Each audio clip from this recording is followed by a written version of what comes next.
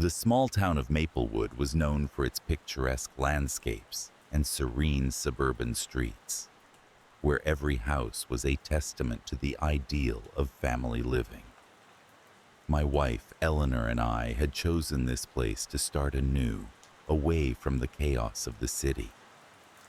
Our house, a modest two-story with a wraparound porch and an inviting garden, promised a life of tranquility. Eleanor was everything to me. Her presence was like the gentle warmth of the morning sun. Her laughter filled the rooms with a lightness I had never known before. But there was something else about Eleanor, an inexplicable allure that seemed to draw people in like moths to a flame. It was as though she possessed an unspoken charm that was both magnetic and unsettling. Life was routine and peaceful until that one evening when Eleanor decided to renovate the home office. She had always been passionate about interior design, and it was one of those hobbies that kept her occupied during the long, quiet days. She often joked that the office would be her masterpiece, a sanctuary of creativity. That night, as she peeled back the old carpet and pried open the wooden boards beneath, she uncovered something unusual, an old, dusty trapdoor. I remember how her voice trembled with excitement and a hint of dread as she called me over. Together, we stared at the trapdoor, its iron handle rusted and cold to the touch, as though it had been waiting for us for years. The house had been built in the early 1900s, and its history was rich with tales of the previous owners. But never had we heard of this hidden compartment. I hesitated, feeling a chill crawl up my spine. But Eleanor, ever the curious one, insisted we explore it. We pried it open, and the air that escaped was musty and stale, a breath from the past, long forgotten. Beneath was a narrow staircase, descending into darkness. I held Eleanor's hand tightly as we descended, the creaking of the stairs echoing ominously. Our breath was shallow, and our hearts pounded in unison. The cellar was small, its walls lined with old stone, but it was what lay in the center of the room that caught our attention. A small mound of earth, unnaturally shaped, as though it concealed something. Eleanor's eyes were wide, with a mixture of fear and fascination. She knelt beside the mound, her fingers trembling as she brushed away the dirt. What we found beneath was beyond anything we had imagined. A skeletal hand, curled as if in a silent plea. I pulled Eleanor back, a swell of dread rising within me. We should have stopped then, closed the trap door and left it buried under layers of ignorance. But Eleanor was captivated, a strange light in her eyes that I had never seen before. In the following days, Eleanor was different. Her laughter was still there, but it carried a hollow note, as if she were haunted by a melody only she could hear. She spent hours in the office, her eyes fixated on the trapdoor. I would find her whispering to it, as though it had become her confidant. I grew worried, sensing an invisible thread pulling her away from me. Our conversations became strained, her responses distant and distracted. The charm that once drew me to her now seemed to have taken a darker turn, an insidious pull that was slowly unraveling the fabric of our life together. One afternoon, while Eleanor was out, I searched the cellar once more. I needed to understand what had captured her so completely. As I stood before the grave, the air felt thick with an oppressive silence. My mind was a whirl of confusion and fear, yet I couldn't tear myself away. That night, Eleanor's behavior escalated. She seemed possessed by an urgency I couldn't comprehend. She spoke of the grave as a connection, a link to something greater, something otherworldly. I felt a cold dread seep into my bones. The woman I loved was slipping away, her mind ensnared by an unseen force. She insisted on redecorating the office, transforming it into something unrecognizable. The walls were painted a deep crimson, the kind that reminded one of old blood. Strange symbols adorned the walls, shapes and lines that seemed to pulse when the light hit them just right. I watched helplessly as she transformed the room into a shrine for the unknown.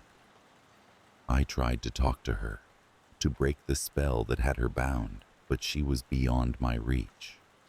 Her eyes, once filled with warmth and love, were now dark voids, reflecting a world I couldn't see but only feel, a world that terrified me.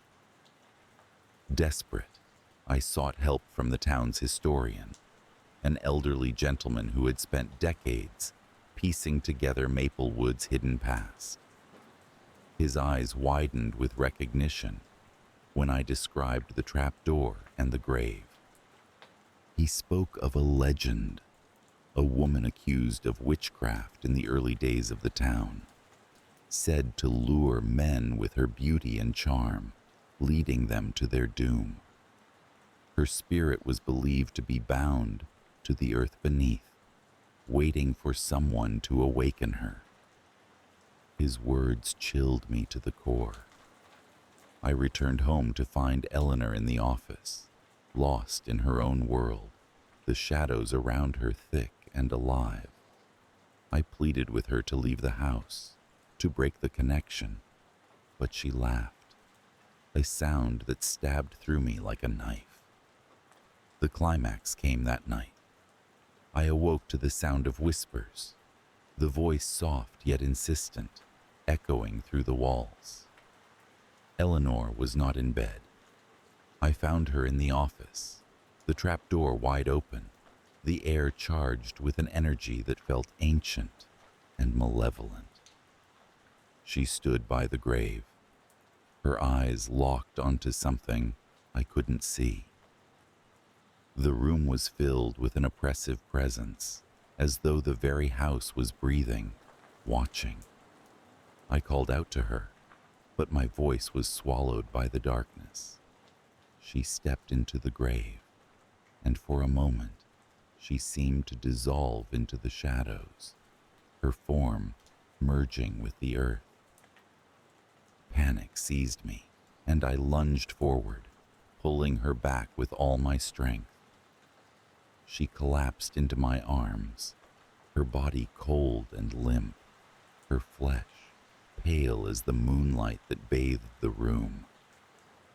The whispers ceased, the presence retreating back into the depths. I held her tightly, tears streaming down my face, whispering her name, willing her to return to me. In the days that followed, Eleanor's condition improved, but the light in her eyes was dim, as though part of her had remained in the grave. We moved from Maplewood, leaving the house and its secrets behind, but the memory lingers, a haunting melody that plays at the edge of silence. Even now, in the quiet moments of dusk, I hear whispers echoing in the distance. Eleanor is with me, but I know she is changed, her heart still bound, in part to the specter that lay beneath our home. The fear is no longer at the forefront, but it lingers like a shadow on the periphery of our lives, a reminder of the things that sleep beneath the surface, waiting for the unwary to awaken them. There is a certain tranquility in routine, a comforting rhythm that anchors the day-to-day life. My mornings were always the same, awash with the gentle hum of the coffee machine, the rustle of the newspaper, and the soft, soothing sounds of my partner Emily preparing breakfast. Our home, nestled in the quiet suburbs, was a place of peace, a sanctuary, really. It was the kind of place where shadows didn't linger, at least not until recently. Emily and I had been living together for 3 years. She was the kind of person whose presence effortlessly filled the room with warmth, a radiant contrast to my more reserved demeanor. Our life together was ordinary, but in a way that felt precious. I found a rare kind of contentment in our shared dinners, our quiet evenings spent reading, and the shared smiles over inside jokes that only we understood. One day, while tidying up the living room, I came across something that seemed out of place. It was a book, old and worn, with a leather cover blackened by time. I'd never seen it before, and it certainly wasn't something that belonged to my modest collection of novels and biographies. The title was embossed in faded gold letters, The Chronicles of the Forgotten. Curious, I opened it. The pages were yellowed, their edges brittle. The text was handwritten in a spidery script, and as I skimmed through the pages, I realized it was filled with strange stories and symbols that I couldn't comprehend. Each page was like a fragment of a dream, or perhaps a nightmare, seemingly unconnected, yet charged with an eerie energy. I found it a little unsettling, but I placed it back where I found it, assuming it was something Emily had picked up from a thrift store. She had a penchant for collecting oddities, after all. Later that evening, as we sat down to dinner, I casually mentioned the book to Emily. Her reaction was unexpected. She froze, her fork paused midair, and an odd look crossed her face, one I'd never seen before. It was as if a shadow had passed over her. She quickly regained her composure, brushing it off with a laugh that felt forced. "Oh, that old thing. It's just something I've been meaning to read," she said, but her eyes didn't quite meet mine. After that, I couldn't shake the feeling that something was amiss. Emily, who was usually an open book herself, now seemed cloaked in secrecy. Her behavior began to change in subtle ways, little things that might have gone unnoticed if I weren't already on edge. She became quieter, more introspective, and I often caught her staring out the window, lost in thought, as if searching for something in the distance.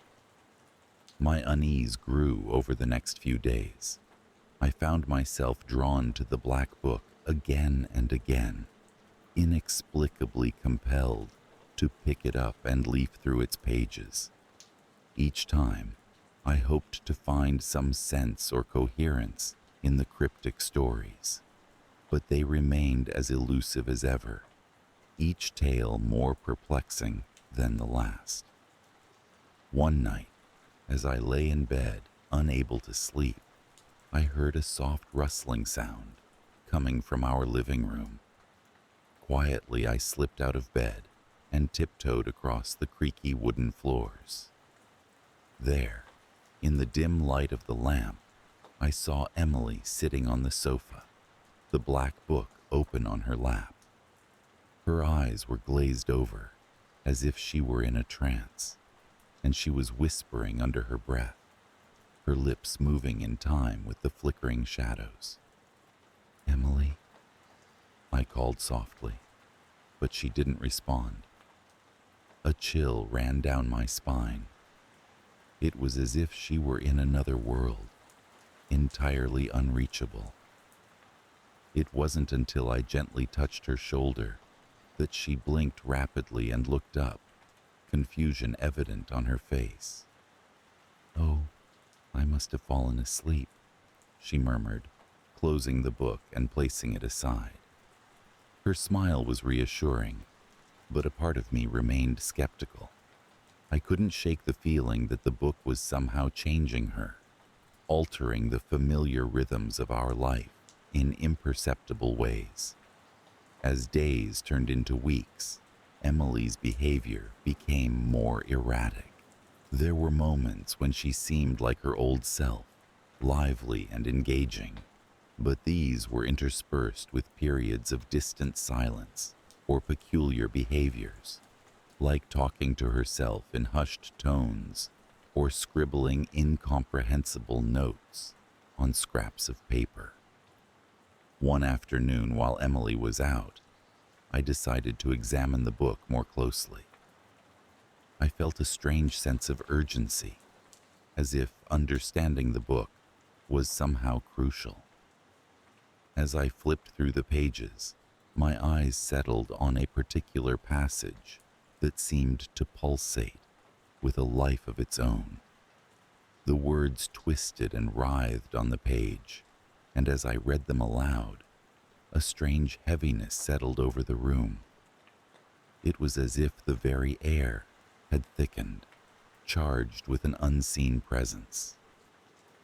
Suddenly, a low, almost imperceptible whisper filled the room.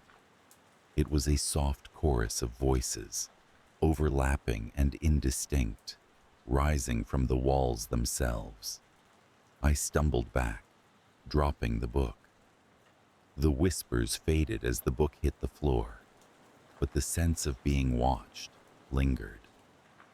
A sensation of unseen eyes observing from the shadows. That night I confronted Emily. I told her everything, the whispers, the feeling of being watched, my growing fear that the book was somehow influencing her. Her reaction was one of shock, but also of something else. Relief, perhaps, as if she had been waiting for this moment. "I didn't want to involve you," she admitted, her voice trembling. "I thought I could handle it alone." "The book. It's not just a book. I found it at an estate sale. The woman who sold it to me warned that it held secrets, knowledge that should remain hidden." "Then why keep it?" I asked, struggling to keep my voice steady.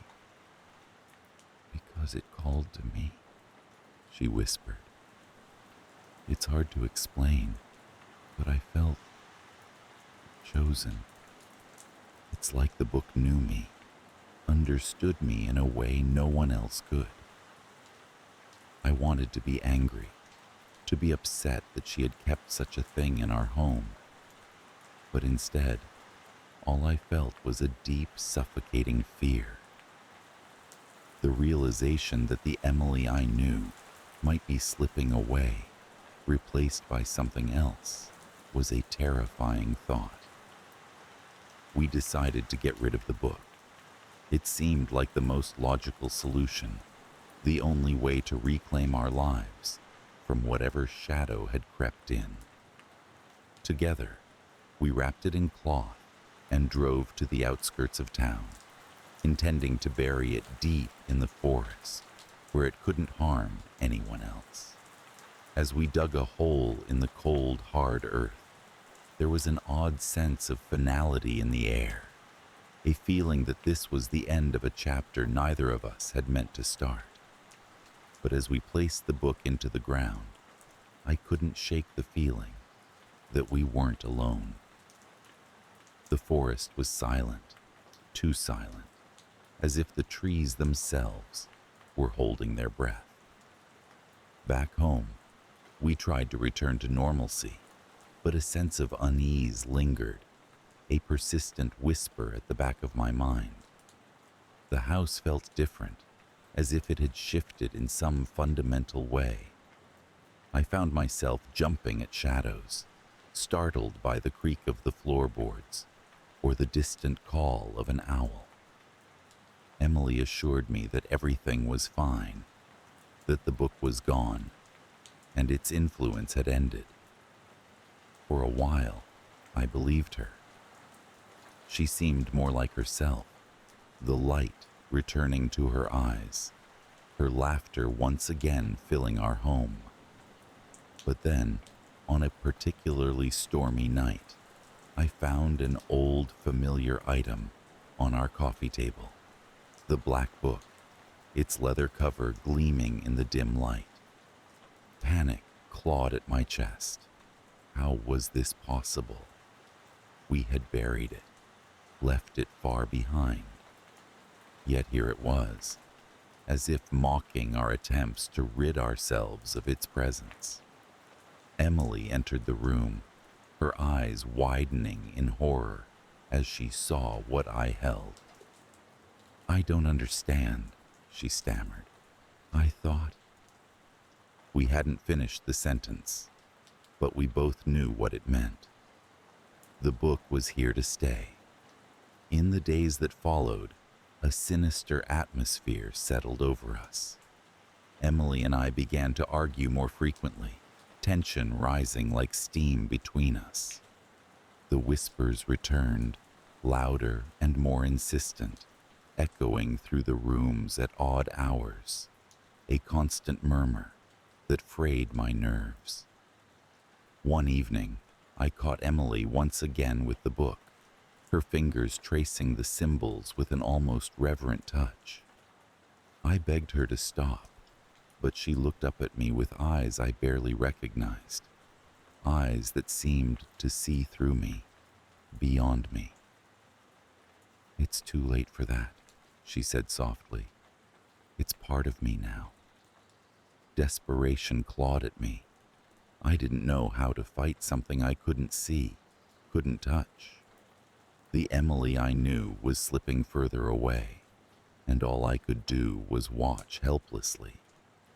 The climax came one night when the whispers reached a crescendo, a cacophony that filled every corner of the house.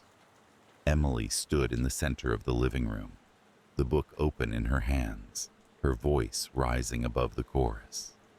She was chanting, her words a language I couldn't understand, and as she spoke, the shadows in the room seemed to shift and grow, reaching out with elongated fingers.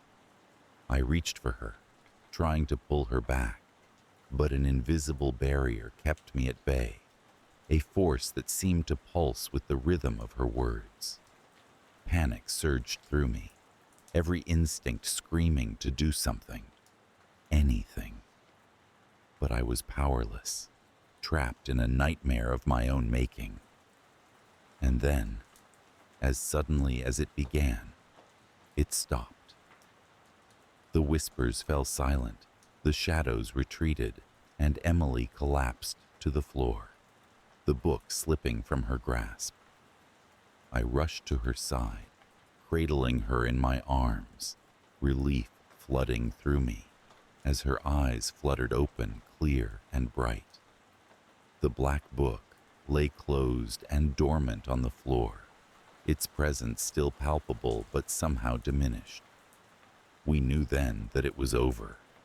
The threat it posed had passed, at least for now.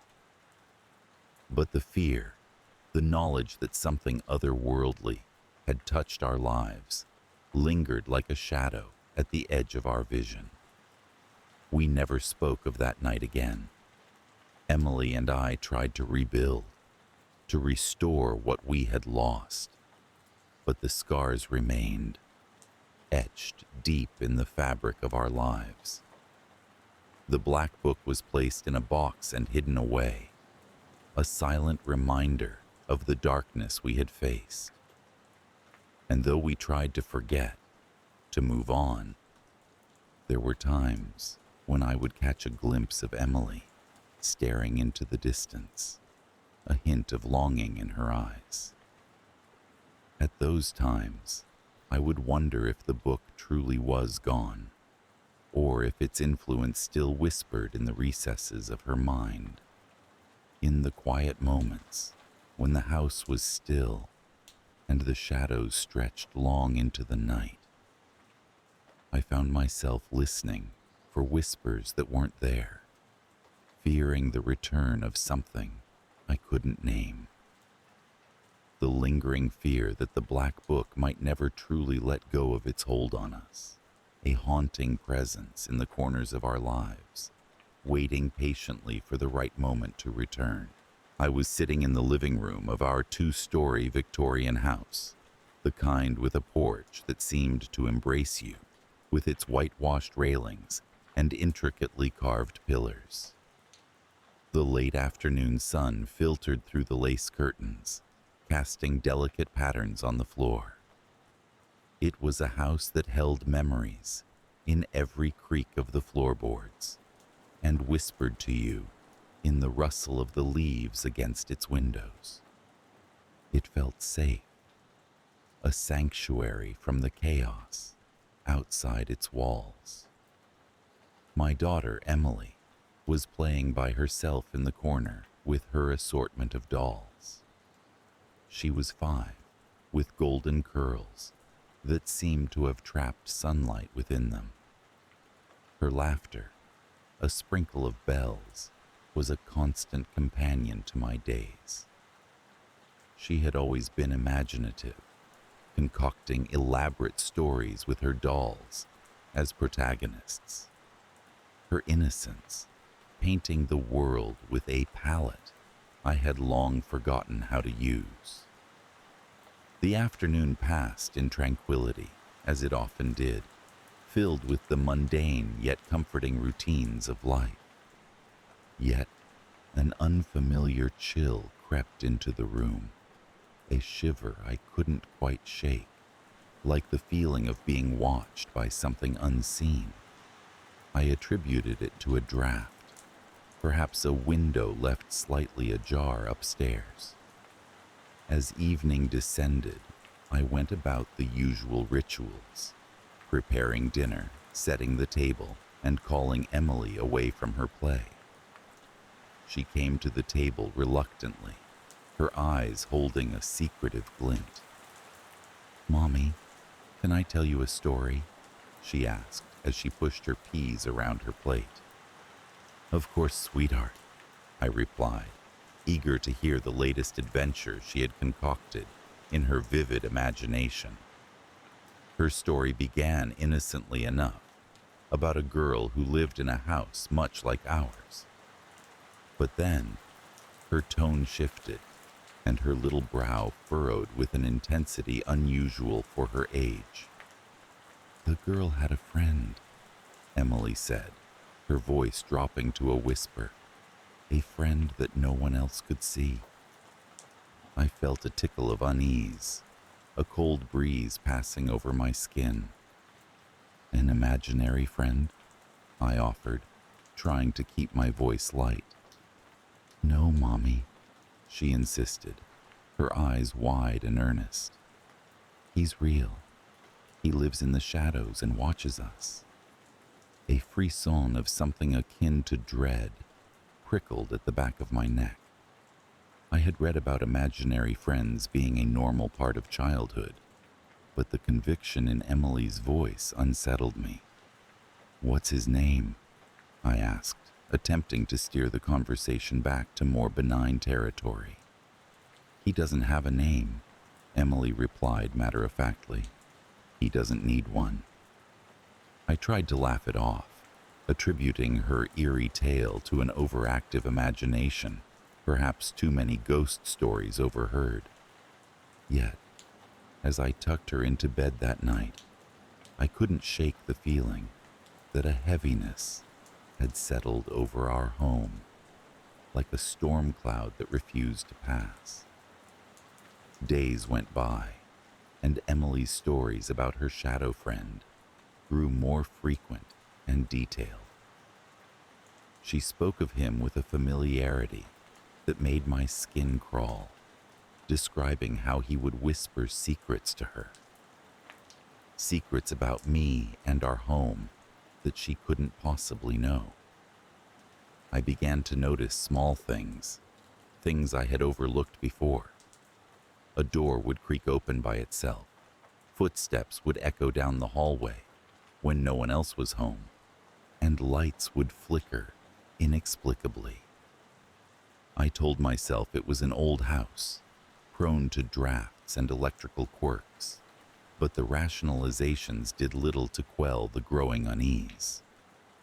One evening, as I was folding laundry, Emily came rushing into the room, her face ashen. "Mommy, he says you need to be careful," she blurted out, her voice trembling with urgency. "Careful of what, darling?" I asked, my nerves stretched taut. "He doesn't like it when you ignore him," she whispered, her eyes darting to the dark corners of the room. A chill swept through me, not from the cold of the room, but from the cold certainty that something was indeed amiss. I had dismissed her stories as mere fantasy, but now they seemed to carry an ominous weight. I started to watch her more closely, scrutinizing every interaction, looking for signs of distress or fear. But Emily remained her usual self, cheerful and bright, except for the occasional solemn reminder about her shadow friend. As the days slipped by, my own sanity began to fray at the edges. I found myself jumping at shadows, starting at every unexplained sound. The house, once a refuge, now felt like a living entity, breathing its own insidious life. The situation escalated one stormy night. I was jolted awake by a loud crash. Heart pounding, I rushed to Emily's room, only to find her sitting up in bed, wide-eyed, staring at something just beyond the edge of her lamp's glow. "What happened?" I asked, trying to quell the panic rising in my throat. "He knocked over my toys," Emily replied, pointing towards the scattered dolls on the floor. "Your friend?" I asked, my voice barely concealing the tremor. She nodded solemnly. "He's angry. He says you're not listening." I felt a rush of anger, a futile attempt to combat the impotence I felt in the face of an unseen adversary. "Emily, enough of this nonsense," I snapped, instantly regretting the harshness in my voice as her eyes welled up with tears. I gathered her in my arms, murmuring apologies, but the damage was done. The fear in her eyes was mirrored in my own heart, a reflection of a world that had slipped from my grasp. Sleep eluded me that night as I lay in bed, the wind howling outside, a sinister symphony that seemed to echo my inner turmoil. My mind, once a fortress of reason and logic, now swirled with doubt and dread. The climax came subtly, almost imperceptibly, as I sat in the living room one quiet afternoon. Emily was upstairs, playing in her room, her laughter weaving through the house. I was trying to read, losing myself in the words in a desperate bid for normalcy, when I heard it. A soft, insistent whisper. It was a voice, as real and tangible as the book in my hands, murmuring from the shadows. I froze, my heart a wild drumbeat in my chest. "Listen," it said, the words stretching out in a drawn-out sigh, chilling me to the bone. I dropped the book, my hands trembling. The voice was gone, leaving in its wake an oppressive silence. I glanced around the room, half expecting to see a figure lurking in the corners, but there was nothing, only the deepening shadows as the sun dipped below the horizon. Emily's stories had woven themselves into the fabric of our lives, a malignant thread that pulled tighter with each passing day. I could no longer dismiss her tales, not when I had heard the voice myself, felt its icy breath on my skin. I knew then that I had to confront whatever it was that haunted our home, to protect my daughter and reclaim the sanctuary that had been ours. But how does one battle an unseen foe, fight a presence that has no form? I spent the following days researching, diving into books of folklore and the supernatural, searching for answers. My rational mind resisted, clinging to the vestiges of logic, but desperation overrode skepticism. I needed to understand, to find a way to sever the hold this shadow had over us. I reached out to a friend who had dabbled in the occult, hoping for guidance. She came to the house, a bundle of sage and whispered incantations at the ready. Together, we walked through each room, the smoke trailing behind us like a protective veil. Emily watched us with solemn eyes, clutching her favorite doll to her chest. As we moved through the house, I felt a shift, a lightening of the oppressive atmosphere. But the unease remained, a persistent echo of something just beyond reach. That night, as I lay in bed, listening to the rhythmic breathing of Emily in the next room, I felt the weight of the unseen threat pressing down on me. I closed my eyes, willing sleep to come, when I felt it, a presence, a chilling breath upon my cheek. I opened my eyes, heart racing, but there was nothing there. Only the whisper of the wind and the quiet creak of the settling house. Yet, in the darkness, I felt it, a lingering fear, a promise that the shadow had not yet relinquished its hold. It was a specter woven into the very walls of our home, a reminder of a battle not yet won. I resolved to keep Emily close, to shield her with every fiber of my being. Love, after all, was the only weapon I had against the unseen, and as we navigated the days that followed, I clung to that belief, even as the shadows whispered their secrets, and the house continued its quiet vigil. The threat remained, an ever-present specter lurking at the edges of our lives. But we lived on, finding moments of light amidst the darkness, weaving our own stories that spoke of resilience, of love that defied the shadows. And though the fear lingered, it became a part of our tale, a reminder of the unseen forces that shaped our lives, and the strength found in facing them together. In a small, unassuming town nestled in the heart of Northeast Ohio, the streets lay quiet under the embrace of night. During the day, the town exuded a postcard-perfect charm, quaint bakeries, age-old bookstores, and a park where children laughed and played amid the rustling of autumn leaves. I had moved here for the tranquility, hoping to escape the cacophony of city life. My daughter, Lily, and I settled into a modest two-story house on the edge of town, where the backyard opened to a dense thicket of trees, the leaves whispering secrets in the wind. Life was normal, blissfully so. Lily was a bright-eyed 7-year-old with a penchant for fairy tales and an imagination that soared beyond the realms of reality. She spent her days drawing whimsical creatures and spinning stories of enchanted lands. Our evenings were filled with giggles under blanket forts and bedtime stories that transported us both to magical kingdoms. But as peaceful as our life was, there was an undercurrent of unease that I often brushed aside as mere remnants of city stress.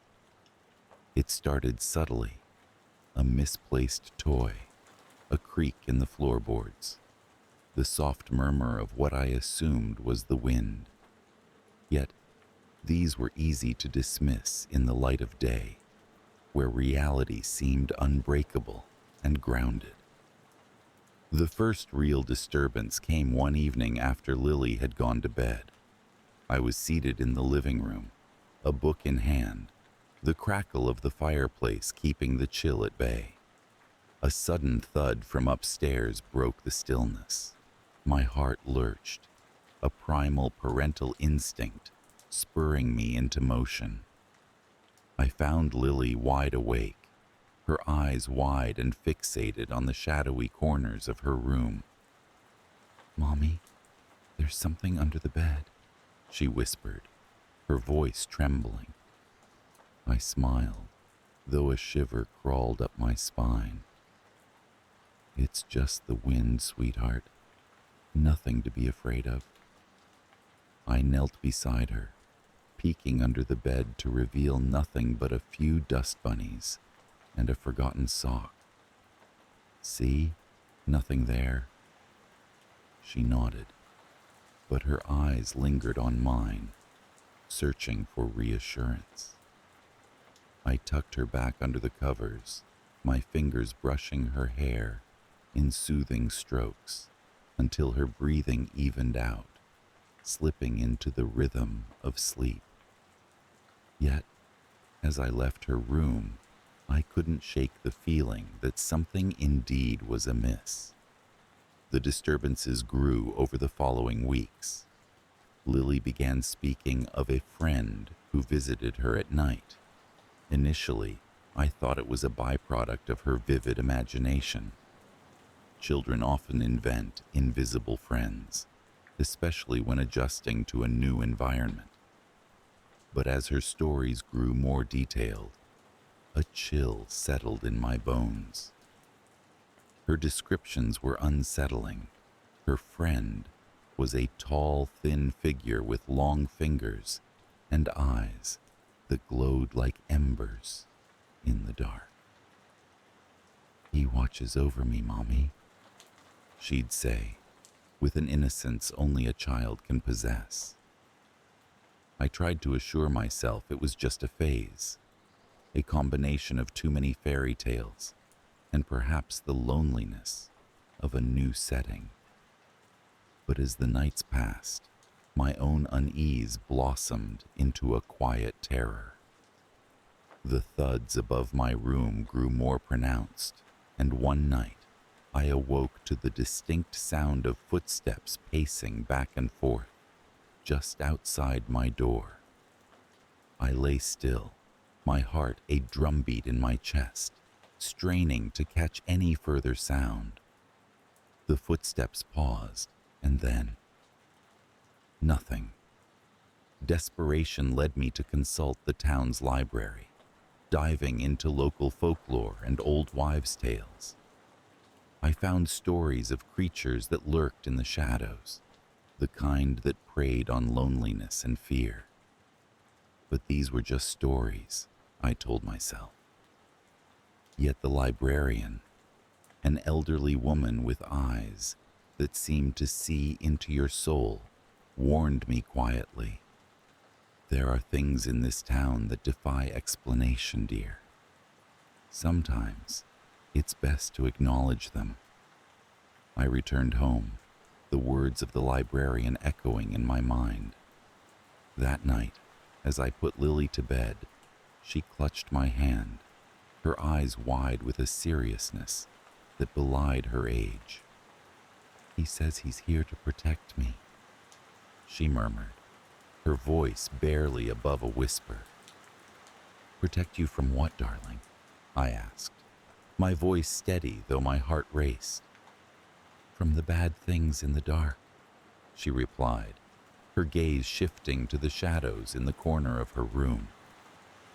I left a nightlight on, the soft glow casting a warm cocoon of light around her. But as I lay in bed, trying to sleep, I felt the weight of unseen eyes watching over us. The air seemed to hum with a palpable tension. The escalation came unexpectedly.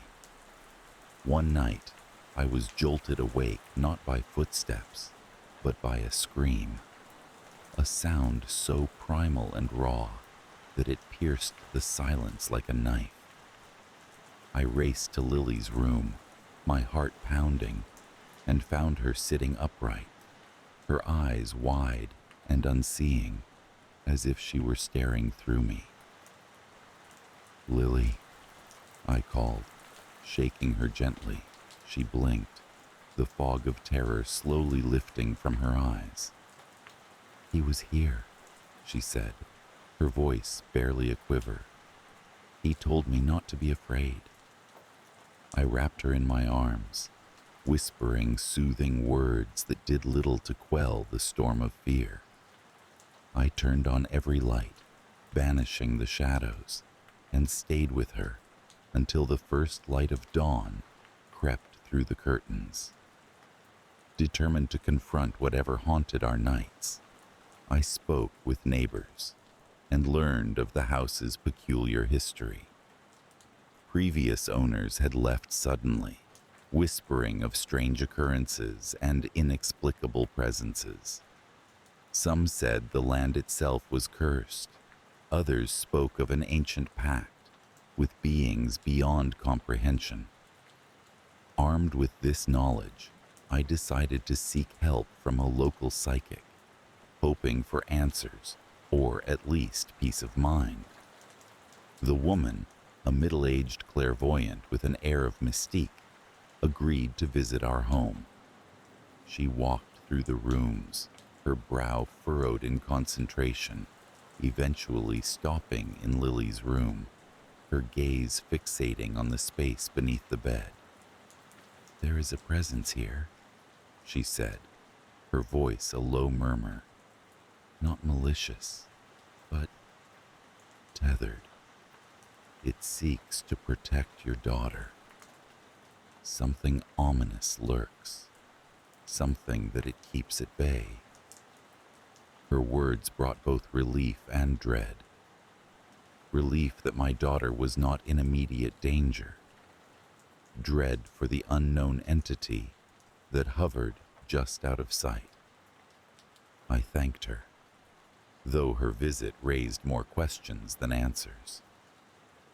The climax came one stormy night. Thunder rolled across the sky, and lightning fractured the darkness into startling clarity. I awoke to find Lily standing by my bed, her face pale as moonlight. "He's gone," she said softly. "He says I don't need him anymore." Before I could respond, a gust of cold wind swept through the house, extinguishing the lights. The room plunged into darkness, and in that moment, I felt an oppressive presence fill the space. A dark, malevolent force that seemed to reach out with icy tendrils. In the chaos, I grabbed Lily and fled to the living room, the fireplace offering a flickering island of light. I could sense it lurking, watching from the shadows, but it did not cross the threshold into the light. We huddled together, the storm outside a mirror to the tempest within. As dawn broke and the first rays of sunlight pierced the gloom, the presence retreated, leaving behind an eerie calm. The air felt lighter, the house no longer burdened by unseen weight. Life slowly returned to a semblance of normalcy. The disturbances ceased, and Lily's friend never returned. We spoke little of that night, but I could see the change in her, a newfound confidence, as if she had faced the darkness and emerged stronger. Yet, as the days turned to weeks and then months, I couldn't shake the lingering fear. Shadows seemed to stretch a bit longer, the night air a shade cooler. I couldn't help but wonder if the presence was truly gone, or merely biding its time. Even now, as I write this, I feel the weight of unseen eyes. Perhaps the protection lingered, a silent guardian against the malevolence that prowled the edges of our reality. In this small town with its quiet streets and whispering trees, normalcy dances on the razor's edge of the unknown. And so, I keep a nightlight burning by Lily's bed, a beacon against the darkness, a fragile reminder of the things that lurk just out of sight. The chill of autumn had begun to seep into our old family home, whispering past the wooden floors and curling around the corners like an unwelcome guest. This creaking Victorian, nestled at the edge of town, had been our sanctuary for generations, a place where memories layered upon each other like the peeling wallpaper in the hallway. Life here had always been a blend of routine and the unexpected creaks of age, both comforting in their predictability. My daughter, Lila, had always loved her room on the second floor, with its large bay window overlooking the garden. Each morning, the soft light would spill through the glass and paint her room in hues of gold, dancing over her collection of stuffed animals lined up with military precision. Her laughter, a sound as bright as the sun, filled the air and made the old house feel young again. It was during one of those crisp afternoons, as leaves tumbled from trees like confetti, that I first noticed the diary. It was tucked neatly under Lila's pillow, its cover a worn shade of pink, edges frayed with secrets. I hesitated for a moment, respecting her privacy, but curiosity nudged me forward. I opened it to find page after page filled with swirls of childish script. At first, the entries were what one might expect, a young girl's musings on school, friends, and dreams of distant adventures. But as I delved deeper, the tone shifted. The once bright and whimsical pages gave way to something darker. Lila had begun to write about the shadow. The shadow watches when I sleep, one entry read. It stands in the corner and whispers things I can't hear. I felt a chill, not from the draft, but from the words themselves. I closed the diary, my heart beating a cautious rhythm. Children have vivid imaginations, I reminded myself. This was just a phase, a figment of her creative mind. But the feeling of unease lingered. That night, as I tucked Lila into bed, I couldn't help but glance toward the corner of her room. There was nothing but darkness, only shadows cast by the moonlight filtering through the window. I kissed her forehead and left, the echo of her diary playing in my thoughts. Days turned into weeks, and life continued its steady march. However, the diary kept calling me back. I would find myself in Lila's room more often, flipping through its pages, seeking some explanation or reassurance. The entries grew more unsettling. "The shadow is getting closer," she wrote. "Sometimes I hear it breathing." I began to notice changes in Lila. Her Her laughter was less frequent, her eyes shadowed with an exhaustion that seemed too heavy for a child. She spoke less of her adventures and more of the shadow, with a seriousness that belied her years. I tried to dismiss it, to chalk it up to nightmares, or perhaps an overactive imagination fed by stories from school. Yet, the unease gnawed at me, a steady thrum of dread that refused to be silenced. One evening, as I sat reading in the living room, I heard a soft thud from upstairs. It was followed by the unmistakable sound of Lila's voice, speaking in low, hurried tones. My heart skipped, and I rose from my chair, climbing the stairs with deliberate steps. As I approached her room, her voice became clearer, the words indistinguishable yet urgent. I paused outside her door, my hand resting on the cool brass handle. A part of me hesitated, the rational part that whispered of overreactions and childish fantasies. But another part of me, the one that had been growing more insistent with each diary entry, propelled me forward. The room was dimly lit, the only light coming from the nightlight shaped like a crescent moon. Lila was sitting up in bed, her eyes wide and focused on the corner of the room. I followed her gaze, seeing nothing but darkness. "Who are you talking to, sweetheart?" I asked gently, trying to keep my voice steady. She turned to me, her face pale and eyes round with fear. "It's the shadow," she whispered. "It says it wants to stay." A shiver cascaded down my spine. I moved to her side, wrapping an arm around her small shoulders. "There's nothing there, Lila. It's just your imagination." She shook her head vehemently, her little hand clutching mine with surprising strength. "No, Mama, it's real." That night, I stayed by her side until she fell asleep, her breathing slow and steady.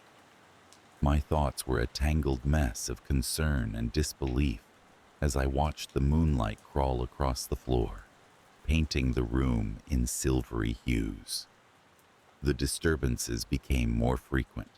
Lila's diary was filled with entries that spoke of the shadow's persistence, its presence growing more tangible with each passing day. I began to see changes in myself as well. Sleep eluded me, my dreams haunted by faceless silhouettes and hushed whispers. I felt a presence in the house, a sensation of being watched that I couldn't quite shake. I tried to reason it away, to attribute it to stress or the change of seasons. But deep down, I knew there was something more, something that I couldn't explain. The air in the house felt charged, like the moments before a storm when the world holds its breath. Then came the night that changed everything. I had fallen into a fitful sleep, only to be woken by a soft cry. It was Lila. I rushed to her room, my heart pounding in my chest. She was sitting up in bed, her eyes wide and tears streaming down her cheeks. "Mama, it touched me," she whimpered, pointing to the corner with a shaking finger. I felt a cold dread seep into my bones, the kind that only a parent feels when their child is in distress. I turned to the corner, half expecting to see the shadow she spoke of. But there was nothing, just the oppressive darkness, thick and unyielding. I gathered her in my arms, her small frame trembling against me. "It's okay, sweetheart. You're safe," I murmured, though the words felt hollow, even to me. That night, I slept in a chair by her bed, my senses on high alert. The darkness seemed to press in around us, a living, breathing entity that watched and waited. Morning came, bringing with it an uneasy peace. Lila's fear lingered, palpable and raw. I decided to take action, to do whatever it took to rid us of this unseen menace. I scoured the internet, seeking advice and solutions, anything that might offer relief. I spoke to friends, family, even a local historian who knew the tales of the old house. But the answers were elusive, slipping through my fingers like sand. My desperation grew, fueled by the escalating tension in our home. One evening, as the sun dipped below the horizon and shadows stretched their fingers across the walls, I felt a resolve harden within me. I would confront this shadow, whatever it was, and end its hold over us. I sat in Lila's room, the diary open on my lap. The pages felt like a lifeline, a connection to my daughter's thoughts and fears. I read through the entries once more, searching for a clue, a hint of what we faced. It was then that I noticed something new, a symbol, drawn in the margins, repeated throughout the later entries. It was simple, almost childlike in its execution, yet there was an unsettling familiarity to it. I traced the symbol with my finger, its presence both comforting and disquieting. It felt like a key, though to what, I couldn't say. That night, I waited in the darkness, the diary clasped in my hands. The house was still, the usual creaks and groans absent. I focused on the corner, willing myself to see what my daughter claimed to see. And then I felt it. A shift in the air, subtle yet profound. The shadows seemed to deepen, coalescing into a shape that hovered just beyond the edge of perception. My breath caught in my throat, fear a tangible thing that clawed at my insides. "Who are you?" I whispered, my voice barely more than a breath. The shape flickered, the darkness shifting like a living thing. There was no answer, only the oppressive weight of its presence, pressing down on me like a physical force. I clutched the diary tighter, the symbol burning in my mind. It felt like a key, an answer to a question unasked. I closed my eyes and focused, picturing it in my mind's eye, willing it to work. The room seemed to pulse with energy, the darkness receding ever so slightly. The air felt lighter, the oppressive weight lifting. I opened my eyes, the shadow gone, leaving only the familiar darkness of the room. Relief flooded through me, followed by exhaustion so deep it was almost painful. I sank back into the chair, my body trembling with the aftershocks of fear and adrenaline. In the days that followed, the atmosphere in our home shifted. The air felt cleaner, the relentless tension easing its grip.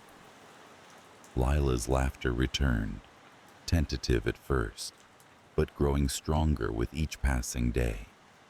Yet, the diary remained, a testament to what we'd experienced. I kept it, tucked away in a drawer, a reminder of what lay unseen in the shadows. Life returned to a semblance of normalcy, but the memory lingered, tucked away in the corners of my mind. The fear of the unknown, of what might lurk just beyond our perception, stayed with me, a shadow of its own. I never told Lila of that night, of what I thought I saw or did. I told myself it was to protect her, but deep down, I knew it was more than that. It was a reminder, a reminder that some shadows are best left undisturbed, and that the unknown, while terrifying, is a part of life we must all learn to live with. And so, we did. We lived, laughed, and loved, all the while knowing that some things, once known, can never be truly forgotten. The house was a modest, two-story colonial structure, nestled at the end of a quiet cul-de-sac. It was the kind of place where routine was the main character, and surprises were rare guests. I had bought it with the intention of creating a warm and loving environment for my daughter, Lily, and I. The neighborhood was safe, serene, lined with oak trees that whispered to each other when the wind blew. The days were usually filled with a predictable rhythm: breakfast at 7, school at 8, and evenings spent in the living room, Lily's laughter echoing through the halls. The house, with its creaky wooden floors and sunlit rooms, felt like a sanctuary. Our mornings began in a flurry of activity. I made breakfast while Lily, a spirited 7-year-old with a head full of dreams and questions, chattered about her plans for the day. Her energy was infectious. I often found myself smiling at her antics, even when they involved marching through the house in mismatched socks, or crafting elaborate stories about the imaginary friends that lived under her bed.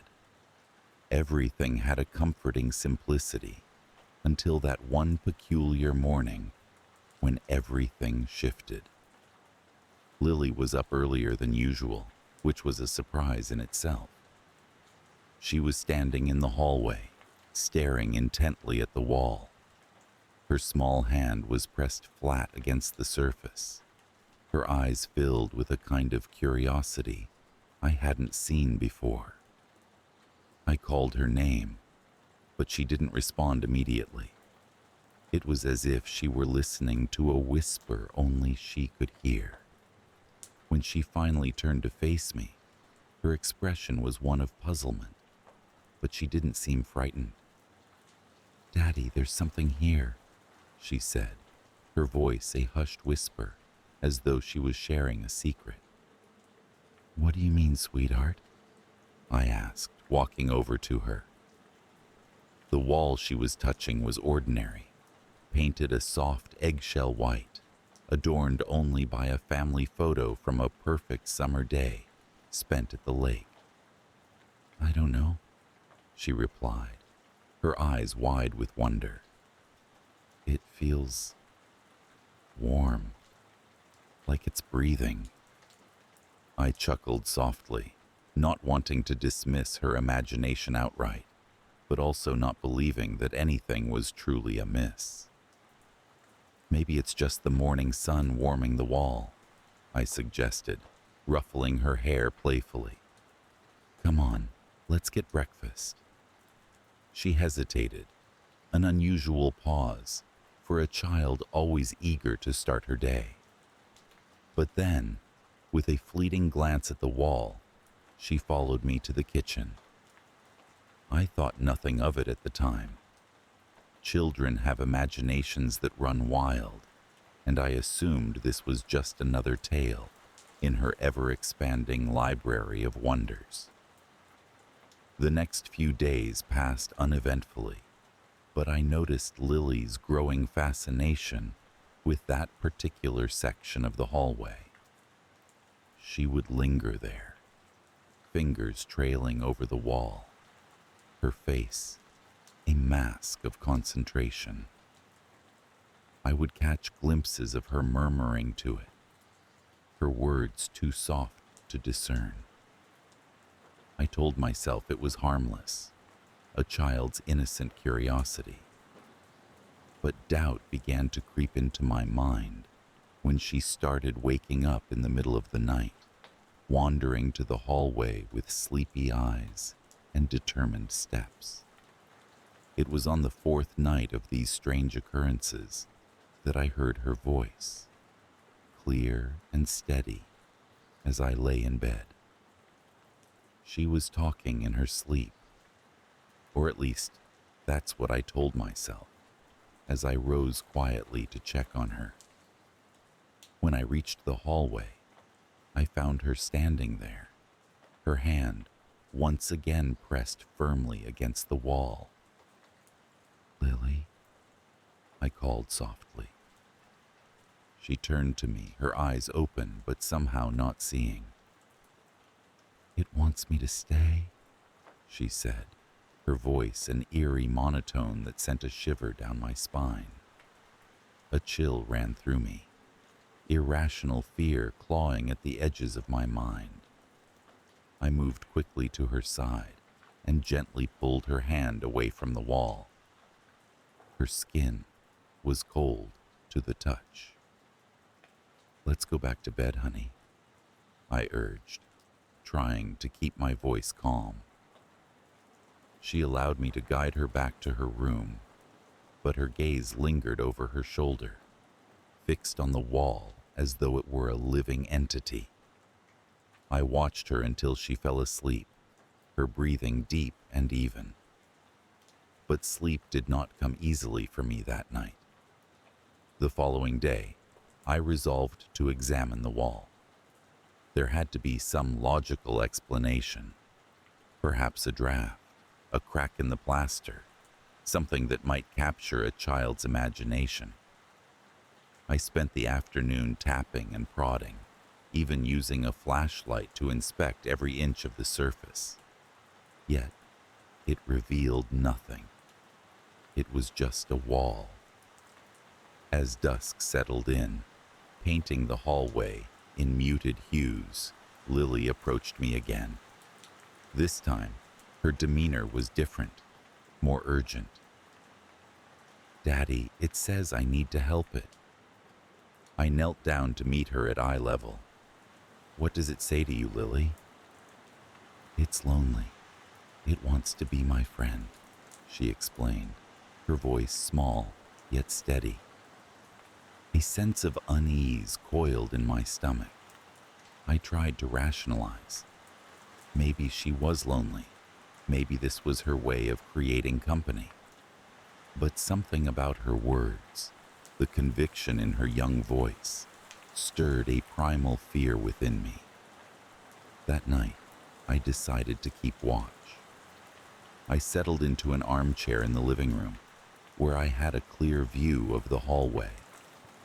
It was a long, restless vigil, punctuated by the occasional creak of settling wood and the soft ticking of the clock. Sometime after midnight, Lily's door creaked open and she emerged, moving with a sense of purpose. I called out to her, but she didn't respond. She was in a trance-like state, her small frame illuminated by the silvery moonlight seeping through the windows. She stopped in front of the wall, her hand reaching out as if drawn by an invisible force. Then something extraordinary happened. Her hand sank into the wall as if it were made of water. I was on my feet instantly, a cry caught in my throat, unable to comprehend what I was witnessing. She didn't flinch or pull back. Instead, she seemed to relax, as though she were greeting an old friend. "Lily," I called, my voice trembling. She looked back at me, eyes glazed, unfocused. "It's okay, Daddy. It's home now." I reached for her, my heart pounding, my mind filled with frantic thoughts. When I touched her shoulder, she seemed to awaken, blinking slowly as if coming out of a deep sleep. Her hand withdrew from the wall, and she turned to me, confusion flickering across her face. "Daddy, what happened?" she asked, her voice small and scared. I pulled her into my arms, feeling her heart beat against my chest. "It's all right, sweetheart," I whispered. "It's all right." We spent the rest of the night huddled together on the couch, the wall looming in the periphery of my vision, a silent sentinel. The dawn brought no answers, only more questions, and a growing sense of dread. In the days that followed, I noticed changes in Lily. She was quieter, introspective, her laughter less frequent, her gaze often drifting to the hallway. The wall had become an unspoken presence in our lives, a shadow that loomed over our daily routines. I referred to articles and books, trying to find something, anything, that could explain what was happening. I considered specialists, therapists, even paranormal experts. But fear of being labeled paranoid or negligent held me back. I was a parent desperate for answers, caught between skepticism and the terrifying possibility that something beyond my understanding was at play. The more I tried to distance Lily from the wall, the stronger the pull seemed to become. She would stand by it for hours, murmuring soft conversations, as if locked in communion with an unseen entity. The air around that part of the hallway felt different, heavier, charged with an energy I couldn't explain. One evening, as the sky turned dark, I heard her scream.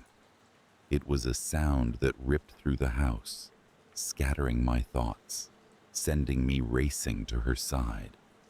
I found her in the hallway, her hand once again embedded in the wall. But this time, she was pulling against it, her face twisted in fear. "It won't let go," she cried, tears streaming down her cheeks. I grasped her shoulder, pulling with all my strength, panic tightening my chest. Her hand felt welded to the wall, as if it had become a part of it. Just as my desperation peaked, she stumbled backward, her hand free, leaving behind a faint hand-shaped indentation in the plaster. We sat on the floor, breathless and shaken, my arms wrapped protectively around her. I could feel her heart racing against her rib cage, a mirrored reflection of the turmoil inside me. "I don't want to go back," she whispered, her voice barely audible. "You won't have to," I assured her, the words more a promise to myself than to her. The indentation on the wall faded over the next few hours, leaving no trace of the night's events. But the memory lingered, vivid and inescapable. I moved Lily's bed into my room, determined to keep her away from the hallway, from whatever malevolent force dwelled there. Weeks passed, and the house seemed to hold its breath, as if waiting.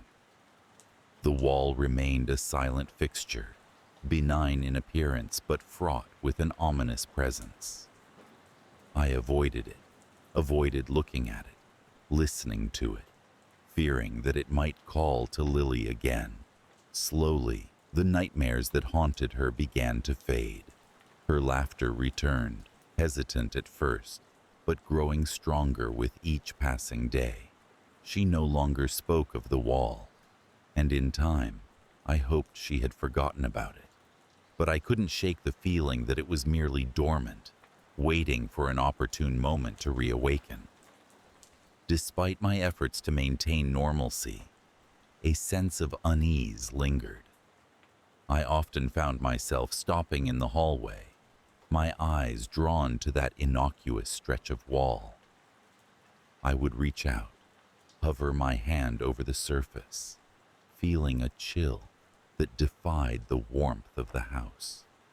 I knew it was irrational, but the fear was real, a constant companion in the back of my mind. I considered moving, uprooting our lives to escape the intangible grip of the hallway. But the thought of leaving our home, our memories, was daunting. I had spent hours decorating Lily's room, painting it in bright colors, filling it with love and hope. I didn't want to abandon that, not if I could help it. I took precautions, installing new locks, setting up cameras, anything that might provide peace of mind. But deep down, I knew that walls could not contain what was beyond understanding. Yet, I clung to the fragile hope that vigilance and love would be enough.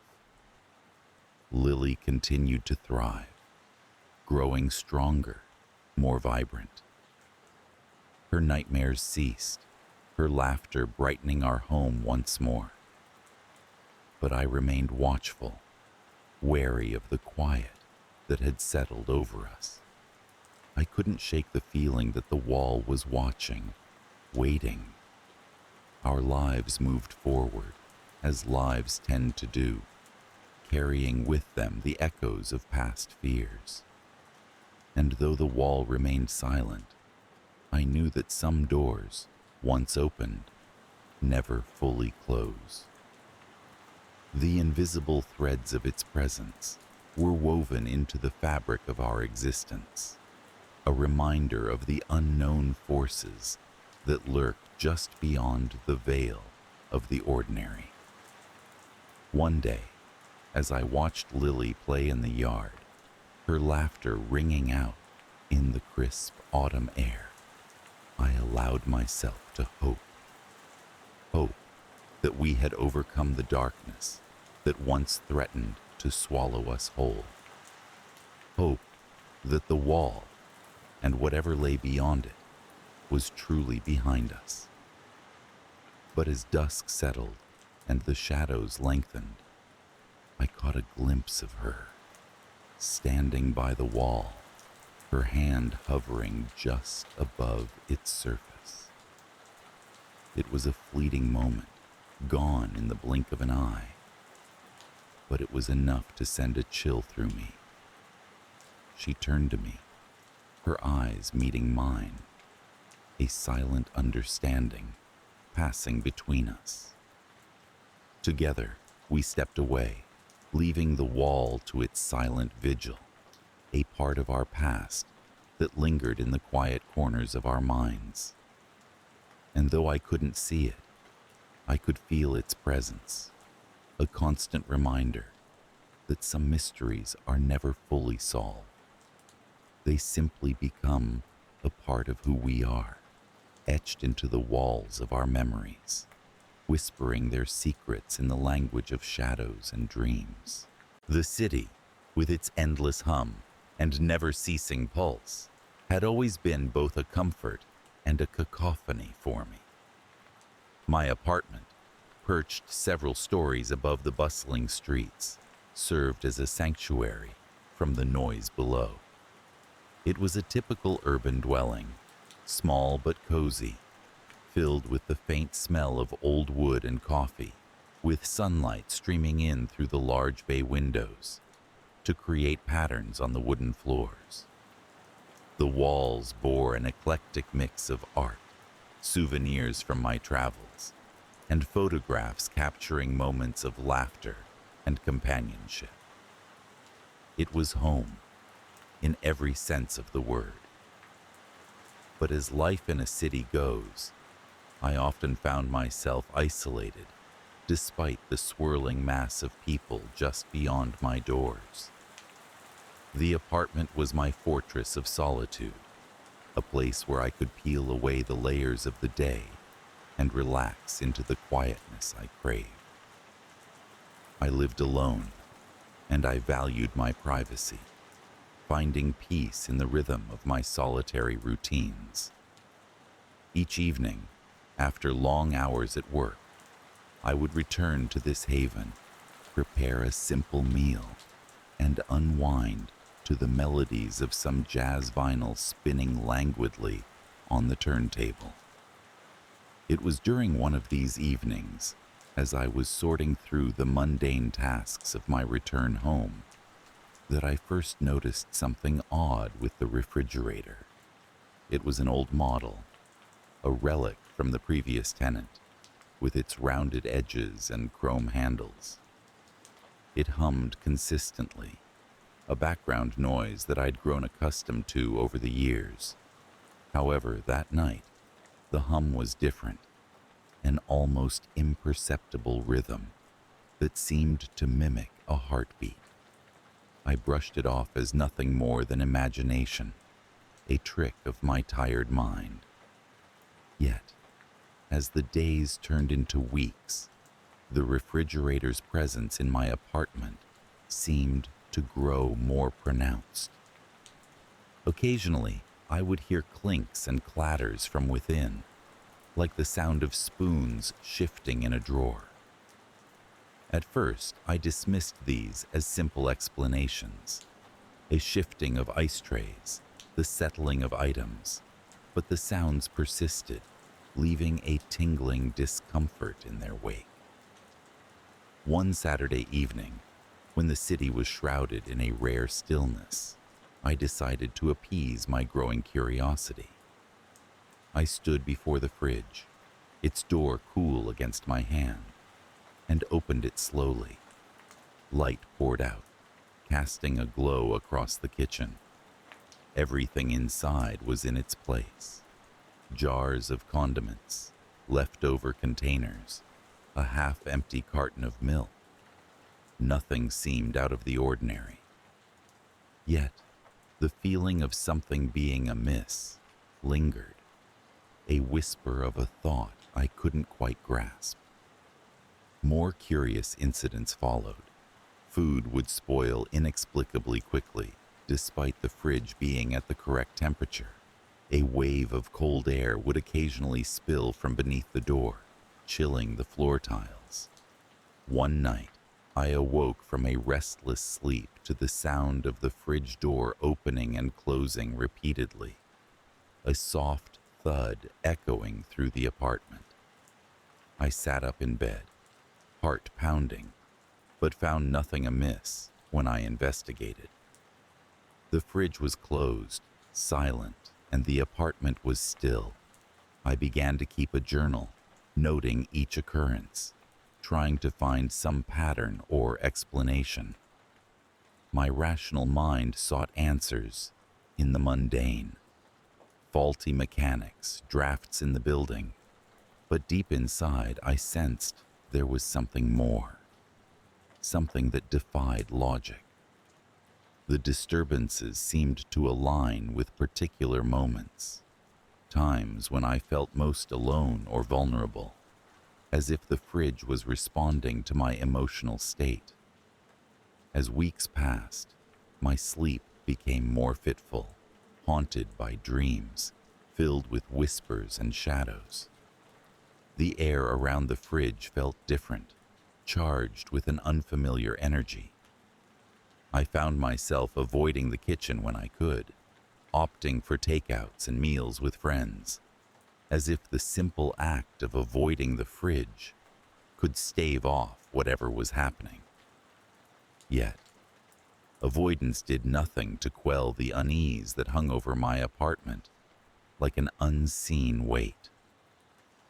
It was a chilly November night when things escalated. The city was enveloped in a misty drizzle, its streets slick and reflective under the yellow glow of streetlights. I had returned late from a work function, tired and drained, craving only the comfort of my bed. Entering the apartment, I was greeted by an unusual chill in the air, a stark contrast to the warmth I should have felt. The fridge, its hum louder than ever, stood like a sentinel in the dimly lit kitchen. As I moved to turn off the lights, the hum shifted again, morphing into a low, unsettling drone. And then, without warning, the door swung open with a soft squeak, revealing nothing but darkness inside. My heart skipped a beat as I watched, frozen in place, my breath caught in my throat. The light inside the fridge had gone out, plunging its interior into shadow.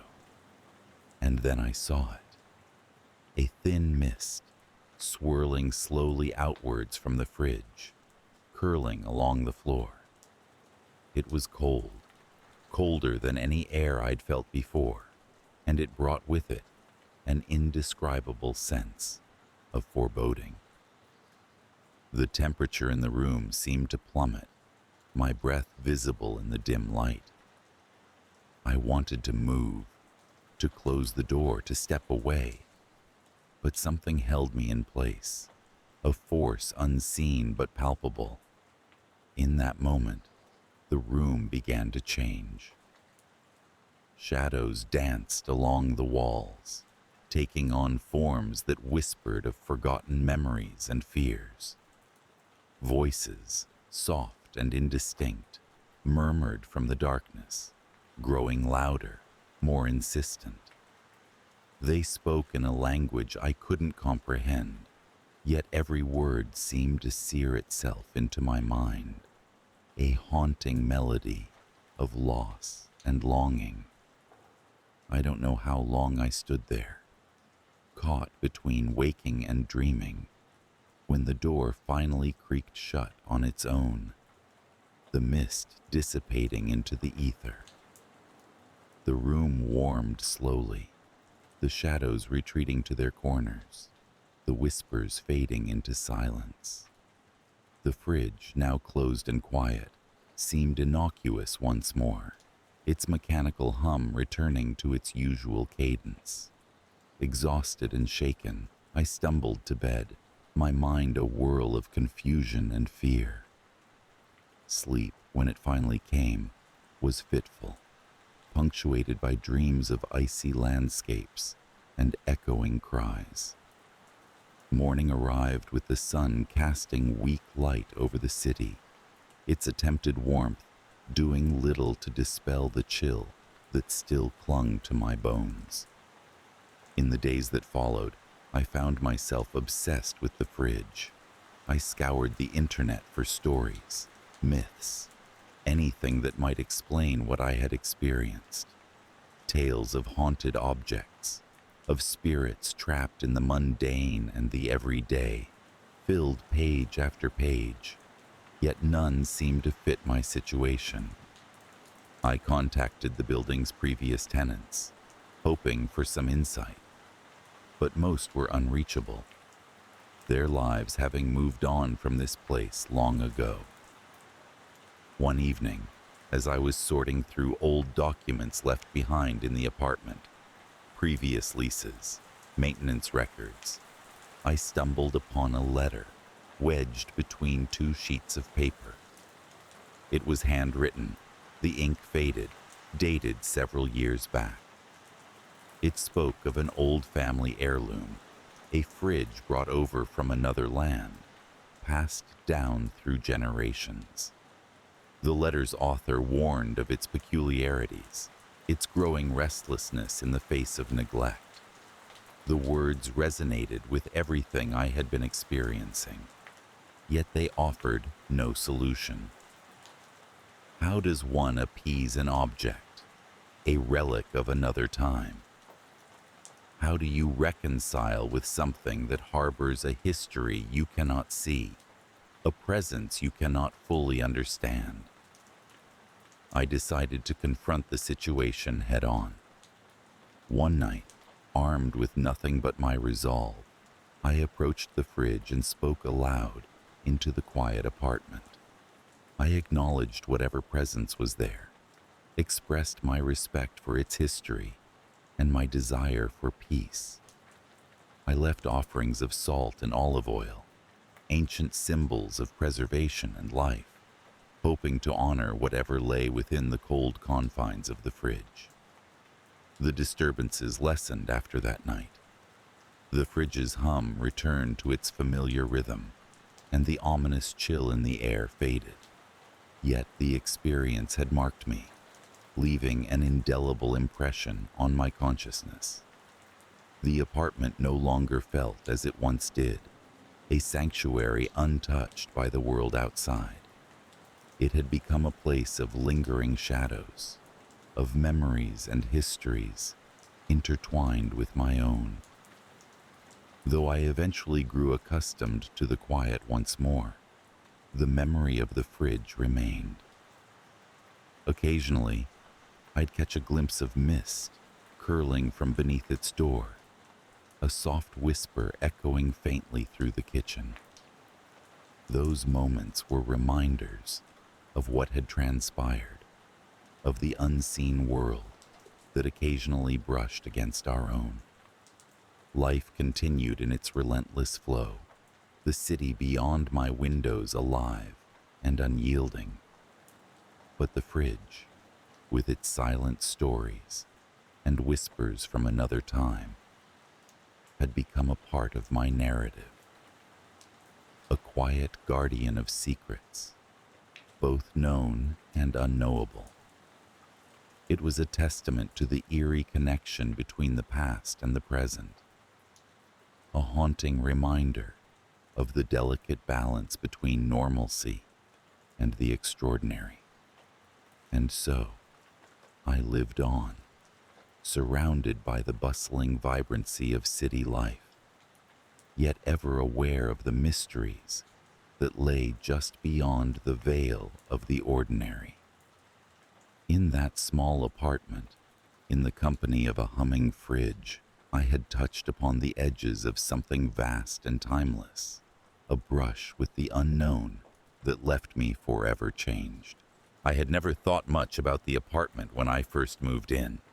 It was just a shared space, a place to rest my head after long days spent at the university.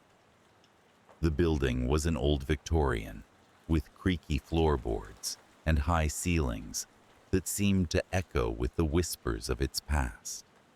My flatmate, Daniel, had lived there for years before I joined, and he was a quiet, unassuming presence. Daniel was a medical student, and his long hours and intense study habits meant we rarely saw each other, except in passing. The apartment had a peculiar charm to it. The parquet floors, though worn, gleamed in the morning light, and the windows, large and framed with heavy drapes, offered a view of the city's skyline. Our shared spaces, the kitchen and living room, were neat, almost impersonal, as if neither of us had dared to imprint our own personalities on them. It was the pantry, however, that intrigued me the most. Tucked away at the far end of the kitchen, its door was painted the same color as the walls, making it almost invisible unless you knew where to look.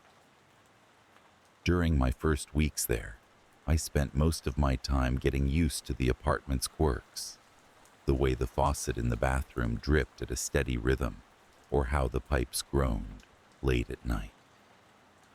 It was comforting in a way, these predictable oddities.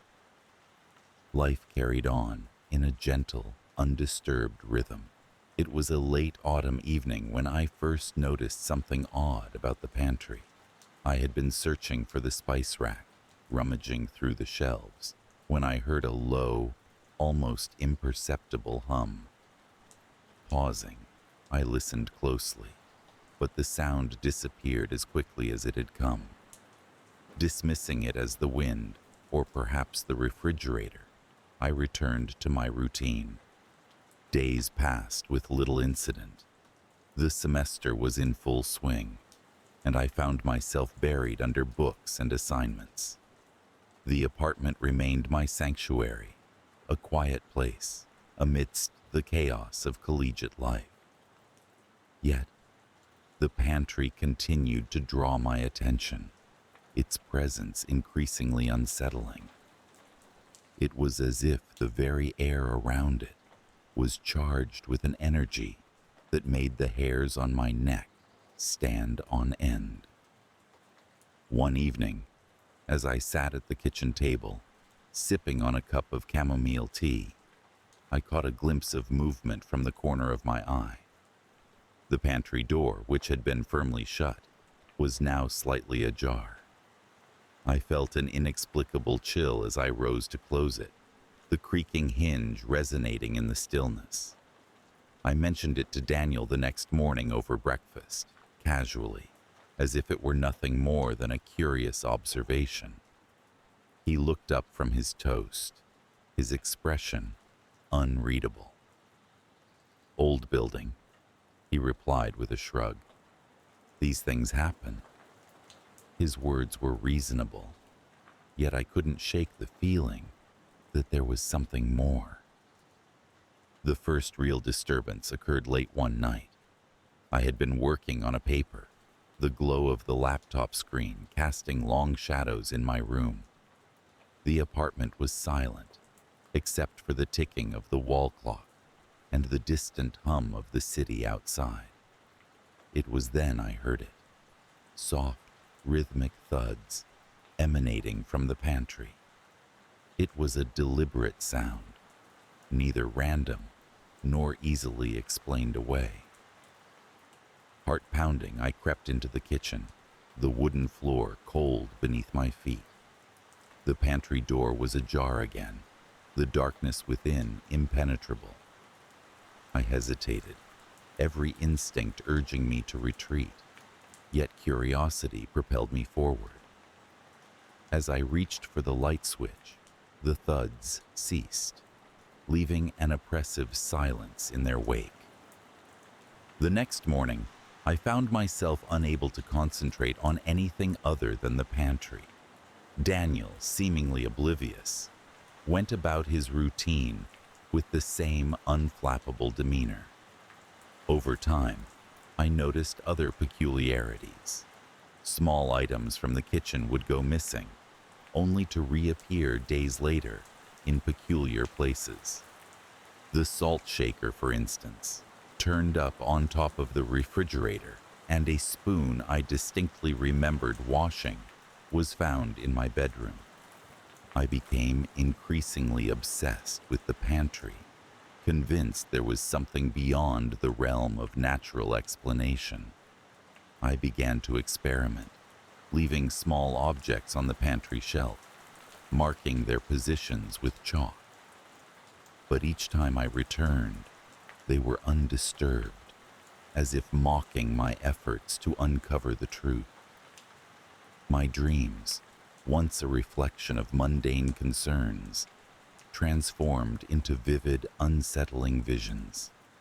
Shadowy figures moved within the pantry, their outlines blurred, yet unmistakable.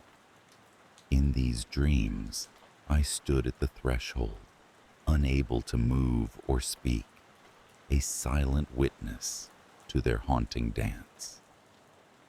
The tension between Daniel and me grew, unspoken yet palpable. I found myself watching him closely, searching for any indication that he too was aware of the strangeness. But his demeanor remained unchanged, his actions mundane and predictable. One night, unable to sleep, I decided to confront the pantry once and for all. Armed with a flashlight and a newfound resolve, I approached the door.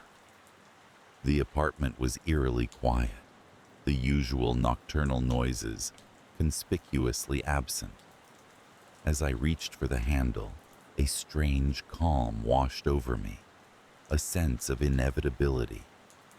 The pantry was as I had last seen it, the shelves lined with cans and jars, their labels obscured by shadow.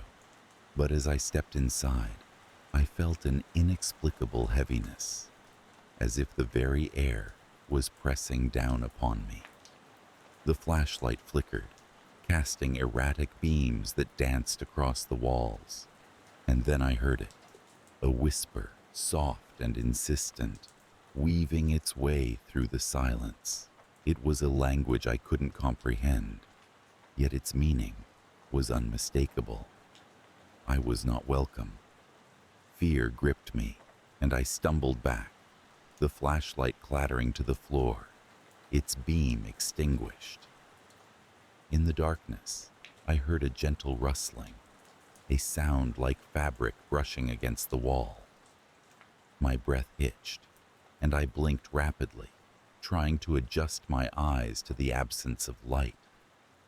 The whispering had stopped, but the feeling of being watched lingered, a tangible presence.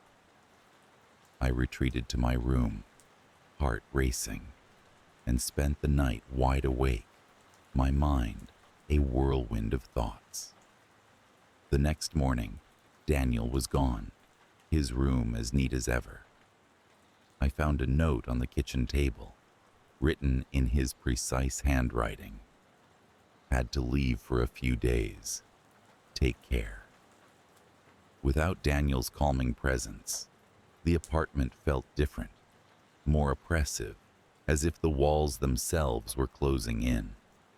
The pantry, with its secrets and shadows, loomed larger in my mind, an enigma I could neither solve nor ignore. I avoided it as much as possible, focusing on my studies. Yet the dreams continued, each more vivid than the last. The shadowy figures were joined by a voice, soft yet commanding, urging me to listen, to understand. But the words eluded me, slipping away each time I reached for them. In my waking hours, I began to notice a change in myself. I was more withdrawn, my thoughts scattered, my emotions volatile. I found myself snapping at friends, my patience wearing thin. The world outside the apartment seemed distant, its colors muted and dull. The climax came on a stormy night, the wind howling outside, rain lashing against the windows. The power flickered, plunging the apartment into darkness, save for the occasional flash of lightning. I sat at the kitchen table, the pantry door a shadowed silhouette in the corner of my vision. A sense of determination filled me, and I rose, the storm's fury echoing my own turbulent emotions. The pantry awaited, its door ajar, inviting yet foreboding. As I stepped forward, the room seemed to shift, the walls bending, the floor slipping beneath my feet. I reached for the handle, and the door swung open with a loud creak. The darkness inside was absolute, a void that seemed to stretch on forever. But I felt a pull, a compulsion to step inside, to embrace the unknown. As I did, the whispers returned, louder now, a cacophony of voices blending into one. I stood at the threshold, caught between fear and curiosity, my heart a drum in my chest. And then, just as suddenly as they had started, the whispers ceased, leaving a profound silence. I was alone, yet surrounded by an unseen presence, tangible in its absence. The storm outside abated, and as the first light of dawn seeped through the windows, I stepped back, the pantry door closing with a finality that sent a shiver down my spine. The apartment was unchanged, yet I felt different, as if some secret had been revealed and then forgotten. Daniel returned the following day, his demeanor as calm and composed as ever. We exchanged pleasantries, but I could sense an unspoken understanding between us. He knew of the pantry's secrets, yet he said nothing, and neither did I.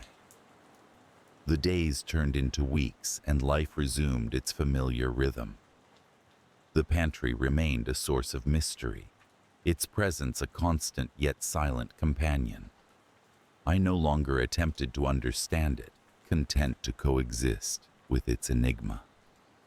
The dreams faded, replaced by mundane worries and everyday concerns. Yet sometimes, in the quiet moments of night, When the apartment is silent, I hear the faintest whisper, a reminder of the unseen world that lies just beyond the threshold. It is a sound that both comforts and unsettles, a lingering echo of a secret I will never fully comprehend. As I write this, I sit near the pantry door, its presence a testament to the unknown. The apartment, with its quirks and creaks, has become a part of me, its mysteries woven into the fabric of my everyday life. I have come to accept that some things are beyond understanding, their truths hidden in the shadows, waiting to be discovered by those who dare to listen. The edifice stood as a relic of a past era, a monument to the ambitions of an ideology that had long since crumbled. In the heart of Prague, nestled amid the bustling echoes of modernization, my apartment was a residual whisper of the communist era, a stark concrete block with weary walls teeming with silent stories. Moving in, I was motivated by practicality. It was affordable. The rent was within my meager budget, and the location was conveniently central. Yet, there was something else, an unspoken allure that drew me to this place, as though the faded wallpaper and creaking floors held secrets waiting to be unfurled. At first, life in the apartment seemed unremarkably mundane. My days were filled with routine, work at the library, quiet dinners, evenings spent reading by the solitary lamp that cast elongated shadows across the room. The building's exterior was nondescript, surrounded by the lingering austerity of its history. Inside, the apartment was sparsely furnished, echoing with the loneliness of its past inhabitants. Yet, in these early days, the apartment was simply a space, a shelter, neither welcoming nor foreboding. The first disturbance was subtle, almost imperceptible, like the softest whisper in a hushed silence. It began with the walls. Standing in the kitchen one evening, I felt it, a gentle caress, as if the walls themselves were breathing, their surface rippling with the faintest vibration. I dismissed it as nothing more than the building settling, a natural occurrence in old structures. Yet, there was a strange intimacy to it, a sensation that was eerily comforting, as if the apartment was acknowledging my presence. In the following weeks, the disturbances grew more pronounced. I would often catch glimpses of movement out of the corner of my eye, shadows slipping silently along the walls, always just beyond the edge of my vision. At night, when the city hushed into stillness, I heard whispers, faint but distinct, like the voices of forgotten souls, murmuring through the cracks and crevices. The rational part of me attributed this to the wind, the creaks and groans of an aging building. But deep down, a nagging doubt began to take root, a suspicion that there was more to these occurrences than mere coincidence. Escalation came subtly, like a creeping fog. The apartment, once merely a place to reside, began to feel alive, as if it had intentions of its own. The gentle caress of the walls became more insistent, a tangible presence that seemed to follow me from room to room. One night, as I lay in bed, a weight pressed down on my chest, not oppressive, but possessive, as if the very air was imbued with a longing to be felt, to be acknowledged. My sleep became fitful, fractured by the sensation that I was not alone, that the apartment watched over me with a possessive gaze. I began to delve into the history of the building, driven by an insatiable need to understand the origin of these disturbances. The apartment's past was a tapestry woven with stories of lives deeply entwined with the tides of history. Built during the communist era, it had housed countless families, each leaving behind fragments of their existence: a forgotten photograph, a child's toy, a book with pages crumbling into dust. Yet, there was one story that stood out, a whisper among the whispers, of a woman who had once lived in my apartment, who had vanished under mysterious circumstances, her fate becoming just another secret nestled within the walls. The climax of this unfolding drama was both surreal and profound. It was a stormy night, the kind of night where the air hums with electricity and the world seems suspended between reality and imagination. As the rain lashed against the windows, I felt drawn to the living room, compelled by a force I could not resist. There, in the half-light, I saw her, a spectral presence, the woman who had once called this place home.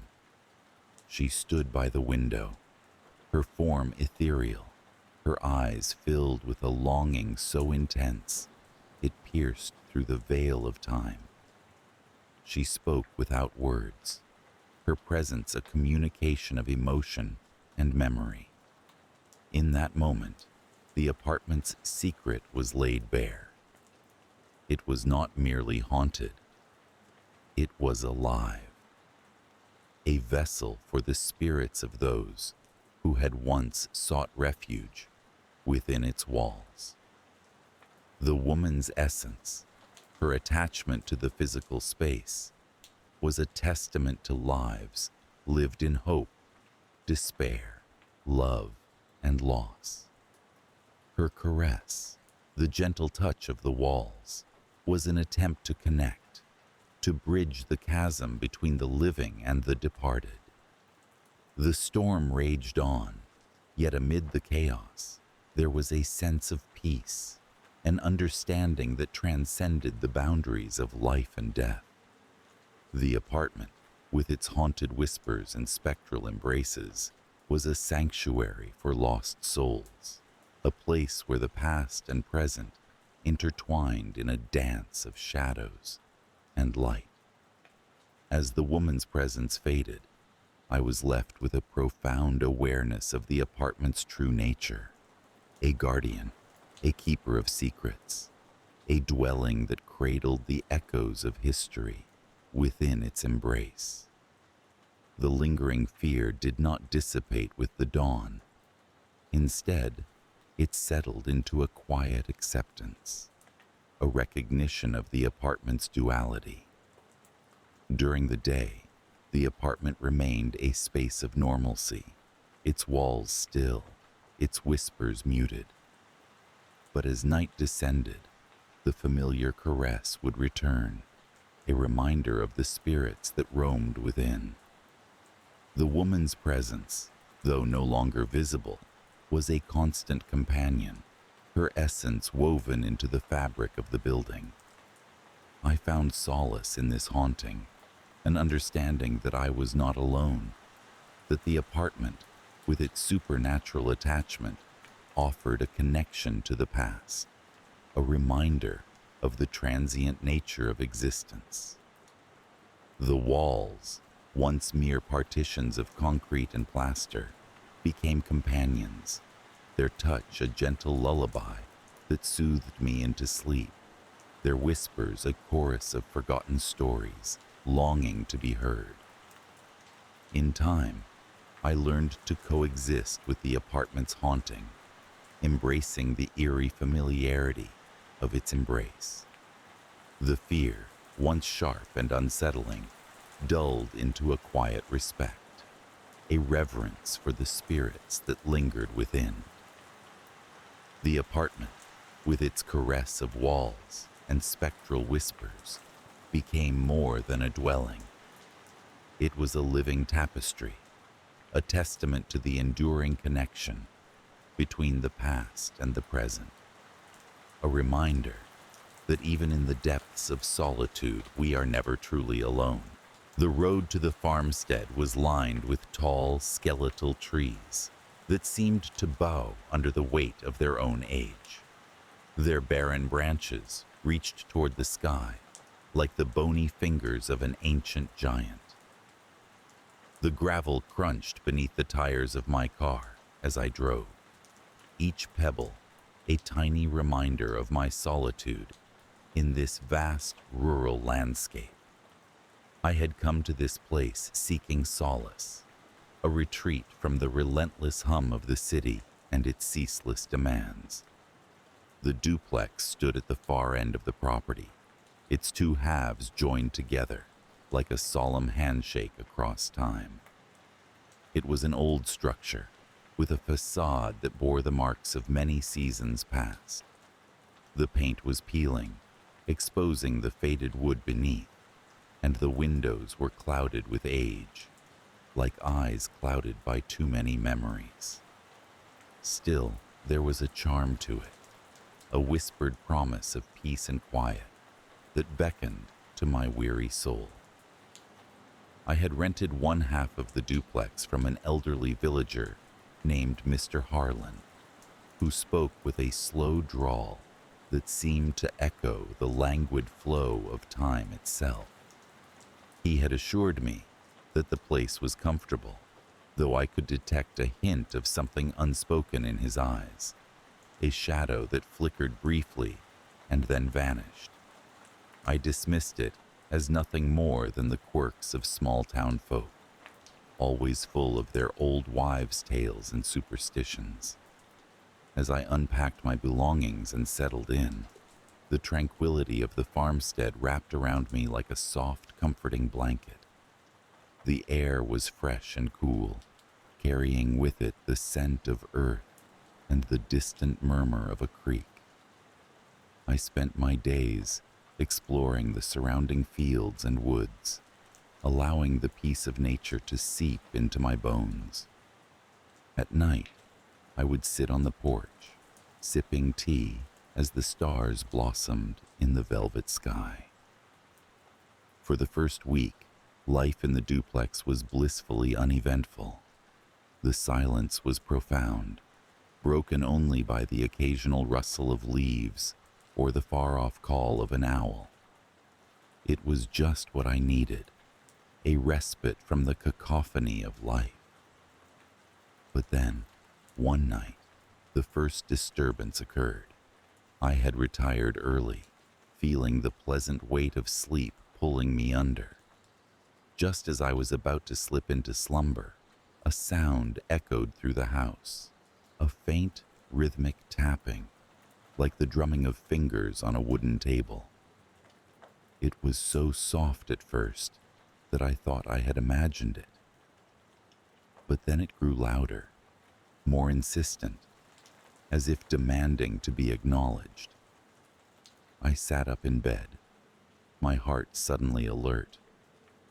The sound seemed to emanate from the adjacent half of the duplex, separated from mine by a single wall.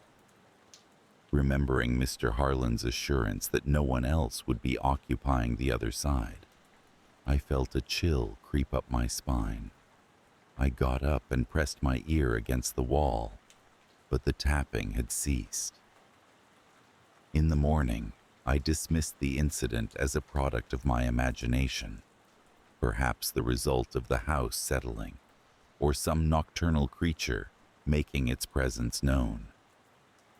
But the following night, the tapping returned, accompanied by a low murmur, like the hushed voices of a conversation held just out of earshot.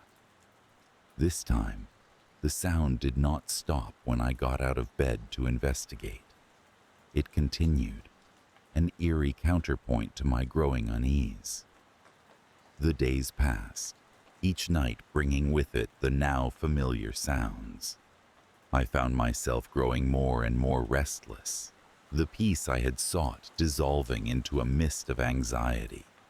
During the day, the duplex was as serene as ever, but as soon as the sun dipped below the horizon, the sounds would begin, tapping, murmuring, and occasionally the creak of floorboards, as if someone was walking through the other side of the house.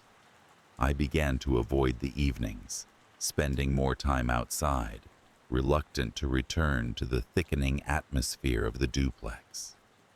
When I did venture back inside, I would lie in bed, my ears straining, waiting for the nightly performance to begin. It was as though the house was alive, breathing softly through the walls, whispering secrets in the dark. One evening, in a moment of desperation, I decided to confront whatever it was that haunted the other side of the duplex. I armed myself with a flashlight and the courage that only comes from sleepless nights and frayed nerves. I crossed the porch and stood before the door that led to the other half, my hand trembling as I reached for the doorknob. The door opened with a creak that seemed to shatter the night, and I stepped inside. My flashlight beam cut through the darkness, revealing dust-covered furniture and cobwebs hanging like drapes. The room was empty, void of any sign of life or disturbance. Yet, as I stood there, I could feel a presence, a weight pressing down on the air itself. I turned to leave, but a sound stopped me, a faint melodic tune, like an old lullaby carried on the wind. It enveloped me, threading through my consciousness with a gentle insistence. I felt as though I had heard it before in some forgotten dream. I backed out of the room, shutting the door firmly behind me, my heart pounding in my chest. In the days that followed, the disturbances escalated. Now, it was not only at night that the sounds occurred. Even during the day, I would catch snippets of that haunting melody, weaving through the walls like an invisible thread. My sense of time began to blur, the boundaries between day and night dissolving under the weight of my anxiety. I spoke to Mr. Harlan about it, hoping for some logical explanation, some reassurance that would ease my troubled mind. He listened quietly, his eyes fixed on a point beyond the horizon, as if he were seeing something I could not. When I finished, he sighed deeply and told me that there were stories about the duplex, tales of a tragedy that had unfolded there many years ago. He did not elaborate, but I could see the sadness etched into his features, the way his hands trembled slightly as he spoke. Armed with this new knowledge, I began to explore the history of the duplex, delving into old newspaper archives and speaking with the villagers. I learned of a family that had once lived there, a mother and her young daughter.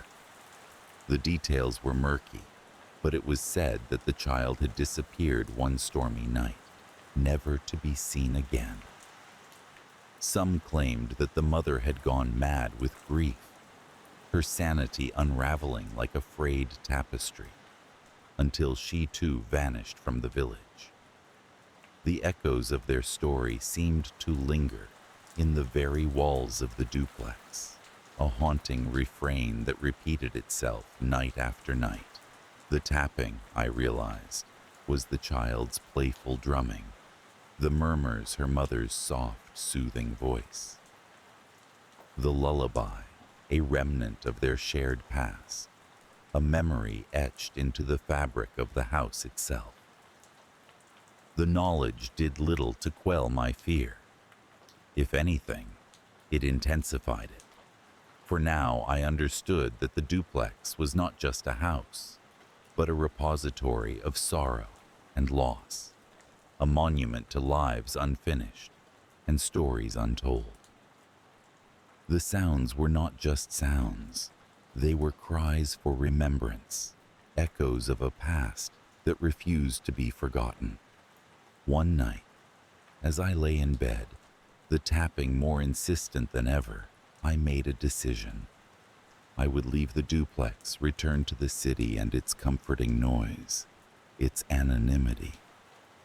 But as I began to pack my things, the lullaby began again, wrapping around me like a tender embrace. It was then that I knew I could not leave, not without acknowledging the spirits that dwelled within the walls, without offering them the closure they so desperately sought. I spent the next day preparing a small ritual, a gesture of farewell and peace. I gathered wildflowers from the fields and placed them in a vase in the center of the shared living room. I lit candles, their flames flickering gently in the dim light. As night fell, I sat on the floor, my hands resting in my lap, and spoke softly into the silence. "I hear you," I said, my voice barely more than a whisper. "I acknowledge your presence. May you find peace wherever you are." For a moment, there was nothing but the sound of my own breathing, the steady beating of my heart. And then, from the other side of the duplex, a soft, melodic sigh, like the exhalation of a soul finally at rest. The tapping stopped, the murmurs faded, and the air grew still, as if the house itself had released a long-held breath. I stayed a few more days, the atmosphere lighter, the oppressive weight lifted. When I finally left the duplex, I felt a strange sense of gratitude, as though I had been granted a glimpse into a world beyond, a place where past and present intertwined in a delicate dance. As I drove away, the gravel crunching beneath the tires, I glanced back at the duplex one last time. It stood there, silent and serene, a sentinel in the fields, holding its secrets close. I knew that the echoes would remain, a part of the landscape, a gentle reminder that even in solitude, we are never truly alone. There was something peculiarly comforting about the old farmhouse, sitting quietly at the edge of a forgotten road. Its weathered boards whispered tales of countless seasons endured, while its windows, though dust-coated, hinted at a warmth that promised refuge from the chill of the outside world. I first stumbled upon it during a drive to nowhere in particular, my mind seeking solace from the chaotic buzz of city life. The history of the place was as fragmented as the fence posts that lined the property. Rumors of its abandonment trickled through local taverns and late-night campfire stories, each account varying slightly, but all agreeing on a single point. It had been deserted for decades. Yet standing there before its creaking porch, I could feel the pulse of life, a stubborn resilience against time. I resolved to restore it, to breathe life back into the farmhouse. At first, my work was met with silence, the kind that accompanies solitude in vast, open spaces. I was alone, but I was not lonely. There was a sort of companionship in the quiet creaks and groans of the wooden beams, as if the house welcomed my presence, grateful for the attention it had long been denied. But soon, the silence began speaking in another language. The first disturbance was subtle, almost dismissible, a cold draft that wound its way through the hallways, despite the summer's heat outside. It was as though the farmhouse exhaled with a chill that the sun could not banish. I attributed it to gaps and grates, nothing a little sealant couldn't fix. Then there were the voices. They were faint at first, whispers that brushed past my ears, like the rustle of leaves. Often I found myself pausing mid-task, hammer in hand, straining to catch the elusive words. They lingered at the edge of understanding, spoken just outside the grasp of clarity. I spent nights lying awake, convincing myself it was merely the wind, mischievously playful amongst the eaves. Days passed, and the whispers grew bolder, morphing into a spectral conversation that filled the air, carrying with them the melancholy of unfinished stories. The farmhouse, it seemed, was not as empty as it appeared. I told myself it was my imagination, a mind too steeped in the lore of its own creation. Yet, denial only held strong until the day I saw them. It was late afternoon when I noticed movement in the reflection of a window pane. A figure, ghostly pale, stood in the shadows of the upper hallway. My heart thudded against my ribs as I turned, expecting to confront an intruder. But the hallway was empty, save for dust particles dancing in a shaft of light. Shaken, I pressed on, rationalizing the sight as a trick of the light, an overactive imagination fueled by isolation. But they were relentless.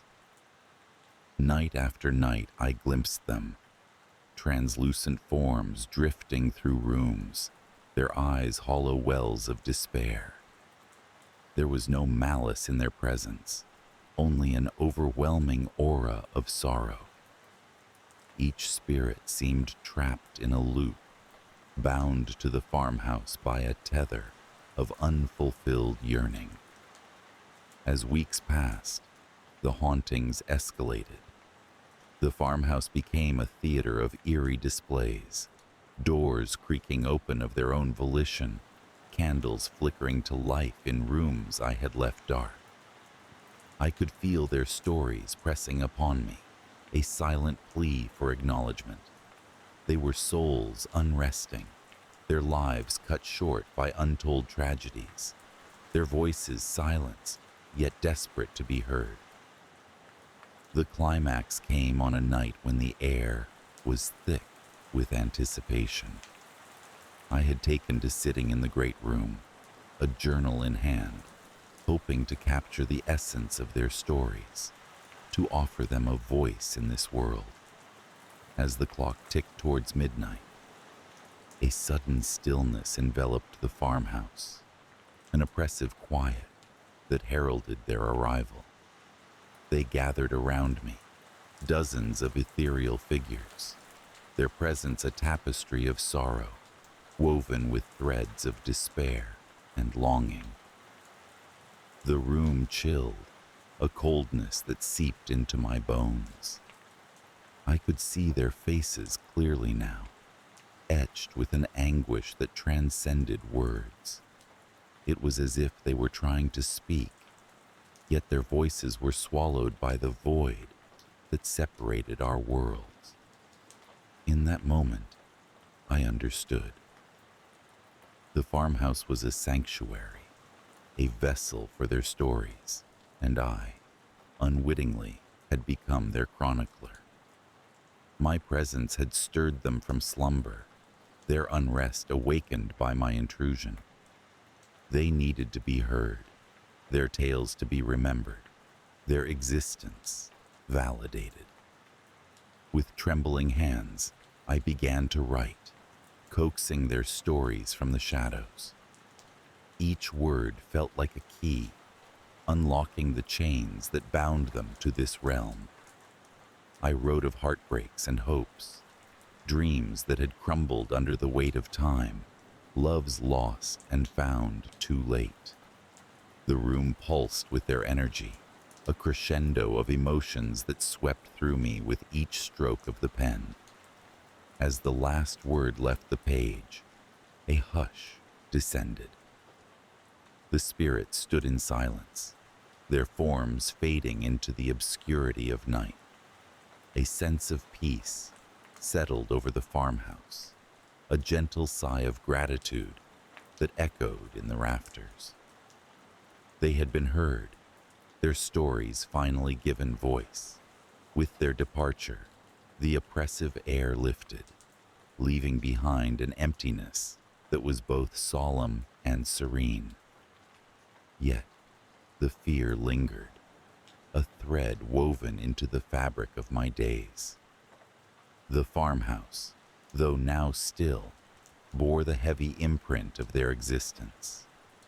I could not shake the feeling of being watched, of eyes unseen, observing my every move.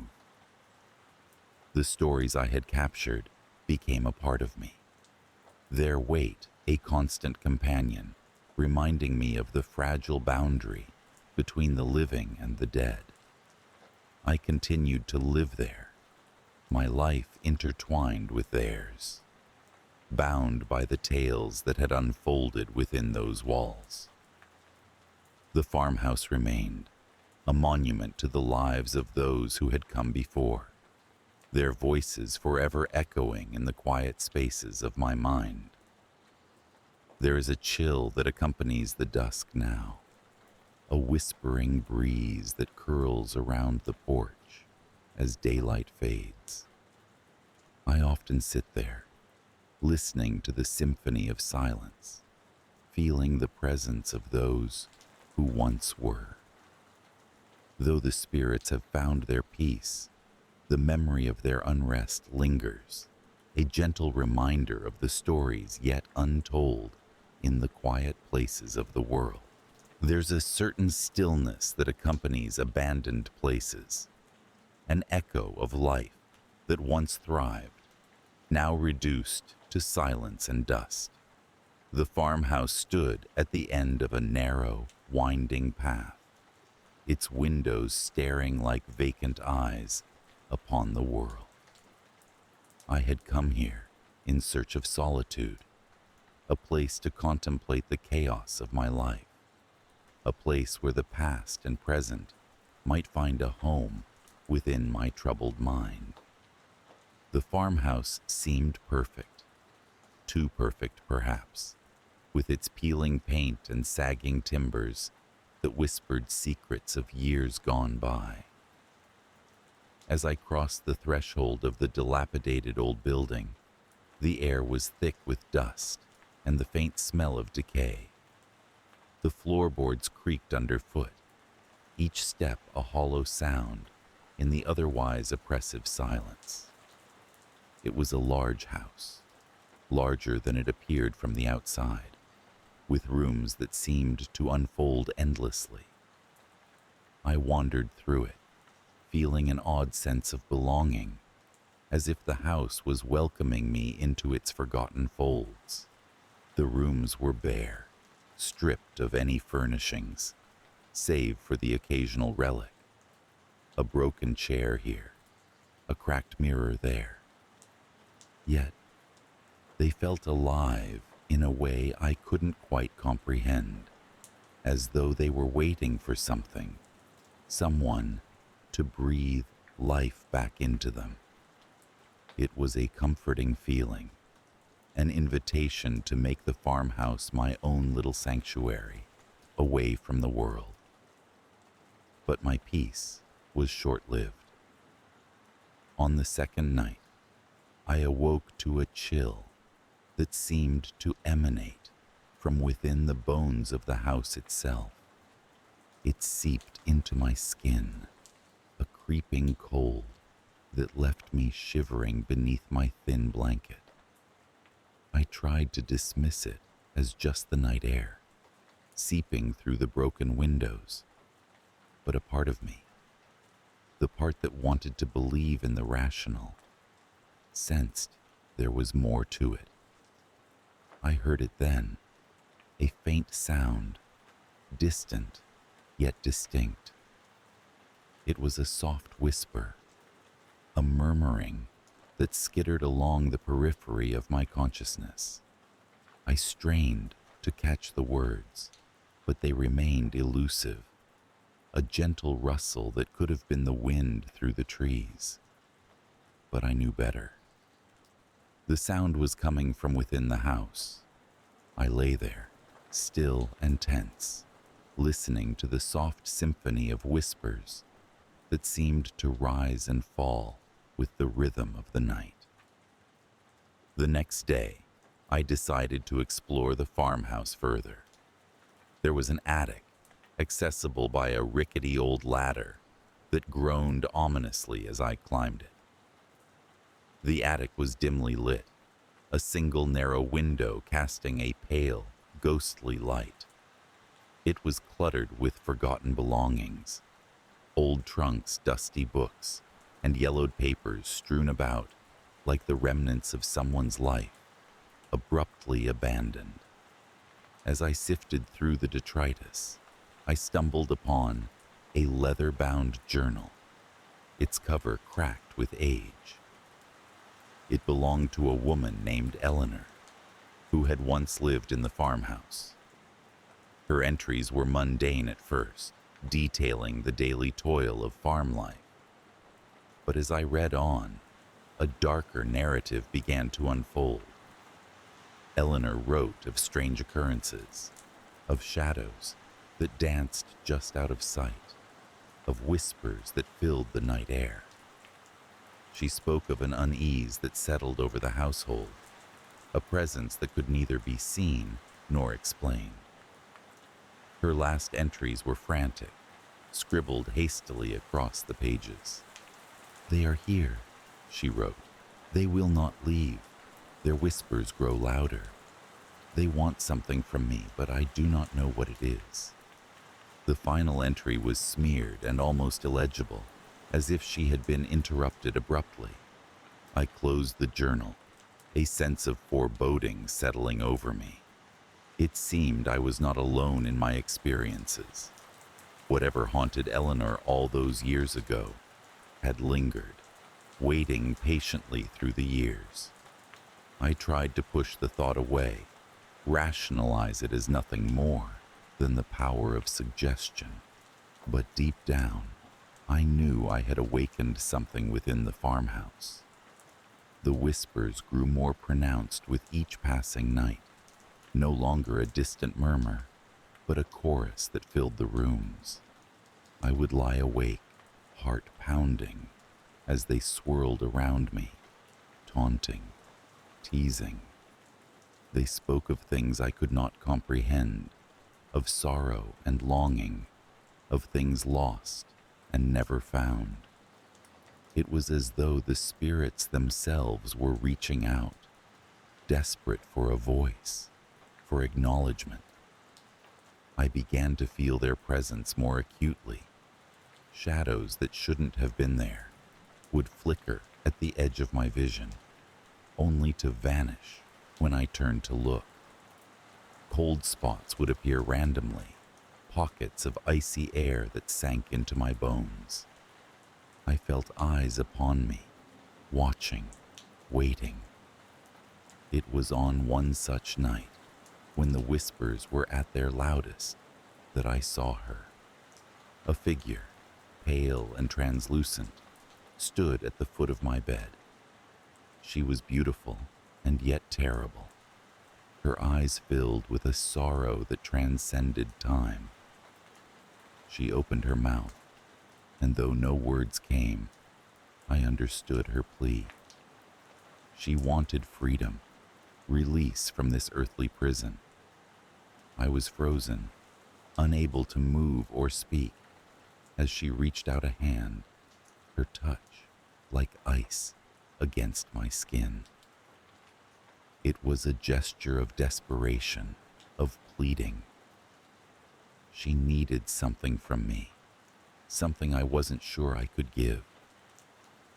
The days that followed were a blur of fear and uncertainty.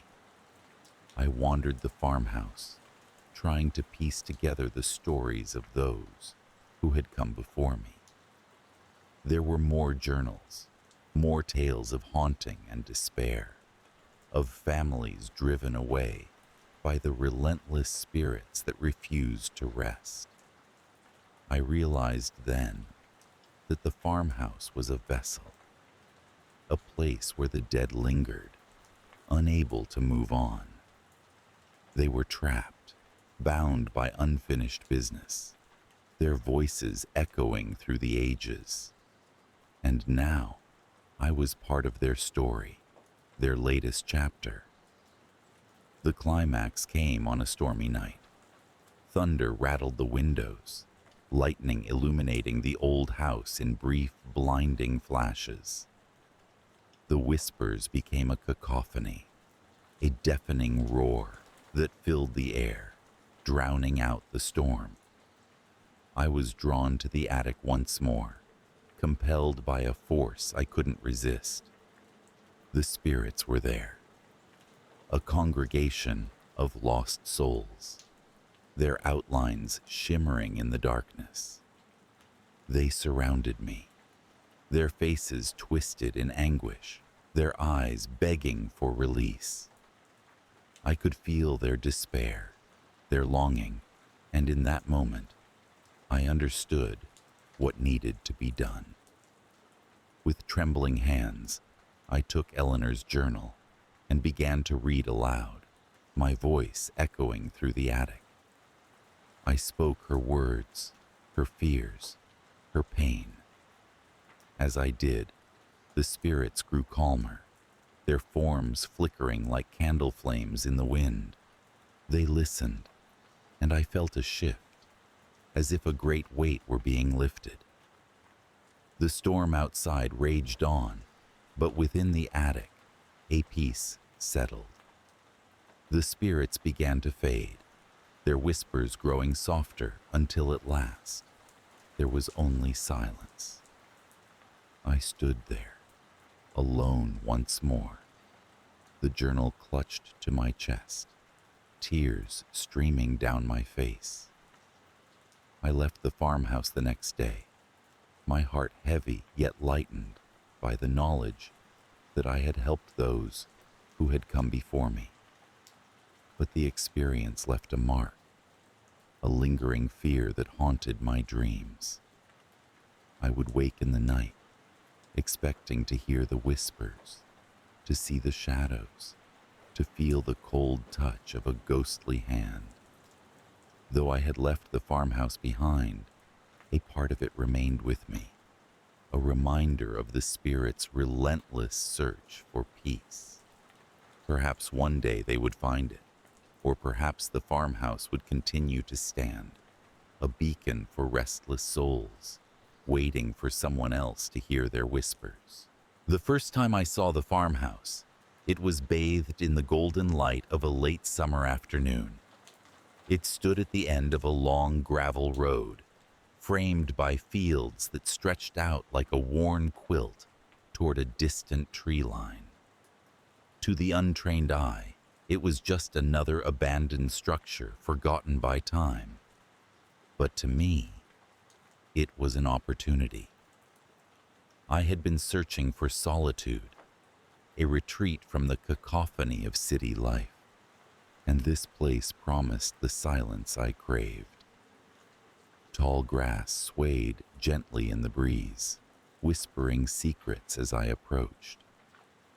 The house itself was old, its wood weathered and gray, yet it retained an air of dignity. The porch sagged slightly under its own weight, and the windows were clouded with dust, but the structure stood firm, like a guardian keeping watch over its land. As I pushed open the front door, it creaked in protest, a sound that echoed through the empty rooms, disturbing the stillness that had settled there. Inside, the farmhouse was as one might expect, sparsely furnished, with evidence of past lives scattered about. An old rocking chair sat by the fireplace, its wood polished smooth by years of use. A faded rug lay crumpled by the foot of a staircase that led to the second floor. I wandered through the rooms, breathing in the scent of age and decay, imagining how it must have been when life thrummed through its walls. My first night there was uneventful. I set up camp in the living room, unfurling my sleeping bag and arranging my few belongings around me. The night was quiet, save for the occasional owl hooting in the distance. I drifted off to sleep easily, feeling a sense of contentment that I hadn't felt in years. It was the second night that the disturbances began. I awoke to the sound of footsteps overhead, slow and deliberate. At first, I thought it might be an animal, raccoons or maybe a stray cat, but the pacing seemed too methodical. It occurred to me that perhaps someone else had made this place their refuge. Gathering my courage, I climbed the creaky stairs, my flashlight casting long, eerie shadows on the walls. The upper floor was as deserted as the first. Dust motes floated in the air, suspended in the beam of my light. The footsteps had stopped as soon as I reached the top of the stairs, leaving nothing but the sound of my own breathing. A chill crept down my spine as I stood there, listening, waiting for something to reveal itself. But there was nothing, just silence. I returned to my makeshift bed, dismissing the experience as a trick of the mind, perhaps the remnants of a dream that had followed me into wakefulness. Yet, as I lay there in the dark, the feeling of being watched settled heavily upon me. I closed my eyes, willing myself to ignore it, to sleep. The next few days passed with a growing sense of unease. It seemed that the more I explored, the more the house revealed its disquiet. Objects shifted positions of their own accord. My flashlight would be moved to the opposite side of the room, or the door to the pantry would swing open without a breeze to fill its sails. More than once, I caught a glimpse of movement in the corner of my eye, only to find nothing there when I turned. During the day, the farmhouse was nothing more than an old relic of a bygone era, but at night, it transformed into something almost sentient. The footsteps returned, sometimes accompanied by soft whispers that floated through the air like tendrils of smoke. I could never catch the words, but the tone was unmistakable. Mournful, pleading. My dreams became haunted by images of faces I didn't recognize, their eyes wide with fear or sorrow, mouths moving in silent cries. I awoke each morning with a sense of urgency, as though I had unfinished business I couldn't remember. It gnawed at me, this feeling as if the house itself were trying to communicate, to reach out from beyond the veil of the living. The disturbances culminated one stormy night. Rain lashed against the windows, and wind howled through the cracks in the walls. I lay in my sleeping bag, listening to the symphony of the storm, when the footsteps began again. This time, they were accompanied by a low, rhythmic thumping, a knock, knock, knock, that echoed through the halls. I sat up, heart pounding, straining to hear over the din of the storm. The knocking seemed to be coming from the far end of the house, where I had yet to explore. Driven by a mix of fear and curiosity, I grabbed my flashlight and headed toward the sound. The knocking grew louder as I approached a door I hadn't noticed before, at the end of a narrow hallway. It was old and unpainted, blending seamlessly into the shadows. My hand trembled as I reached for the handle, feeling the chill of the metal seep into my skin. With a deep breath, I turned the knob and pushed the door open. Beyond lay a small room, empty except for a single piece of furniture, a large, ornate mirror, its surface clouded with age. The knocking had ceased the moment I opened the door, leaving only the sound of my own breath in the confined space. I stepped inside, drawn to the mirror as though by an invisible force. My reflection stared back at me, distorted by the tarnished glass. But something was off. My image seemed to waver, like a reflection in disturbed water. I blinked, and for a fleeting moment, the face staring back at me wasn't my own. It was a woman, her features ghostly pale, her eyes full of anguish. She mouthed words I couldn't hear, pressing her hands against the glass as if trying to break through. I stumbled back, heart racing, the flashlight slipping from my grasp and clattering to the floor. The image vanished, leaving only my own wide-eyed reflection. I backed out of the room, pulling the door shut with a trembling hand, and fled down the hallway. Back in the living room, I tried to calm myself, to rationalize what I had seen. But deep down, I knew that the farmhouse held more than just memories of those who had once lived there. It held the very essence of their unresting souls.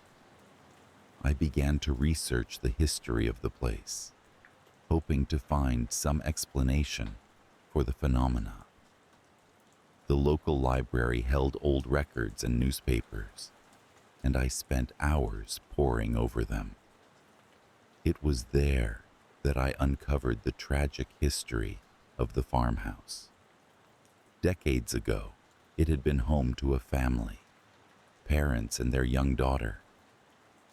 A fire had swept through the house one night, trapping them inside. The townspeople spoke of hearing screams, but by the time help arrived, it was too late. The family perished, leaving behind only ashes and whispers. I realized that the spirits were bound to the house, unable to move on. Their sorrow and anger had seeped into the very foundation, manifesting in the disturbances I had experienced.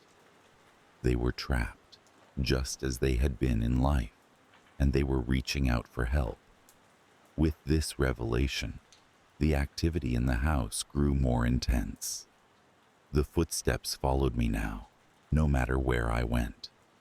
Cold spots appeared in rooms, and the whispers grew louder, more insistent. The mirror became the focal point of their energy, drawing me back to it night after night, as if demanding recognition. I could no longer ignore their presence, nor could I flee. The farmhouse had become a part of me, its history entwined with my own. I set about trying to communicate with the spirits, to offer some semblance of peace. I spoke aloud to the empty rooms, hoping my words would reach them, offering apologies for the pain they had endured. One night, as I stood before the mirror, I felt a change in the air, a softening, as if the house were listening. The woman's face appeared again, her expression less tormented, and for the first time, I heard her voice, faint but unmistakable. "Help us," she whispered, a plea that resonated deep within me. Determined to help them find release, I sought the guidance of a local historian who specialized in such matters. We conducted a small ceremony, acknowledging the spirits and honoring their memory. Candles flickered in the darkened room, and the air seemed to hum with energy as we spoke words of comfort and farewell. As the ceremony concluded, a profound silence enveloped the house. The oppressive weight that had lingered in the air lifted, replaced by a sense of calm I had not felt since arriving. I knew then that the spirits had finally found peace, their souls free to move on. I remained at the farmhouse for a while longer, embracing the tranquility that had settled there. The disturbances ceased, and the house became a true sanctuary, a place where I could reflect and find solace. Yet, even now, as I recount this tale, a lingering fear remains, a soft whisper in the back of my mind. It is the knowledge that the restless dead are never far from the world of the living, and that the veil between our realms is thinner than we care to admit. The farmhouse stands as a reminder of that truth, an eternal guardian of the secrets it holds. The rain tapped gently on the window panes of my small, tidy apartment, creating a rhythm that had always been soothing, a familiar companion to my solitary nights. Outside, the world was blurred by the gray drizzle, a watercolor painting in motion. Inside, the warm light from an antique lamp cast a comforting glow over the room, illuminating shelves lined with books and a few cherished photographs. My laptop hummed quietly on the wooden desk, its screen displaying an unremarkable stretch of the internet that had consumed many of my evenings. It was another typical night, one of those evenings where the mundane routine wrapped around me like a favorite blanket. I was browsing aimlessly, more out of habit than interest, when I stumbled upon an app that everyone seemed to be talking about. FaceApp. A few friends had shared hilarious transformations on social media, turning themselves into their opposite gender, or aging themselves decades into the future. The app promised a harmless bit of fun, a digital carnival mirror for the modern age. I downloaded it with the same casual intrigue that might prompt a person to pick up a glossy magazine in a waiting room. Setting up the app was straightforward, almost disappointingly simple. I sat back in my chair and allowed it to access my photo library. As I scrolled through images from birthdays, vacations, and candid moments, I selected a recent picture, a casual selfie taken during a weekend hike. The idea of seeing myself as someone else, as something else, was an itch of curiosity I suddenly felt compelled to scratch. The first transformation, a gender swap, was amusing, offering a glimpse of myself with softer features, longer hair, and an unfamiliar smile. I chuckled softly, the sound mingling with the patter of rain. There was something liberating about seeing one's face reimagined, an alternate identity sketched over familiar contours. Emboldened by this playful detour, I decided to try the aging filter next. As I watched the app work its digital magic, I anticipated laughter, perhaps a sense of reassurance in the inevitable process of growing older. However, when the altered image appeared on screen, my breath caught in my throat. The face staring back was not the gentle, weathered version I had expected. Instead, it was a visage marred by something I couldn't quite place, an expression that seemed to harbor secrets or regrets that clawed at the edges of its eyes, pulling them into shadow. I dismissed the unease as a trick of the light, a quirk of the app's rendering. Yet, as I continued to experiment with other filters, a pattern emerged. Each altered version of my face carried a hint of that same unsettling demeanor. a subtle malevolence that seeped through the pixels. The transformations left me with a sense of being watched, as if the images were somehow aware. The rain persisted into the night, and I found myself unable to shake the image from my mind. It lurked there, amidst the everyday thoughts, an uninvited guest at the table of my consciousness. I tried to rationalize it, to explain away the creeping sensation that something fundamental had shifted. Perhaps it was merely the app's way of making its outputs more dramatic, a feature designed to evoke emotion. But doubt bloomed in the crevices of my certainty. What if this was more than a simple quirk of algorithmic creativity?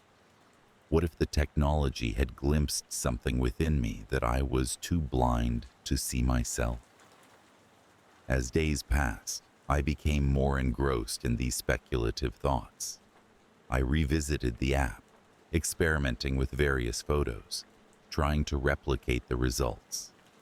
Each time, the transformations bore that same unnerving signature.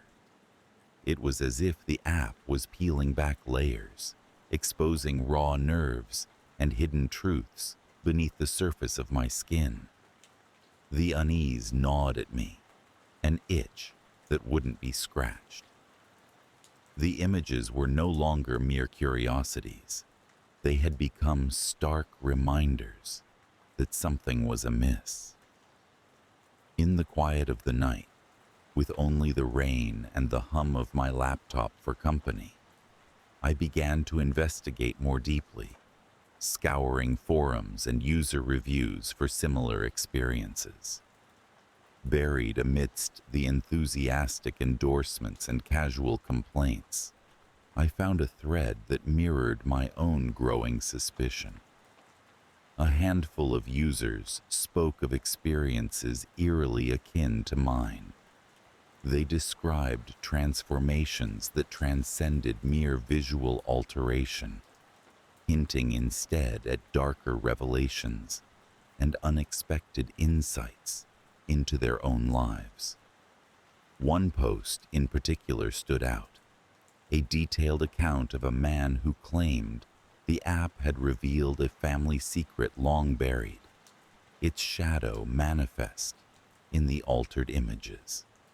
The user, anonymous but articulate, recounted how the app had consistently rendered his face with an expression of deep sorrow and a peculiar birthmark he'd never seen before. Intrigued and disturbed, he had pursued the anomaly, only to uncover a truth about his lineage that had been obscured by years of silence.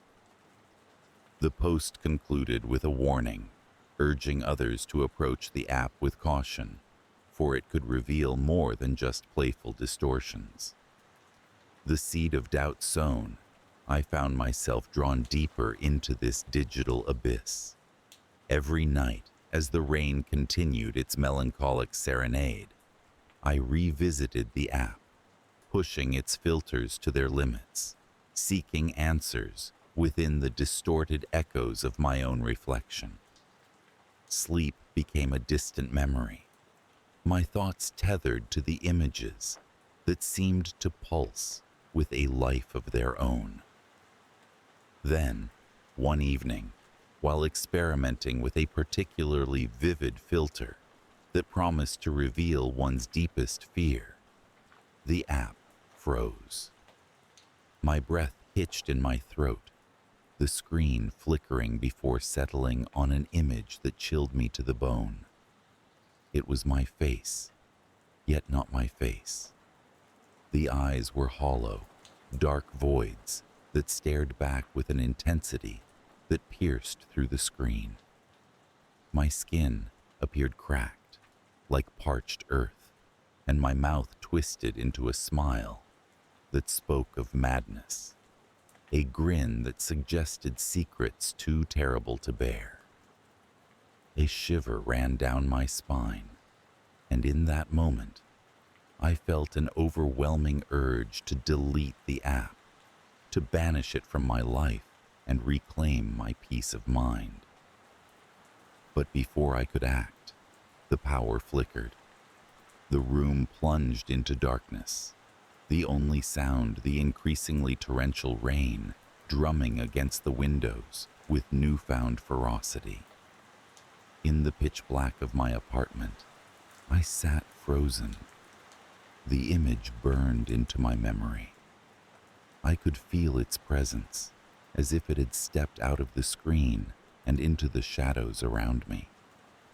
My heart pounded in my chest, an erratic rhythm that matched the chaotic storm outside. I fumbled for my phone, using its meager glow to navigate to the circuit breaker. The lights flickered back to life, banishing the shadows, yet I couldn't shake the feeling that something had changed. In the days that followed, I avoided the app, but the damage was done. The image remained with me, a specter haunting the periphery of my vision. It lingered at the edge of mirrors, flickered in the reflections of rain-dappled glass, and appeared in the briefest of moments when sleep eluded me and dreams turned to nightmares. Friends noticed my distraction, the way my thoughts seemed to drift, tethered to a world they couldn't perceive. I brushed off their concerns with a forced smile, unwilling to share the madness that had taken root within me. Yet, deep down, I knew I was not alone, knew that others had glimpsed similar darkness when they dared to peer beyond the surface of their own reflections. The app remained on my phone, a reminder of my folly, though its icon was buried beneath a sea of other distractions. I could not bring myself to open it again, to risk confronting the truths it might reveal. Instead, I carried the haunting image with me, a perpetual reminder of the hidden facets of my own soul, a reflection not just of what I was, but of what I might yet become. The rain continues its eternal dance against my window, a familiar rhythm that once brought comfort, but now only serves to remind me of the night I glimpsed into the abyss. And as I sit here, pen in hand, transcribing these thoughts with a steady hand, I can't help but wonder how many others have shared my fate. How many have looked into the digital mirror and seen not just a stranger, but an unsettling truth waiting to be discovered. And so, the fear lingers, a vague, unshakable dread that even now, as I lay down my pen, whispers to me from the shadows. It is the fear that somewhere in the depths of our reflections lies something unknowable, something that watches and waits, hidden just beneath the surface, waiting for the moment when we dare to look too deeply.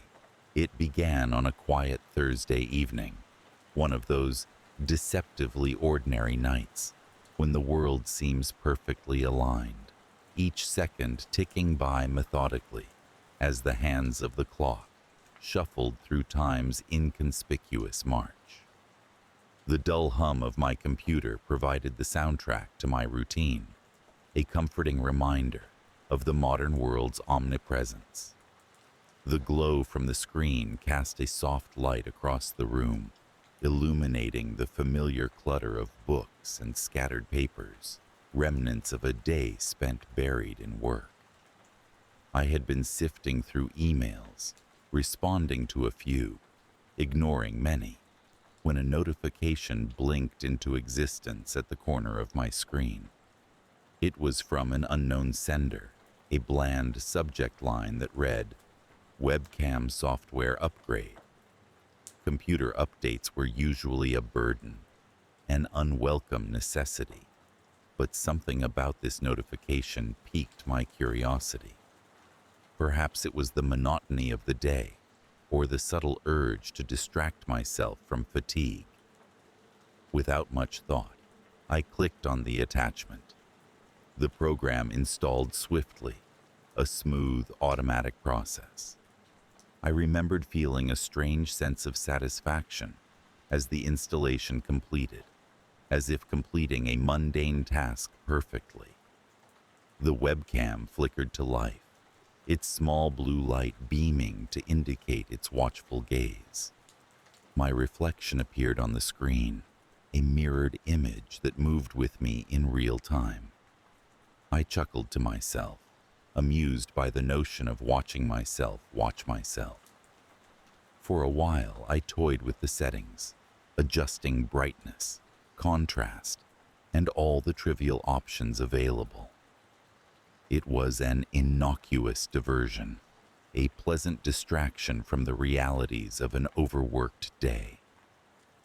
As the evening slipped into night, I forgot about the new software, left the computer running, and retired to bed. That night, sleep did not come easily. My subconscious flitted through restless dreams that felt oddly tangible, dreams that clung to the edges of consciousness with stubborn persistence. I awoke several times, disoriented by the shadows that loomed large against my bedroom walls, cast by the pale moonlight seeping through the windows. The discomfort lingered with me, an unshakable sense of being watched. The next morning, I returned to my desk, bleary-eyed and still enveloped in a fog of half-remembered nightmares. The webcam software was open, its interface innocuous, a silent observer of my every move. I shrugged off the unsettled feeling that clung to me and resumed my routine. But as the day progressed, the shadows of the previous night returned to haunt me, and my discomfort grew. It began subtly. The first disturbance came as a flicker across the screen, a momentary glitch that, at first, I dismissed as a technical hiccup. But the flicker persisted, appearing at odd intervals, each instance more unsettling than the last. I began to notice peculiar discrepancies in my on-screen reflection. It was nothing overt at first. A slight delay in movement, a subtle distortion in my expression. But soon, the anomalies became undeniable. I watched in growing unease as my reflection occasionally moved independently, a minor gesture here, a fleeting glance there, actions I had not performed. It was as though the mirror image had a life of its own, a consciousness aware of my existence, yet detached from it. Rationality insisted it was a software flaw, a glitch in the code, easily explainable by logic and reason. Yet, an insidious whisper inside warned of something more, something beyond the realm of mere technology. Days passed, and the disturbances escalated. The reflection began to convey emotions that did not match my own. A smile would stretch across its lips, while mine remained passive, or a frown would crease its brow as I sat calm. The divergence between the two realities, the one I lived and the one displayed, grew profound, leaving me trapped in a vortex of doubt and paranoia. One evening, as I sat before the screen, an overwhelming sense of dread consumed me. I stared at the reflection, its eyes boring into mine with unsettling intent. In a moment of reckless curiosity, I decided to test its autonomy. I raised my hand slowly, watching as the reflected image followed the motion. But then, Without warning, the image waved back at me. Not the brief wave I had performed, but a slow, deliberate gesture, accompanied by a chilling grin that spread across its face, an expression that held no warmth, only malice. My heart raced as I leaned closer to the screen, studying the apparition with a mixture of horror and fascination. "Who are you?" I whispered, half expecting a response. The reflection simply tilted its head, maintaining eye contact with a disconcerting intensity. The silence in the room was palpable, the air thick with a fear I could not articulate. The climax came one stormy night. Torrential rain lashed at the windows, thunder rumbled ominously in the distance, and flashes of lightning illuminated the darkened sky. In the dim glow of my computer screen, the reflection became more animated, more alive than ever before. It was as though a barrier had been broken, and the entity within the screen had grown bolder, more confident. I watched in horror as the reflection's surroundings began to change, morphing into a distorted version of my own room. The bookshelves warped, the furniture twisted into grotesque shapes, and the shadows deepened, taking on menacing forms. It was a nightmarish tableau, one that mirrored my worst fears, yet bore a haunting familiarity. The reflection stood, moving beyond the confines of the screen, and I found myself unable to look away. It approached the edge of its world, its hand reaching out towards the invisible boundary that separated us. My heart pounded in my chest as I realized what was happening. It was trying to cross over, to step into my world. Desperate to break the connection, I slammed the laptop shut, the sound echoing through the room like a gunshot.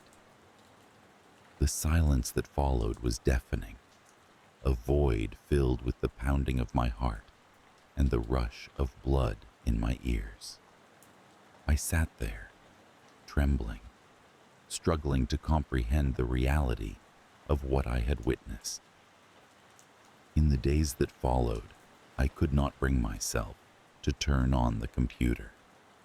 It sat on my desk like an ominous relic, a reminder of the inexplicable events I had experienced. I sought answers, delving into research, searching for any explanation that could rationalize the bizarre occurrences.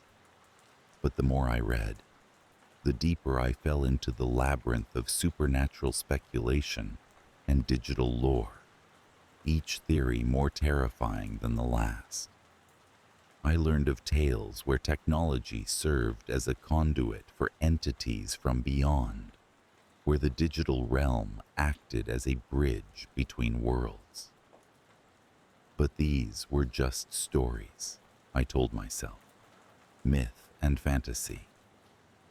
Yet, the lingering fear in my heart told a different tale, one that defied logic and reason. Even now, as I sit in my study, I feel the presence of unseen eyes upon me, a constant reminder of that night. The webcam remains unplugged, a precaution against whatever might still lurk within its depths. I avoid reflections, fearful of seeing that twisted smile, that malevolent gaze, staring back at me from the other side of the glass. Normalcy has returned to my life, a fragile semblance of it at least. I go about my daily routines with an outward appearance of calm, yet the specter of that night haunts me still. Every unexpected noise, every shadow in the corner of my eye sends a shiver down my spine. Sleep eludes me, replaced by long hours of staring into the darkness, waiting for a whisper, a sign that the nightmare is not over. I am not sure if I will ever know peace again. The experience has left an indelible mark on my soul, an awareness that there are forces beyond our understanding, lurking in the periphery of our existence, waiting patiently to make their presence known. And so, I live with that knowledge, with the chilling understanding that some things are better left unexplored. Perhaps the true horror lies not in what we see, but in the shadows that linger, in the silence that follows, in the fear that takes root and grows. For the unknown is a powerful adversary, one that thrives in the fertile ground of the human mind. And as I sit here, in the stillness of the night, I cannot help but wonder if the reflection has truly faded, or if it waits, biding its time, for the moment when the veil between worlds grows thin once more. It began during an ordinary afternoon in the quiet suburban neighborhood where I spent most of my days tethered to the digital world. The sun was high, casting a warm, golden hue across the streets and homes that sat comfortably apart, each surrounded by carefully manicured lawns and white picket fences. Inside, life was calm and predictable, much like the flow of the seasons in our small town.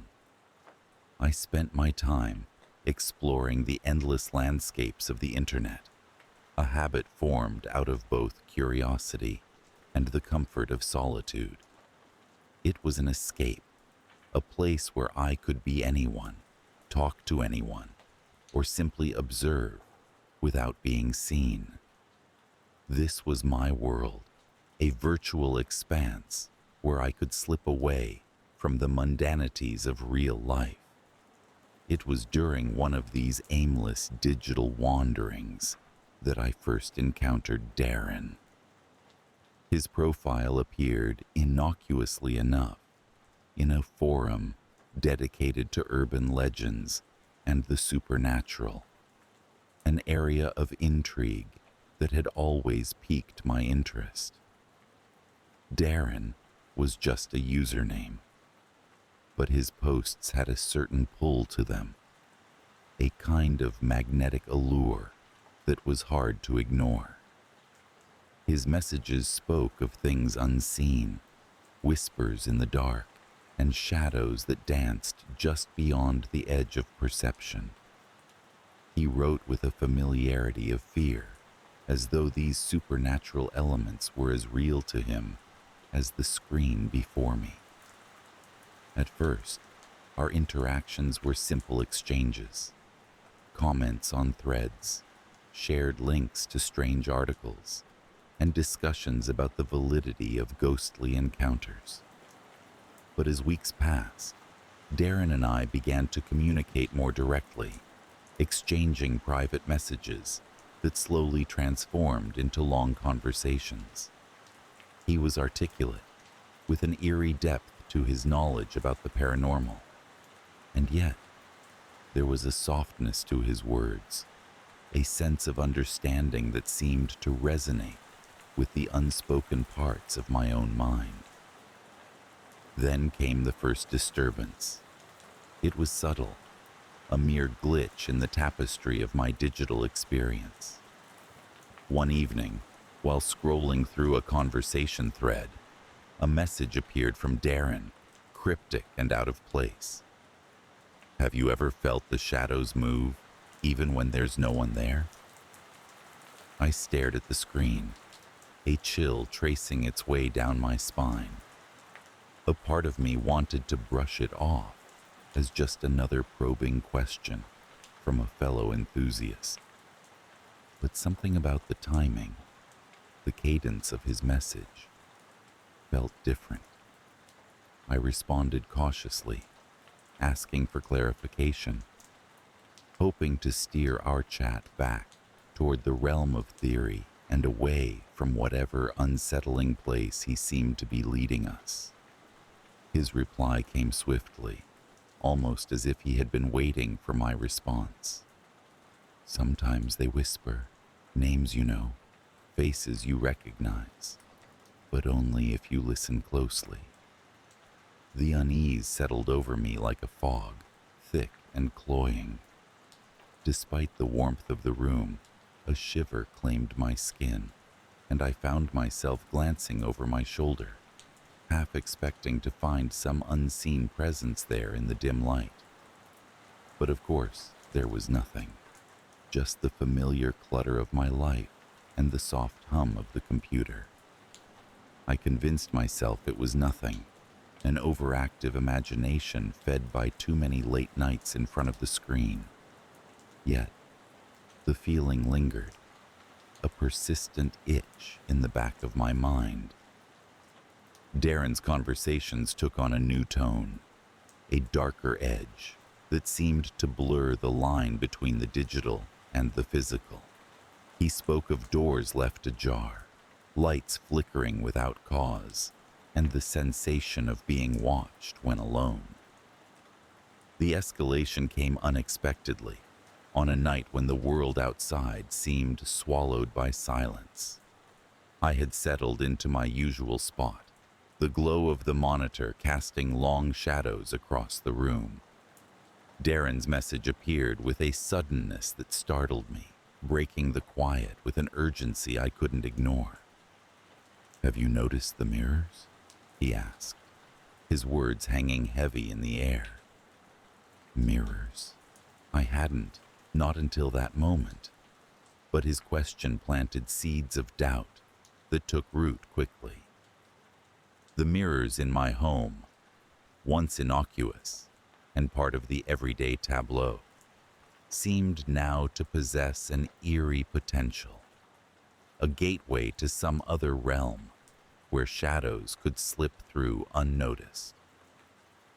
In the days that followed, I found myself avoiding them, conscious of their presence like never before. Darren's messages grew more insistent, urging me to pay attention, to see what lay beneath the surface of my reflection. And though I resisted, an inexplicable compulsion drove me to comply, to glance into those glassy depths and search for something I could not name. The climax arrived when I least expected it, in the dead of night, when the house was still and the world outside was a shadowy expanse. I awoke to the soft, insistent glow of the computer screen, Darren's latest message arriving unbidden, as though summoned by some unseen force. "Look closely," it read. "Can you see them now?" I hesitated, heart pounding in my chest. The room felt suffocating, the air thick with a tension I could not place. Slowly I rose from my bed, drawn toward the mirror that hung on the far wall, a simple, unadorned rectangle of glass that had suddenly taken on an ominous presence. With each step, my apprehension grew, a rising tide of dread that threatened to pull me under. I reached the mirror, my reflection staring back at me with wide eyes and a look of uncertainty that mirrored my own. For a long moment I stood there, transfixed by what should have been a familiar sight, but now seemed foreign and unsettling. And then I saw it. A flicker at the edge of perception, a shadow within a shadow, moving with a fluidity that defied explanation. It was there, in the depths of the glass, an amorphous darkness that shifted and writhed as though alive. My breath caught in my throat, and I fought the urge to turn away, to flee from the terrifying unknown that Darren had led me to confront. Yet, as the panic rose, something else stirred within me, a realization, a clarity that cut through the fear like a blade. Darren was not just a voice in the void, not merely a digital phantom tethered to the threads of my online existence. He was something more, something deeply entwined with the shadows that danced just beyond my sight. I stepped back, heart racing, the room spinning around me as the weight of my discovery settled in. The shadows had always been there, waiting patiently for the right moment to reveal themselves. And Darren, whatever he was, had been the catalyst, the guide who had led me to their dark threshold. In the days that followed, the lingering fear became my constant companion, a whispering presence that shadowed my steps. The mirrors were covered, the screens turned off, but the sense of being watched never truly left. I couldn't shake the feeling that the shadows had followed me from the depths of the digital realm, stepping through the boundaries of reality into the quiet corners of my life. Darren's messages ceased abruptly, leaving a void where his unsettling presence had once been. I searched for him in the familiar haunts of the internet, but it was as though he had never existed, a figment of my imagination conjured by the shadows themselves. Yet even in his absence, I could feel his influence, a subtle shift in the fabric of my world that could never be undone. Now, as I sit in the stillness of my home, I find myself drawn to the stories of others who have encountered similar phenomena, tales of imaginary friends and unseen forces that defy explanation. The shadows linger, always at the edge of my vision, a reminder of the door I opened and the darkness that waits beyond. I am left with a question that echoes in the silence. Was Darren ever real?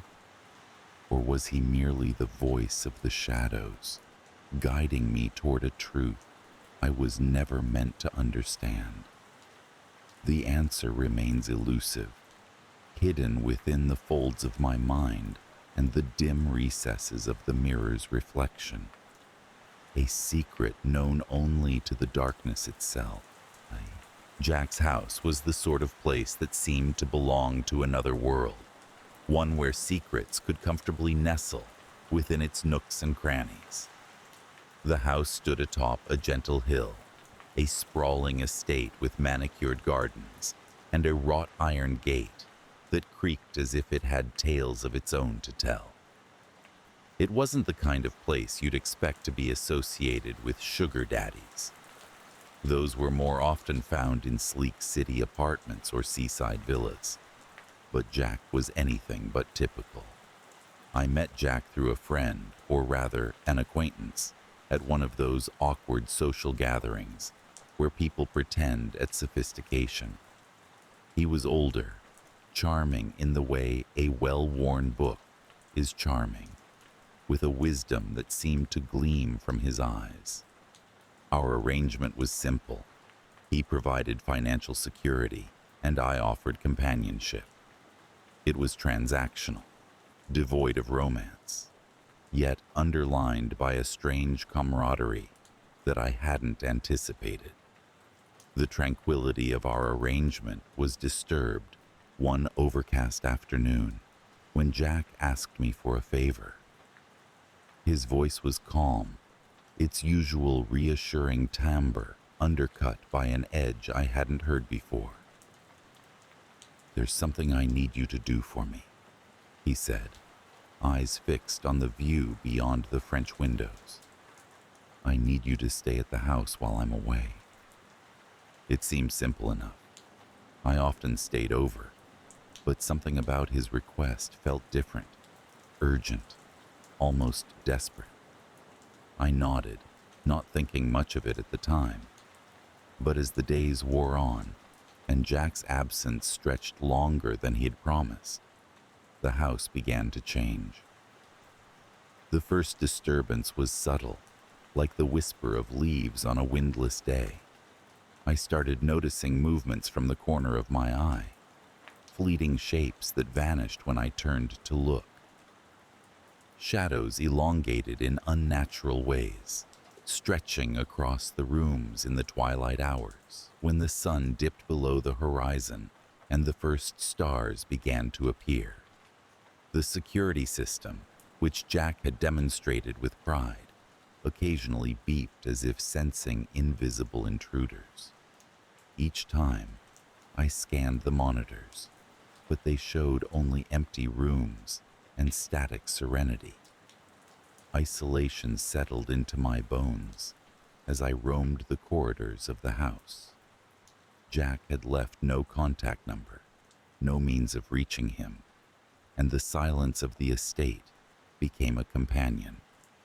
I told myself that I was letting my imagination run wild, that the creaks and groans of the old house were nothing more than its natural symphony. But doubts lingered, gnawing at the edges of my mind. One evening, as I was preparing to head to bed, the security system chimed loudly, its lights flashing a warning. Heart pounding in my chest, I rushed to the control room. The display showed movement in the East Wing, an area I rarely ventured into. The cameras flickered, caught in a digital stutter, before stabilizing on an image that sent chills down my spine. There, in the grainy footage, was a figure. It stood in the hallway, motionless, yet familiar. My breath caught as I realized it was me. Or at least, it looked like me, a perfect reflection, right down to the clothes I was wearing. I blinked, convinced my eyes were playing tricks on me. But the figure remained, a silent specter in the electronic glow. Panic clawed at my chest as I tried to rationalize the impossibility. Doppelgangers were the stuff of folklore and fiction, not reality. Yet there it was, an eerie mimicry lingering like an unwanted reflection. I hesitated, my hand hovering over the phone to call the police. But what would I say? That I was being haunted by a version of myself? The absurdity of it all silenced me, and I did the only thing I could. I stayed vigilant, watching the monitors until my eyes burned and the figure melted into the shadows. The escalation came with nightfall, bringing with it a deeper sense of unease. Every corner of the house seemed to harbor secrets, and every creak of the floorboards felt like footsteps following me. I found myself speaking aloud more often, as if my own voice could dispel the encroaching darkness. The figure on the monitors became a nightly occurrence, appearing and disappearing without pattern or reason. Each time it appeared, it seemed closer, its presence a constant threat to my sanity. Days turned into weeks, and I started to question my own identity. Was this some elaborate trick Jack was playing? A test of loyalty, or perhaps a punishment for some unspoken transgression? The thought chilled me, but I couldn't shake it. Desperation gnawed at me, and I began to explore the house more thoroughly, searching for answers in the dust-covered rooms and forgotten corners. It was during one of these explorations that I stumbled upon a hidden study, its door concealed by a faded tapestry. Inside, the room was lined with books and strange artifacts, relics of a life I realized I knew very little about. On a heavy oaken desk lay a journal, its pages filled with Jack's meticulous handwriting. Flipping through it, I discovered entries that spoke of a project, an experiment, he called it, searching for something he referred to as the shadow self. The words were dense and filled with philosophical musings, but one passage struck me. In every person, there exists a mirror, a shadow self. To meet one's doppelganger is to confront the deepest recesses of the soul. It read like a riddle, a cryptic explanation for the entity that haunted the halls. As the climax approached, the boundary between reality and nightmare blurred. Jack's study became my sanctuary, the journal my scripture. I read it obsessively, seeking the key to dispel the apparition. Sleep was a rare mercy, and when it came, it was filled with dreams of mirrors and endless corridors. The security system's alarm woke me one night, its shrill cry piercing the stillness. I rushed to the monitors, dread pooling in my stomach. The figure was back, but this time it was different, more vivid, as if it had stepped out of the screen and into the world. I watched, transfixed, as it moved with deliberate grace through the east wing, tracing a path I had memorized through countless nights of observation. Armed with nothing but a flashlight, I followed. The house seemed to breathe around me, its walls alive with unseen whispers. As I approached the east wing, the air grew colder, the shadows deeper. I found the figure standing in front of a mirror, its surface rippling like water. It turned to face me, and I was confronted with my own reflection, or the closest semblance of it. The face was mine, but the eyes held a depth of knowledge and understanding that I couldn't fathom. We stood there, mirror images of each other, as the world seemed to fall away. In that moment, time stretched, and the words from Jack's journal echoed in my mind. A confrontation with the self, a merging of realities. I reached out tentatively, fingers brushing the cold surface of the mirror. The figure mirrored my movements, its expression serene, almost sympathetic. There was a flash of light, a sensation of falling, and then I was alone, standing in the moonlit hallway, staring at my own bewildered face in the reflection.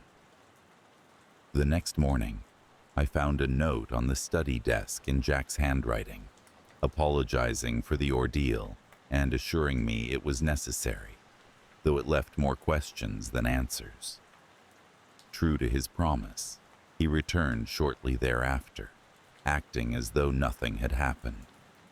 I tried to press him for explanations, but his responses were evasive, dismissive. The lingering fear never truly faded. Even now, months later, I catch glimpses of movement in mirrors, fleeting reflections that vanish when I look too closely. Jack and I maintain our arrangement, but the dynamics have shifted, the boundaries of our roles blurred by the encounter. The house, with its grand rooms and shadowed corners, remains a place of mystery, a labyrinth of secrets that continues to hold me captive. The question of who or what I saw in the mirror remains unanswered, a silent specter that shadows my every step. And in the quiet moments, when the world slows and the solitude of the house presses in, I wonder if the real horror is the realization of how little separates me from the ghost in the glass. The summer of 1998 was shaping up to be unlike any other. Tomskog, a sleepy little town nestled in the green folds of Minnesota, was laced with a peculiar kind of warmth and ease, the kind that pulls you out of bed with a promise of adventure and joy. For me, it promised the same until the day I found the mirror. Our family house, a sprawling relic from the early 1900s, housed secrets in its wooden panels and whispers in its corridors. Despite the age, I always found the house reassuring, like an old, wise friend who had seen much, but said little. That summer, my parents had taken a trip to Europe, leaving me to my own devices, with only a few neighbors and the occasional visit from relatives to keep me company. I relished the solitude, spending my days biking along the river, reading old novels in the hammock, and exploring the attics and basements of our home, a place I had known since childhood, but still held undiscovered territories. The mirror was discovered in the attic, covered in a thick layer of dust and shadows. It was an ornate thing, easily over 7 feet tall, with intricate floral carvings along its wooden frame, the kind of craftsmanship you didn't see much of anymore. The early morning sun slanting through the attic windows caught the glass, sending shards of light dancing across the floorboards, drawing me closer. As I wiped away the dust, the reflection that stared back was mine, but it held a peculiar depth, as if the glass had more to say than I could comprehend at first glance. That was the first disturbance, subtle and almost dismissively commonplace, yet a seed was planted, growing roots I couldn't yet feel. At first, I thought little of it. A mirror was just a mirror, after all. But as days slipped into weeks, the reflection in the glass seemed to change, slight differences that were easy to dismiss as tricks of light, or my imagination playing games with a summer-idled mind. Yet, once noticed, the irregularities grew with a relentless, anxious kind of consistency. My reflection often lingered a second too long, its eyes following me even after I stepped away. Sometimes it was the smallest things, a strand of hair out of place, the way the corner of my mouth twitched differently than I felt. Small things that added up to a mounting series of unnerving inconsistencies. The mirror became a guilty obsession. Every day, I would climb the attic stairs and stand before it, searching, scrutinizing. Each visit left me with an unshakable feeling of unease. The reflection was becoming more its own entity, a shadow of myself, shaped alike, yet fundamentally different. There was no logical explanation, nothing in the realm of reason that could account for the creeping sensation that I was being watched, followed by something that wore my skin, but was not me. One evening, as the sun dipped below the horizon, painting the sky in hues of orange and purple, I faced the mirror as usual. This time, the reflection did not move at all. I lifted my hand, and it remained still, eyes fixed on mine with a palpable intensity that screamed of sentience. I stumbled back, a cold fear prickling my skin as if I had been caught in a sudden icy wind. It was no longer my reflection. It was something else entirely. The escalation was swift, as if the realization had opened a floodgate. Nights became restless, haunted by dreams where I was trapped within the confines of the glass, screaming silently as the reflection, my double, walked freely in my world, speaking with my voice, living my life. The days, too, bore the weight of an unseen presence. Shadows became longer, deeper. The house, once a sanctuary, turned alien. Each creak of the floorboards or rustle of the wind, a reminder of the duality I couldn't escape. My conversations with the neighbors became strained. I caught them glancing at me with eyes that held confusion, as if they were seeing something different from what they remembered. My aunt visited once, a brief pit stop on her way to a conference in Minneapolis. She looked at me, her eyes narrowing in a way that made my skin crawl, a look that said she saw through to something other than what I was presenting. "This house always had a strange vibe," she said, sipping her coffee, her gaze lingering on me longer than was comfortable. "You look tired. Maybe you should get out more." I nodded, but said nothing. The words stuck in my throat like thorns. The climax came on the hottest day of August. The air was thick with the promise of a storm, electricity humming just beneath the surface. I awoke with a start, certain I heard a voice, my voice, whispering my name. It was coming from the attic. I hesitated at the foot of the stairs, my heart a rapid drumbeat in my chest. With each step, the voice grew louder, clearer, until I was standing before the mirror once more. There in the glass, my reflection was waiting, patient and smug. It smiled a slow, deliberate smile that I did not feel.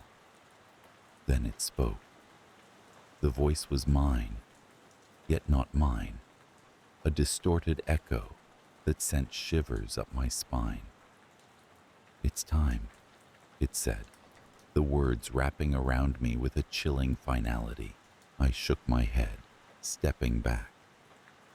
"This isn't real. You aren't real," I whispered, my voice trembling. The reflection tilted its head, eyes dark with something beyond malice, something ancient and knowing. "Real is perception, dear one.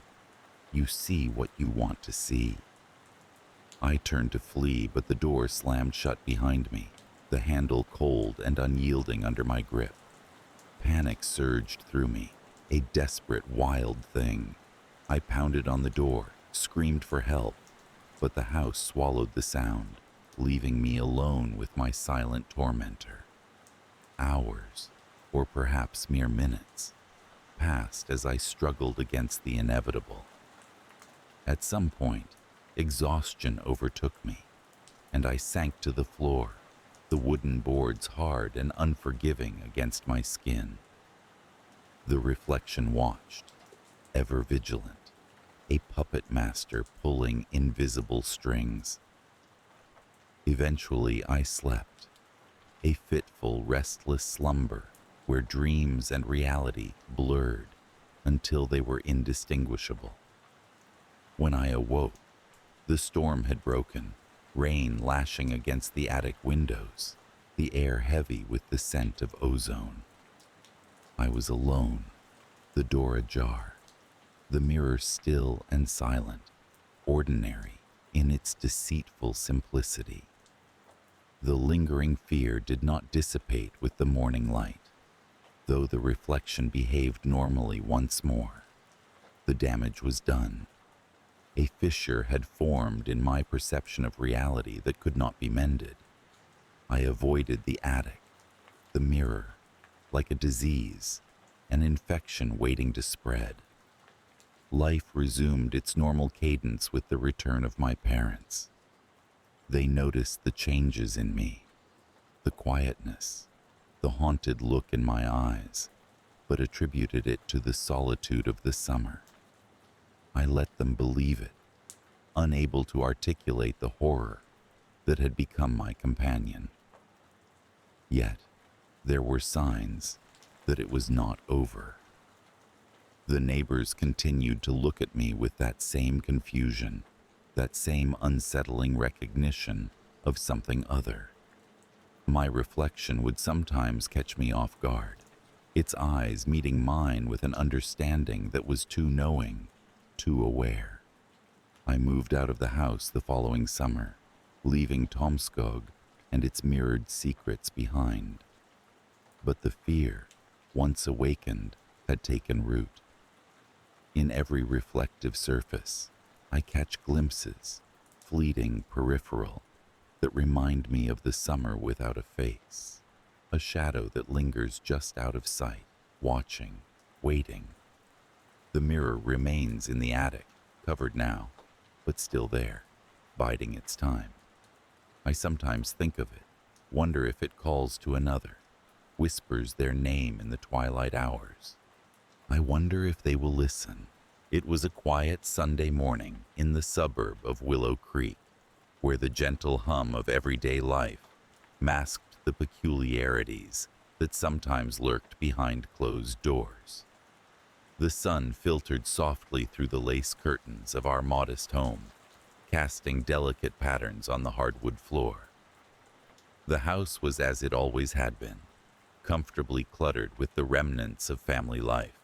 Children's toys scattered in the living room, grocery lists pinned to the fridge, and the faint smell of freshly brewed coffee wafting from the kitchen.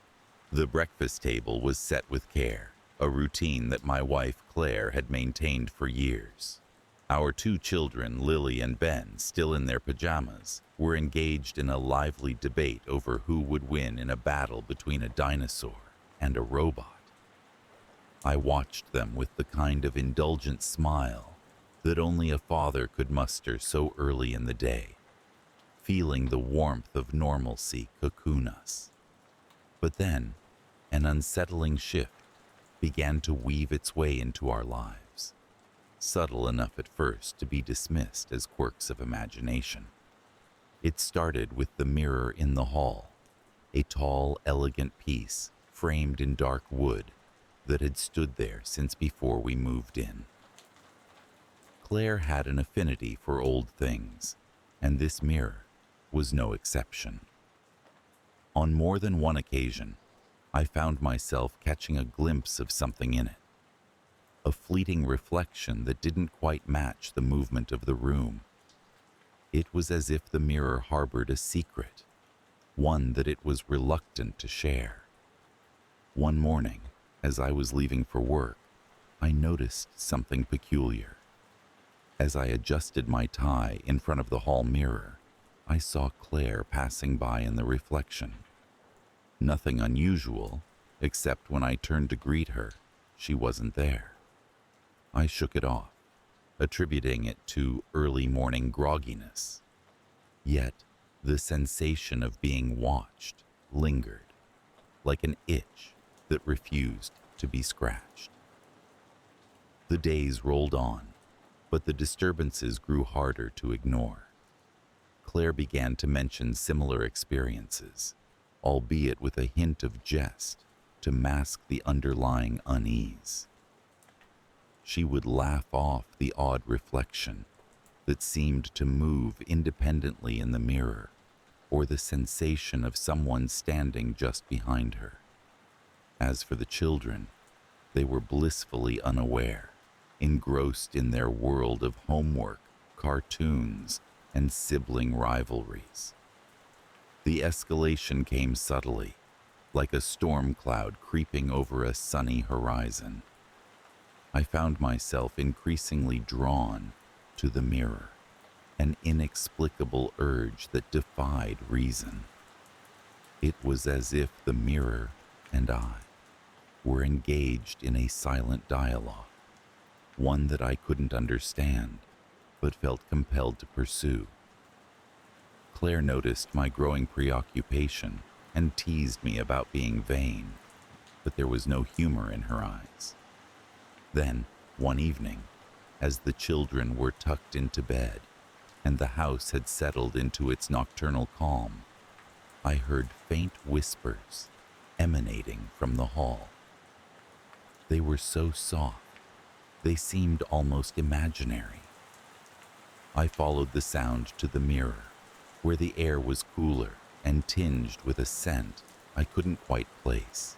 It was then that I saw it, my reflection, but not quite mine. The face was mine, but the eyes were different, colder, and there was a smirk that never touched my lips. I stepped closer, entranced and horrified, and the whispers grew more distinct, though I could not make out the words. It was as if the person in the mirror was trying to tell me something important, but the glass barrier rendered it incomprehensible. I reached out instinctively, my fingers brushing against the smooth surface, and for a brief moment, it felt as though the glass gave way, like the surface of a pond. Panicked, I withdrew my hand, breaking the spell. The mirror showed only my reflection once more, the strange visage gone. I retreated to the living room, where the familiar sounds of the television offered some semblance of normalcy. Claire was there, engrossed in a book, and I hesitated to tell her about what had happened. How could I, when I couldn't even explain it to myself? But the fear had already planted its roots, spreading through the house like an invisible vine. It affected Claire too, though she tried to hide it. She became quieter, more introspective, often staring into the distance, as if searching for something just beyond her reach. The children sensed the tension, their laughter more subdued, their games interrupted by glances over their shoulders. The climax came on a night when the wind howled through Willow Creek, rattling the windows and moaning through the eaves. I was in the study, sorting through bills and paperwork, when I heard the unmistakable sound of shattering glass. Rushing to the source, I found Claire standing in the hallway, staring at the shattered remains of the mirror.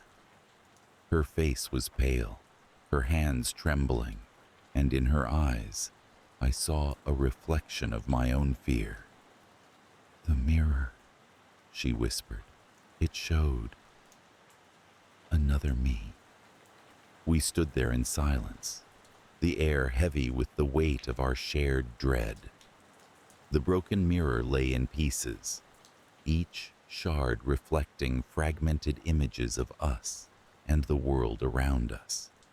It felt as though the house itself was holding its breath, waiting for something to happen. In the days that followed, we tried to piece our lives back together, but the sense of unease never left.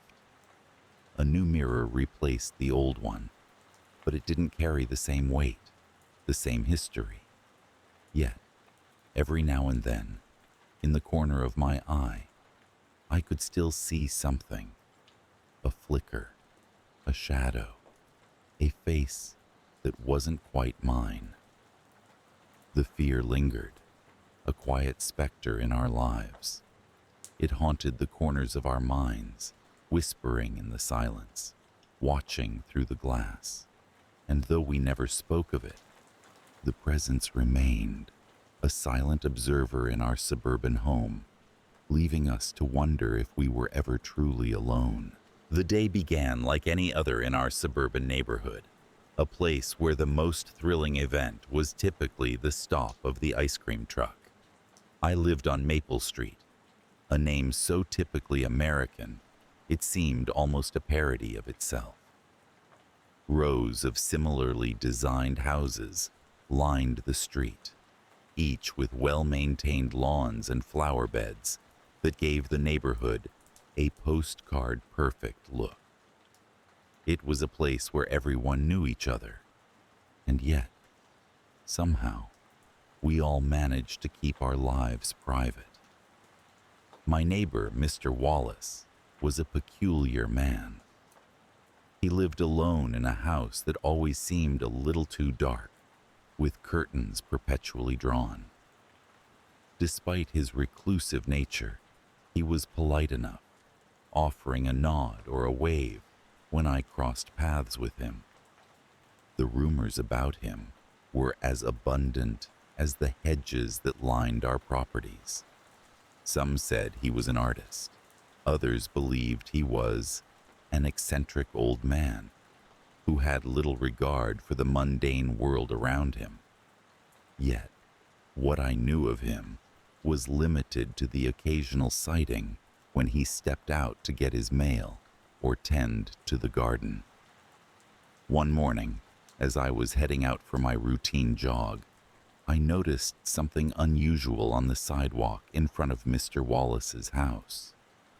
Drawn in white chalk were a series of intricate symbols.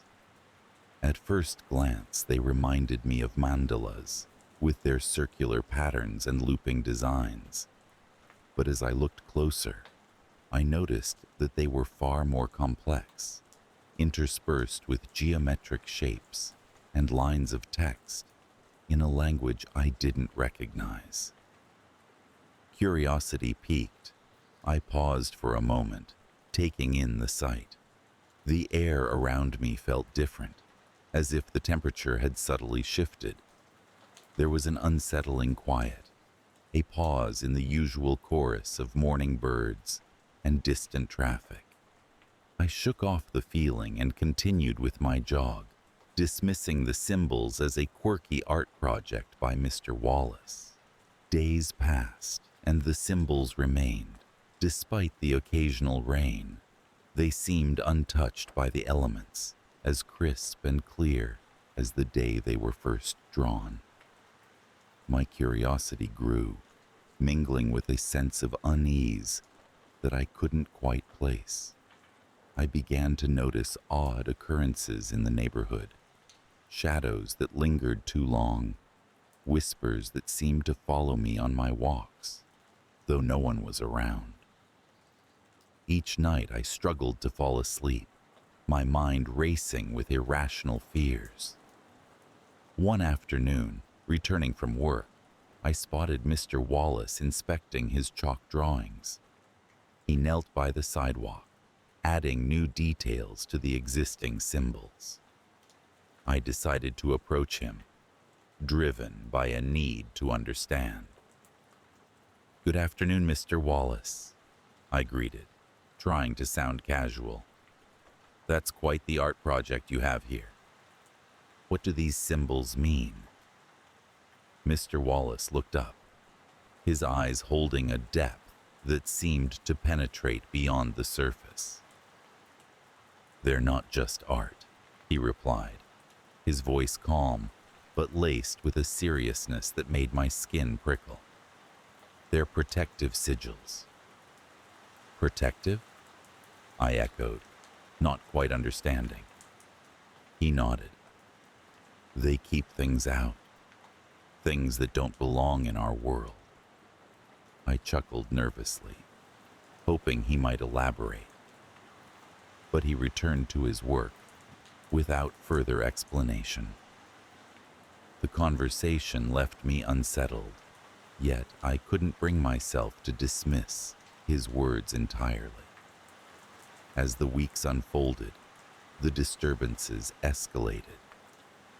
I began to see glimpses of movement in my peripheral vision, fleeting shadows that disappeared when I turned my head.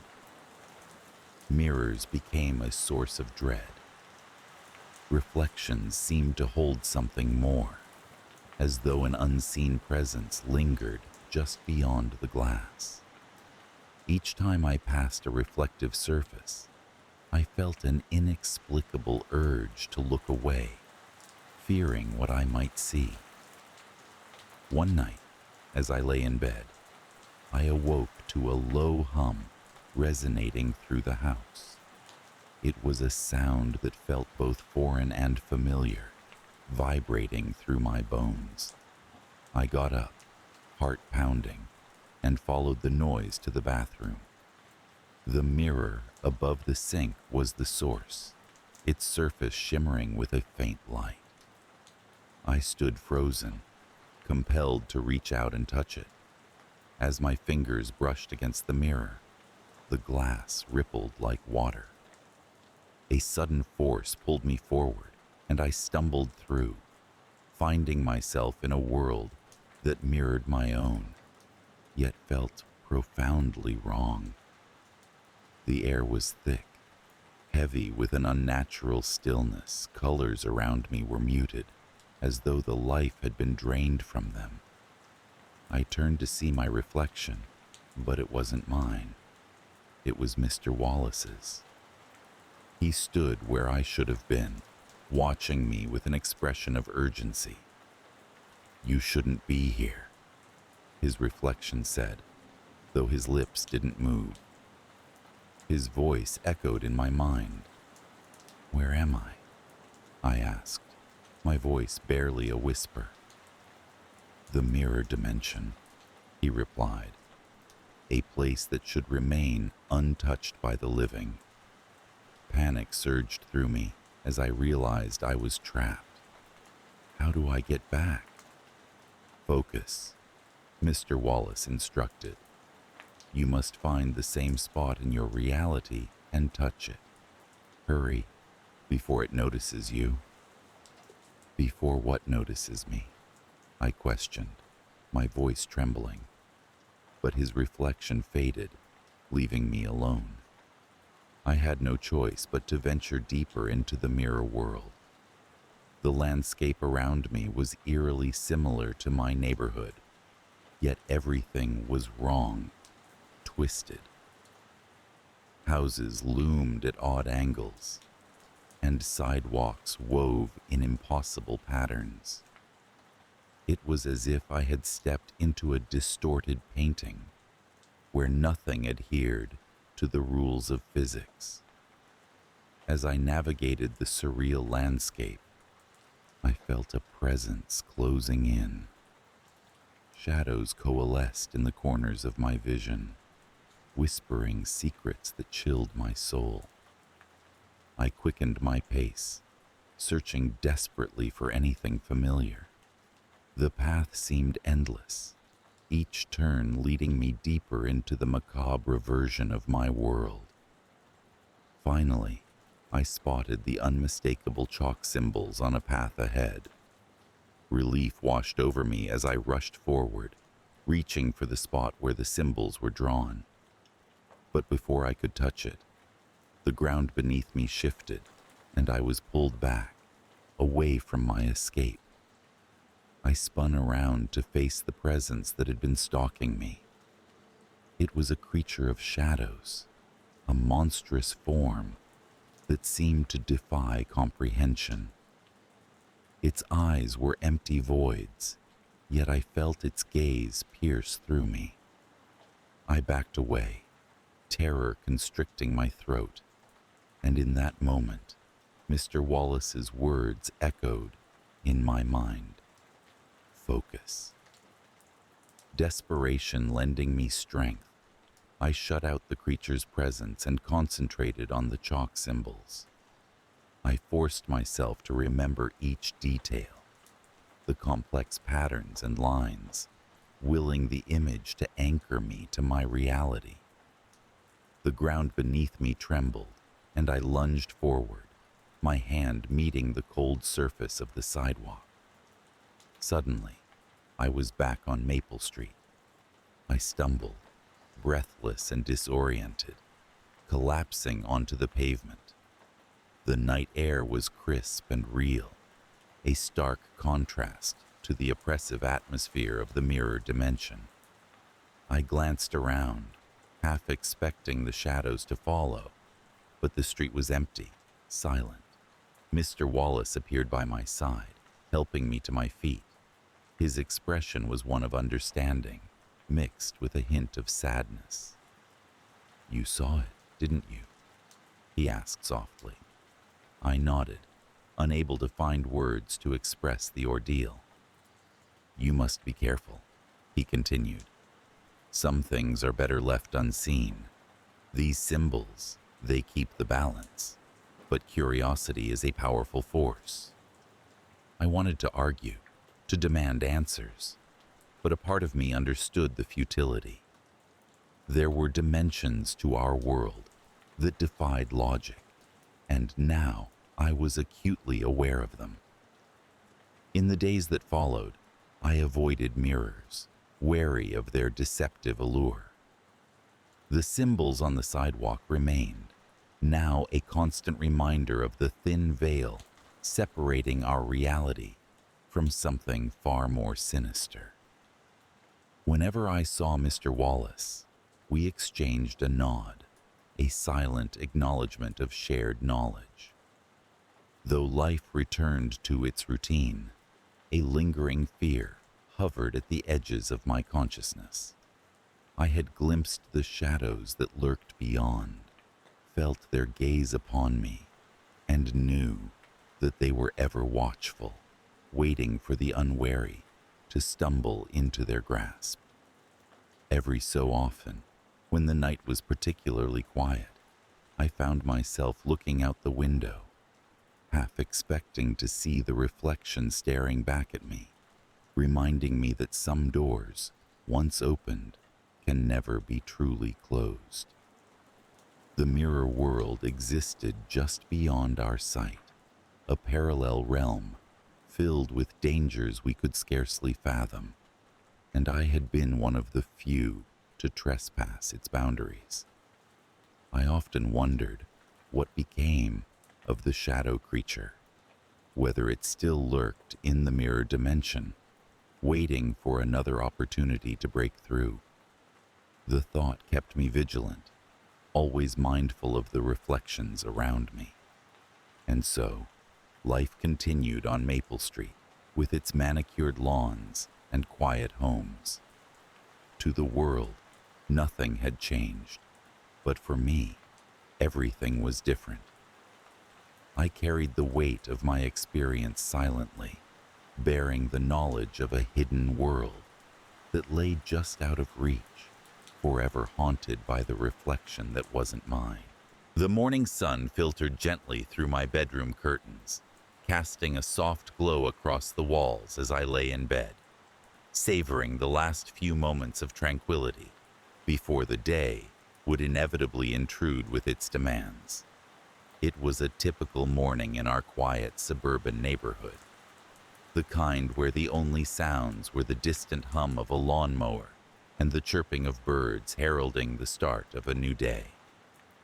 The sort of morning where nothing extraordinary was expected to happen, where the world seemed perfectly content in its sameness.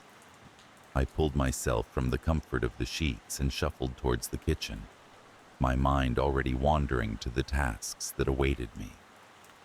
As I stood pouring coffee, I glanced out the window, expecting nothing more than to see the familiar scene of our front yard, the neatly trimmed hedges and the flowering shrubs that had taken so long to cultivate.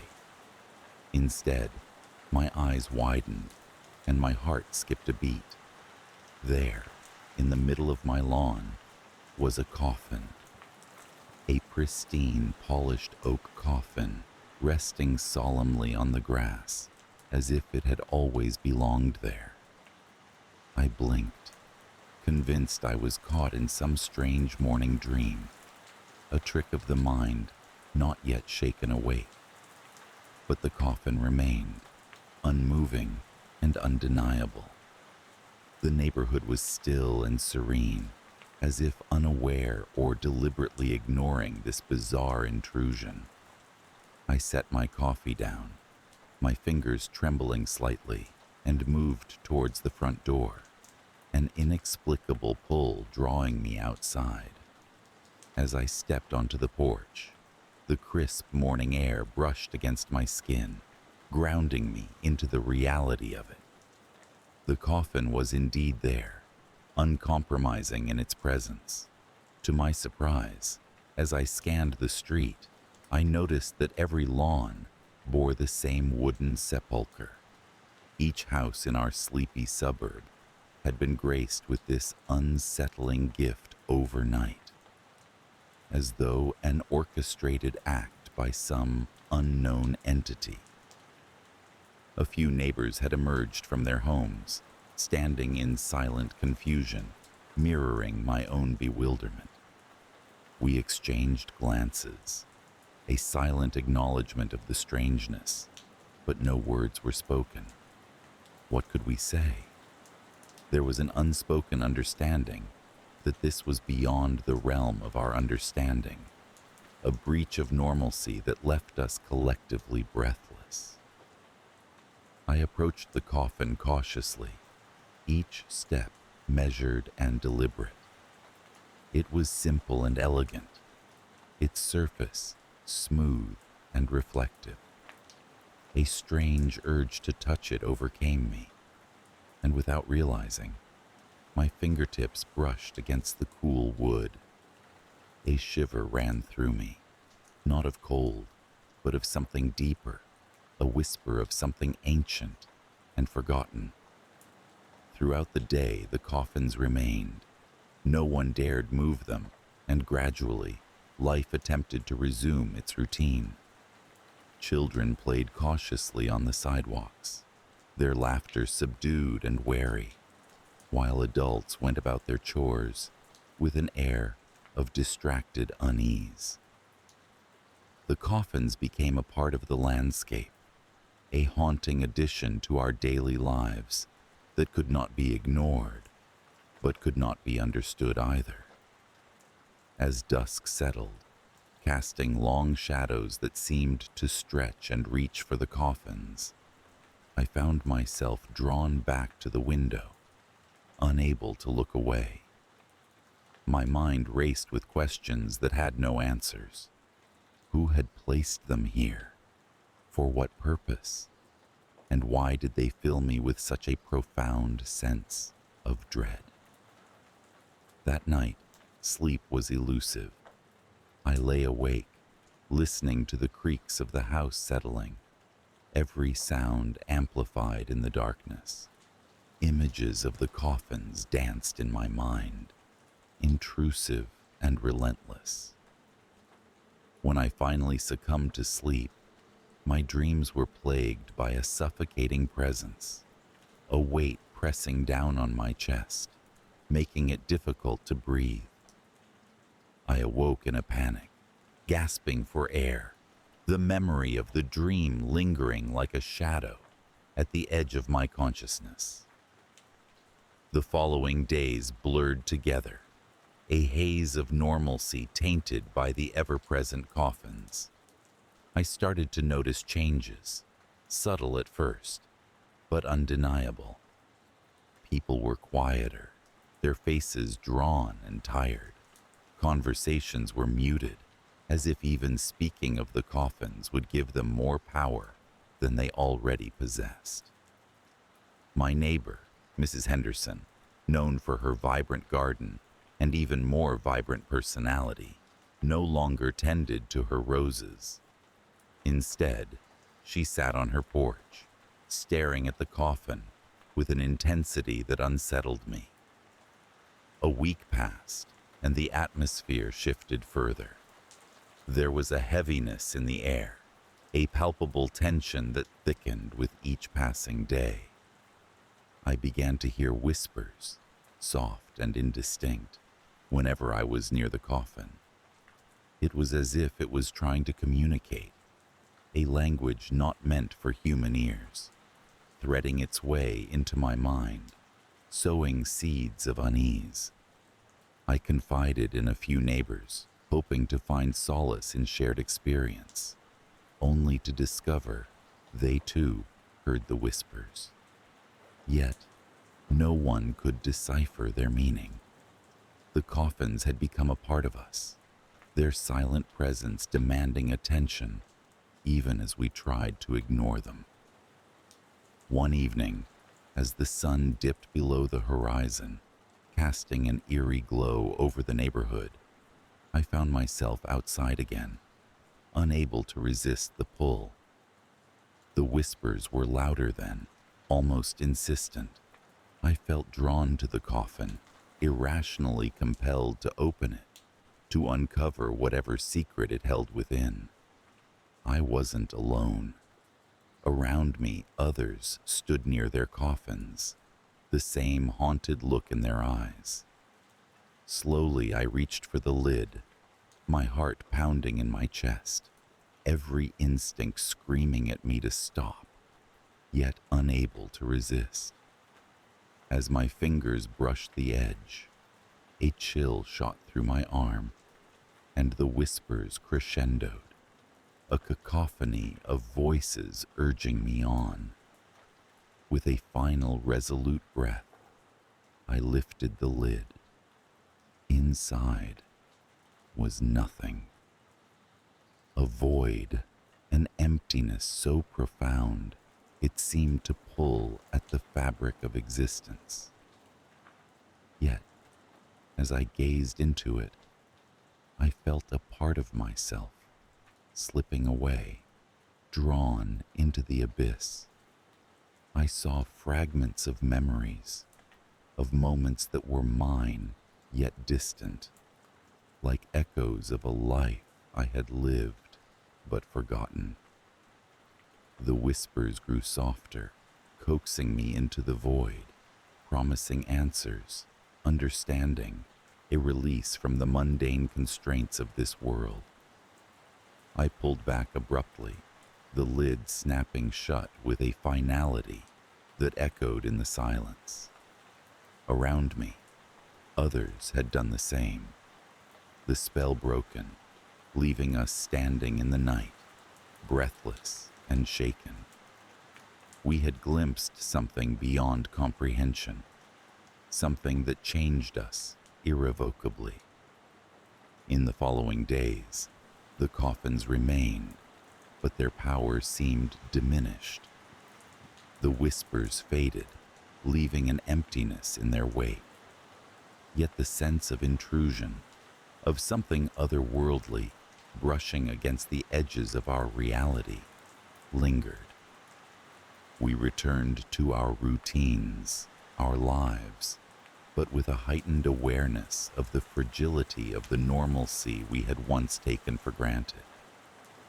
I found myself spending more time in reflection, contemplating the nature of existence, of the unseen forces that shape our lives.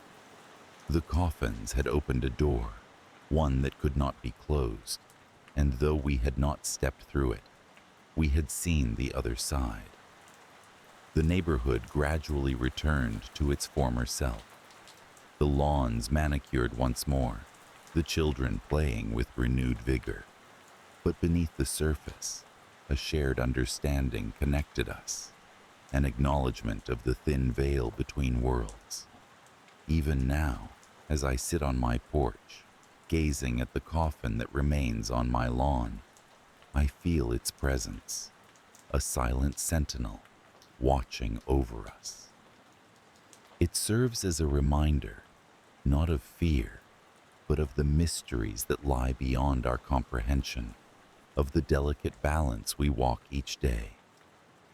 And though the whispers have ceased, replaced by the familiar sounds of suburban life, I know that the coffins will always be a part of us, a shadowy testament to the unknown that we can never fully escape.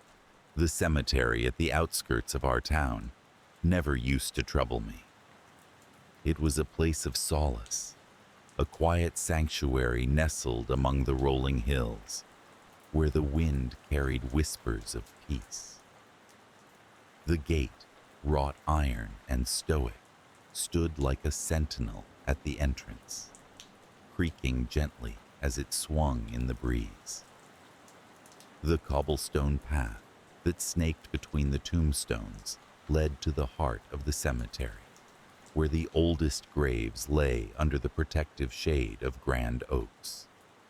The venerable headstones, their once sharp inscriptions worn by time, seemed to watch over the resting souls with a solemn reverence. The job of a night watchman fell to me by a stroke of chance. When Mr. Hargrove, the previous keeper, retired, he recommended me, having seen my careful nature and my appreciation for the quiet. I accepted, grateful for the solitude the night shift offered.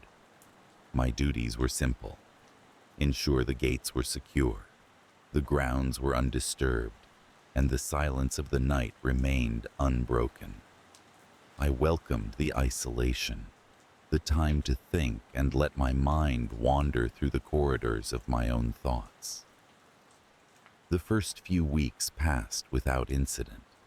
Nights melded into each other, a tapestry of starry skies and the rhythmic rustling of leaves. I carried a flashlight, its beam cutting through the darkness like a knife, but I rarely needed it. The path was familiar, and the moonlit nights rendered the need for an artificial light almost obsolete.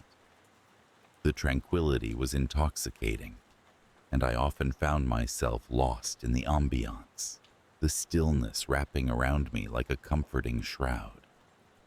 It was on a particularly chilly night in late autumn that I first noticed something was amiss. The air was crisp, biting at my skin, and a thick fog rolled in from the lowlands, blanketing the cemetery in an eerie silence. As I made my rounds, I felt a strange sensation, as if the fog wasn't just obscuring my vision, but also my other senses.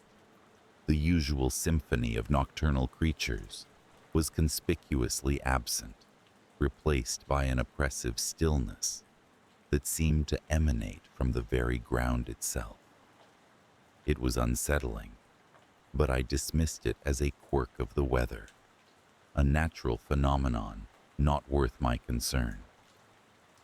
Yet, as the nights wore on, the sensation grew stronger. An inexplicable unease gnawed at my insides, a persistent whisper at the edge of my consciousness. There were times when I thought I heard faint murmurs beneath the earth, a chorus of muted voices carried on the breeze. I would stop, listen intently, but the sounds would vanish as quickly as they came, leaving me questioning my own sanity. The disturbance escalated slowly, weaving itself into the fabric of my nightly routine. The whispers became more frequent, and the fog, once an occasional visitor, was now a constant swirling presence. It was as if the cemetery was trying to communicate, to share a secret buried deep beneath its surface. I began to notice subtle changes in the landscape, the way the earth seemed to shift slightly, the way shadows played tricks on my eyes, elongating and retreating with a life of their own. It wasn't long before I started seeing them, figures, shadowy and indistinct, flickering in and out of existence at the peripheries of my vision. They were elusive, spectral forms that seemed to emerge from the mist itself, only to dissipate when I turned to focus my gaze. I told myself they were illusions, tricks of light and shadow, but the logical part of my mind struggled to reconcile the frequent occurrences. Despite the growing dread, I continued my duties, driven by a morbid curiosity and a sense of obligation. The cemetery had become more than just a place of work. It had become an enigma, a puzzle begging to be solved. I found myself drawn to it, compelled to uncover the truth behind the whispers, the shadows, and the inexplicable sense of presence that permeated the air. One night, the whispers were particularly strong. They resonated through the ground, vibrating up through the soles of my boots, an insistent hum that demanded attention. I followed the sound, my pulse quickening as I approached the epicenter. It led me to a secluded corner of the cemetery, where a cluster of ancient gravestones stood in silent vigil. The air was thick with anticipation, and as I stood there, the ground began to tremble subtly, almost imperceptibly. I dropped to my knees, pressing my ear to the cold earth. The voices were clearer now, distinct and melodious, a haunting harmony that resonated deep within my soul. It was as if the dead themselves were singing, their song a lament of loss and longing. I was entranced, caught in a web of sound that filled my mind with images of distant fields and forgotten memories. Suddenly, the earth beneath me shifted, and I stumbled back, scrambling to my feet as a fissure opened in the ground. It was a narrow crack, dark and foreboding, from which a chill emanated like a breath from the abyss. In the dim light, I saw movement within the crevice, shadowy figures, writhing and twisting, their forms indistinct and ephemeral. Fear gripped me, but so did an overwhelming sense of wonder. I was witnessing something beyond comprehension, a glimpse into a realm hidden beneath the veneer of the ordinary.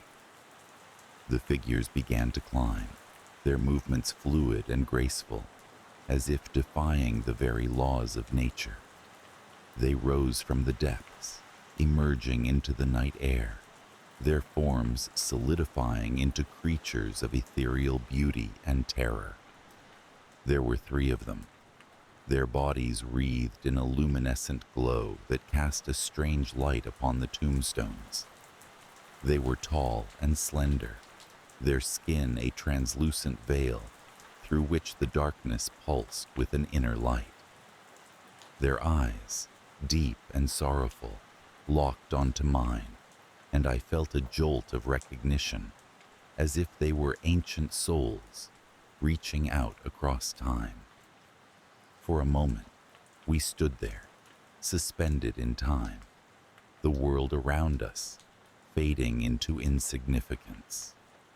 Then, as if by some unspoken agreement, they turned and began to glide down the path, their forms dissolving into the mist with each step.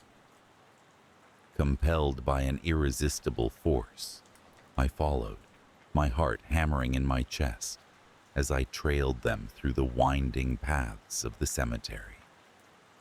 The journey led us to the heart of the cemetery, where the oldest graves lay under the watchful gaze of the oaks. Here, the mist parted, revealing a circle of stones, ancient and weathered, arranged in a pattern that spoke of forgotten rituals and lost knowledge. The figures halted at the center, their presence filling the circle with a tangible energy. One of the creatures turned to me, its eyes like pools of liquid night, and a voice echoed in my mind, a voice without sound, yet resonant and clear. "We are the guardians," it intoned, its words a melody of sorrow. "We have watched over the sleeping for centuries, but the time for secrecy has passed." As it spoke, the air shimmered with a luminescent thread, weaving a tapestry of light between the stones. The past unfolded before my eyes, a vision of the land when it was young and untamed, when the creatures walked freely among the living, sharing their wisdom and their sorrow. I saw the bond between the worlds, strong and unbroken, until fear and misunderstanding drove them apart, burying the truth beneath layers of earth and time. "You are the bridge," the creature continued, its voice a gentle caress. "You have been chosen to bear witness, to remember, to share the story of what once was and what could be again. But beware, for the path is fraught with danger, and the darkness is always near." With those words, the vision faded, and the creatures dissolved into the mist, leaving me alone in the circle of stones. The air was still, the night silent once more, and I was left to ponder the enormity of what I had seen. The night passed in a haze, my mind a whirl of thoughts and questions. As dawn crept over the horizon, I returned to the gate, my heart heavy with the burden of knowledge. The cemetery was unchanged, the gravestones standing as they always had, silent witnesses to the passage of time. But for me, everything was different. The world had shifted, revealing layers of reality I had never imagined. The whispers continued, a constant reminder of the creatures beneath, their voices a haunting melody that lingered in the air. I kept my vigil, night after night, my senses attuned to the unseen. The cemetery was no longer just a place of rest. It was a threshold, a place where the veil between worlds was thin, where the past and the present coexisted in a delicate balance. And so I remain, the cemetery watchman, the keeper of secrets, the bearer of a story that defies explanation. The creatures, the guardians, they watch from the shadows, their presence a constant reminder of the mysteries that lie beneath the surface, waiting to be uncovered by those willing to see. As the years pass, the fear lingers, a shadow at the edge of my vision, a reminder of the unknown that waits just beyond the realm of the ordinary. The whispers continue, and I listen, ever vigilant, ever aware, knowing that the world is a far stranger place than I ever imagined, and that the line between the seen and the unseen is as thin as a whisper in the night. The full moon hung low in the sky, casting a silvery luminescence over the cemetery. It wasn't like any ordinary cemetery, though. It was ancient, with gravestones that leaned with age, inscriptions eroded by time. I had come here often as a child, drawn by the mystery and solitude it offered. The place was familiar, comforting even, in its stillness. I would wander among the graves, imagining the stories of those who lay beneath, lives that once thrived and faded into whispers of history. Tonight, however, felt different. There was a chill in the air that wasn't typical of early autumn, a shiver of something unseen that prickled at the back of my neck. As I walked through the winding paths between the headstones, I couldn't shake the feeling that I was being watched, though the cemetery was deserted. Shadows seemed to stretch and morph in the moonlight, playing tricks on my eyes. I had never been afraid of this place, not until I stumbled upon the entrance to the underground chamber. I had heard rumors of its existence, tales spun by the elders about a hidden crypt beneath the earth, where ancient secrets lay buried. As a skeptic, I dismissed these stories as folklore until curiosity got the better of me. It was by chance that I discovered it. An ornate stone slab, slightly ajar, behind a cluster of overgrown bushes. It was unlike anything I had seen here before, adorned with carvings so intricate they appeared to dance in the moon's glow. As I crouched to examine the stone, the air shifted, carrying with it a whisper, a voice so gentle yet firm that it seemed to resonate deep within my core. "Heed the call," it said, a phrase that echoed like ripples in a pond. I pulled back, startled, yet inexplicably drawn to the chamber below. Summoning courage, I pushed the slab further open, revealing a dark, yawning passage. I hesitated only a moment before descending, the air growing colder as I moved deeper into the earth. My flashlight beam cut through the inky darkness, revealing walls lined with more of those intricate carvings, symbols and figures that told stories of times long forgotten, of rituals and sacrifices made to appease gods that demanded reverence and fear. At the bottom of the steps, the chamber unfolded before me, vast and echoing, with a domed ceiling supported by ancient columns. In its center stood an altar, simple yet commanding. The air here was dense, charged with a sense of anticipation. The whispers returned, more insistent now, and I realized with a start that they weren't emanating from around me but from within. The first disturbance came as I stood there, transfixed by the altar. The earth trembled beneath my feet, a low rumble that reverberated through the chamber. Dust fell from the ceiling, and the carvings on the walls seemed to shimmer with an eerie light.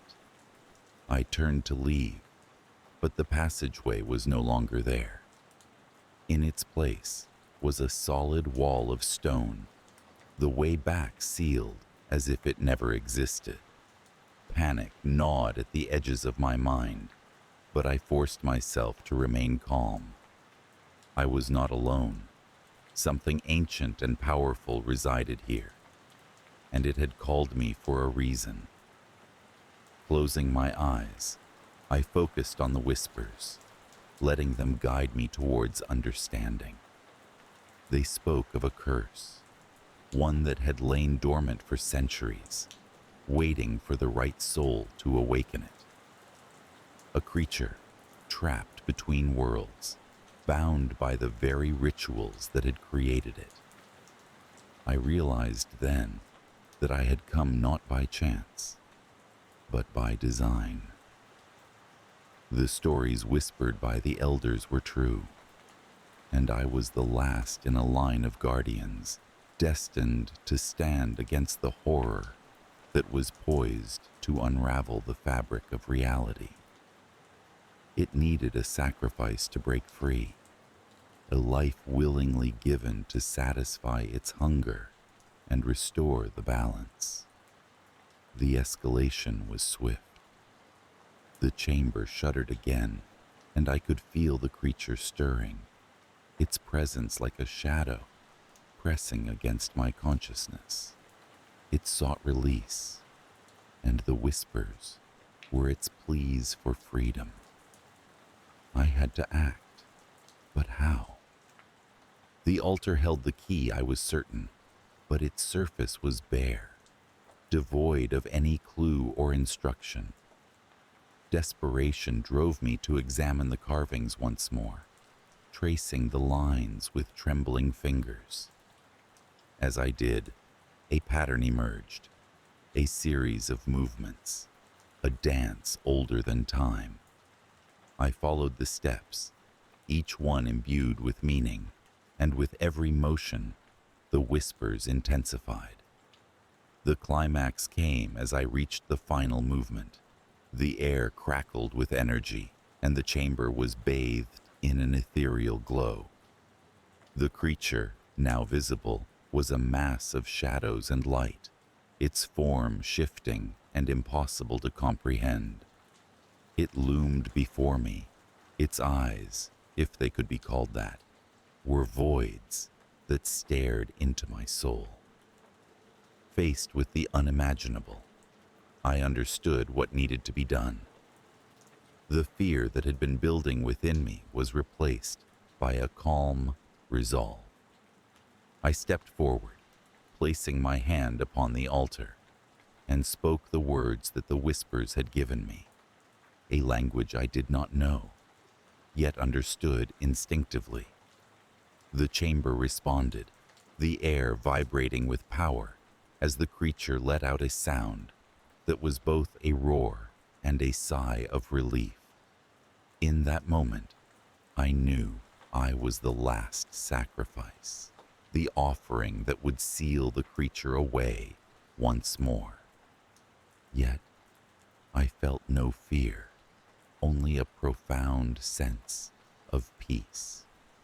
The light enveloped me, and I became part of the chamber, part of the ancient story that would be told to those who dared to listen.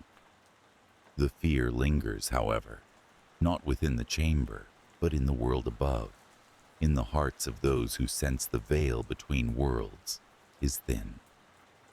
The cemetery remains as it always was, a place of stories and dreams, and sometimes, in the silence of the night, the whispers return.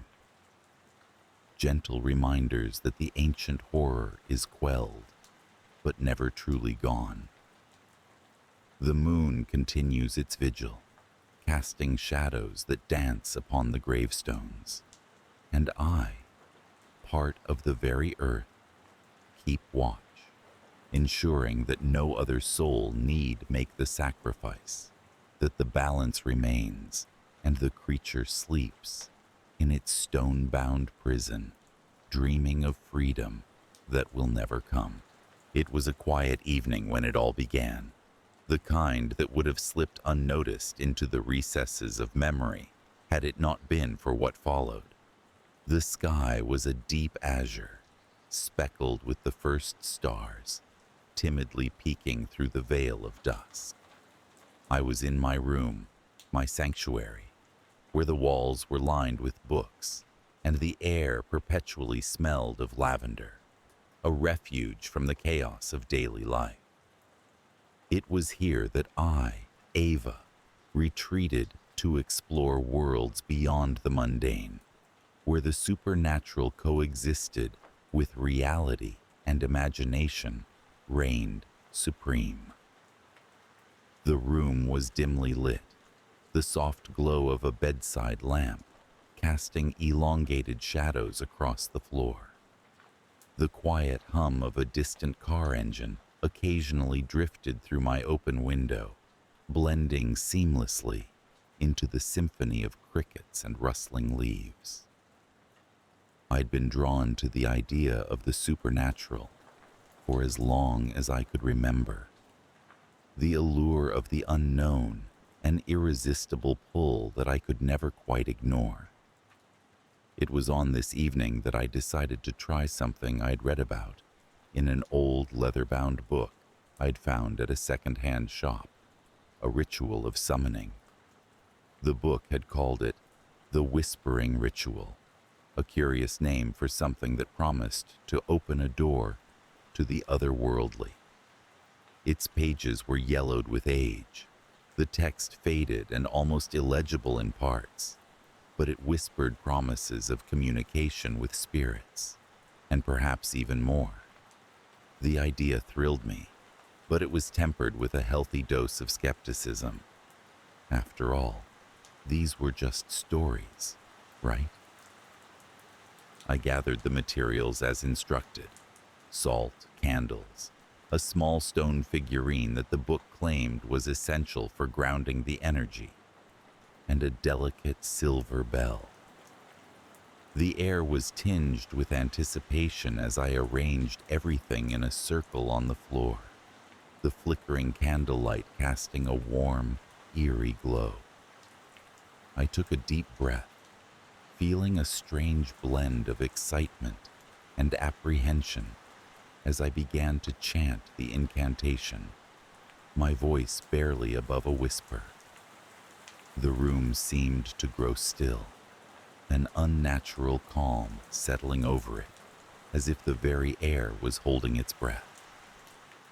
The candles flickered, their flames growing taller and more vibrant, casting dancing shadows on the walls. I felt a tingling sensation spread across my skin, like static electricity building up before a storm. It was an exhilarating rush, making my heart beat faster and my hands tremble slightly. Suddenly, a gust of wind swept through the room, extinguishing the candles in a single breath. I was left in darkness, the only light coming from the muted glow of the street lamp outside filtering through the curtains. The temperature dropped noticeably, a chill seeping into my bones and settling there, heavy and unyielding. I felt an inexplicable presence, an awareness that I was not alone anymore. It was then that I heard it, a soft whisper that seemed to echo from every corner of the room, its words indistinct yet insistent, as if trying to communicate something vital. I strained to listen, heart pounding in my chest, a mix of fear and fascination rooting me to the spot. The whispering grew louder, weaving its way into my thoughts until it felt like an external voice within my own mind. Then, as quickly as it had come, the whispering stopped, leaving a ringing silence in its wake. I sat there, breathless and disoriented, trying to process what had just happened. Had I really managed to make contact? My rational mind struggled to make sense of it, but the feeling of another presence was undeniable. In the days that followed, things began to change. At first, it was subtle. Objects would not be where I'd left them. The air in my room felt charged with a strange energy, and there was always that lingering chill, as if the room itself had not warmed up since that night.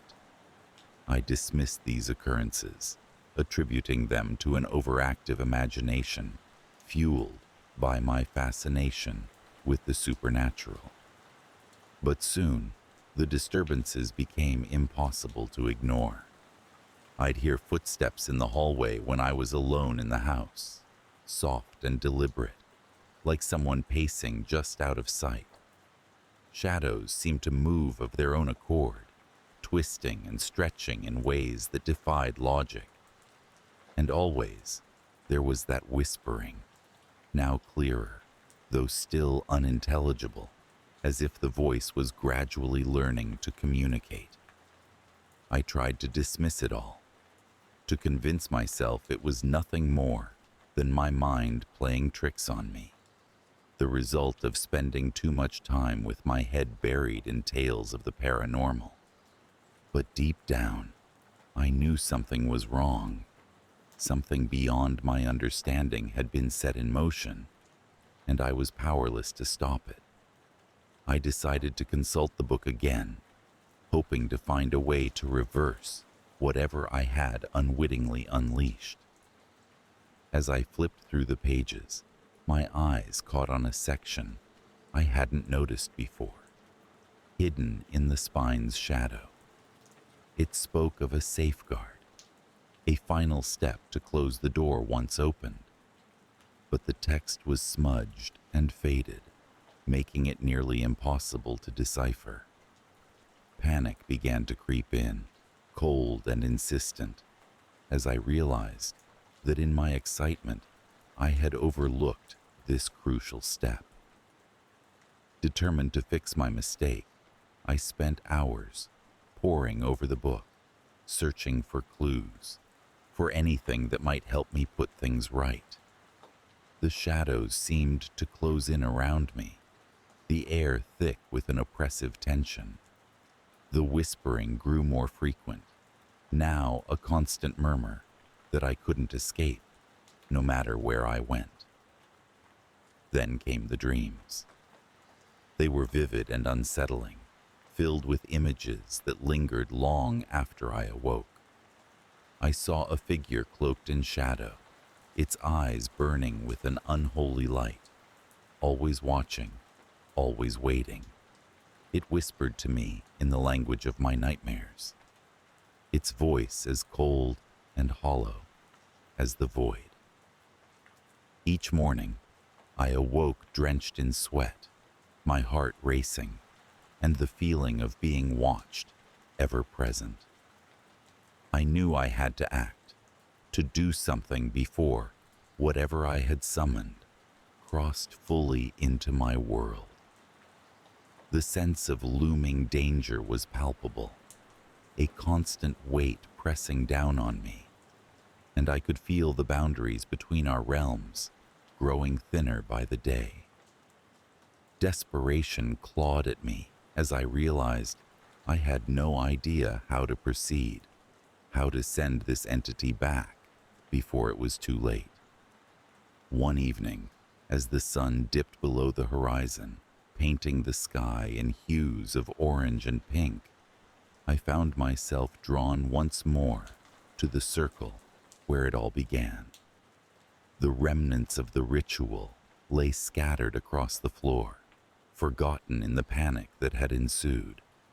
I sat there, surrounded by the fading light and mounting shadows, the room silent save for the quiet whispering that never ceased. In that moment of stillness, an idea began to form.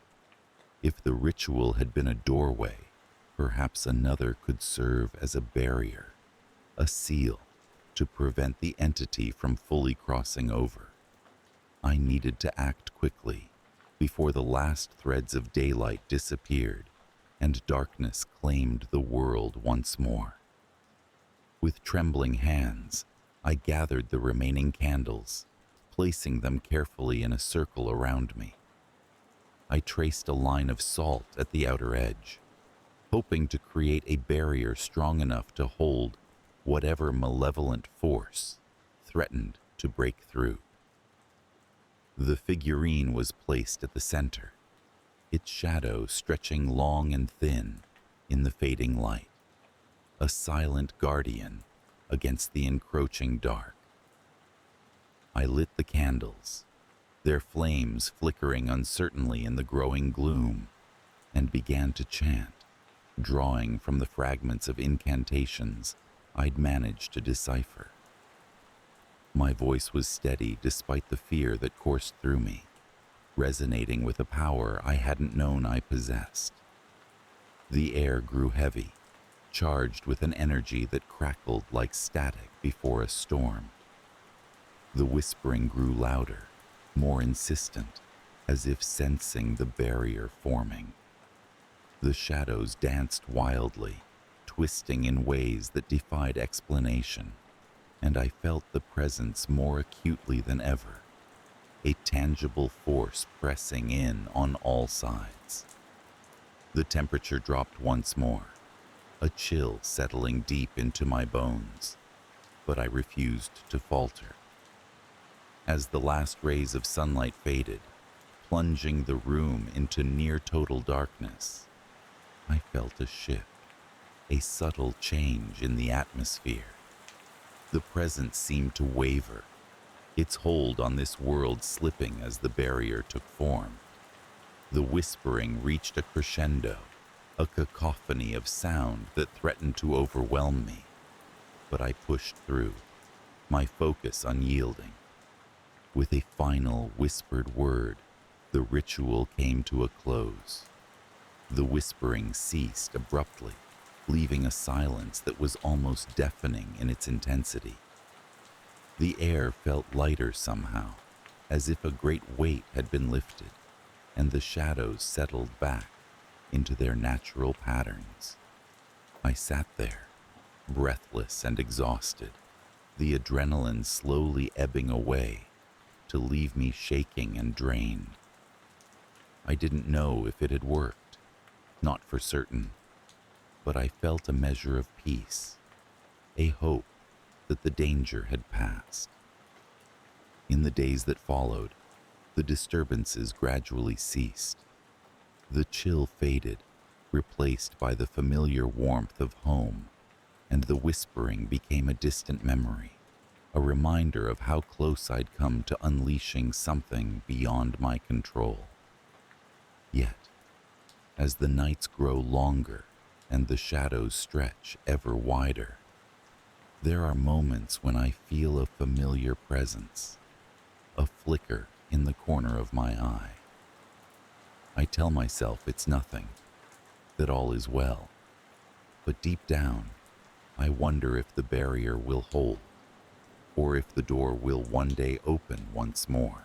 The night always had a peculiar way of settling over my home, an old Victorian house that stood with quiet dignity on a tree-lined street in a sleepy suburb. The house, with its creaking beams and large bay windows, had been passed down through generations of my family, each leaving their own mark in the faded wallpaper and polished oak floors. To me, it was a sanctuary, a place where I could delve into my interests and pursuits, away from prying eyes and judgmental whispers. In the daylight, it was a charming relic of a bygone era.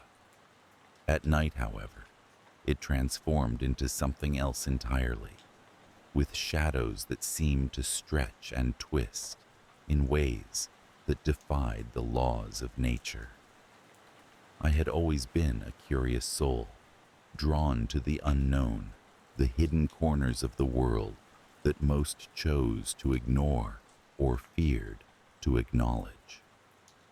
My fascination led me to the labyrinthine corners of the internet, where anonymity offered a playground of secrecy and discovery. It was here, within the sprawling expanse of the dark web, that I first stumbled upon something that promised to transcend the mundane.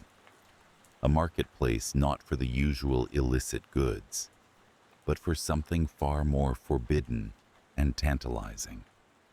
It was rumored to be a place where one could summon entities from beyond our understanding, a prospect that both thrilled and unnerved me. Weeks turned into months as I delved deeper into this esoteric marketplace, my nights consumed by the glow of my computer screen and the deceptive silence of my home. I skimmed through cryptic forums and engaged in encrypted chats with faceless individuals who spoke in riddles and illusions. Each interaction fed my obsession, my desire to know, to see beyond the veil of reality. It was during one of these late-night sessions that I came across an offer that I could not resist, a ritual that promised to summon a being of knowledge and power.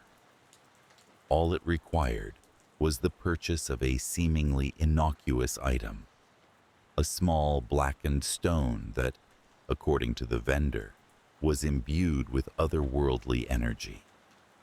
The parcel arrived one overcast afternoon, its nondescript packaging belying the weight of what lay within.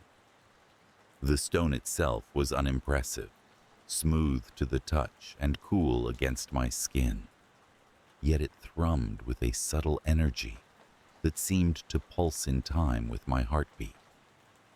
I placed it on my desk, where it seemed to watch me with an unseen eye, a constant reminder of the ritual I was to undertake.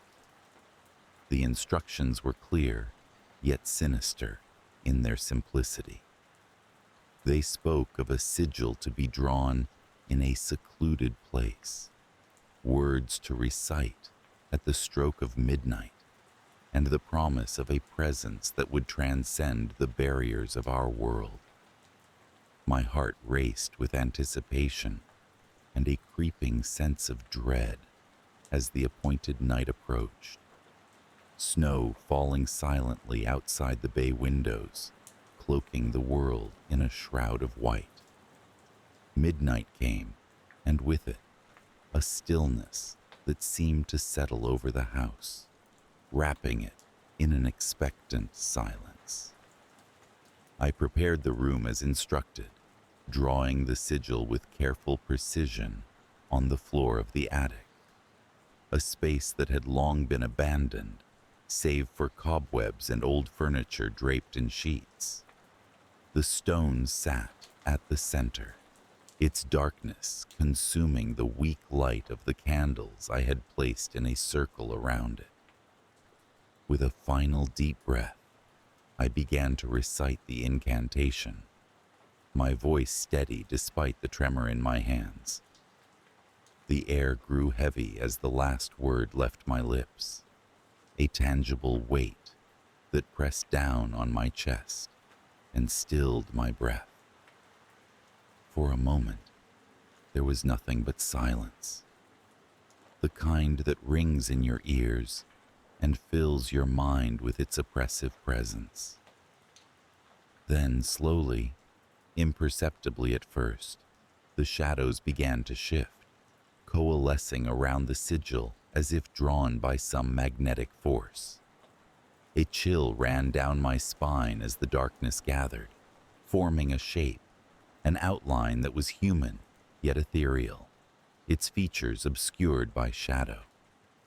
Its presence filled the room, vast and consuming, and I was struck by a sudden, overwhelming sense of insignificance. The entity hovered above the sigil, its form flickering like a flame in the wind, and I realized with a jolt of fear that it was indeed aware of me, its gaze, or what passed for it, locked onto mine. "What do you seek, mortal?"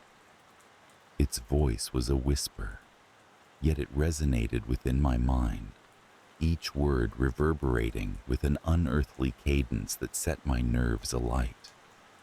I swallowed, struggling to find my voice amidst the cacophony of thoughts that clamored for attention.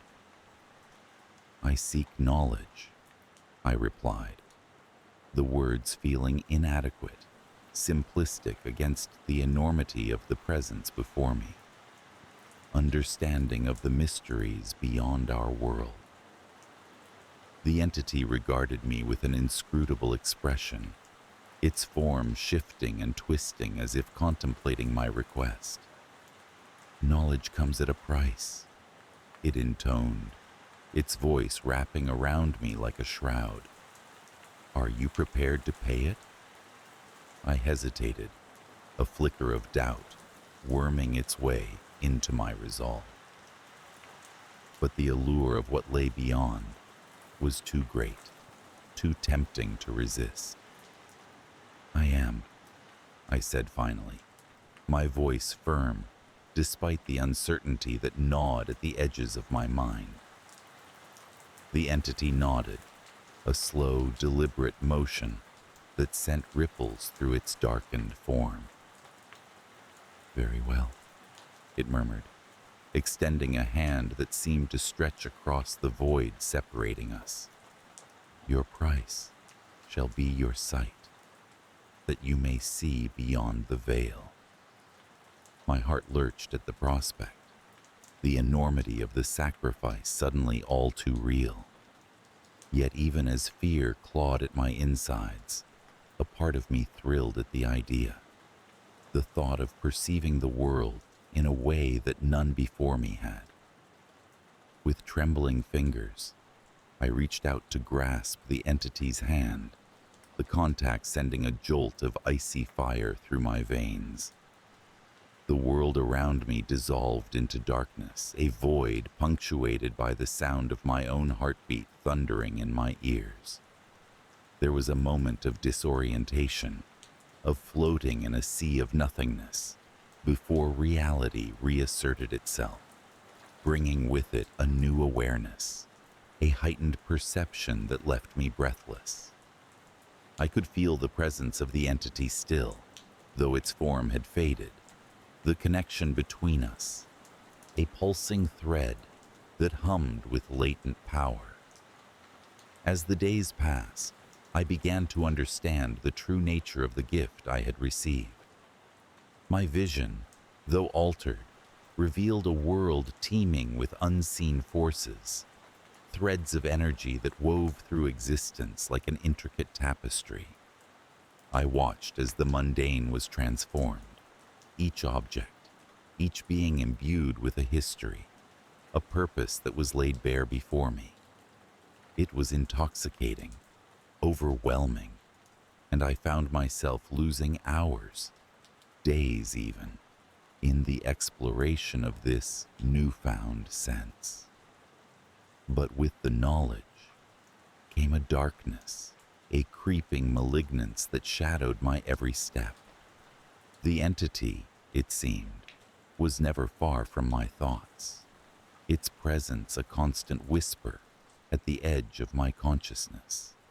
It intruded upon my dreams, turning them vivid and tumultuous, filled with visions of landscapes twisted by impossibility and creatures that defied description. Always I sensed its gaze upon me, watchful and waiting, though for what I could not say. My friends and family, those few who still visited, noticed the change in me, their concern thinly veiled behind smiles and polite inquiries. I found myself withdrawing further into the solitude of my home, the outside world a cacophony of sensations that I struggled to filter. My obsession consumed me, each revelation a step further into the abyss, from which I feared there might be no return. The entity's offer of knowledge, once a beacon of promise, had become a chain, binding me to a path that I could not abandon. It was then, in the midst of my isolation, that I uncovered the true horror of what I had summoned. Hidden deep within the recesses of the dark web, buried beneath layers of encryption and obfuscation, was a warning, a cautionary tale of those who had come before me, drawn by the same siren call of forbidden knowledge. Their stories were fragmented, disjointed accounts of lives unraveled by the weight of what they had learned, by the bargains they had struck without understanding the full measure of the cost. They spoke of madness, of lives consumed by the very knowledge they had sought, and of a presence that haunted them with a relentless, malevolent intent. I realized with a dawning horror that I had become one of them, ensnared in a web of my own making. Desperation gave way to determination as I resolved to free myself from the entity's grasp, to sever the connection that had bound me to its will. I pored over every document, every scrap of information I could find, seeking a way to undo what had been done. Days stretched into nights as I searched, my eyes burning with fatigue and the weight of my own folly. And then, finally, I found it. A ritual, buried deep within the annals of forgotten lore, that promised to banish the entity back to the realm from whence it came. It required a reversal of the original summoning, a ritual performed under the light of the full moon, when the barriers between worlds were at their thinnest. The night of the full moon found me once more in the attic, the sigil drawn anew upon the floor, though this time its lines were jagged, broken, reflecting my own shattered resolve. I spoke the words with a fervor born of desperation, my voice rising in a crescendo that echoed off the walls, mingling with the howling wind that battered the windows.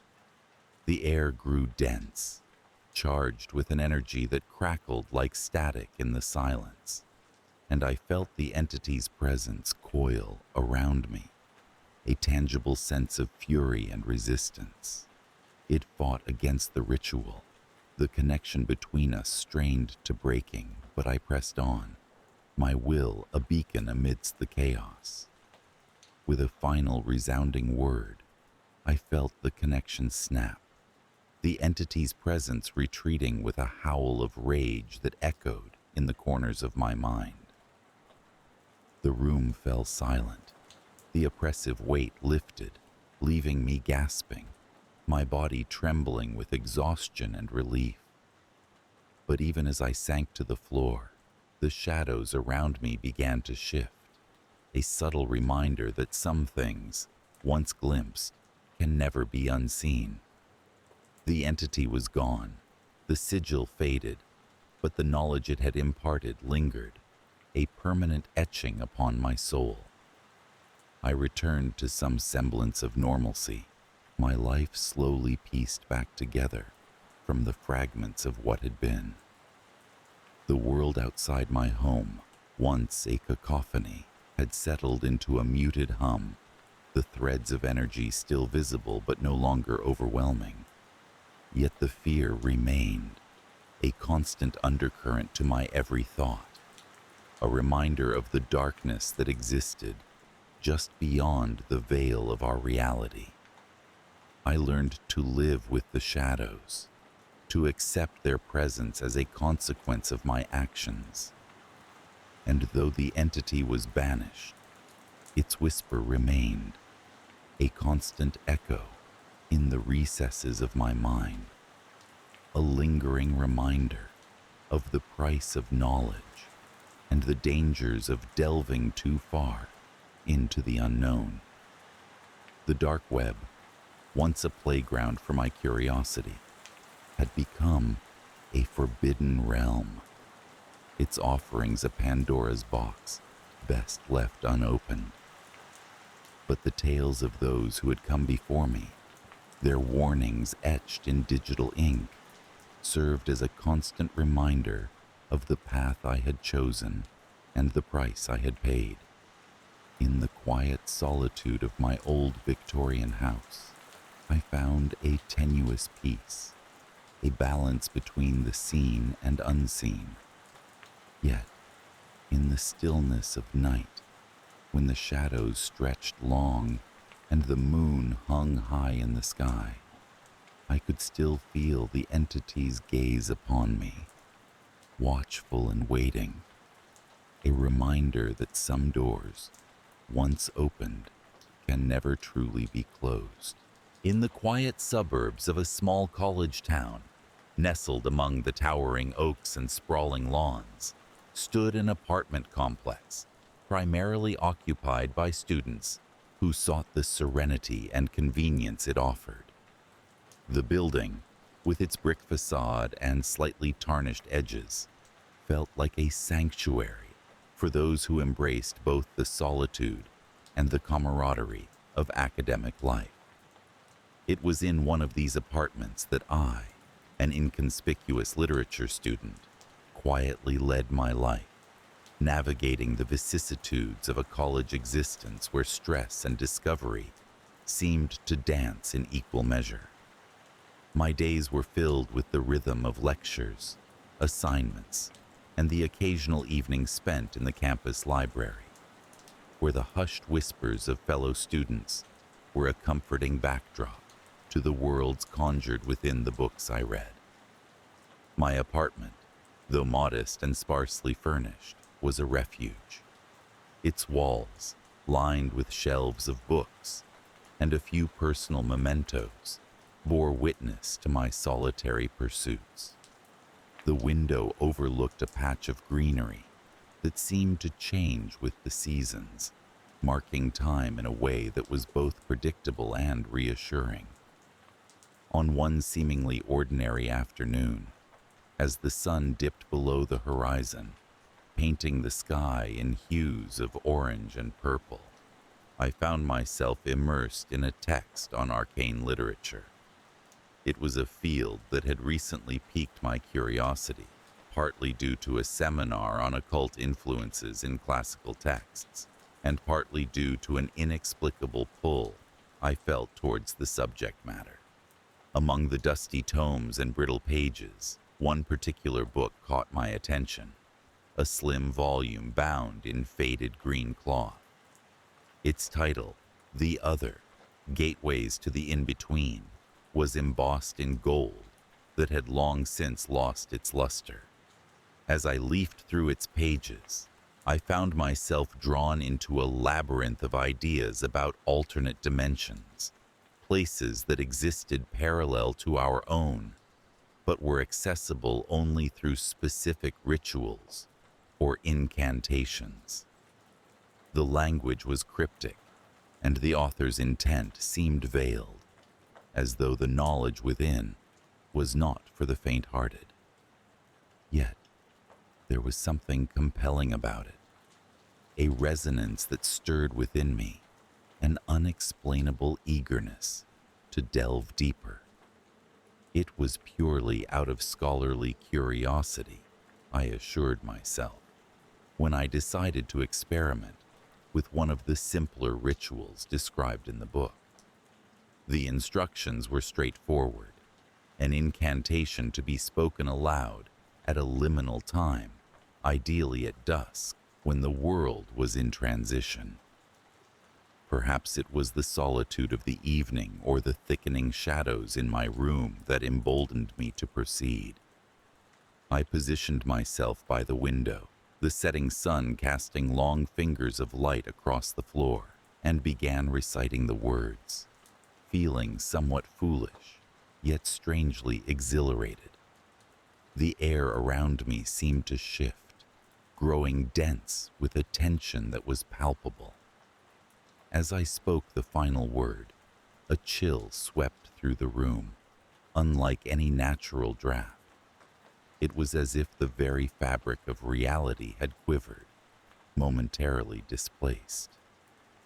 I paused, half expecting some grand manifestation, but the room remained unchanged, the only sound that of my own subdued breathing. Dismissing the moment as a product of my imagination, I returned the book to its place and decided to retire for the night. Over the next few days, a series of peculiar occurrences began to unfold. It started subtly, with small objects in my apartment inexplicably moving from their usual places. A pen that should have been on my desk appeared on the kitchen counter. A book I distinctly remembered placing back on the shelf was found on my bedside table. Initially, I attributed these anomalies to my own absent-mindedness, a consequence of the mounting academic pressures. However, as the incidents grew in frequency and oddity, I began to harbor a creeping suspicion that something was amiss. One evening, while preparing for a night of study, I heard a faint knocking sound.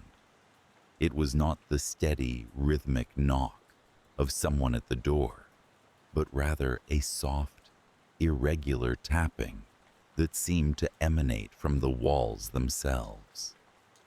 I paused, listening intently as the noise ebbed and flowed, as if tracing an invisible circuit around the apartment.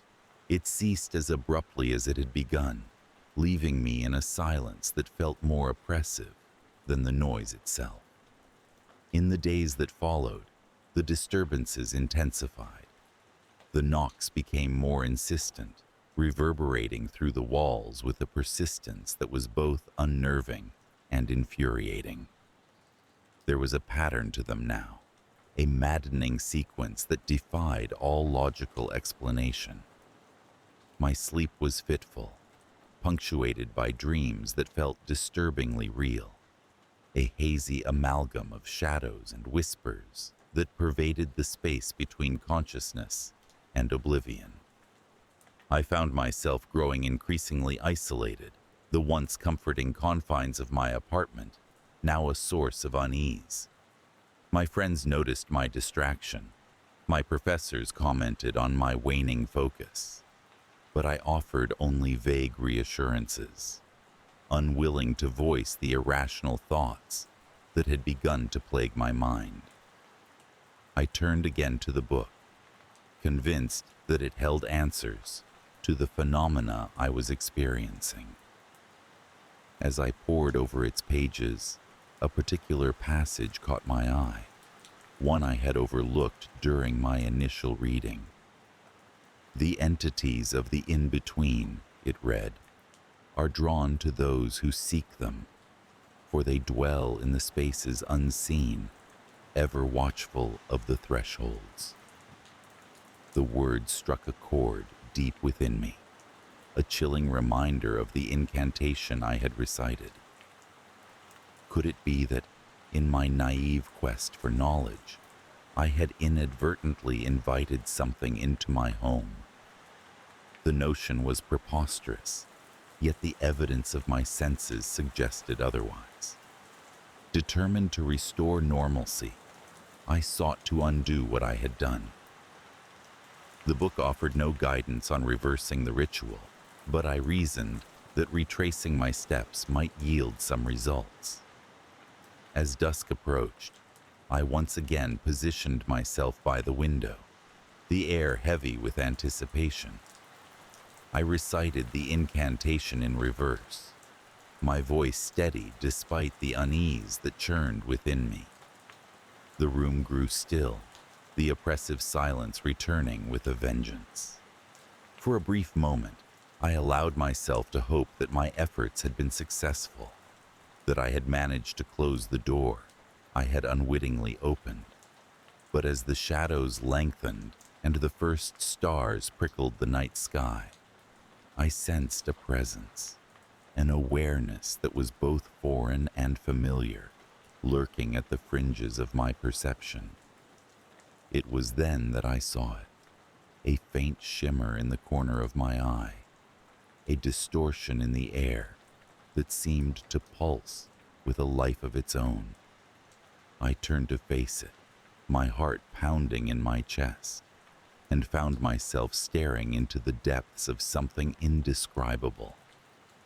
It was not a creature in the conventional sense, but a confluence of shapes and shadows, an entity that defied the boundaries of form and substance.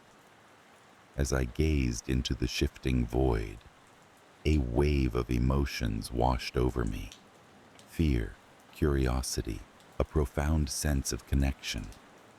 It was as though the entity was both a reflection and an extension of my own consciousness, a manifestation of the hidden corridors of the mind.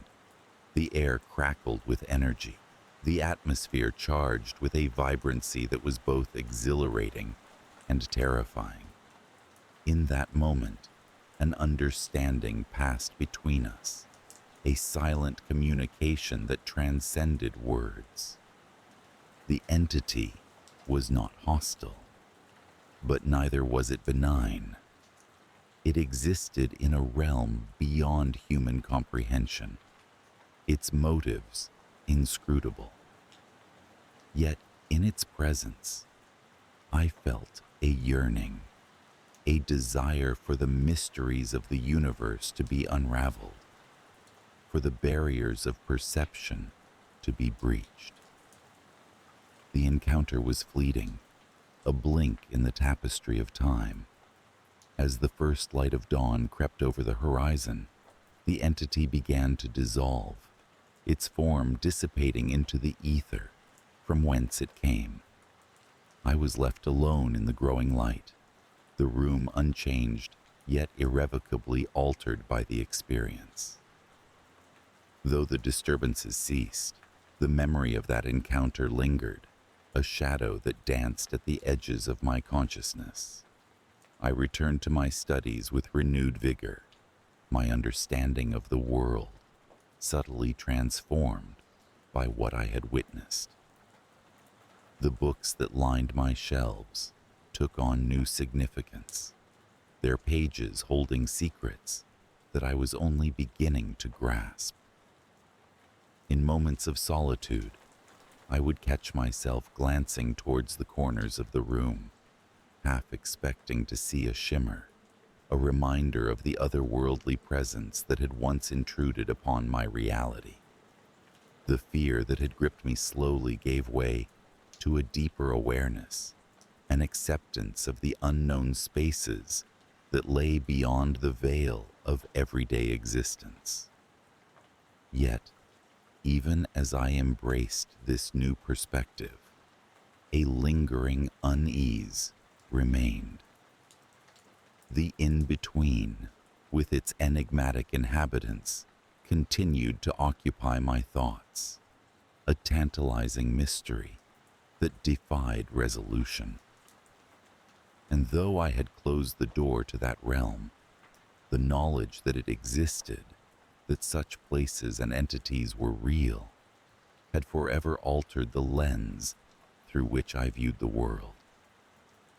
In the quiet of the night, when the shadows stretched long and the silence settled like a shroud, I would hear the echoes of a forgotten incantation, a whisper of the in-between that seemed to call out to me from the depths of my own curiosity. It was a call I could not ignore, a reminder of the thin veil that separated reality from the unknown and the eternal dance between discovery and dread. In the stillness of the early morning, a pale sun crept timidly over the jagged peaks of the mountain range, casting its first light on the military training area. It was a rugged expanse, punctuated by dense clusters of trees and rocky outcrops, designed to test the mettle of any Marine. Despite the inherent challenges, there was a sense of normalcy that came with the routine of our exercises. We were a tight-knit unit, bound by the camaraderie of shared hardship and the relentless pursuit of excellence. Each of us moved with a practiced precision, our boots whispering over the undergrowth, eyes sharp and focused, senses attuned to the smallest shift in our surroundings. Our training regime was grueling, but there was comfort in the familiar rhythm of drills and exercises. We operated under the watchful eye of our commanding officer, a grizzled veteran whose presence was as solid and dependable as the mountains themselves. He led us with a steady hand, his confidence in our abilities bolstering our own. We trusted him implicitly. He seemed as much a part of the landscape as the trees and rocks, an immutable fixture in our world. But even the most well-oiled machinery can falter when faced with the inexplicable. It began subtly, a nagging feeling that something was amiss, barely perceptible beneath the surface of our daily routine. At first, it was easy to dismiss as simple fatigue, or the disorientation that comes with prolonged exposure to the wilderness. However, as the days wore on, that feeling of unease burgeoned, weaving itself into the fabric of our training. I first noticed it during a night exercise. The cold air was sharp against my skin, the silence around me profound. The forest seemed to hold its breath, every rustle of leaves or snap of a twig amplified in the darkness. We moved in formation, our thoughts synchronized in the manner that comes only with extensive training.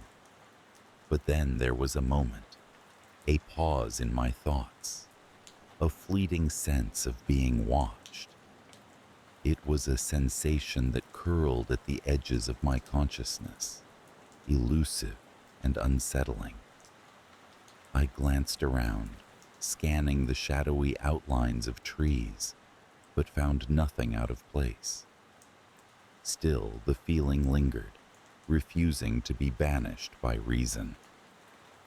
The next morning, I brushed off the night's peculiarities, attributing them to an overactive imagination. The sun had returned, bringing with it the straightforward clarity of daylight. Yet, as we continued with our drills, the sense of being observed returned, more insistent this time. I wasn't alone in my unease. Whispers began to circulate among my fellow Marines, murmurs of an unseen presence shadowing our movements. We laughed it off at first, masking our discomfort with bravado. After all, we were Marines, hardened and unshakable. Yet, the laughter held a brittle edge, a shared understanding that beneath our deflection lay genuine apprehension. The forests around us, once familiar and welcoming in their wild beauty, now seemed to close in, their shadows stretching longer, darker. It was as though the very air had thickened, pregnant with anticipation. Like the calm before a storm, it was a stillness that vibrated with tension, as if the world around us teetered on the brink of some profound revelation. Our commanding officer, ever perceptive, noticed the shift in morale. He gathered us one evening, his voice calm, authoritative.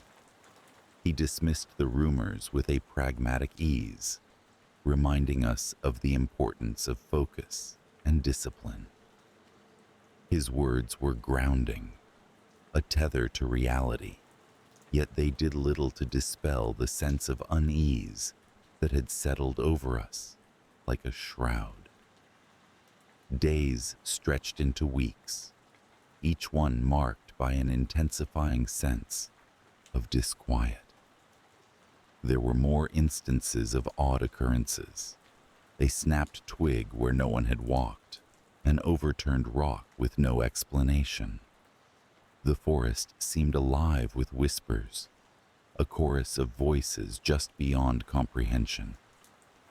We were soldiers, trained to analyze, to react. Yet these phenomena defied logic. It was as if the mountain itself was alive, aware, and watching our every move. Then one night, the tension reached its zenith. A storm had swept in, cloaking the mountains in a tumult of wind and rain.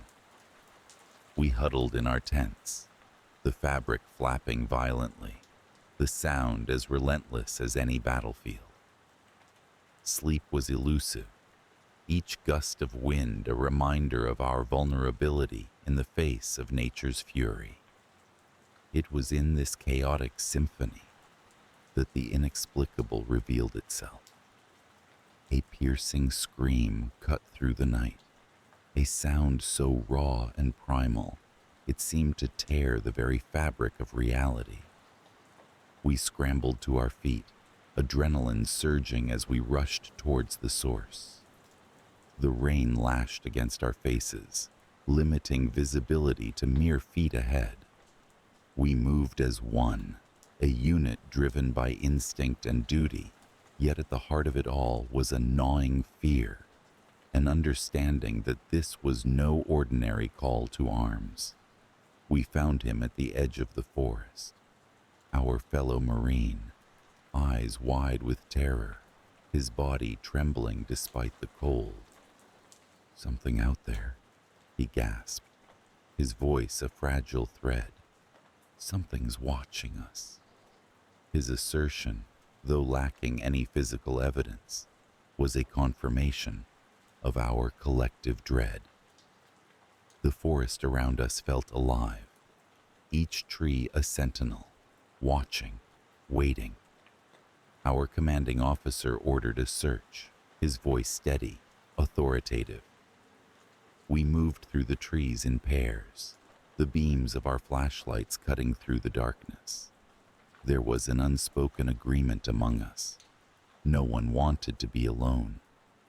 The forest was a labyrinth of shadows and hidden paths, each step an invitation to the unknown.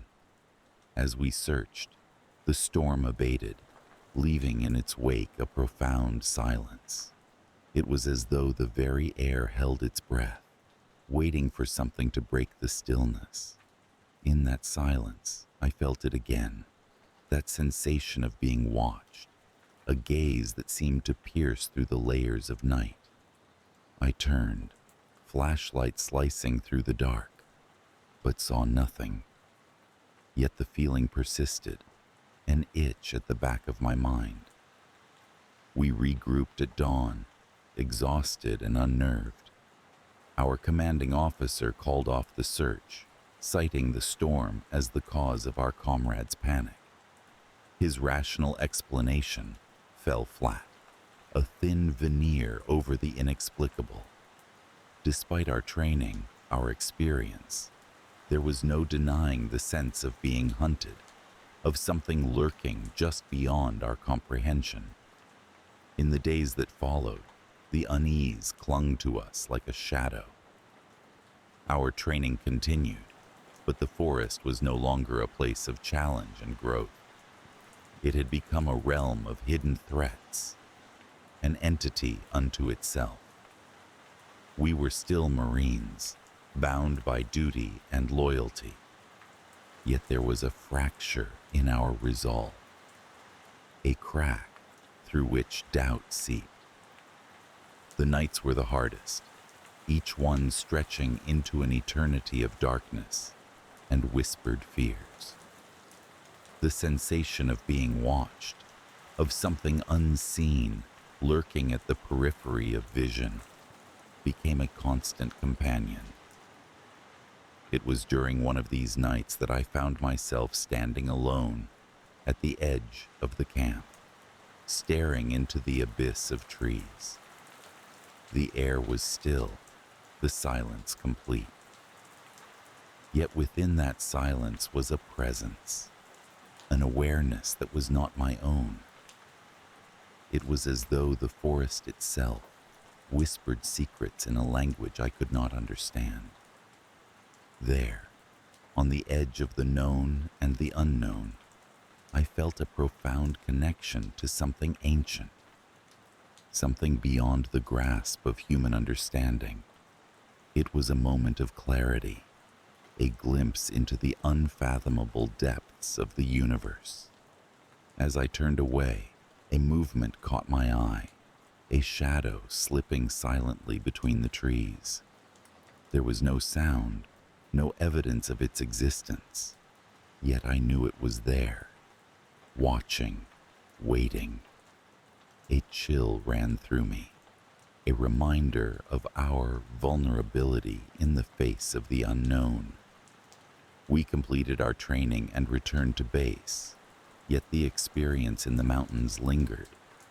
It was a stain on the fabric of our reality, a reminder that even in this age of reason, there are forces beyond our comprehension. We spoke of it rarely, our words tinged with the understanding that some mysteries are best left unexplored. There was a change in us, a wariness that had not been there before. We had faced something in those mountains, a presence that defied explanation.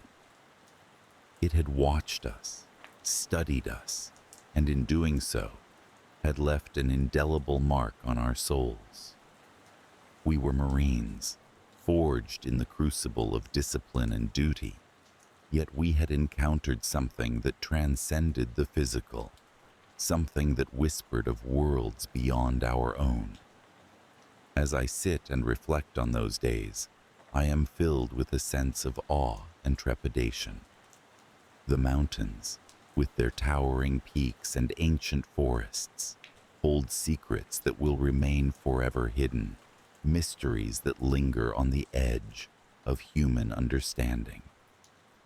We had brushed against the veil of the supernatural, and in doing so, had glimpsed the infinite possibilities that lie beyond. The experience was a testament to the fragility of our perceptions, a reminder that the universe is vast and unknowable, full of wonders and horrors that defy explanation. We had been watched, stalked by a presence unseen, and though we emerged unscathed, the encounter left an indelible mark, a lingering fear that whispers at the edge of consciousness, a reminder of our place in the grand tapestry of existence. Whatever watched us in those mountains, it remains there still, a guardian of secrets and shadows, an unseen stalker in the realm of the unknown. Being a Marine, stationed at Bridgeport in the shadow of the Sierra Nevada, had always been a mixture of serenity and toughness. The rugged terrain and the crisp, biting air demanded respect from anyone trying to master it. Days often drifted into each other, with exercises blending seamlessly into the monotony of discipline and routine. But the mountains and the forest, They were ever present, a mysterious backdrop, as beautiful as they were ominous. The training ground, tucked away in the national forest north of Yosemite, felt both ancient and eternal. It was a place of natural wonder, where the trees stood like old sentinels, whispering secrets of the earth. I often found solace in the solitude, a quiet corner of the world where man was but a guest. My comrades and I shared stories around our campfires at night, while the stars speckled the sky like silver dust. Yet, as familiar as it all felt, the wilderness held a strange, almost sentient quality, as if something unseen lurked just beyond the line of sight, watching. I had always been level-headed, measured in my thoughts and actions. But that year, the fall chill brought with it something unsettling. It started with small things, shadows flickering at the edge of my vision, the rustle of leaves with no wind to stir them, and the pervasive feeling of being observed. As a Marine, I've been trained to notice details, to be alert, so I dismissed these incidents as tricks of the mind, exhausted from rigorous training. However, things shifted one evening during a routine night exercise. We were tasked with navigating the dense forest under the cloak of darkness. The night was particularly cold, the air sharp with the scent of pine and frost. As I moved silently through the underbrush, the beam from my flashlight cut through the blackness, illuminating slices of forest floor, branches looming like skeletal fingers, reaching out. We were supposed to regroup at a clearing beyond a narrow stream, but as I approached it, I felt the ground soften beneath my boots, the terrain subtly shifting. I paused, listening intently. The usual forest sounds were absent. No chirping of crickets, no rustle of nocturnal creatures. All was eerily silent, except for the distant echo of my fellow Marines calling out to each other. It was then I saw it, a figure, just beyond the clearing. At first, I thought it was one of our team, but as I drew closer, I realized it stood unnaturally still. The outline blurred as if the night itself was trying to swallow it whole. I called out, but received no reply. As my flashlight fell upon it, the beam seemed to bend, as if reluctant to reveal whatever it was that stood before me. It was so bizarre, so unreal, that I felt a cold tingle run down my spine. In that moment, I chalked it up to fatigue and pressed on, dismissing it as another misinterpretation of shadows. Returning to camp, I mentioned my experience to my buddy, Carter. He shrugged it off with a nervous chuckle, offering the typical Marine bravado to mask what I sensed was his own unease. "Just a trick of the light," he said, but his eyes betrayed him, darting to the forest edge where the moonlight danced uneasily across the treetops. Days passed, each feeling heavier than the last. The forest seemed to close in around us, as if it were alive, its breath cold against our skin. The unease became palpable among the men, whispered concerns growing louder in the stillness of the night. Some swore they heard voices carried on the wind, soft, indistinct, like a conversation one couldn't quite catch. Others claimed to have seen movements between the trees, figures that vanished when looked at directly. Then came the night that shattered the fragile calm. We were gathered around a fire, the flames crackling as they consumed the dry wood. The air was still, the smoke rising in a lazy spiral toward the star-strewn sky. Suddenly, the fire flickered violently, as if caught by a sudden gust, and then extinguished completely, plunging us into darkness. Startled, we all reached for our flashlights, illuminating each other's faces, pale and tense. It was then we heard it, a sound unlike any I had ever heard before. It was a low, mournful wail, echoing through the trees, weaving through the air with an unsettling familiarity. It was as if the mountains themselves were crying out, a sound so profoundly sorrowful that it seemed to resonate deep within, touching something primal, something ancient. We were all on edge, scanning the shadows for any sign of movement. But the darkness was absolute, an encroaching void that felt tangible. As the wailing subsided, replaced by a deafening silence, I felt the grip of fear tighten around my chest. It was then that Carter, who had been standing to my right, shone his light towards the forest's edge and froze. His face turned ashen, eyes wide with a terror I had never seen before. Following his gaze, I saw them too, figures standing just beyond the reach of our lights. They were indistinct, shrouded in shadow, their forms flickering as if not entirely part of this world. We couldn't make out faces, only the suggestion of features, like reflections on dark water. They stood there, unmoving, watching us with an intensity that was palpable. Panic surged through the group, instincts honed by training taking over. We backed away, forming a defensive circle, weapons raised, flashlights sweeping the perimeter. But the figures did not retreat, nor did they advance. They simply remained, their presence weighing heavily upon us. After what felt like an eternity, they began to fade, retreating into the forest as silently as they had appeared. We remained on high alert, adrenaline coursing through us, but the night remained still, as if holding its breath. In the days that followed, the forest seemed to close around us even tighter.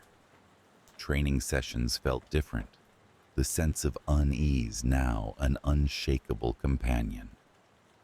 We were not alone, of that I was certain. The atmosphere was oppressive, filled with an unspoken dread that gnawed at the edges of our sanity. I found myself drawn back to the clearing where I first saw the figure. It was daylight, the sun's rays streaming through the canopy, casting dappled patterns on the forest floor. Yet even in the light, the clearing felt wrong, as if it were a place out of time, disconnected from the world around it. I stood there, trying to piece together the fragments of my fear, seeking an explanation that eluded me. The rational part of my mind grappled with the irrationality of it all, the impossibility of what we had witnessed. But the forest, with its ancient trees and whispered secrets, offered no answers. As I turned to leave, a breeze stirred the leaves, carrying with it the faintest echo of that mournful wail. It was a sound etched into my memory, a reminder that some mysteries are not meant to be unraveled. Our tour at Bridgeport ended soon after, but the experience lingered, a shadow that followed me long after I left the mountains behind. I find myself reflecting on it often, especially on quiet nights, when the world is hushed and still. The forest remains, unchanged and eternal, and I can't help but wonder if those figures still watch from the shadows, their mournful cries echoing through the trees. Perhaps it was all a figment of our imaginations, a collective hallucination, born of isolation and stress. But deep down, I know that what we experienced was real, a brush with something beyond our understanding. To this day, I carry the memory with me, a reminder of the mysterious and unknowable depths of the world. It's a story I've shared with few, uncertain of how it would be received. But for those of us who were there, it's a bond we share, a truth we carry, as haunting and beautiful as the forest itself. I have always felt a strange affinity with the forest, a bond that seems to extend beyond the natural connection one feels with the serenity of nature. As a search and rescue officer for the U.S. Forest Service, the dense woods of Oregon have been my second home for over a decade. My team and I often venture into the vast wilderness to locate and rescue the lost, the injured, and sometimes those who never wanted to be found. Over the years, I've encountered things I can scarcely explain, events that defy the natural order and hint at something lurking just beyond the veil of what we consider reality. The Oregon forests have their fair share of legends and folklore, stories passed down through generations about creatures that slip through the shadows and voices that call from unseen places. Initially, I dismissed these as mere tales, stories to scare children around campfires. But soon, experiences began to weave themselves into my reality, and ignoring them became impossible. It started with subtle whispers, sounds barely audible over the rustling leaves and the distant calls of wildlife. I was often alone during routine patrols, my footsteps cushioned by the mossy undergrowth, the air crisp and tinged with pine. It was during one of these solitary walks that I first heard it, a faint murmur, as if someone were trying to speak just beyond the threshold of my comprehension.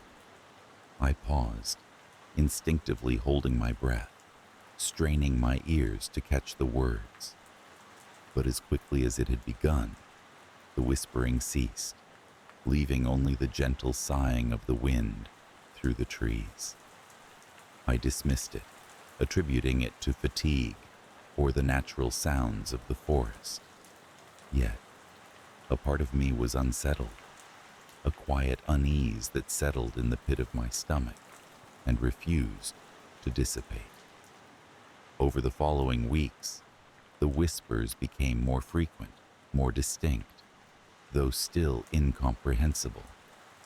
I attempted to rationalize them, but a gnawing thought persisted. I was not alone. A more tangible disturbance occurred during a particularly challenging search operation. A young woman had vanished while hiking with friends. They had set out on a popular trail, but she decided to take a detour, ostensibly to photograph a secluded waterfall she'd read about online. The group expected her to rejoin them within the hour, but she never returned. As the day turned to night and she remained missing, we were called in. The search was arduous, the forest growing sinister as twilight descended. Shadows lengthened, and the trees seemed to close in, creating a labyrinthine maze of branches and undergrowth. I was paired with a fellow officer, Karen, and together we combed the area where the woman was last seen. As we moved deeper into the woods, the whispers returned. Karen heard them too, her eyes widening as she glanced at me in alarm. "What is that?" she whispered, her voice barely audible. "I'm not sure," I replied, though my heart was pounding in my chest. "It might just be the wind." But we both knew it sounded like voices, multiple, indistinct, as if a group were conversing on the periphery of our hearing. A sudden rustling to our right drew our attention, and we turned as one, flashlights cutting through the gloom. A figure emerged, stumbling towards us with an unsteady gait. It was the missing woman, her clothes torn, and her face a mask of terror. "Help me," she gasped, collapsing at our feet. We rushed to her aid, radioing in her location and condition. As we waited for assistance, she clung to us, her eyes darting nervously towards the forest. "They were calling me," she whispered, her voice trembling. "I heard them in the trees." "Who?" Karen asked gently. "I don't know," the woman replied. "Voices. They wanted me to follow." When the rescue team arrived, the woman was taken to safety, and an investigation into her disappearance ensued. Yet, no logical explanation surfaced, and her account of the voices was dismissed as delirium. After that incident, I began to notice other peculiarities. Animals behaving erratically, vanishing without a trace, and tracks that led nowhere. Most unnerving were the times I returned to a location, only to find it altered, as if the forest had shifted subtly in my absence. The escalation came during another search, this time for a seasoned hiker, known for his extensive knowledge of the area. He had gone missing on a trail that wound through particularly dense woodland, a place where sunlight struggled to penetrate even at midday. Something about this case felt different, ominous. As my team delved into the woods, the forest seemed to close around us, an oppressive presence that set our nerves on edge. The whispers, now a constant companion, grew louder, more insistent. It felt as though we were being watched, the sensation prickling at the back of my neck. We found the hiker 3 days later, or rather, what was left of him. He lay in a small clearing, his backpack beside him, untouched. His expression was one of serene acceptance, almost as if he'd chosen this place as his final resting spot. There were no signs of struggle, no indications of an animal attack or natural causes of death. It was as if life had simply departed him. That night, as we sat around the campfire, the team was subdued, exchanging uneasy glances. The forest was too quiet, the usual night sounds absent, replaced by an oppressive silence. Then, from the darkness, came the whispers surrounding us, pressing in from all sides. The climax occurred when one of our newer recruits, Daniel, stood abruptly and began walking towards the trees, his movements deliberate and trance-like. We called after him, but he didn't respond, his eyes fixed on something unseen. Karen and I were the first to reach him, grabbing his arms and shaking him from his stupor. He blinked, confusion clouding his features. "What happened?" he asked, his voice shaky. "You were walking into the forest," I replied, my own voice barely steady. "Why?" "I don't know," he said. "I just felt drawn." We returned to base camp, the atmosphere heavy with unspoken fears. None of us slept that night, the whispers a constant, maddening presence. In the ensuing days, we completed the investigation into the hiker's death, but the findings were inconclusive. Officially, the cause remained unknown, but unofficially, we all felt a deep, inexplicable conviction that something unnatural resided in that forest, a force beyond our understanding. The lingering fear has stayed with me, a shadow that follows even in the light of day. I continue my work, patrolling the vast woods and assisting those in need. But there's a part of me that remains on edge, attuned to the subtle shifts and sounds that should not be. The whispers no longer surprise me. They are as much a part of the forest as the rustling leaves and the call of distant birds.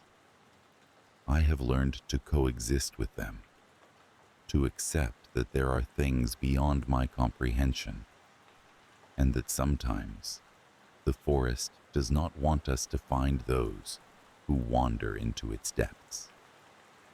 There are still nights when I awake in a cold sweat, the whispers echoing in my mind, a reminder that the woods hold secrets that are not meant to be uncovered. And so, I remain vigilant, ever watchful, knowing that one day the forest may call me too. Until then, I walk its paths, ever mindful of the whispers and the mysteries that lie hidden in the heart of Oregon's vast, enigmatic wilderness. The sun dipped below the horizon, painting the sky in hues of orange and purple as I finished setting up camp in one of the remote corners of the unnamed national park. The park was known for its untouched wilderness, a sprawling expanse of dense forest and rugged terrain that seemed to stretch endlessly in every direction. The solitude was intoxicating, a chance to escape the cacophony of everyday life. Here, I found solace beneath the towering canopy, where the whispers of leaves in the breeze were the only sounds to break the silence. As night descended, the forest transformed into a world of shadows and muted sounds. The campfire crackled softly, casting an amber glow that brushed against the encroaching darkness. I settled into my chair, a book resting in my lap, feeling the weight of a peaceful fatigue that came from a day spent hiking along untamed trails. The park was my haven, a place where I could lose myself and perhaps, in the process, find something forgotten within. The tranquility was unexpectedly interrupted by the crunch of footsteps on the underbrush. I glanced up, squinting into the dim light to see a figure emerging from the shadows. It was a park ranger, his uniform distinct even in the failing light. He approached with a purposeful stride, though there was an odd hesitance in his posture. "Evening," he greeted, his voice a low murmur that blended with the rustling leaves. "Evening," I replied, curious but not alarmed. Rangers often patrolled these areas, ensuring campers adhered to park rules. The ranger paused just outside the ring of firelight, his face partially obscured by the brim of his hat. "Planning to stay all night?" I nodded. "Of course. Is there a problem?" He hesitated, then stepped forward, his eyes catching the firelight with a strange intensity. "There's been unusual activity in these parts. It's probably nothing, but I'd advise caution. Stick close to your camp." I felt a ripple of unease at his vague warning. What kind of activity? Strange noises, odd tracks. Could be a bear or something else. Just keep your wits about you." His words lingered in the cool night air, and I found myself scrutinizing his features for any hint of jest. But his expression was earnest, almost pleading. With a slight nod, he turned and disappeared back into the night, leaving me with a sense of disquiet that clung like a shadow. I returned to my book, though my attention was fragmented, my mind wandering to the ranger's words. The forest, once a bastion of serenity, now seemed to harbor unseen eyes, watching from the blackness beyond. The wind rustled through the trees, a gentle but ominous whisper that set my nerves on edge. As the hours passed, the fire burned lower, its warmth a welcome comfort against the creeping chill. I stoked the embers, feeding them fresh kindling, while my thoughts drifted through the ranger's warning. I chastised myself for allowing superstition to take root. After all, the wilderness was inherently mysterious, a living tapestry of life and death, known and unknown. Yet, the undeniable feeling of being watched persisted, a prickling sensation at the nape of my neck. I shook it off, unsure whether it was the ranger's words that had unsettled me, or some instinct chiming from within. The night wore on, and sleep began to pull me under. I retreated to my tent, leaving the fire to smolder. Within the cocoon of my sleeping bag, I listened to the symphony of nocturnal life, each sound amplified in the darkness. I drifted toward slumber, comforted by the rhythmic chorus. The first disturbance came in the hush between dreams and consciousness, a distant echo that wormed its way into my half-asleep mind. It was a sound that didn't belong, an irregularity amid the forest's natural cadence, a low, resonant growl that sent a shiver down my spine. I lay still, straining to discern whether it was real or imagined, a trick of a dream lingering on the edges of wakefulness. The growl sounded again, closer this time, unmistakably real. I sat up, heart pounding, the fabric of the tent a flimsy barrier between me and the unseen threat. My mind raced, cataloging possibilities, a bear, a mountain lion, or perhaps something else entirely. The night was still, the earlier rustlings of small creatures absent, as if the forest held its breath in anticipation. I fumbled for my flashlight, the beam cutting through the darkness with a stark intensity that seemed to deepen the shadows beyond its reach. I unzipped the tent cautiously, stepping into the night air, my breath a mist in the cold. The fire had died to glowing embers, casting a faint illumination that barely penetrated the surrounding gloom. I scanned the perimeter, the flashlight sweeping over trees and underbrush, revealing nothing but the natural chaos of the forest floor.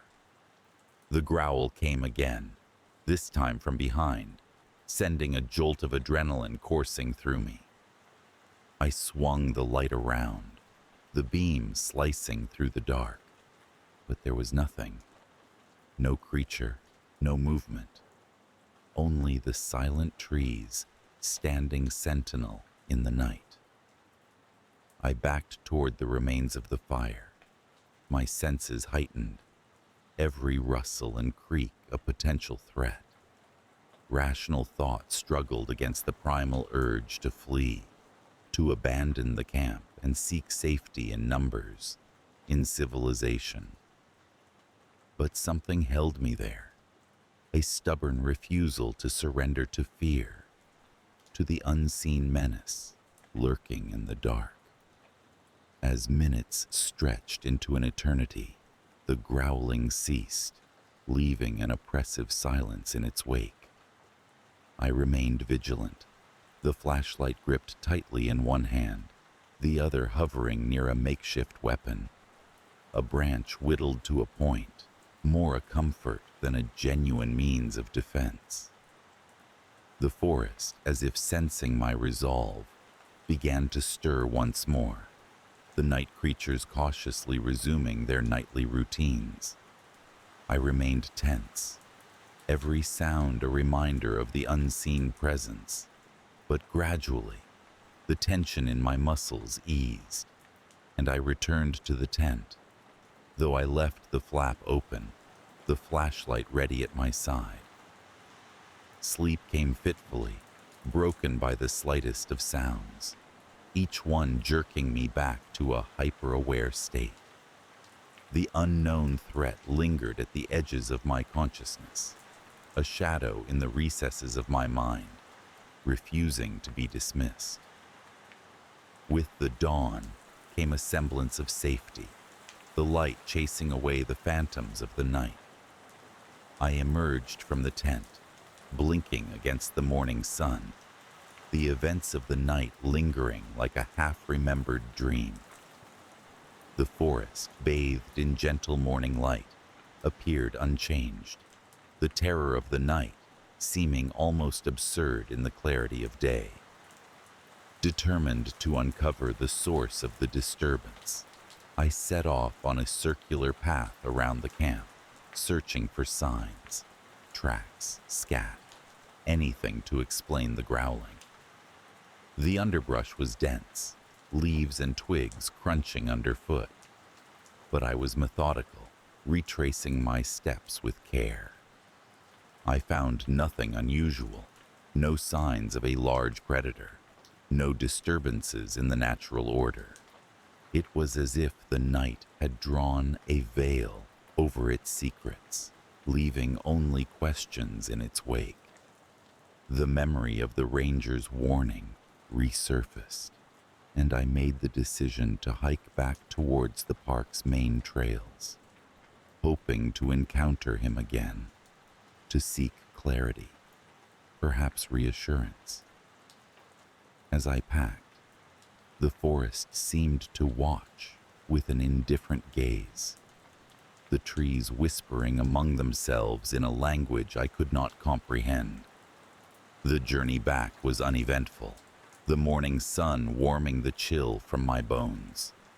The park, vast and sprawling, felt less intimidating in the light, the path clear and reassuring.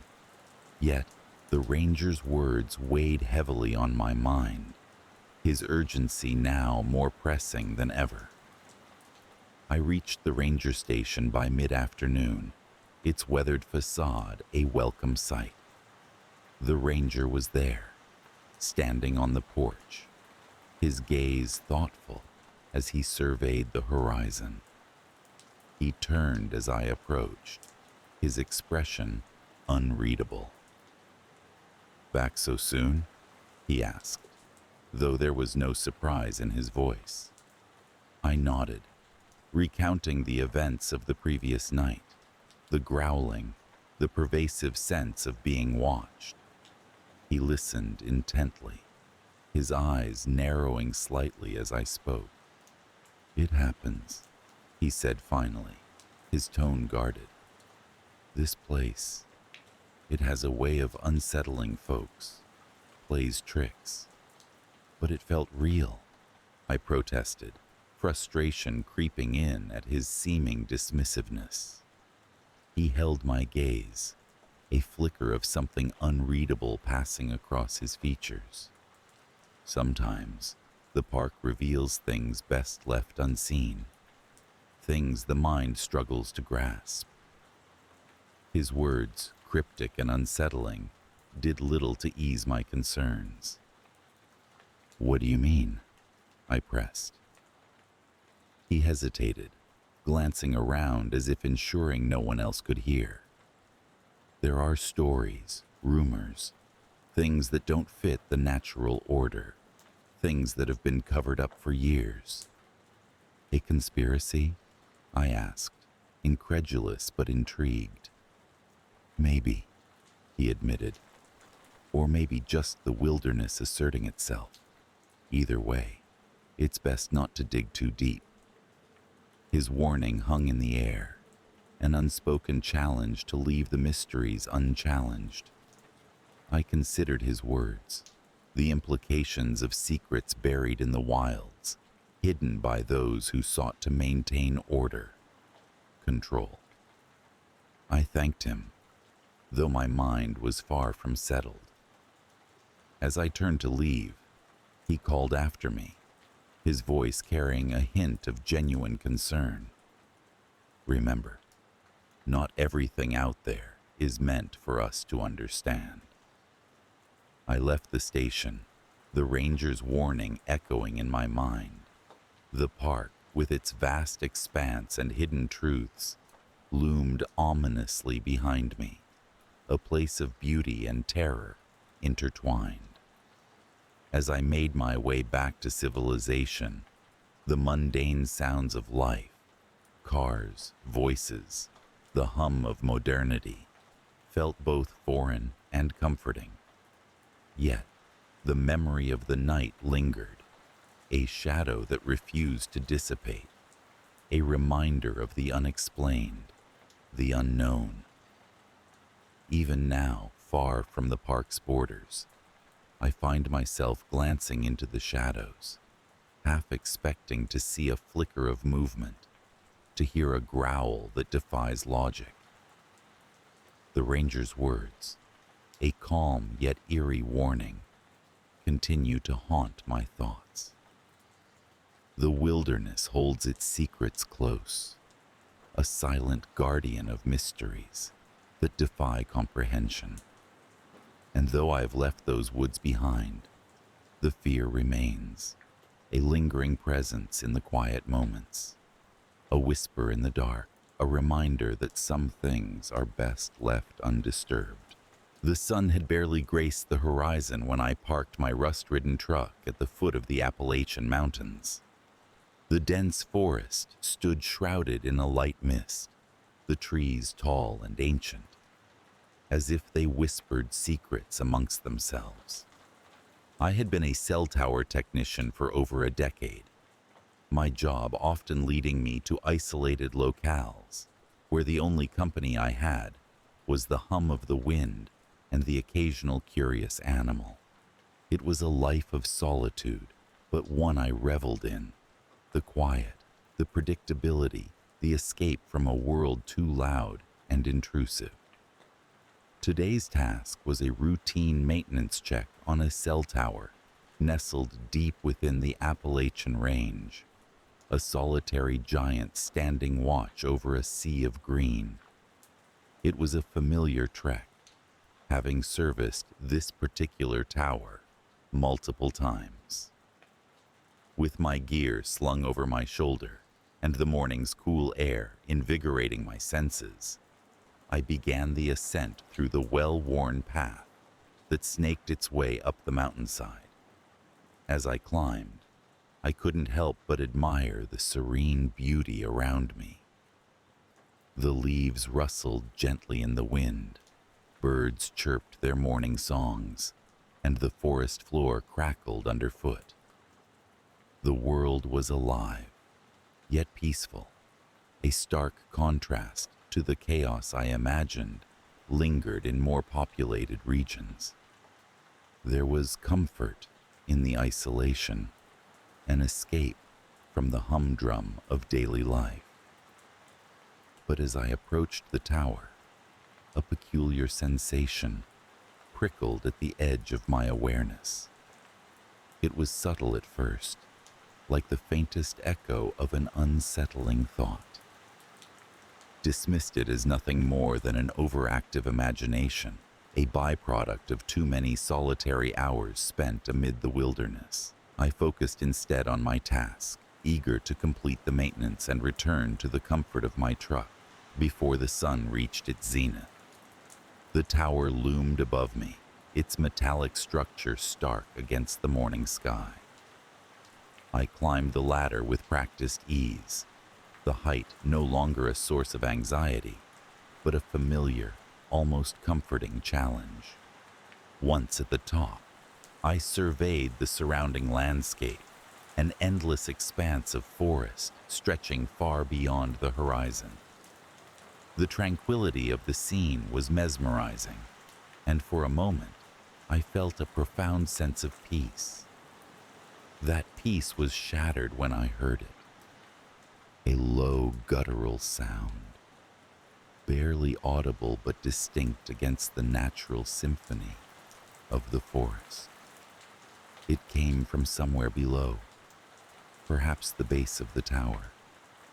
My heart skipped a beat, the sound foreign yet oddly familiar, as if dredged up from a forgotten nightmare.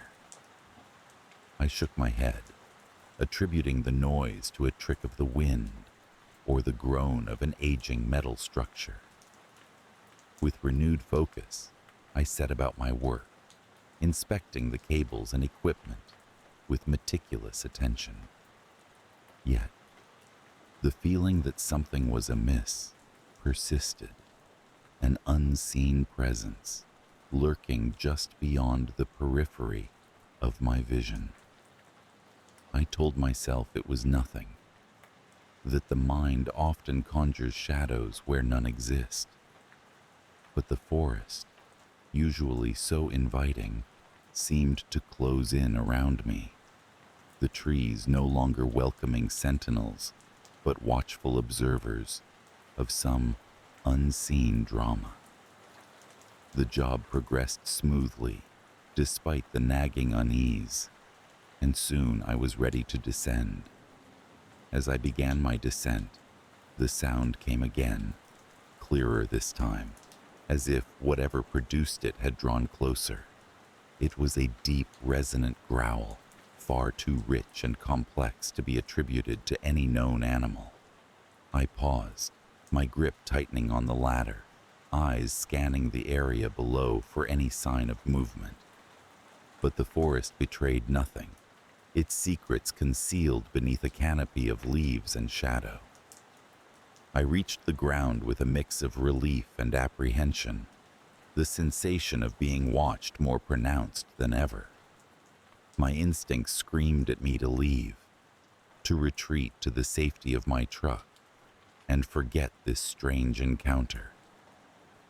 But curiosity, that insatiable drive that often leads men to their doom, compelled me to investigate. I circled the tower, my senses on high alert, eyes probing the underbrush for any sign of life. The forest was eerily silent, the usual cacophony of nature replaced by an oppressive stillness. It was then that I saw it, a footprint, large and distinctly inhuman, pressed deep into the earth. The sight sent a shiver down my spine, the implications of such a discovery disconcerting at best. My mind raced, cycling through a list of possibilities, each more improbable than the last. Was it some prank, a fabricated evidence left behind by an overzealous camper?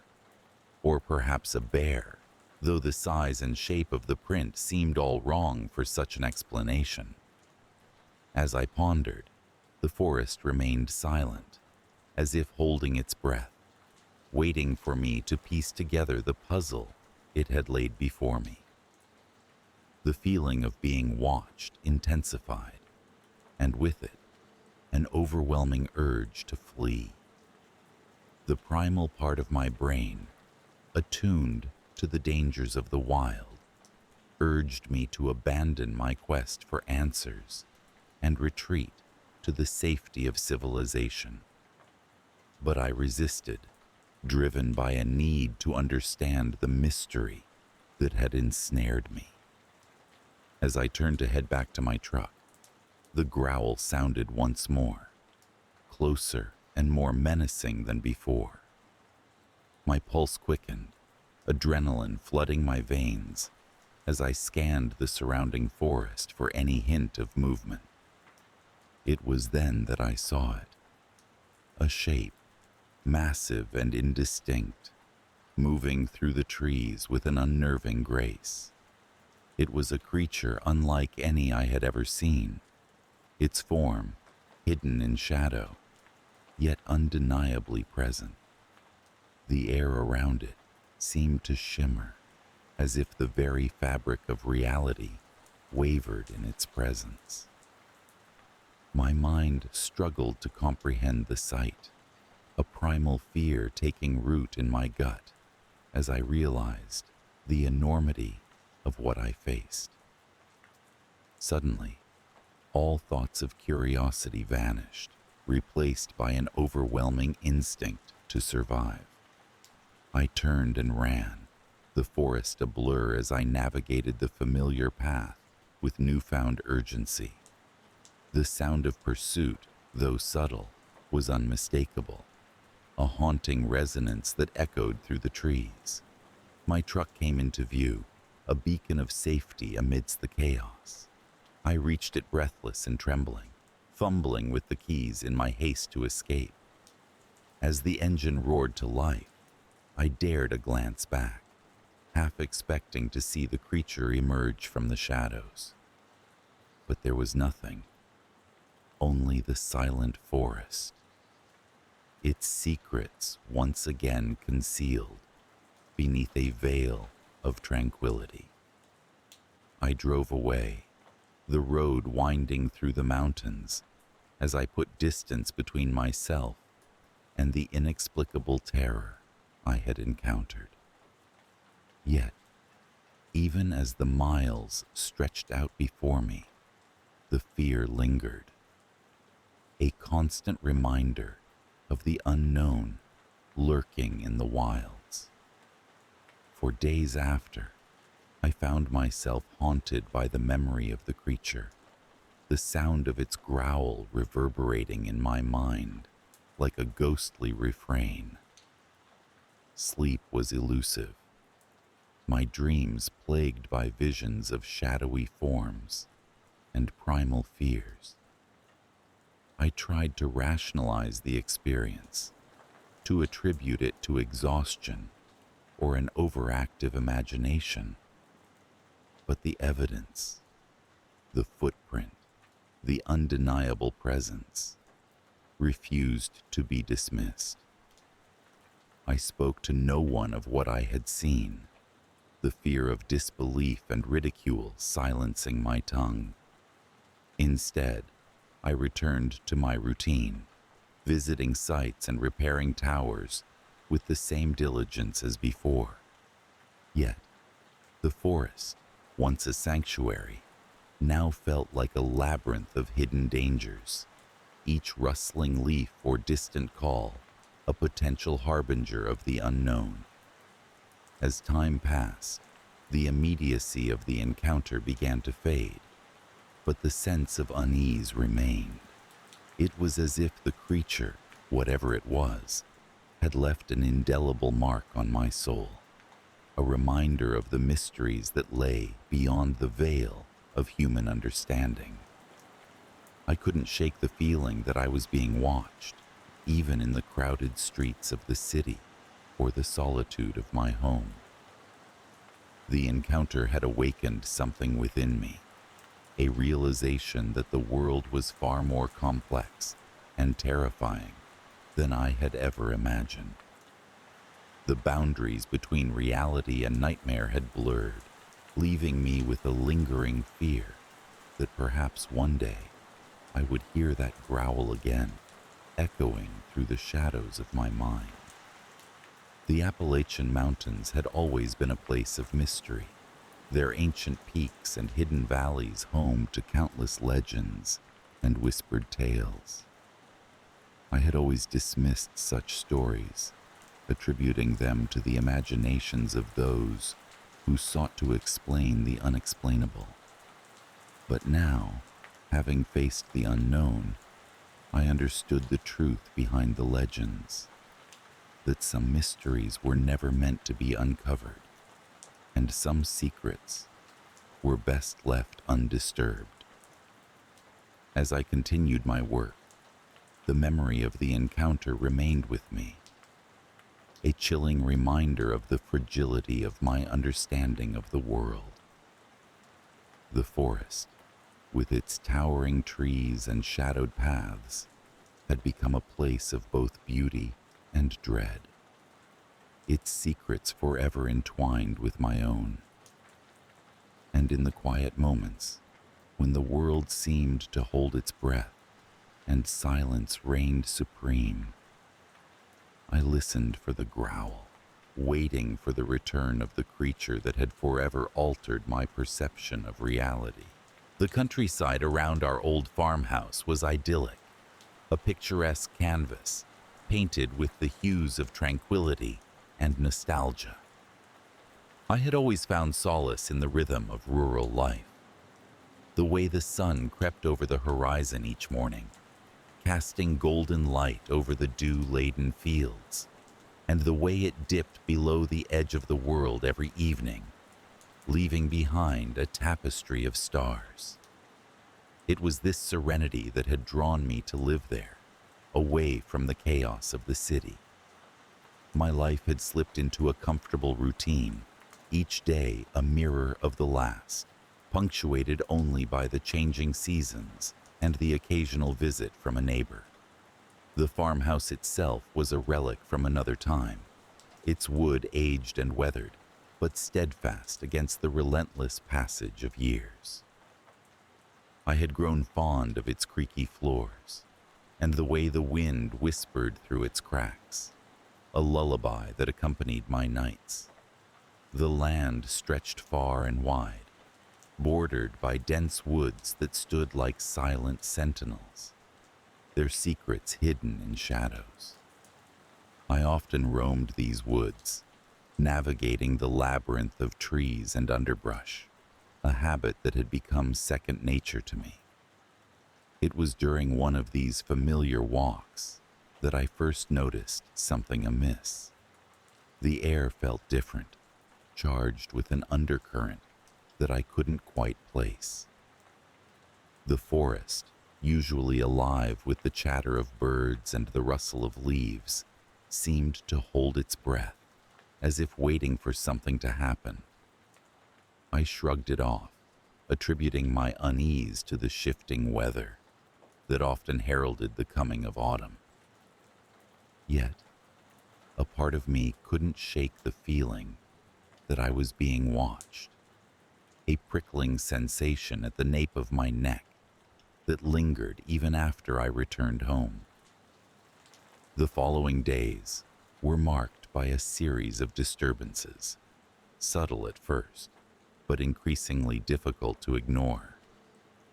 I began to notice tracks in the mud near the edge of the woods, large and misshapen, like nothing I had ever seen before. They seemed to lead nowhere, disappearing as abruptly as they appeared. At night, I heard strange noises, low and guttural, echoing through the stillness. Each time I heard them, I'd rise from my bed and peer out into the night, my heart pounding in my chest. But the darkness revealed nothing. My dreams became vivid and unsettling, populated by shadowy figures and a sense of impending doom that clung to me long after I woke. I found myself growing anxious, my once peaceful sanctuary tainted by an invisible menace. I tried to maintain my routines, hoping that familiarity would dispel the unease, but the feeling persisted, gnawing at the edges of my mind like a relentless tide. It was on an especially crisp October evening that the situation escalated. The sun had set, leaving the sky a deep indigo, strewn with stars that flickered like distant flames. I had decided to take a walk, hoping the cool air would clear my mind. As I ventured into the woods, the atmosphere felt different, a heavy silence settling around me like a shroud. My footsteps seemed unnaturally loud, the crunch of leaves underfoot echoing in the stillness. As I moved deeper into the woods, a sound stopped me dead in my tracks. It was a low, mournful bellow, unlike anything I had ever heard. It reverberated through the trees, sending a shiver down my spine. I tried to rationalize it. Perhaps a moose, I thought, although I had never seen one so close to the farmhouse. My curiosity piqued. I followed the sound, my heart hammering against my ribs. What I saw next defied all logic and understanding. In a small clearing, illuminated by the pale moonlight, stood a creature that was both familiar and alien. It was indeed a moose, or it would have been if not for its grotesque proportions and unsettling aura. Its eyes glowed a sickly yellow, intelligent and malevolent, watching me with an intensity that made my skin crawl.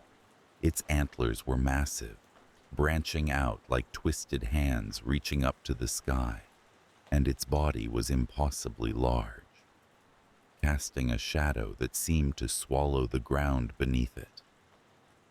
I stood frozen, caught between the instinct to flee and the compulsion to understand what I was witnessing. The creature let out another bellow, the sound vibrating through my very bones, and I knew then that I was in the presence of something beyond the natural order, something ancient and powerful. Panic surged through me, breaking my paralysis, and I turned to run, the forest blurring around me as I stumbled my way back to the farmhouse. Back within the safety of my home, I bolted the doors and windows, my breath coming in ragged gasps. My mind reeled with the impossibility of what I had seen, yet the memory of those glowing eyes and that haunting call lingered, a persistent reminder that whatever it was real. I spent the night in fitful sleep, the creature's image haunting my dreams, whispering secrets from the dark corners of my subconscious. The days that followed were a waking nightmare. I could feel its presence, always just beyond the threshold of my awareness, watching and waiting. The once comforting woods now felt oppressive, the trees closing in like an ominous canopy. I avoided them, sticking close to the farmhouse, but the sense of being hunted remained. Occasionally, I would catch glimpses of movement out of the corner of my eye, a flicker of shadow, a rustle in the underbrush. But when I turned to look, there was nothing. I tried to speak of it to the few neighbors I had, hoping for some confirmation that I wasn't losing my mind. They listened politely, nodding along with skepticism thinly veiled behind sympathetic smiles. One elderly man, a local fixture whose wisdom was often sought, merely nodded knowingly and muttered something about the old spirits of the land, warning me to tread carefully in places where the veil between worlds was thin. The climax came one cold, blustery night when the wind howled like a living thing outside my window. I was awoken by a sound, a tapping, insistent and rhythmic, at the glass. With a sense of dread pooling in my stomach, I got up and approached the window. What I saw made my blood run cold. The creature stood just beyond the glass, its eyes glowing like twin flames in the darkness. It was closer than it had ever been, its form towering over the house, the antlers scraping against the eaves. The tapping came from its massive hooves, each strike deliberate and menacing. It seemed to be studying me, those infernal eyes locking onto mine, and I felt an overwhelming sense of vulnerability, as if it could see into the depths of my soul. I stumbled back, my mind racing for a solution, a way to banish this nightmare. In a moment of desperation, I remembered the words of the old man, his mention of the thin veil. Perhaps, I thought, there was a way to send it back to wherever it had come from. I scrambled for my phone, seeking any information on rituals or lore that might help. Hours passed as I researched, the creature's presence never wavering, its eyes a constant, unyielding pressure. Finally, I stumbled upon an old folk tale, a story of an ancient guardian of the forest, a creature feared and revered by those who once walked these lands. To appease it, to send it back to its realm, one needed to acknowledge its dominion with a gift, a token of respect. With trembling hands, I gathered what I could find, a small charm that had belonged to my grandmother, an offering of personal significance. I approached the window again, the creature watching my every move. Slowly, I opened the door and stepped out into the night, the cold biting into my skin. The creature remained still, observing. I placed the charm on the ground, near its hooves, and stepped back, my heart pounding in my chest. For a moment, nothing happened. Then, with a grace that seemed at odds with its massive form, the creature lowered its head, touching the charm with its nose. It paused, then raised its head, the glow in its eyes softening, and I felt an inexplicable sense of peace wash over me. The creature turned slowly and retreated into the woods, its form merging with the shadows until it disappeared completely. I stood there, breathless and bewildered, the night returning to its usual stillness. The sense of menace lifted, and for the first time in weeks, I felt truly alone in the best possible way.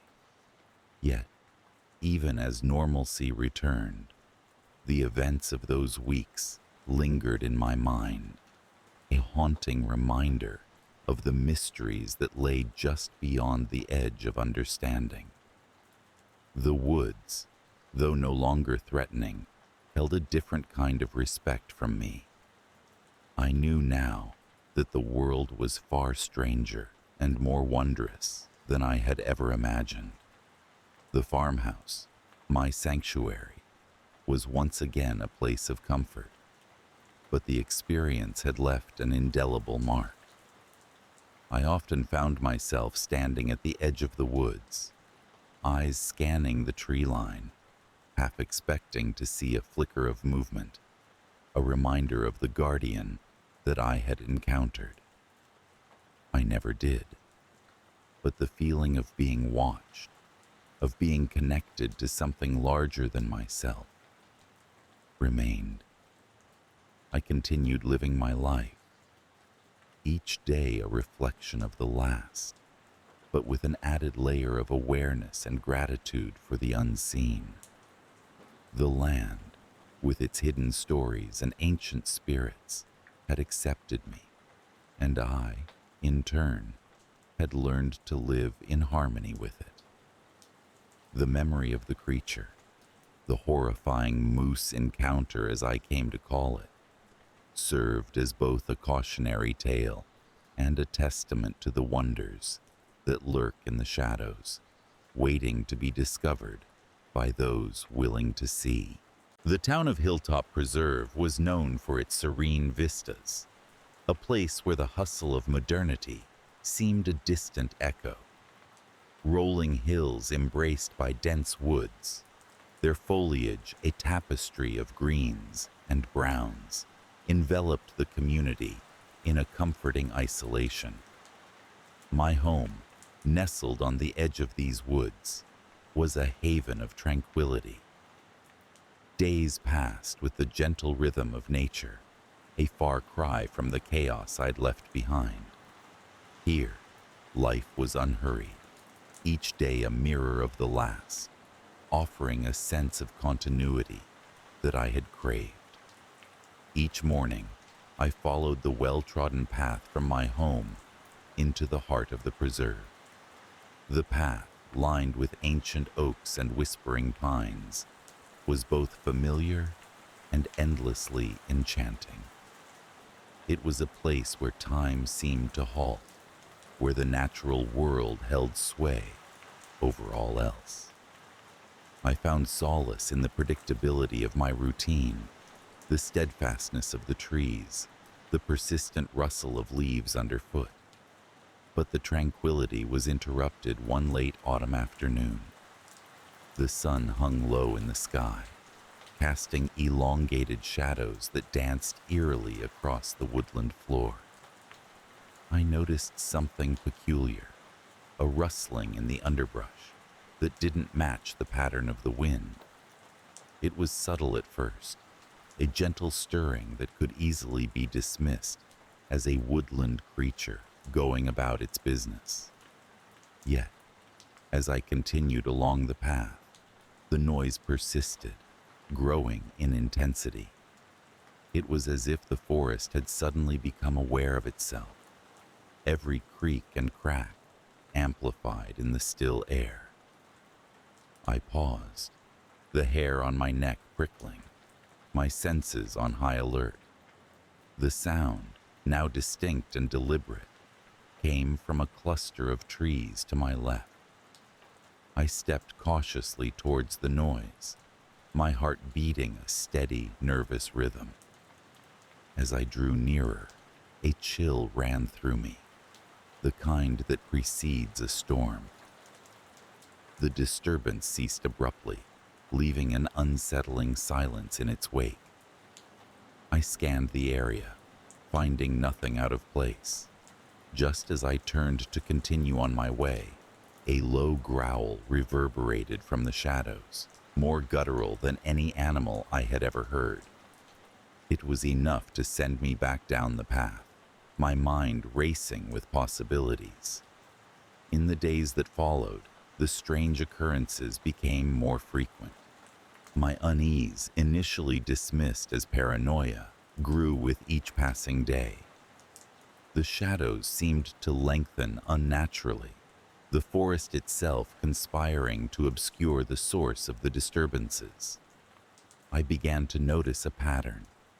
Each instance coincided with the setting sun, as if the creature, whatever it was, preferred the cloak of darkness. One evening, as I sat by the window of my study, a movement caught my eye.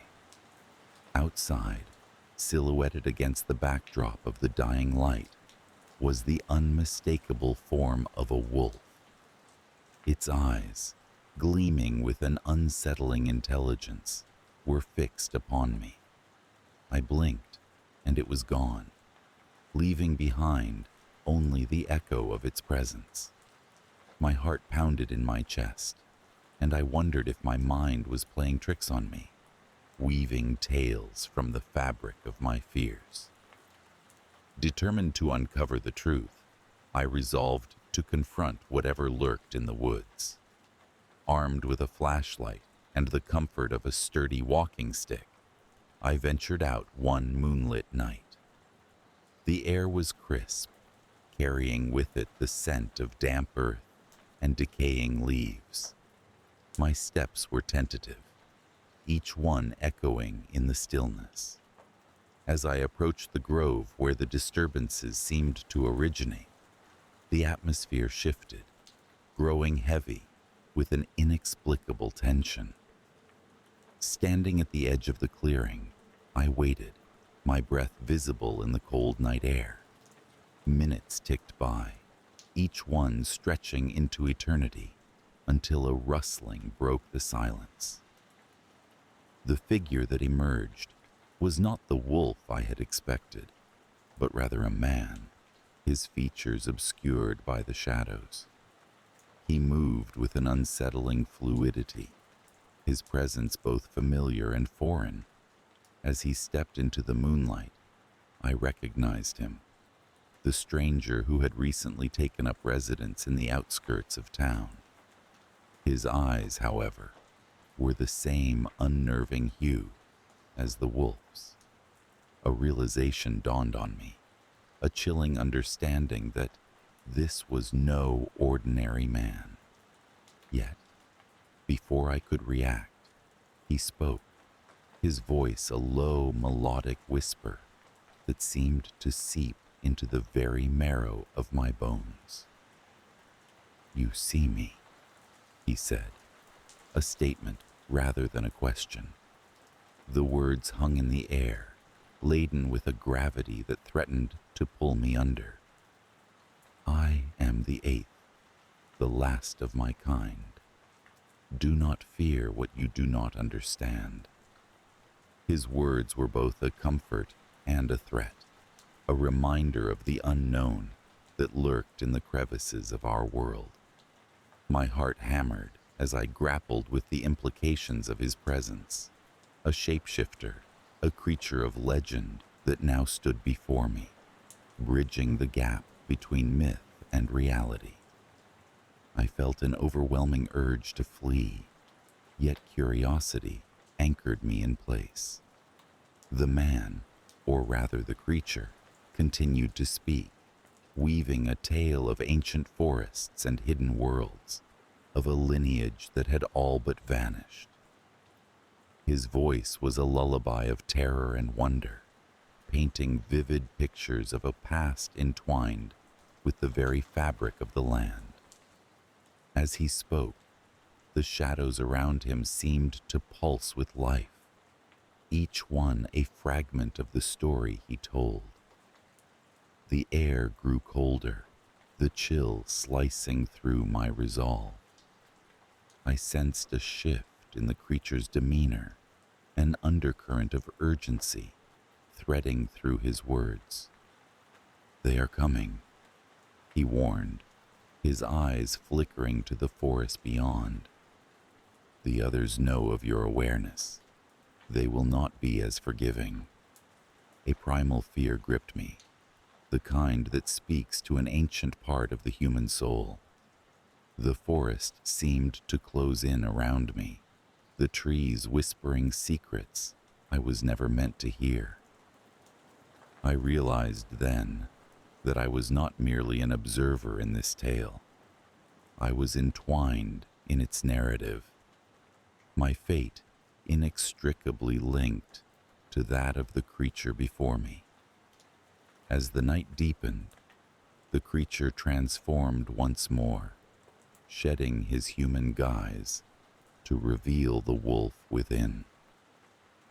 The transformation was both graceful and grotesque, a symphony of movement that defied the laws of nature. The wolf stood before me, its eyes holding a silent plea, a warning perhaps, or an invitation to a world beyond comprehension. I retreated, my mind a whirlwind of fear and fascination. The path home seemed longer, the forest darker, as if it too had shifted in response to the revelations of the night. Inside the safety of my home, I pondered the encounter, the creature's words echoing in my mind. I sensed a presence outside, the weight of unseen eyes pressing against the walls of my sanctuary. Days turned to weeks, and life in Hilltop Preserve resumed its quiet rhythm. Yet, I could not shake the feeling that things had changed irreparably. The forest, once a haven, now seemed a domain of shadows and secrets. I avoided the path through the woods, the memory of the creature's warning ever present in my thoughts. I began to notice subtle changes in the town, unexplained disappearances, whispers of sightings that no one dared to discuss openly. The townsfolk, too, seemed altered, their eyes reflecting a knowledge they refused to acknowledge. We were all ensnared in a web of silence, bound by an unspoken agreement to maintain the illusion of normalcy. But the fear lingered, a phantom that shadowed my every move. At night, the woods whispered tales of ancient predation, of creatures that walked unseen among us. The shadows danced with an unnatural vitality, and the wind carried with it the echo of distant howls. Each sound, each movement in the night, a reminder that the world was not as it seemed. I found myself drawn to the window each evening, searching the horizon for a sign, a glimpse of the creature whose warning had altered my perception of reality.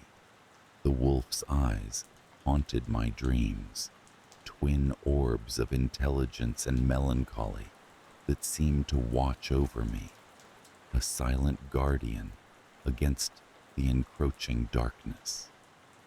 In time, the fear became a constant companion, a reminder of the thin veneer separating the known from the unknowable. The creature's presence, both a threat and a comfort, lingered in the periphery of my consciousness. I understood, with a clarity born of dread, that Hilltop Preserve was no longer merely a refuge. It was a threshold, a boundary between worlds, where the laws of nature were but a suggestion. And so, I remained, a sentinel at the edge of the woods, forever watching, forever waiting. The eighth wolf, the last of its kind, a reminder of the fragile balance between humanity and the wild. In the quiet moments, when the world seemed to hold its breath, I traced the path of the moon across the sky, the shadows lengthening in its wake. I listened for the howl that would signal the return of the creature, a harbinger of the secrets that lay hidden in the heart of Hilltop Preserve. In those moments, the fear was a living thing, an entity unto itself. Yet, within it lay a strange, aching beauty, a testament to the mystery of the world and the creatures that dwelled in its forgotten corners. I understood then that the fear would never truly fade, but neither would the wonder. For in the end, it was the mystery that held me captive, a story without end, unfolding in the shadows of the forest that had become my home. The village, nestled deep in the shadowy embrace of the mountains, had always seemed a world apart, encased in the shadow of towering pines, with the ever-present whisper of the wind through the forest. Life there was simple, predictable, almost mundane. The villagers went about their daily rituals with a sense of continuity that was comforting. I had spent countless evenings around the hearth of my modest cabin, watching the stars peek through the canopy, listening to the owls calling into the night. This was home, and I had never desired more than the peace it provided. I spent my days as a carpenter, crafting furniture from the robust wood the forest so generously provided. It was honest work, one that allowed my mind to wander as my hands meticulously followed the lines of grain with a chisel. The forest was both a resource and a haven, a place where I could lose myself and find myself simultaneously. We had learned to coexist with the wilderness, respecting its boundaries and understanding its signs. It was during one of these tranquil days, as the sun dipped below the horizon and the sky bled into shades of crimson and indigo, that I first felt the prickle of unease. I was returning from the forest, my cart laden with timber, when the air around me seemed to grow heavier. It was a stillness that was unnatural, as if the entire world had taken a breath and refused to let it go. The birds had ceased their evening songs, and even the insects seemed to have vanished into silence. Pushing the cart along the winding path back to the village, I couldn't shake the feeling that I was being watched. It was an inexplicable sensation, leaving the hairs on the back of my neck standing at attention. I paused, scanning the underbrush, but found only shadows and the rustle of leaves in the faint breeze. The rational part of my mind dismissed it. Perhaps a deer was curious, or a fox was lurking nearby. Yet the feeling lingered, trailing me like an unseen specter, until I reached the familiar sight of the village lights flickering to life. The next few days were uneventful, the regular rhythm of village life continuing undisturbed. Yet, the memory of that night clung to me, a small seed of doubt taking root in the back of my mind. I noticed the villagers seemed more guarded, casting furtive glances over their shoulders and speaking in hushed tones. Whispers of missing livestock crept into conversations, though no one mentioned it outright. The forest, which had always been our ally, now seemed to harbor secrets of its own. The full moon rose high and luminous, casting an ethereal glow over the landscape. It was on such a night that the tranquility of the village was shattered. I was awoken from a deep sleep by the chilling sound of howling, raw, primal, echoing through the night.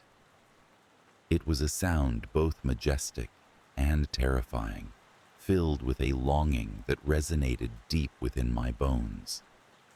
I sat upright, the remnants of sleep quickly burned away by the adrenaline coursing through my veins. The howling grew louder, accompanied by the panicked cries of the village livestock. I dressed hurriedly, stepping out into the cold embrace of the night. Other villagers had gathered, lanterns casting ghostly light onto their worried faces.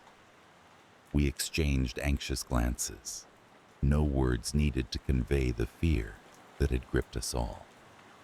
The howling continued, weaving through the trees, closer now, like a hunting pack closing in on its prey. As we stood, frozen in uncertainty, the woods seemed to breathe, alive with unseen movement. It was then we saw it, a shadow, larger than any wolf, moving with a fluid grace that seemed almost human. It darted between the trees, a dark blur against the moonlit landscape. An eerie silence fell over the group, as if our collective breath had been stolen away. The figure paused at the edge of the village, its eyes gleaming with an unnatural intelligence, a silent promise of savagery. Panic spread like wildfire. The villagers scrambled to secure their homes, urging one another to safety. Yet, I found myself rooted to the spot, unable to look away from those eyes that seemed to see into my very soul. It was only when another villager pulled me back, dragging me inside, that I broke free from the spell. The door was barricaded, and we huddled in the dim light, listening as the night stretched on interminably. Dawn came reluctantly, the sky a gradual wash of gray. We emerged, tentative and weary, to find the village eerily untouched and the woods once again silent. The shadow of the night lingered, though, a palpable reminder of what had come to pass. We spoke little, each of us lost in our thoughts. the unspoken fear that this was only the beginning, gnawing at the edges of our minds. Days turned into a week, and yet there was no sign of the creature. The villagers were on edge, a constant tension hanging in the air. I found myself drawn more frequently to the forest, as if seeking answers in the place that had always been a refuge. Despite the fear it now instilled, there was a part of me that needed to understand, to make sense of what we had witnessed. One afternoon, while gathering firewood, I stumbled upon something that sent a chill coursing through me. There, in a small clearing, were the remains of an animal. It had been savagely torn apart, and yet there were no tracks, no signs of struggle, only the gruesome evidence of a predator far more dangerous than anything I had ever known. As I stood there, the forest seemed to draw closer, the trees pressing in around me with a suffocating presence. I backed away, my heart pounding, instincts screaming at me to flee. As the days grew shorter and the nights longer, the village seemed to shrink under the weight of an unseen terror. The howling resumed each full moon, a relentless reminder of our vulnerability, of the predator that lurked just beyond our reach. Stories of the old legends began to circulate. Tales of a cursed man doomed to walk the night as a wolf. Though we tried to dismiss them as superstition, deep down, we knew there was truth hidden within those ancient tales. It was during one of these restless nights that I found myself driven by a compulsion I could neither explain nor control. The moon was a silver beacon in the sky, and I felt drawn to the forest, to the very heart of the beast's domain. Armed with nothing but a lantern and a resolve born from desperation, I ventured into the woods, the shadows swallowing me whole. The trail was familiar, yet each step felt like venturing into the unknown. The air was thick with anticipation, the night alive with unseen eyes, watching my every move. As I pushed deeper, the howling began anew, a mournful symphony that resonated through the trees. I followed the sound, driven by a need to confront whatever fate awaited me. It was in a clearing drenched in moonlight that I saw him, a figure standing in the center, silhouetted against the luminescent glow. His eyes met mine, and in that shared gaze, I understood. He was one of us, and yet not. His form shifted, the lines between man and beast blurring until he stood revealed, a monstrous hybrid of both worlds. It was a transformation, both grotesque and awe-inspiring. The raw power of the wolf merged with the tortured soul of a man. As he advanced, I stood my ground, heart hammering in my chest, fear and understanding warring within me. This was not just a creature of legend.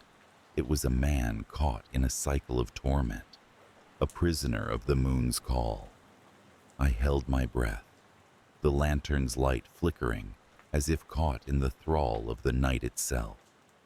In that moment, the air around us seemed to still, the forest holding its breath. The wolfman's eyes, once filled with a savage hunger, softened, a flicker of humanity breaking through. It was a plea, an unspoken cry for release from the curse that bound him. I knew then what I had to do. With trembling hands, I placed the lantern on the ground, a beacon of hope in the darkness that surrounded us. Slowly I backed away, leaving the clearing and the creature that was both a monster and a man. As I retreated, the howling faded into the distance, a haunting melody that would forever echo in the recesses of my mind. I returned to the village, the weight of what I had witnessed pressing heavily upon me. The nights that followed were quieter, the howling replaced by an eerie stillness. The villagers began to relax, the tension that had gripped us gradually dissipating. But I knew the truth, knew that the curse was not broken, merely waiting. The forest had claimed its own, and the beast within it would remain, a guardian of the wild and a prisoner of the moon. Though the village returned to its routine, the memory lingered, a shadow that would never fully dissipate. I often found myself at the edge of the forest, listening for that mournful cry, wondering if he still roamed the woods, caught in a cycle that could never be broken. In the quiet moments, when the world was asleep and I alone kept vigil, I felt his presence, a reminder of the fragile line between man and beast, of the darkness that dwells in us all. And so, life went on, the village cradled in the embrace of the mountains, forever changed by the curse of the wolf. The cottage, nestled on the fringes of the new forest, was a place where memories lived as vividly as the aged furniture that adorned its interiors. The walls held a quiet coziness that spoke of evenings spent by the crackling fire and mornings welcomed by the chorus of woodland birds. My granddad's cottage was a sanctuary of sorts, where the hum of nature replaced the din of modern life. I found solace in the familiarity of its rustic charm, particularly after the cacophony of city life. Growing up, visits to Granddad's cottage were woven into the fabric of my childhood.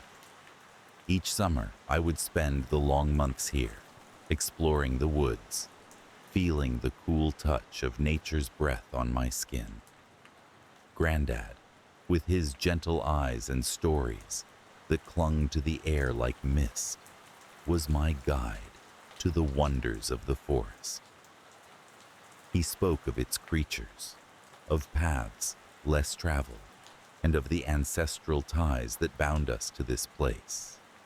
As an adult, my visits became less frequent, life's obligations pulling me in different directions. But when Granddad passed, the cottage fell to me, a tether to a simpler time. I decided to spend a few weeks there, to sort through his belongings and perhaps connect with the lingering essence of the man who had once been my guiding light. The first night back felt like slipping into a well-worn garment.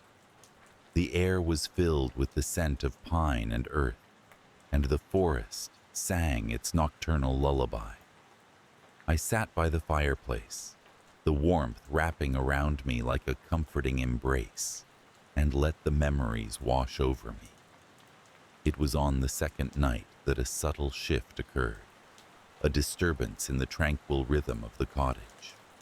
As I lay in bed, the wind outside began to howl, a stark contrast to the usual gentle rustling of leaves. It carried with it a low, mournful cry, a sound that seemed to seep through the walls and curl around my spine.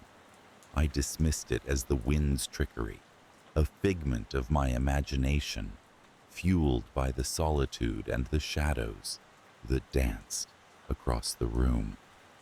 The following days passed without incident. I busied myself with the task of sorting through Granddad's belongings, each item a relic of his life. It was on the fourth night that the unease crept back, more insistent this time. I awoke to a shuffling noise outside my window, a sound that set my heart racing. The rational part of me insisted it was merely the wildlife, creatures of the forest going about their nocturnal routines. Yet, I could not shake the feeling of being watched, an unsettling prickling at the back of my neck. I told myself I was being foolish, allowing childhood fears to take root in the fertile ground of my imagination. But as the days turned into nights, the disturbances grew more pronounced. The once comforting sounds of the forest now felt oppressive, each rustle of leaf and snap of twig a harbinger of something I could not name. It was on the 7th night that I decided to investigate. The moon hung high in the sky, casting an ethereal glow over the landscape. I wrapped myself in a heavy coat, its fabric a bulwark against the chill that clung to the air, and stepped outside. The forest stretched before me, a labyrinth of shadows and whispers. As I walked, the moonlight illuminating my path, I discerned a set of tracks leading away from the cottage. They were strange, larger than any animal I knew, yet with a distinctiveness that made my skin crawl. I followed them, each step echoing in the stillness, until they veered into a small clearing. It was there I found Grandad, or something that bore his resemblance. He stood with his back to me, his form silhouetted against the moonlit trees. My breath hitched as he turned, revealing eyes that glowed with an unnatural luminescence. The features were his, yet twisted, as if a dark force had sculpted his visage into something both familiar and horrifying. The realization struck like a tidal wave. The stories he had told, of creatures that roamed the night, of the ancestral curse whispered about in hushed tones. They were not mere folklore. Grandad had been ensnared by that curse, a werewolf bound by bloodline to the cycles of the moon. His gaze met mine, a flicker of recognition passing through the depths of his transformed eyes. Yet, the primal instinct soon overwhelmed any semblance of humanity. He lunged, his movements a blur under the moon's watchful eye. Instinct drove me back towards the cottage, my heart pounding in a frantic rhythm that matched the pounding of my feet against the earth. Once inside, I bolted the door, the wooden barrier a fragile protection against the beast my Grandad had become. The night stretched on, each minute a slow march through the abyss. Outside, the forest was alive with the sounds of a hunt, of a creature bound to its curse. Dawn broke with a soft golden light, dispelling the shadows that had held dominion over the night. Exhausted, I ventured outside, the morning air carrying with it the scent of wet earth and pine. The tracks had vanished, as if the forest itself had swallowed the evidence of the night's horrors. Days merged into a blur of unease, the cottage's once comforting presence, now a reminder of the curse that lingered just beyond its walls. I sought answers in Grandad's journals, hoping to find some way to break the chain that bound him. The pages spoke of ancient rites and rituals, of sacrifices made to protect those you love. Yet, no solution presented itself, only the haunting reality that this curse was as much a part of our blood as life itself. On the final night, the moon rose full and bright, casting its silver glow over the world. I sat by the window, the curtains pulled back to allow the moonlight to flood the room. It was then that I saw him, standing at the edge of the forest, his form silhouetted against the sky. There was a stillness to him, a moment where the man I knew seemed to struggle against the beast he had become. I felt a pull, a connection that defied the barriers of his transformation. Yet, as quickly as it appeared, it vanished, the primal force reclaiming its hold. I watched as he turned and vanished into the woods, his figure swallowed by the darkness. The weight of helplessness settled over me, an acceptance of a curse that could not be undone. As the moon set, I realized the nights would forever be haunted by the specter of his transformation, by the knowledge that this forest was both sanctuary and prison. The days following were a blur of arrangements and final goodbyes. I left the cottage, locking the door behind me, but the lingering fear remained, a shadow cast by the truth I had uncovered. The cottage stood as a testament to the familial bonds that time could not sever, and to the curse that bound us to the cycles of the moon. Yet, deep down, I knew I would return, drawn back by the threads of memory and duty, to a place where the night held its secrets and the forest whispered of things unseen.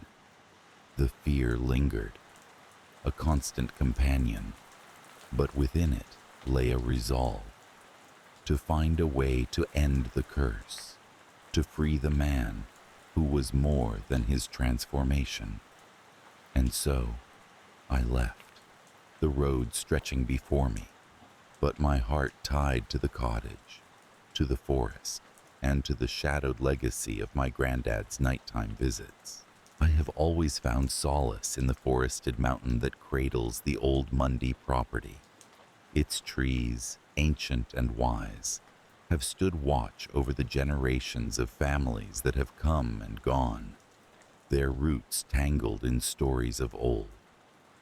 I moved to the outskirts of this woodland haven for the quiet, for the sense of being held by something greater than myself.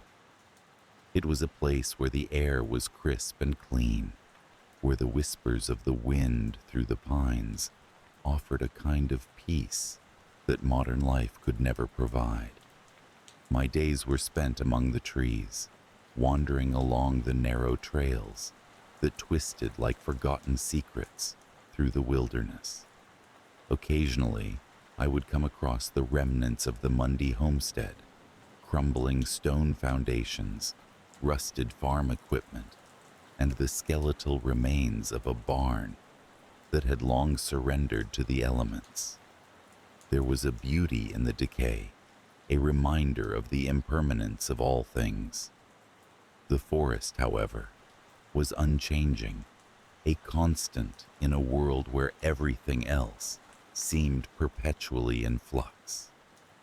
The tranquility I cherished was disrupted one autumn afternoon as I ventured deeper into the woods. The path, overgrown and seldom traveled, led me to a clearing draped in an eerie stillness that felt out of place amidst the usual cacophony of life. At the center of the clearing stood a peculiar structure, a small cabin crafted from rough-hewn logs, its roof sagging under the weight of moss and time. I had never seen it before, and its sudden presence unnerved me. As I approached, the air grew thick with a nauseating scent that turned my stomach. It was a smell I could not place, something akin to burnt meat, with an underlying sweetness that clung to the back of my throat. The closer I got, the more I felt the oppressive weight of the place pressing down on me, urging me to turn back. But curiosity, that insistent whisper, compelled me forward. The cabin door was ajar, and through the gap, I glimpsed shadows that flickered and danced like ancient specters. I hesitated, hovering at the threshold, torn between the urge to flee and the need to uncover the mystery that lay within. It was then that I heard it, a soft, melodic humming that resonated with a chilling familiarity. It was a lullaby my grandmother used to sing, a song of comfort twisted into something sinister in this unsettling context. Inside, the cabin was dimly lit by a single oil lamp casting a jaundiced glow across the room. The interior was sparsely furnished, with only a rickety table and a few mismatched chairs. But it was the walls that captured my attention, for they were adorned with photographs, faded and yellowed with age. Faces stared back at me, their expressions frozen in time. Generations of the Mundy family, their eyes hollow, their smiles brittle. Suddenly, the humming ceased, replaced by a silence so profound it felt like the forest itself was holding its breath. My skin prickled with unease, and I turned to leave, only to find my path blocked by a figure standing in the doorway.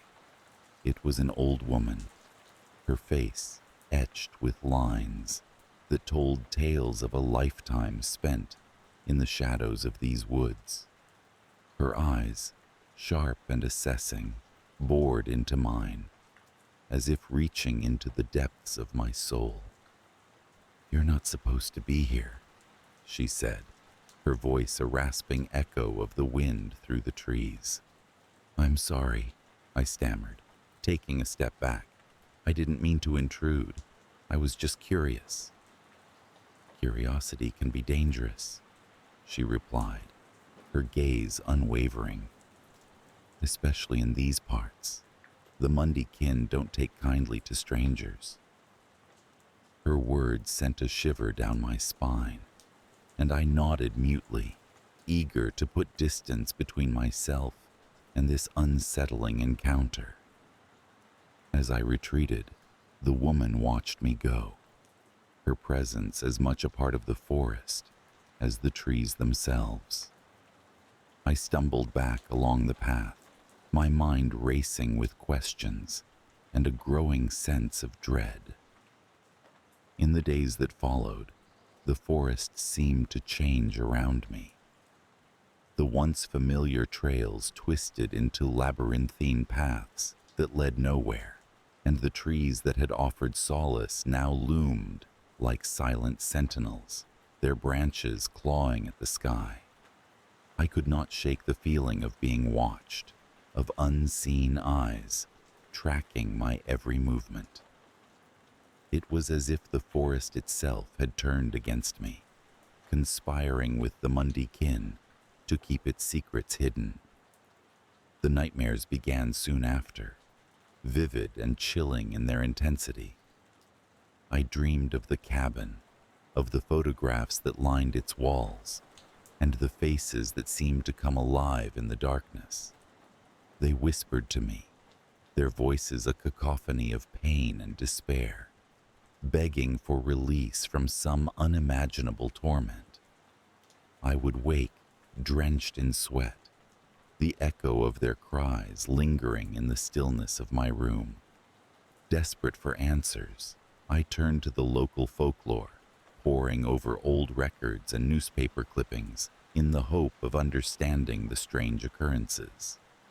The Mundy family, it seemed, had a dark history steeped in tragedy and whispers of unspeakable deeds, tales of cannibalistic rituals and revenge that spanned generations, of a curse that bound the bloodline to the land. One name appeared repeatedly in my research: Elizabeth Mundy, a woman accused of witchcraft in the late 1800s, whose alleged misdeeds had sealed the family's fate. Her execution had been a gruesome affair, carried out by a mob driven by fear and superstition. It was said that as she burned, she cursed the land, vowing that her kin would never know peace.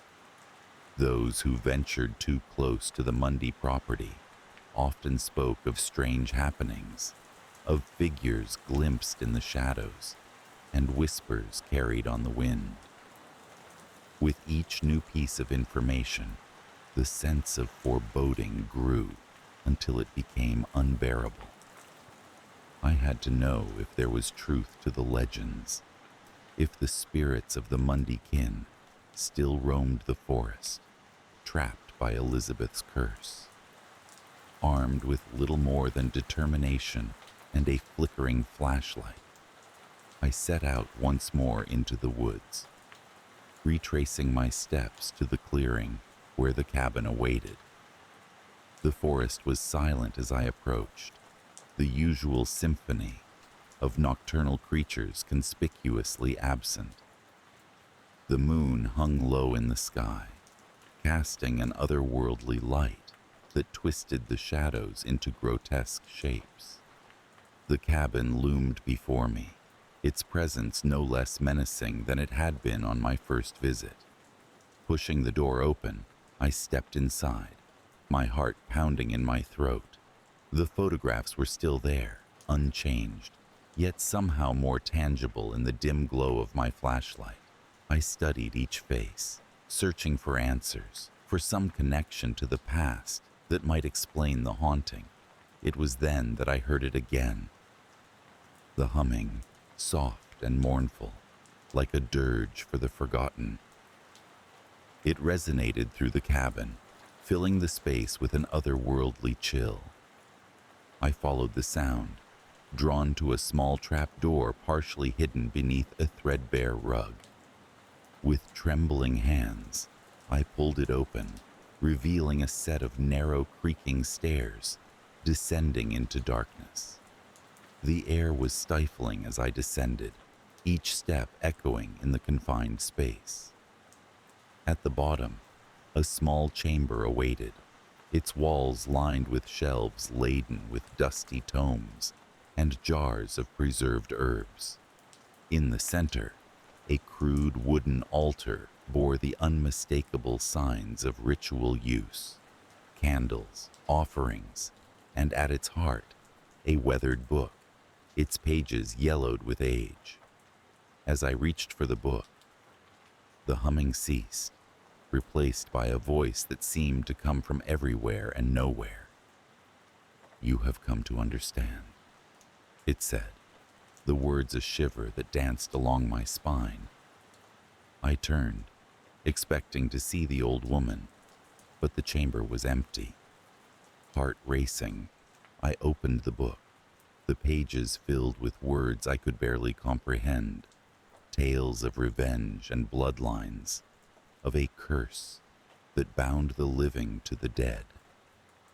It was a legacy of darkness, a promise of vengeance that transcended time.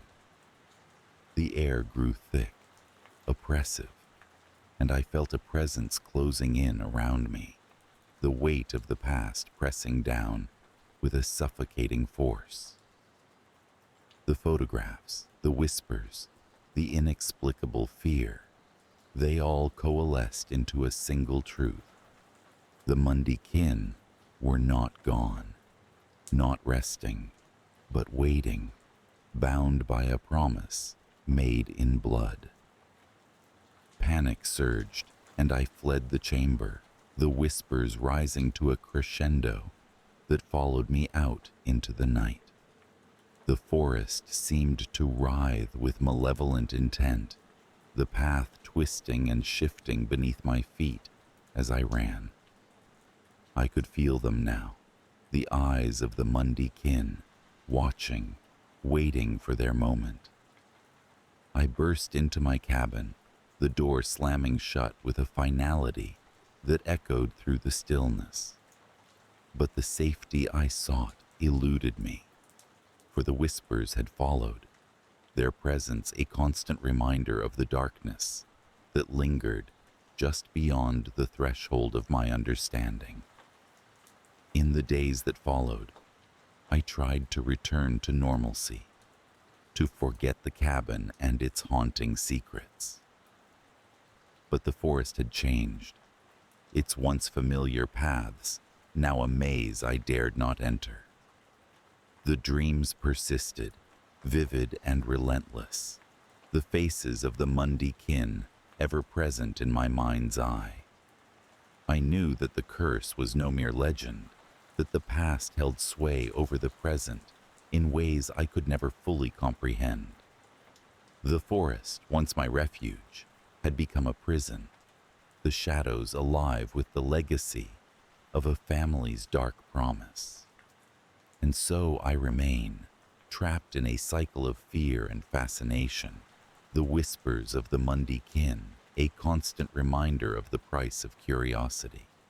Their story, their vengeance, is now a part of me, etched into the very fabric of my being. The forest watches, and I am left to wonder if there is ever truly an escape from the shadows that bind us to the past. The Mundy family had always been a mysterious entity in our small town, nestled within the Appalachian Mountains of North Carolina. Their sprawling property sat on the edge of town, a large, seemingly eternal house shrouded in layers of fog and legends. The Mundys were known for their reclusiveness. They seldom ventured beyond their land, except for necessary provisions. It was said that they had lived on that land for generations, their roots digging deeper into the Appalachian soil than any other family. I was drawn to the Mundy estate, not out of curiosity or idle gossip, but because of my grandmother's stories. She had been a maid in the Mundy house when she was a young girl. Her tales of the place were woven into my childhood, intricate stories of the family's strange traditions and the odd occurrences she had witnessed. Now, years later, as an adult, those stories called to me once more, an echo of a past I had never seen but was intimately connected to. I had decided to write a book about the Mundy family, hoping to untangle some of the mysteries that had enshrouded them for so long.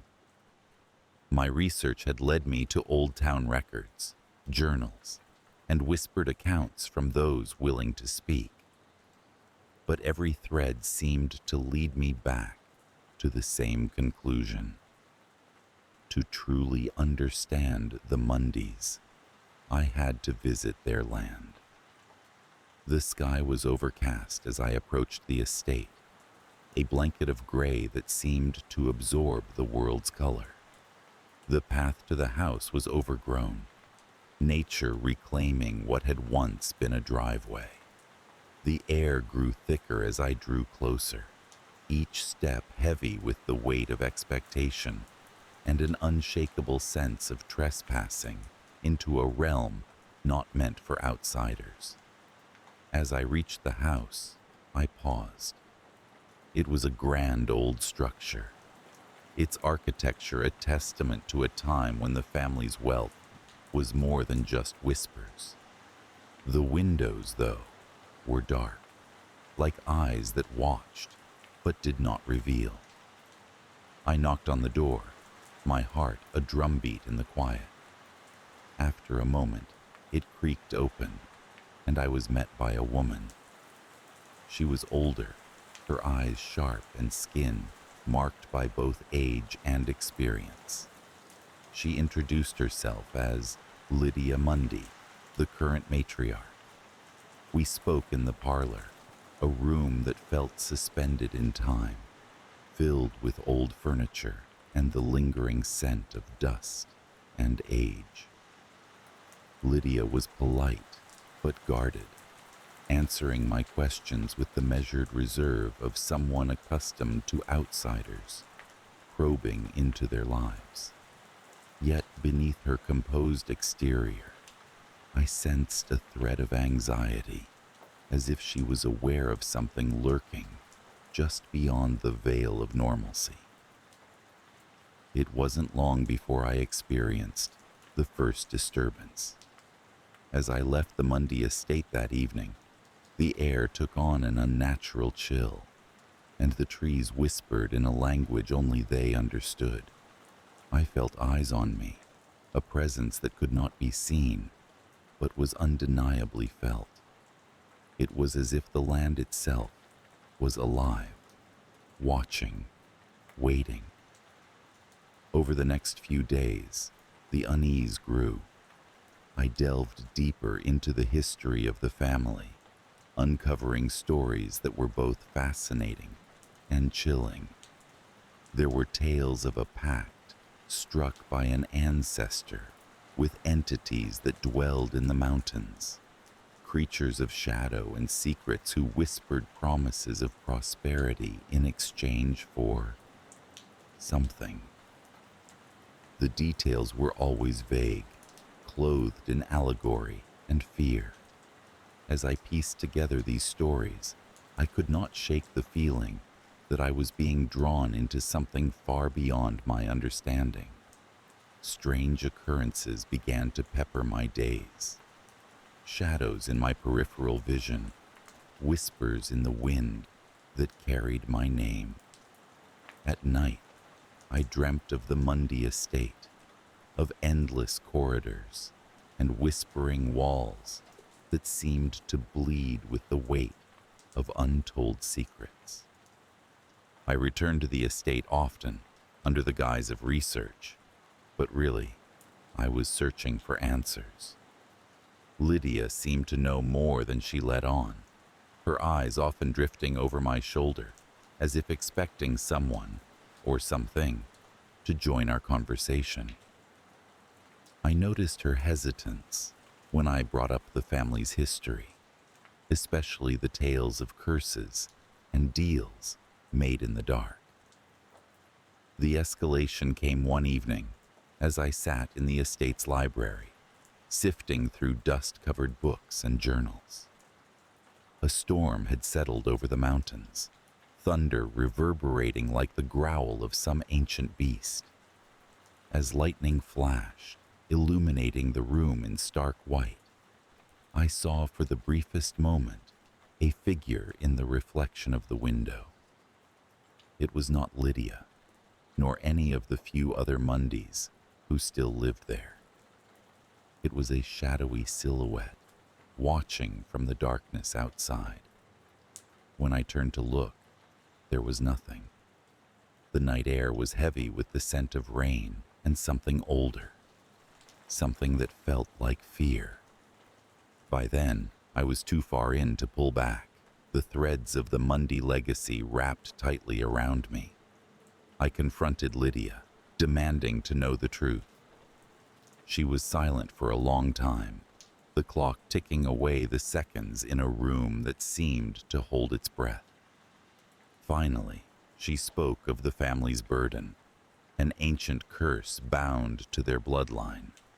It was said that the mountains themselves had eyes, and those eyes had chosen the Mundys long ago. A creature, a guardian of sorts, tied to the land, its presence both a blessing and a curse. The prosperity experienced by the Mundys came at a price, a cost that had grown heavier with each generation. The climax unfolded one fateful night when the veil between reality and the otherworldly lifted. I was in my small rented cabin near the estate, sleep eluding me as images from my research danced in my mind. The room was dark, except for the flickering light of a lone candle, its flame struggling against the shadows. Suddenly, the air shifted, a chill seeping deep into my bones. I saw them then, the creatures, shadows with form, moving through the darkness outside, slipping between the trees, their eyes like embers in the night. It was as though they were searching, not for me specifically, but drawn by my intrusion into their domain. A primal fear gripped me, the kind that speaks to the deepest parts of our being. They moved with a fluid grace, an elegance that belied their otherness. I watched, frozen, as they circled the cabin, a silent dance of shadows and moonlight. It felt as though I was on the brink of some terrible understanding, a revelation just out of reach. The figures never came closer, as if the threshold of my dwelling was a boundary they could not cross.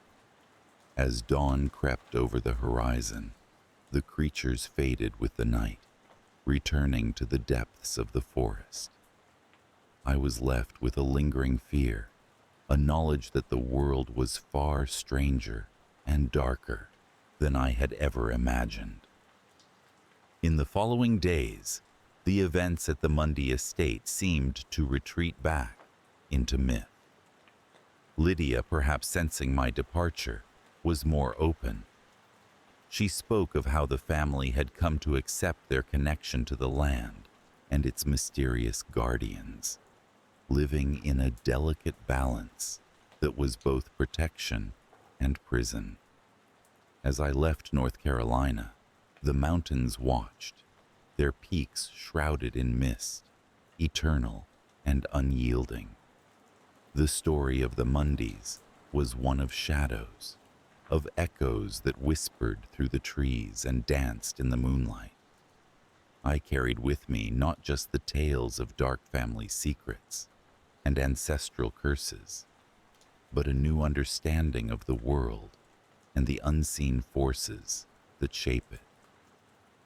Though I had escaped the clutches of the Mundy legacy, the fear lingered, a quiet whisper in the back of my mind, reminding me that some doors, once opened, can never truly be closed. The small mountain community of Windfall was a place that time seemed to have forgotten. Nestled among the towering firs and craggy peaks, it lay quietly ensconced in its cloak of evergreen silence. The air was crisp and pure, as though it had never been disturbed by the clamor of modernity. Here, life moved at a pace dictated by the sun's rise and fall, by the seasons' slow unspooling. I had returned to Windfall after many years away, drawn back not by choice, but by the inexorable pull of family duty. Despite my long absence, the town had changed little. The same old clock tower presided over the main square, its rusty hands still marking the hour with a muted chime. The houses, with their steeply pitched roofs and wooden facades, looked as if they hadn't been touched since they were first built. As I drove down the main street, memories of childhood flooded back, mingled with a sense of unease I couldn't quite place. I was here because of the Mundy family secret, one that had been whispered about in hushed tones for generations, but never openly acknowledged. It was a legacy that had shaped my ancestors, and, I feared, one that would now shape me. My uncle, the last remaining Mundy of his generation, had passed away, leaving me the sole heir to the family estate, a sprawling, brooding mansion set high on a wooded hill overlooking the town. The house, known simply as Mundy Manor, had always been an enigma. Its shadowy corridors and creaking floors seemed to harbor the memories of those who had lived and died within its walls. As a child, I'd been frightened of the place, with its echoing chambers and the peculiar chill that pervaded even the warmest of days. But now, it was mine, along with whatever secrets it concealed. The first night in the manor was uneventful. I arrived just before dusk, the sunset casting long shadows across the driveway.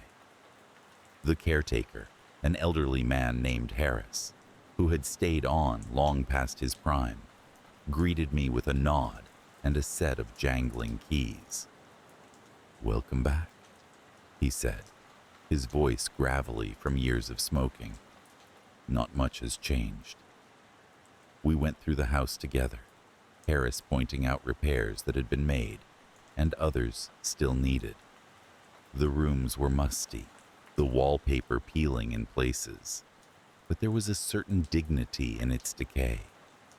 In the library, shelves groaned under the weight of books, untouched for years. The drawing room's fireplace held the ashes of long-forgotten fires. As we moved deeper into the house, I couldn't shake the feeling that we were not alone, that the house itself was alive, watching. The first disturbance came late that night. Unable to sleep, I wandered through the darkened corridors, my footsteps echoing like a ghost's. It was then that I heard it, a soft, almost imperceptible whisper, as if someone were standing just behind me. I turned sharply, my heart pounding, but saw nothing. The house was silent, save for the distant hoot of an owl. I tried to dismiss it as the product of an overactive imagination, exacerbated by fatigue and the unfamiliar surroundings, but the whispering continued, a persistent murmur that seemed to seep from the very walls. I could never catch the words, only the eerie cadence. Eventually exhausted, I fell into a fitful sleep, the whispering fading into my dreams. Over the next few days, the disturbances escalated. I would catch fleeting glimpses of shadows flitting across hallways, reflections in mirrors that disappeared when I turned. Objects moved inexplicably. An old photograph of my uncle was found face down on the floor, though I was sure I had left it upright on the mantel. Doors creaked open of their own accord, and once, a window slammed shut with such force that the glass shattered. I began to sense a presence, something intangible yet deeply unsettling. It was as if the house were trying to communicate with me, though its messages were shrouded in mystery. Seeking answers, I delved into the family archives, a collection of papers and journals stored in the attic. There, I discovered a history more twisted and dark than I had ever imagined. The Mundys, it seemed, were bound by a legacy of secrets and misdeeds. The journals spoke of strange rituals conducted under the cover of night, of pacts made with forces beyond comprehension. There were accounts of unexplained deaths, each one bearing the hallmarks of a curse. The most chilling entry was penned by my great-grandfather, who wrote of hearing voices in the manor, urging him to continue the family tradition of dark practices. This revelation sent shivers down my spine.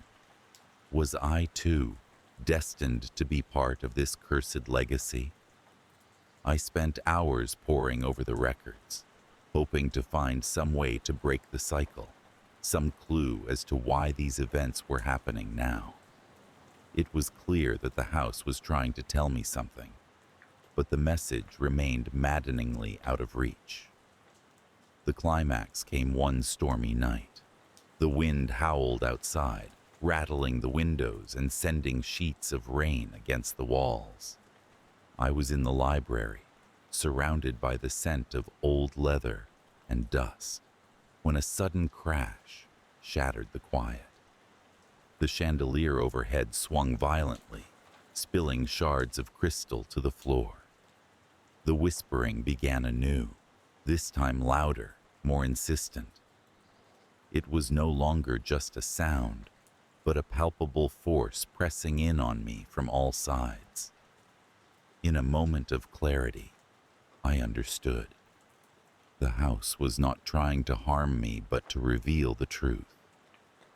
Racing up to the attic, I rifled through the archives until I found it. A letter from my uncle, written but never sent, addressed to me.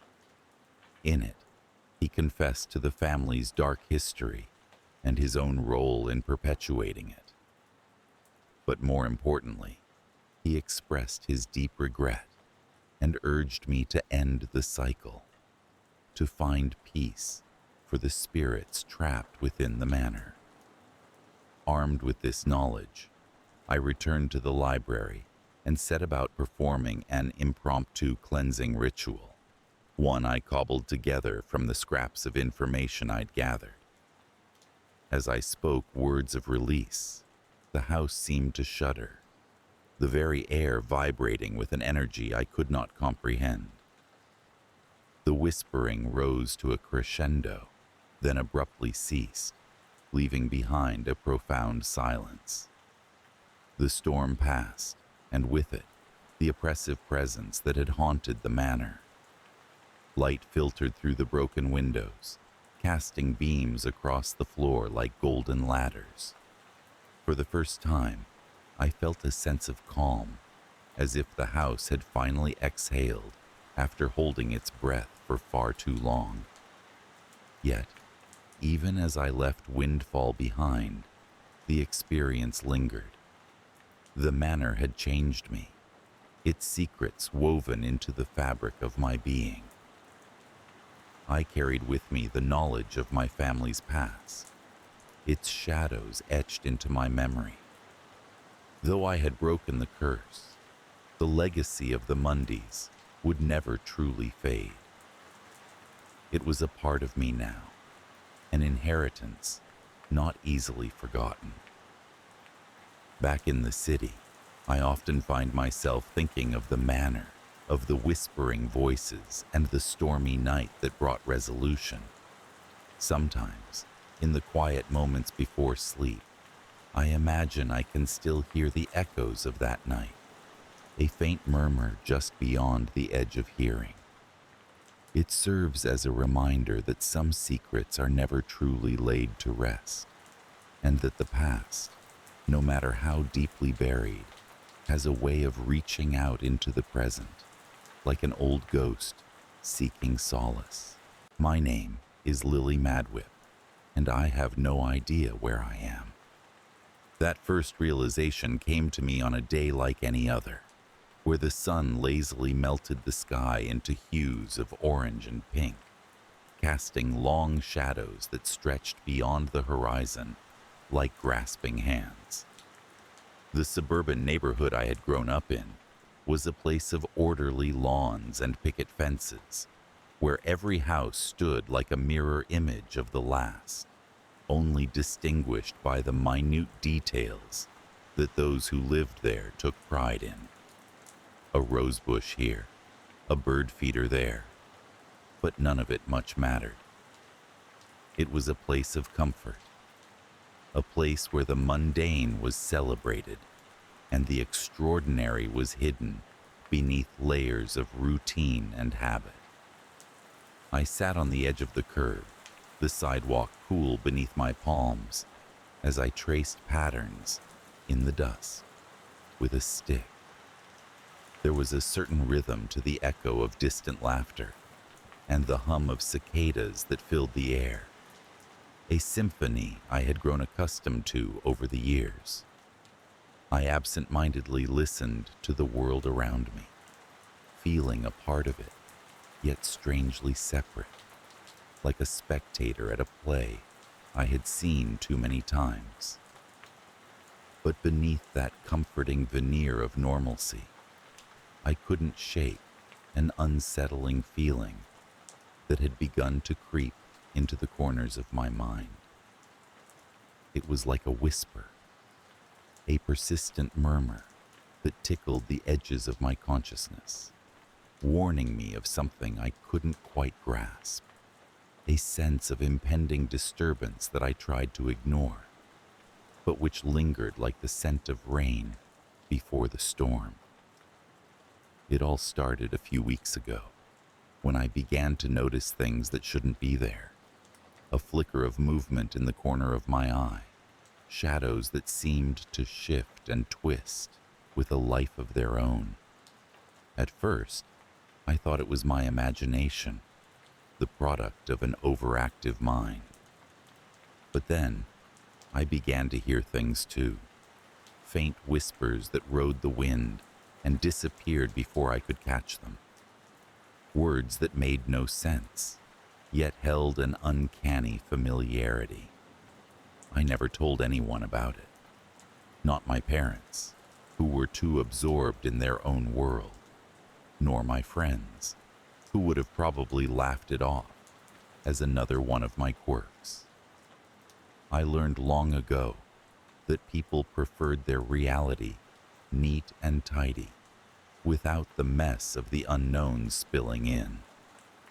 So I kept it to myself, hoping it would pass, that I could banish it to the realm of dreams where it belonged. That was until the day when everything changed.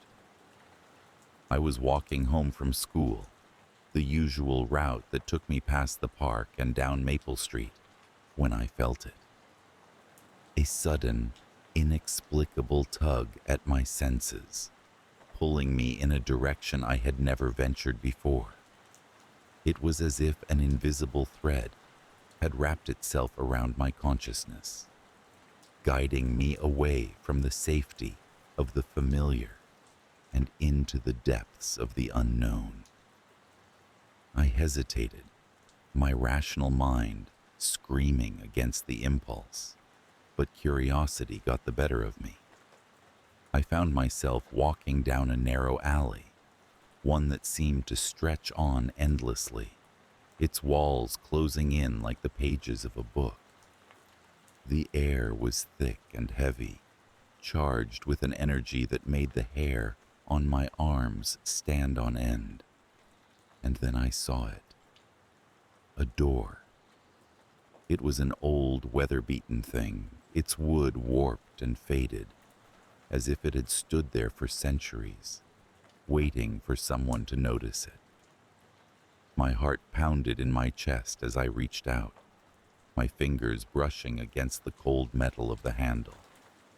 A shiver ran down my spine, but whether it was from fear or anticipation, I couldn't tell.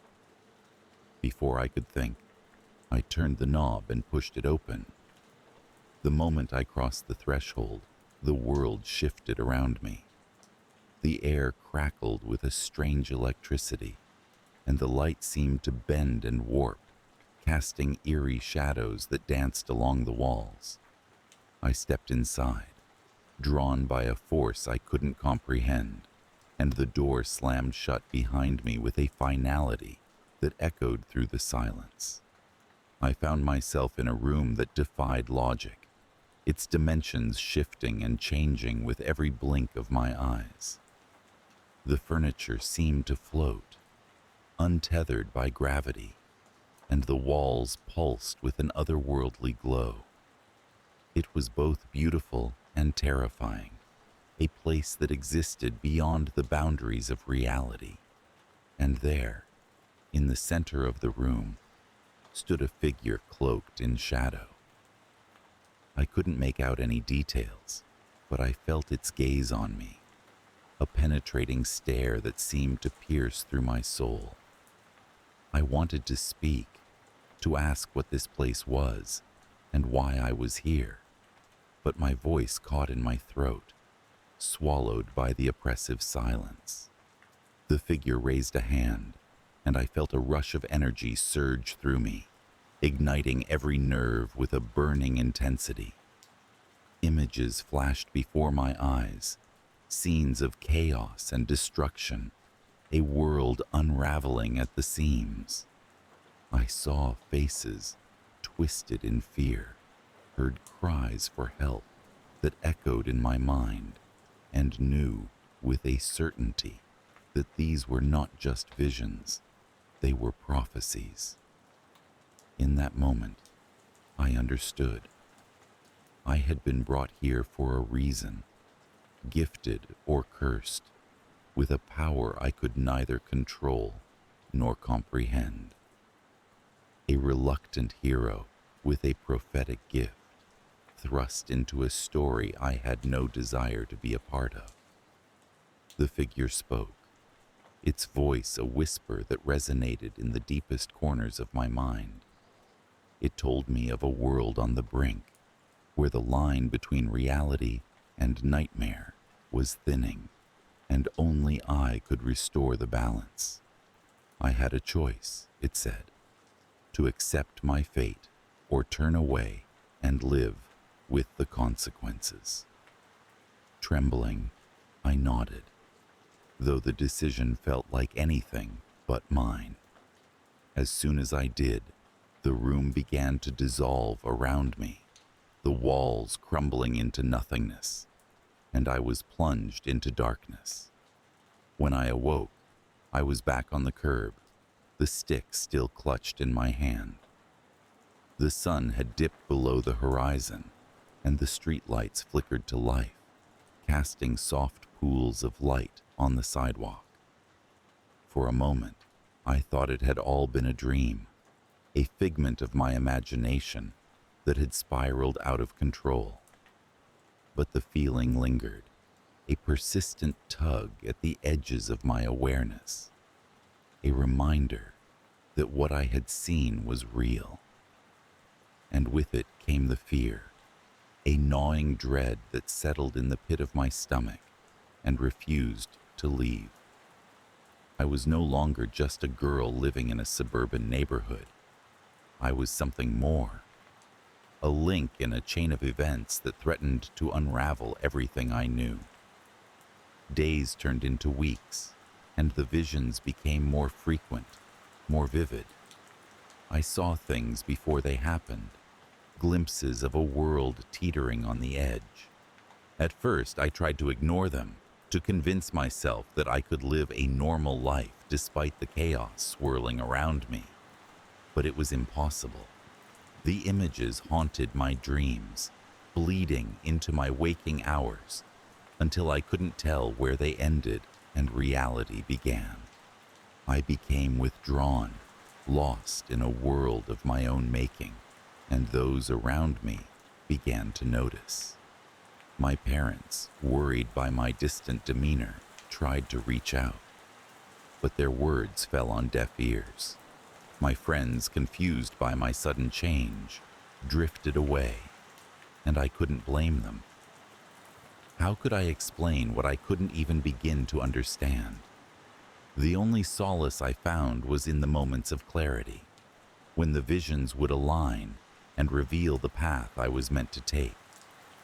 I followed them blindly, trusting in an instinct I didn't possess, hoping that each step would bring me closer to the truth.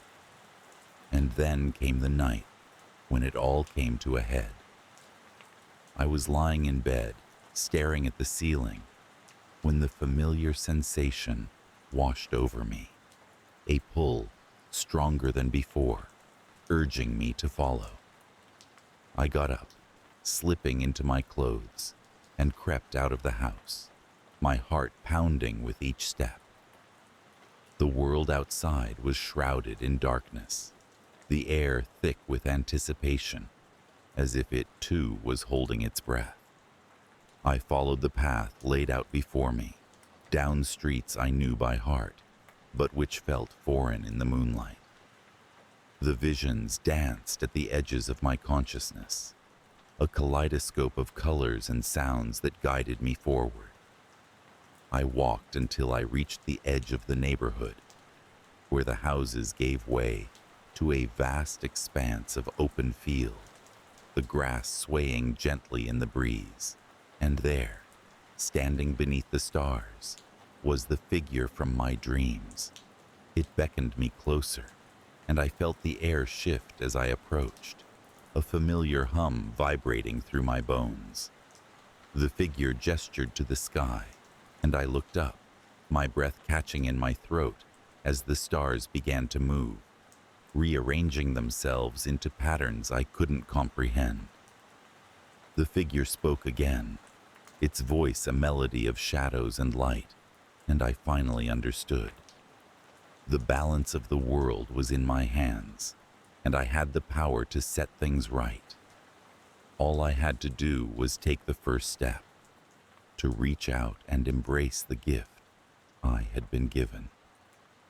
I hesitated, fear and doubt warring within me, but deep down, I knew I had no other choice.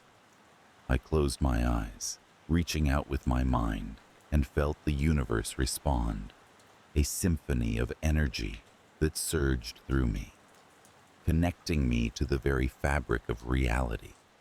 The world shifted, and I saw beyond the veil glimpses of futures yet to come, paths untrodden and destinies unfulfilled.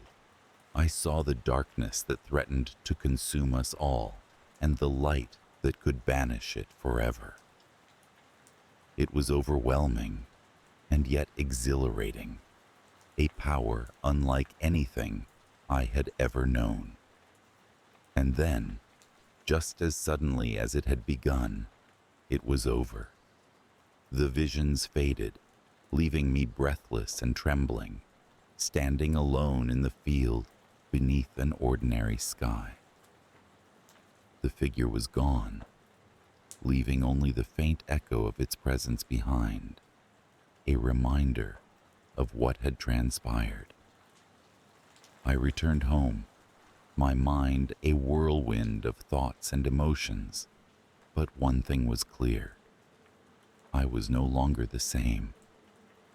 I had embraced my fate, accepted the burden placed upon me, and though the future was uncertain, I felt a strange sense of peace.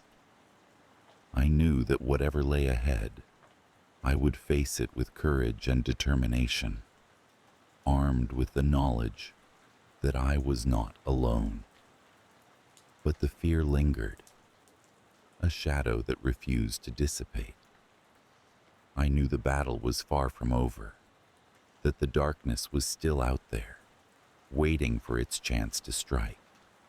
And though I had taken the first step, I understood that the journey was just beginning. I am Lily Madwip, and I have no idea where I am. But I do know this: I will not run. I will stand firm, guided by the whispers of a world unseen, and face whatever comes with unwavering resolve. For in the end, it is not the destination that matters, but the journey we take to get there, and the choices we make along the way. There was a time when I thought the world was as simple and predictable as the ticking of a clock. My name is Lily Madwip, and for the better part of my 10 years, the only mysteries I grappled with were the puzzles of my favorite cartoons or the nature of my mother's cooking. We lived in a modest house with a picket fence, and I delighted in the ordinary, the unexceptional rhythm of my days. School, home, play, rinse, repeat. It was a cycle that comforted me, like a favorite lullaby sung on a restless night. But then, as tends to happen in life, the clockwork of my world began to falter. It was small at first, little things that wouldn't warrant concern to the untrained eye. A misplaced toy, a book that fell open to the same page no matter how often I closed it. I paid little mind, dismissing them as quirks of an overactive imagination. But the oddities grew, unfolding like a creeping vine into every corner of my life. My parents, pragmatic to a fault, were the first to notice the changes. My mother, with her warm hands and cooler brow, would often press me with questions I couldn't quite answer. "Lily, how did you know about the storm before it was announced?" Or why did you say Grandma was coming when she never called? Innocuous questions that, to them, seemed rooted in the ordinary, but to me, were stepping stones to something I couldn't comprehend. The first true disturbance occurred on an evening like any other. The air was heavy with the scent of rain, a preamble to the storm that had been building quietly through the day. I sat at the kitchen table, my homework sprawled before me, though my mind wandered elsewhere. I barely noticed when the lights flickered, an occurrence so usual in our old house that it barely warranted acknowledgement. But then, something shifted in my peripheral vision.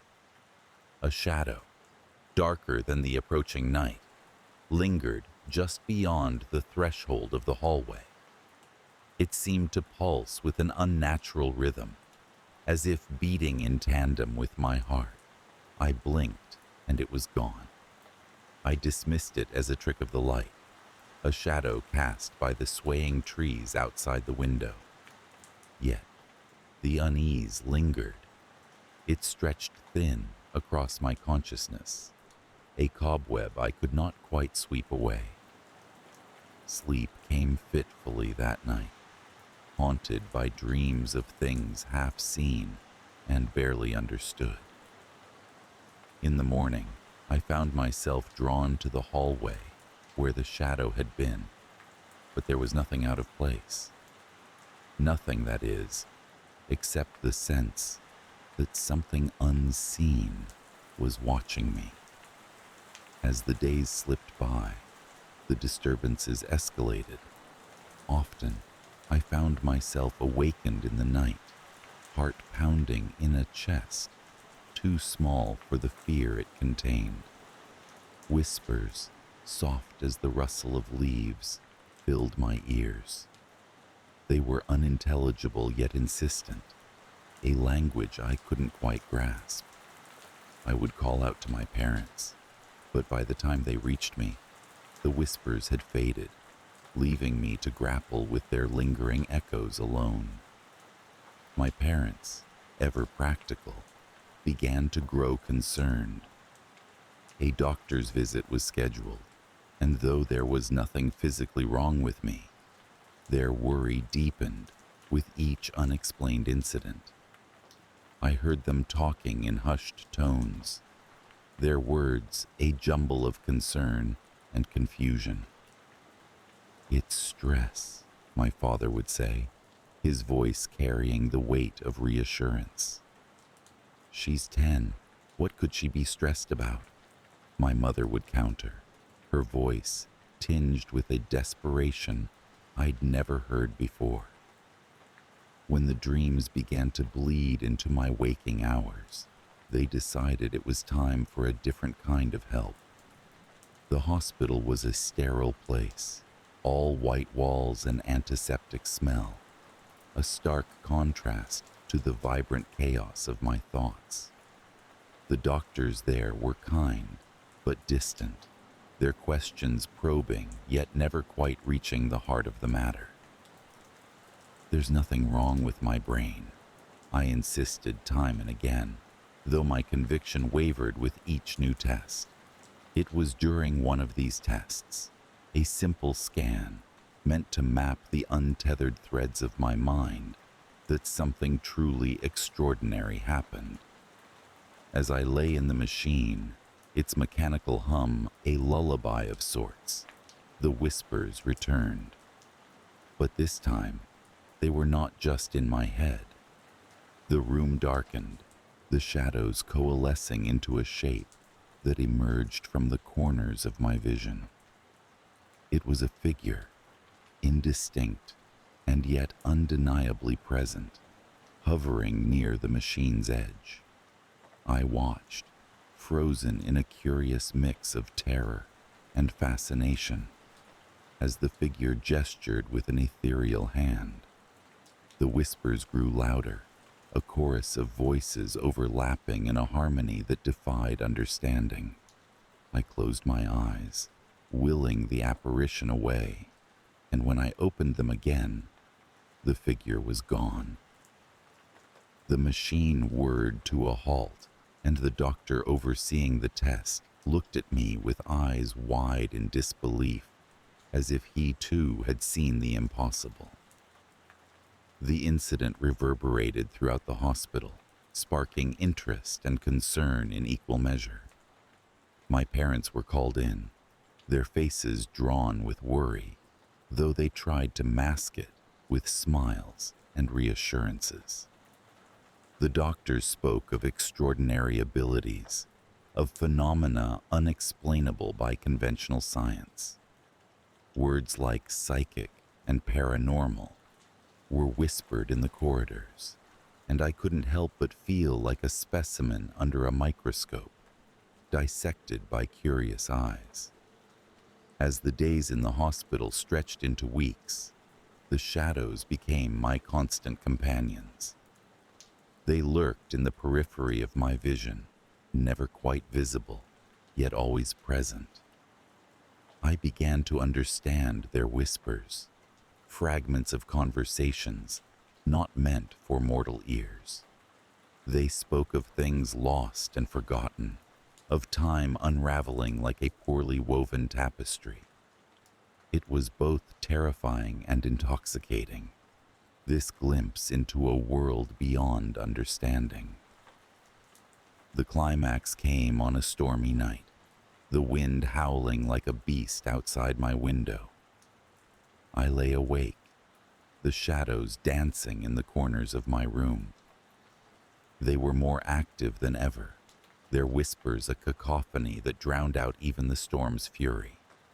I felt a tug at the edge of my consciousness, a gentle pull that beckoned me to follow. I rose from bed, my movements guided by an unseen hand. The shadows parted before me, forming a path that led to the hospital's deserted corridors. I walked with a purpose I didn't fully understand, my bare feet silent on the cold linoleum floors. The whispers grew louder, a chorus that seemed to echo from the depths of time itself. It led me to a door, one I had never seen before. The handle was cold under my fingers, the metal biting into my palm as I turned it. The room beyond was bathed in an unnatural light, the air thick with a palpable energy. In the center stood the figure I had seen during the test, its form now more defined, a silhouette against the ethereal glow. The figure raised a hand, and the whispers ceased, leaving a silence so profound it seemed to echo through my very soul. It spoke, not in words, but in a language of thoughts and images, painting pictures in my mind that defied description. I understood then that the shadows were not malevolent, but guardians of secrets too vast for human comprehension.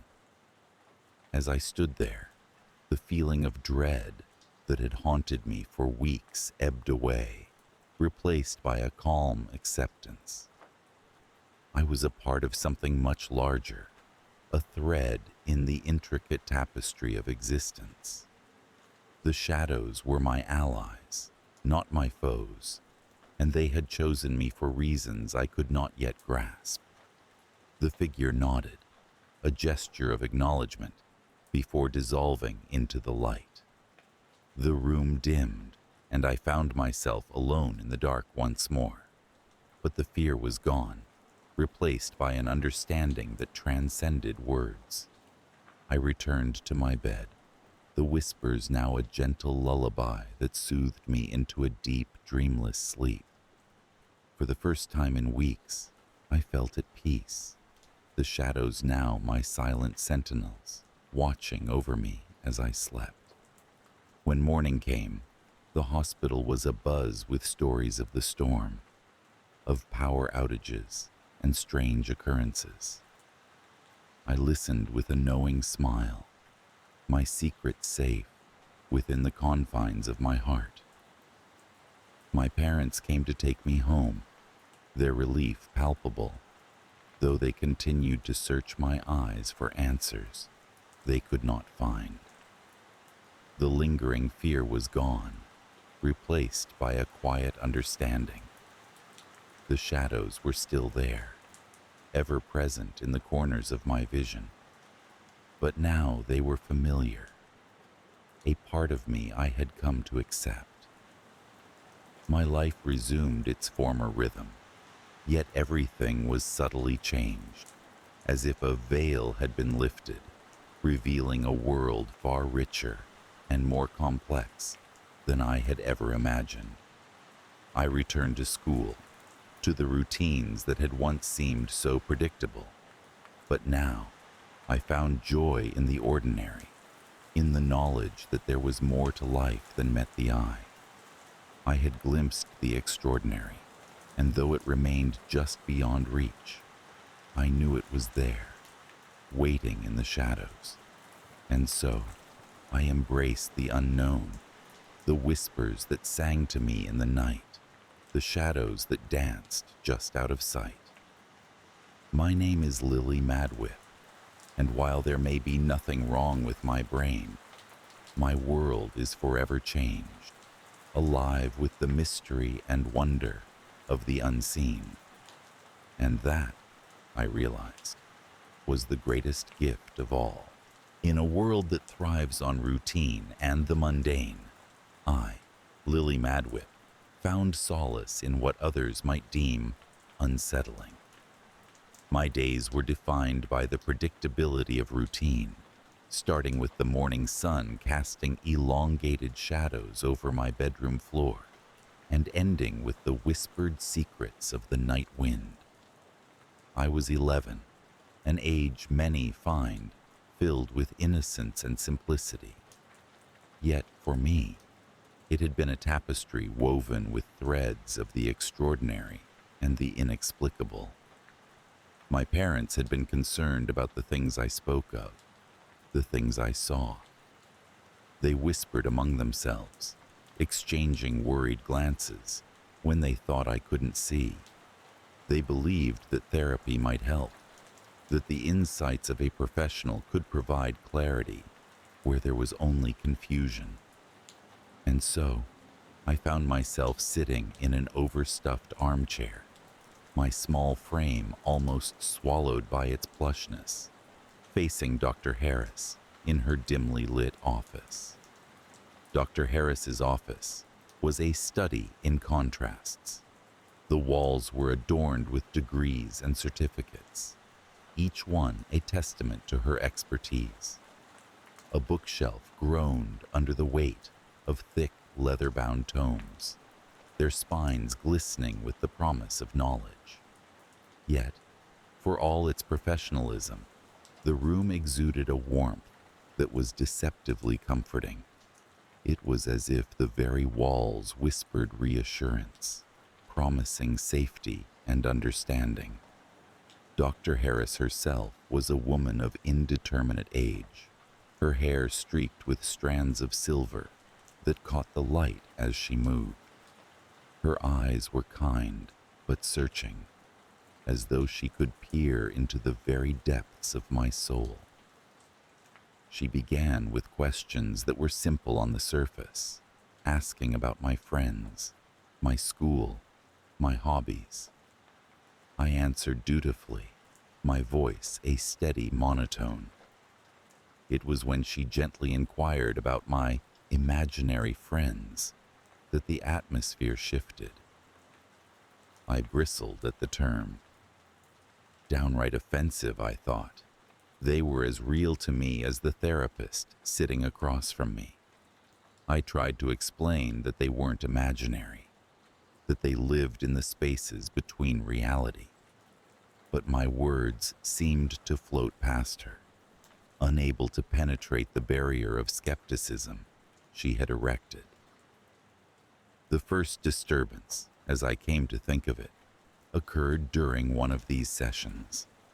We were discussing dreams, and I mentioned a recurring one where I walked through a cemetery at night, the moon illuminating the path like a silver beacon. I described the gravestones as old and weathered, their inscriptions faded with time. As I spoke, a sense of disquiet began to settle in the room, like a cold mist creeping in under the door. Dr. Harris leaned forward, her interest piqued. "And what do you see there, Lily?" she asked, her voice soft, almost coaxing. I hesitated, the words catching in my throat. "I see people," I said finally. "Not like ghosts, but people who are waiting." Dr. Harris's pen paused over her notepad, her expression one of polite curiosity. Waiting for what? I shook my head, unable to articulate the feeling of expectation, of a story unfinished. "I don't know," I admitted, "but they know me. They call me by name." The room seemed to grow colder, the shadows lengthening and deepening. A shiver ran down my spine as I felt the weight of unseen eyes upon me. I glanced around, half expecting to see the people from my dream materializing in the corners of the room. But there was nothing, only the ticking of the clock marking time, relentless and indifferent. The escalation began subtly, almost imperceptibly. Nights became a tapestry of vivid dreams and waking visions. I would find myself in the cemetery again, the air heavy with the scent of earth and decay. The people were always there, their faces a blur of familiarity and obscurity. They spoke without words, their messages conveyed in a language I couldn't fully understand, but felt deep within my bones. During the day, I became acutely aware of a presence that lingered just beyond my periphery.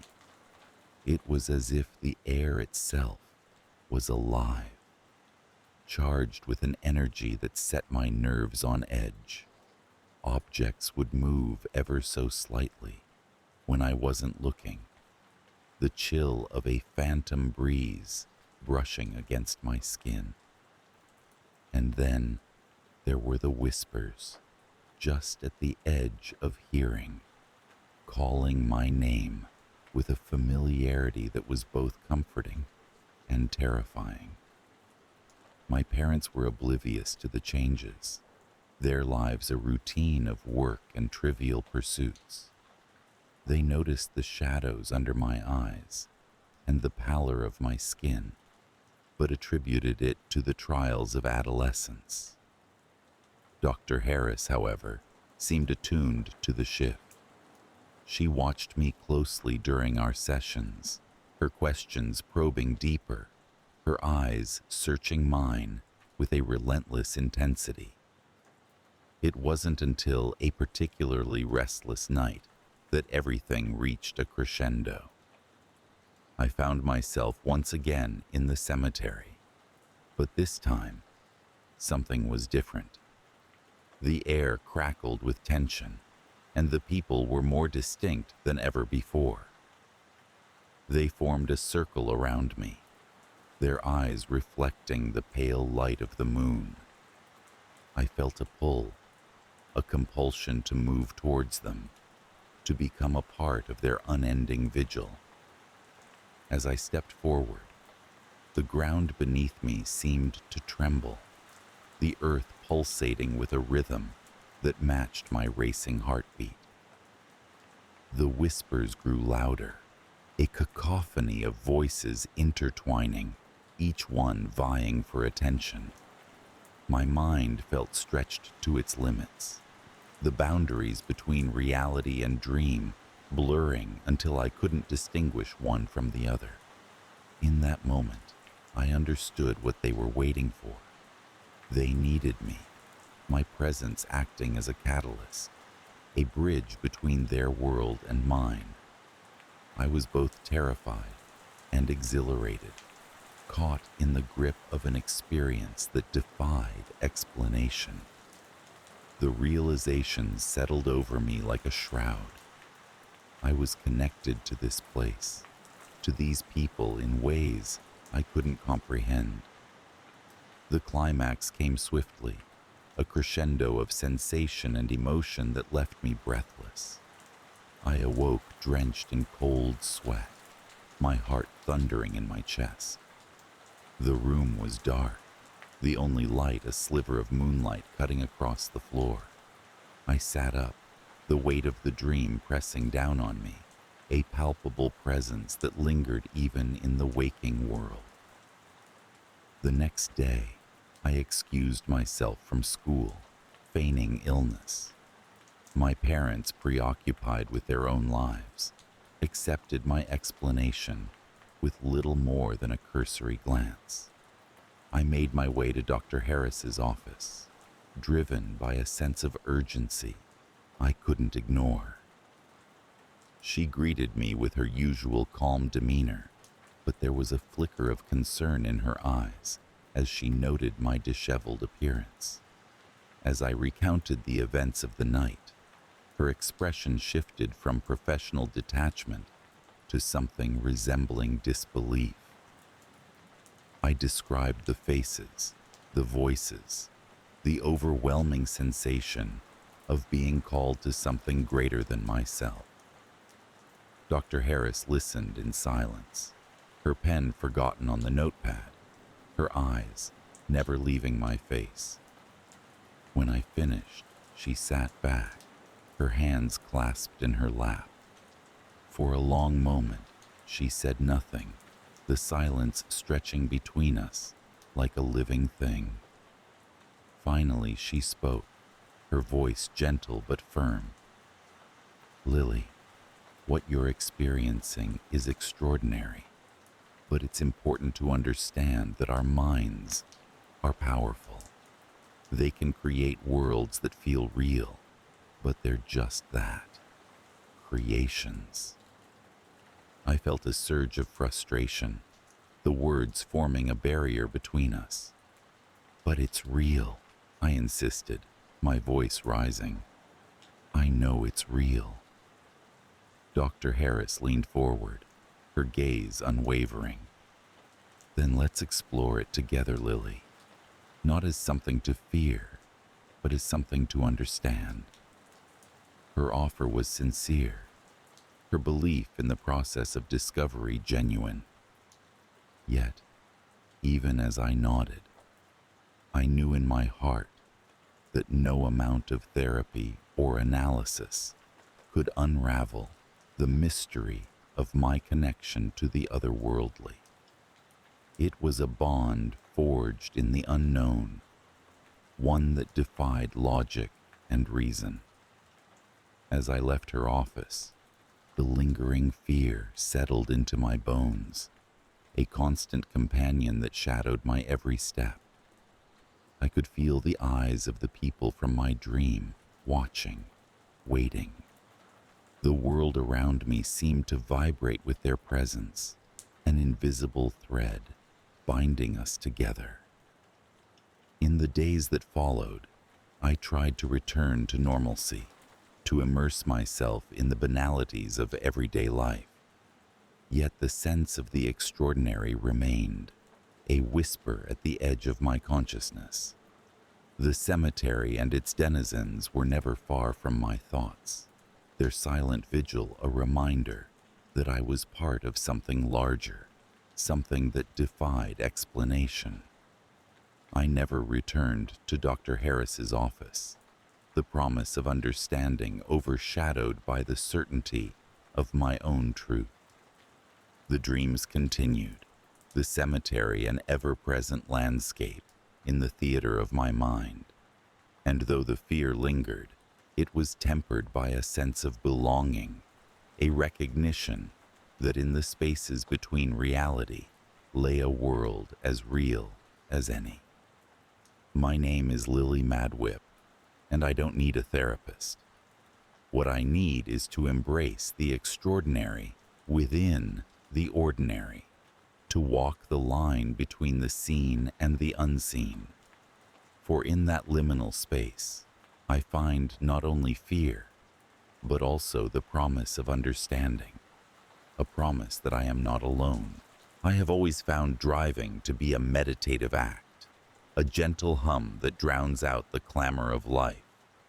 The car's smooth motion through the city's arteries offers a semblance of control in an uncontrollable world. On Tuesday, the air was crisp, and the sun hung low in the sky, casting elongated shadows that danced across the pavement. The city was just beginning to stir, the streets populated with an early morning rush that spoke of beginnings and destinations. As I meandered through the familiar route towards my office, my thoughts wandered to mundane matters, meetings, deadlines, the grocery list I had yet to compile. The radio played softly, a gentle accompaniment to the rhythmic thud of tires on asphalt. There was nothing extraordinary about this morning. It was a portrait of normalcy, perhaps even tranquility. But as I approached the intersection at Willow and Main, something shifted. It was subtle, like a thread pulling tight, threatening to unravel what had been seamlessly woven. A flicker of something in the corner of my eye, an anomaly in the peripheral, distracted me just long enough. I blinked, and the world seemed to tilt. The familiar setting suddenly rendered alien. The vision came abruptly, a vivid tableau that invaded my senses. I was no longer in my car, but standing in a hospital room. White walls, the sterile smell of antiseptic, and a heart monitor's steady beep surrounded me. A woman lay in the bed, her face pallid, eyes closed as if in sleep. Yet, there was something in the room. A heaviness, a sense of impending loss that clung to the air like a shroud. The vision shattered as quickly as it had appeared, leaving me gasping for breath. The light had changed, and a cacophony of horns erupted behind me, snapping reality back into place. Disoriented, I pressed the gas pedal and continued, though the world around me had irrevocably changed. In the days that followed, the vision lingered at the edges of my consciousness, a persistent whisper that refused to be silenced. I found myself haunted by the woman's face, her identity a mystery, yet somehow deeply significant. I tried to dismiss it as stress or a trick of the mind, but the sensation that it was something more, a premonition of sorts, was a weight I could not shake. As the week wore on, strange coincidences began to pepper my days. I would see glimpses of the hospital room in reflective surfaces, catch the echo of the heart monitor's beep in the most unexpected places. Each time, I would be filled with an inexplicable dread, my heart racing, palms clammy, like the very air had conspired to suffocate me. It was on Thursday, during a rare lunch break, that I decided to speak of it to anyone other than myself. A colleague, Dan, who had a penchant for the supernatural, seemed the ideal confidant. We sat in the bustling cafe, the city a blur of motion beyond the window. Dan, I began hesitantly, stirring my coffee. Have you ever experienced something you couldn't explain, like visions or premonitions? He chuckled, a sound that was both amused and curious. What, like predicting the future? I nodded, unsure how to articulate the gravity of what I had been experiencing without sounding insane. I keep seeing this hospital room and a woman. It's like I'm there, but I'm not. Dan regarded me with an analytical eye. his amusement giving way to intrigue. Could just be a dream. Stress does weird things to the mind. Maybe, I conceded, though the word tasted like a lie. But it feels so real, like it's showing me something I need to understand. He shrugged. If it keeps happening, maybe you should see someone about it. You know, talk it out. The conversation offered little solace, but in voicing the vision, I felt a small measure of relief. Yet, the sense of urgency that had been building within me did not abate. Instead, it climbed to an insistent crescendo, demanding my attention with increasing ferocity. On Friday evening, the visions began to escalate. They came not as flickers or ephemeral whispers, but as full-bodied apparitions that consumed my senses. I was no longer in control. They seized me without warning, plunging me into that sterile hospital room with an intensity that left me breathless. The woman's face grew more familiar with each encounter, her features etched with an ineffable sadness. I felt a connection to her that defied logic, as though our fates were somehow intertwined. The visions became more frequent, more detailed. The sound of rain against the window, the murmur of voices beyond the door, each element sharpening into painful clarity. I became a prisoner of these moments, lost in a cycle of confusion and dread. Sleep eluded me, my nights consumed by fragments of a reality, not my own.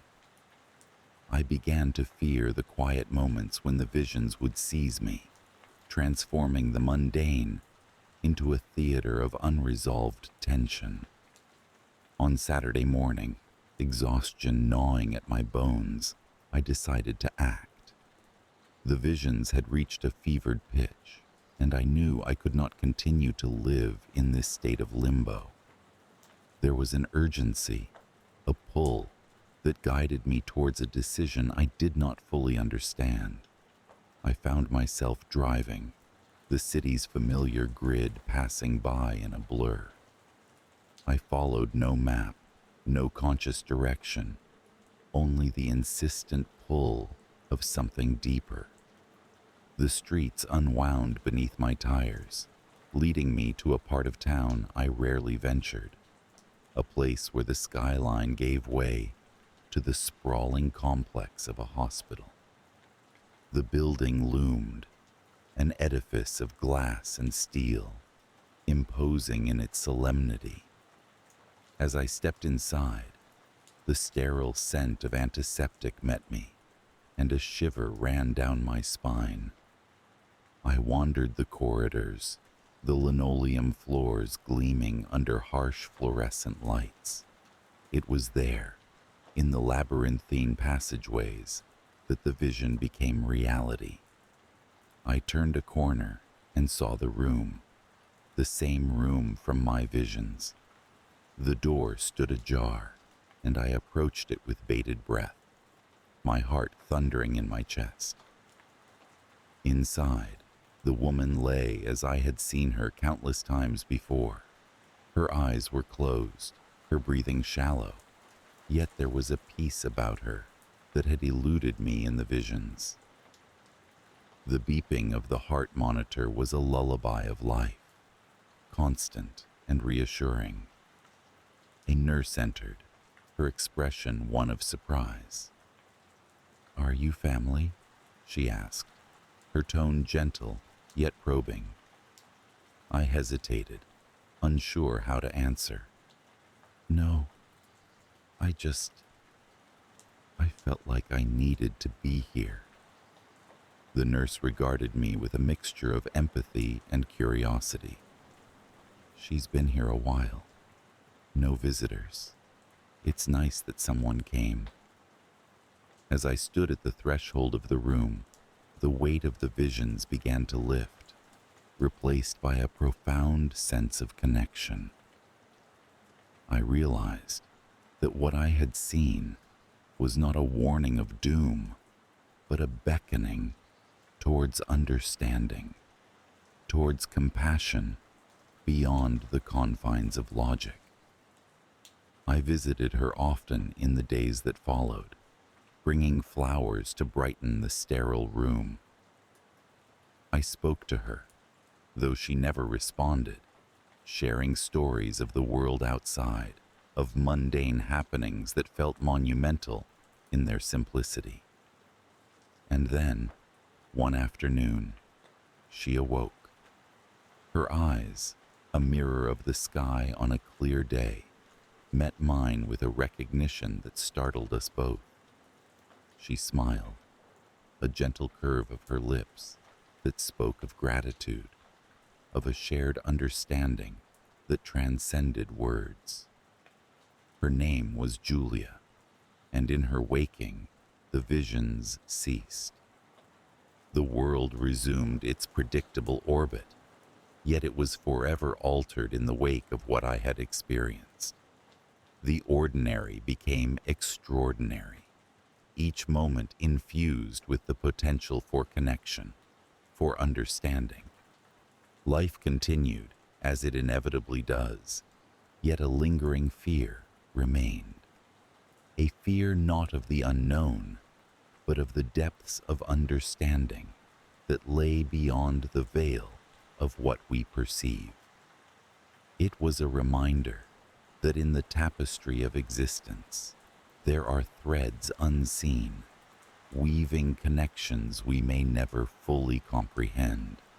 And though the visions no longer haunted me, the memory of them did, a testament to the fragility and wonder of human connection, an echo of the modern Cassandra that whispered of the beauty and terror of knowing. I remember the day I visited the clinic. It was one of those overcast mornings where the clouds hung low, as if gently pressing down on the shoulders of every pedestrian. I had been experiencing headaches for months, migraines that blurred my vision and left me incapacitated for hours on end. The specialists had all prescribed various medications, none of which provided more than temporary relief. That was when Dr. Langley suggested a more unconventional approach, a new experimental optical surgery. The clinic was situated on a quiet street lined with sagging trees, their leaves whispering secrets to those who cared to listen. Inside, it was sterile, the sort of pristine that made me feel small and out of place. Dr. Langley was a tall, thin man with a voice as smooth as silk, and his assurances were warm enough to melt away my apprehensions. He spoke of cutting-edge technology, of new eyes that could alleviate my suffering. The promise of finally living without pain was enough to convince me. The procedure was swift. I lay on a reclined chair, the room dimly lit and filled with the hum of machines. I was conscious throughout, a local anesthetic dulling the sensations to a mere pressure. I gazed upwards at the ceiling tiles, each square a portal to a different thought, and drifted in and out of daydreams.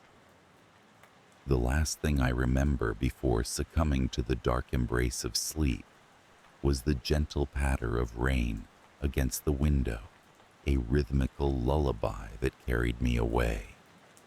When I awoke, it was to a world transformed.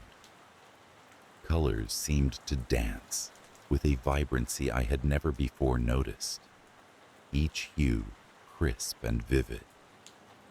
My new eyes were indeed miraculous. The migraines ceased, banished into the void where forgotten ailments resided.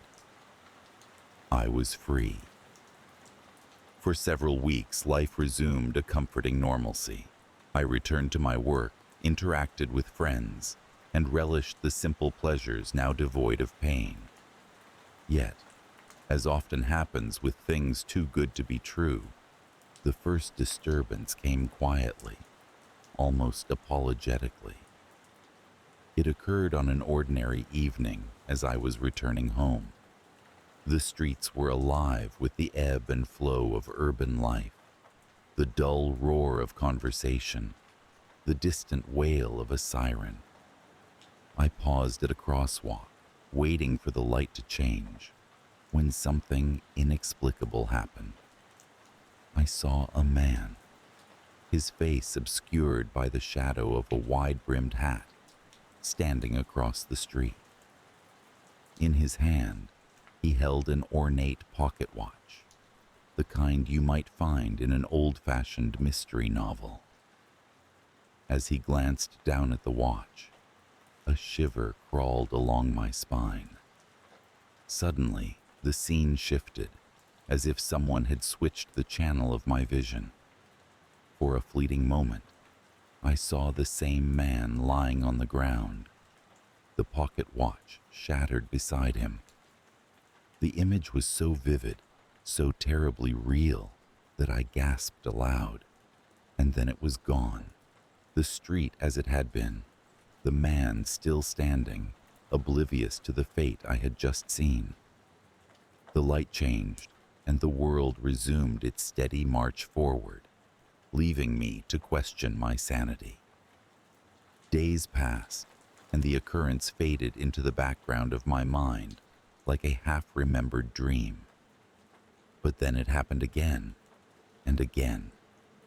Each vision was a harbinger of tragedy, a glimpse into a future I was powerless to alter. A woman at the grocery store, laughing as she reached for a carton of milk, only for me to see her slip on a patch of ice days later.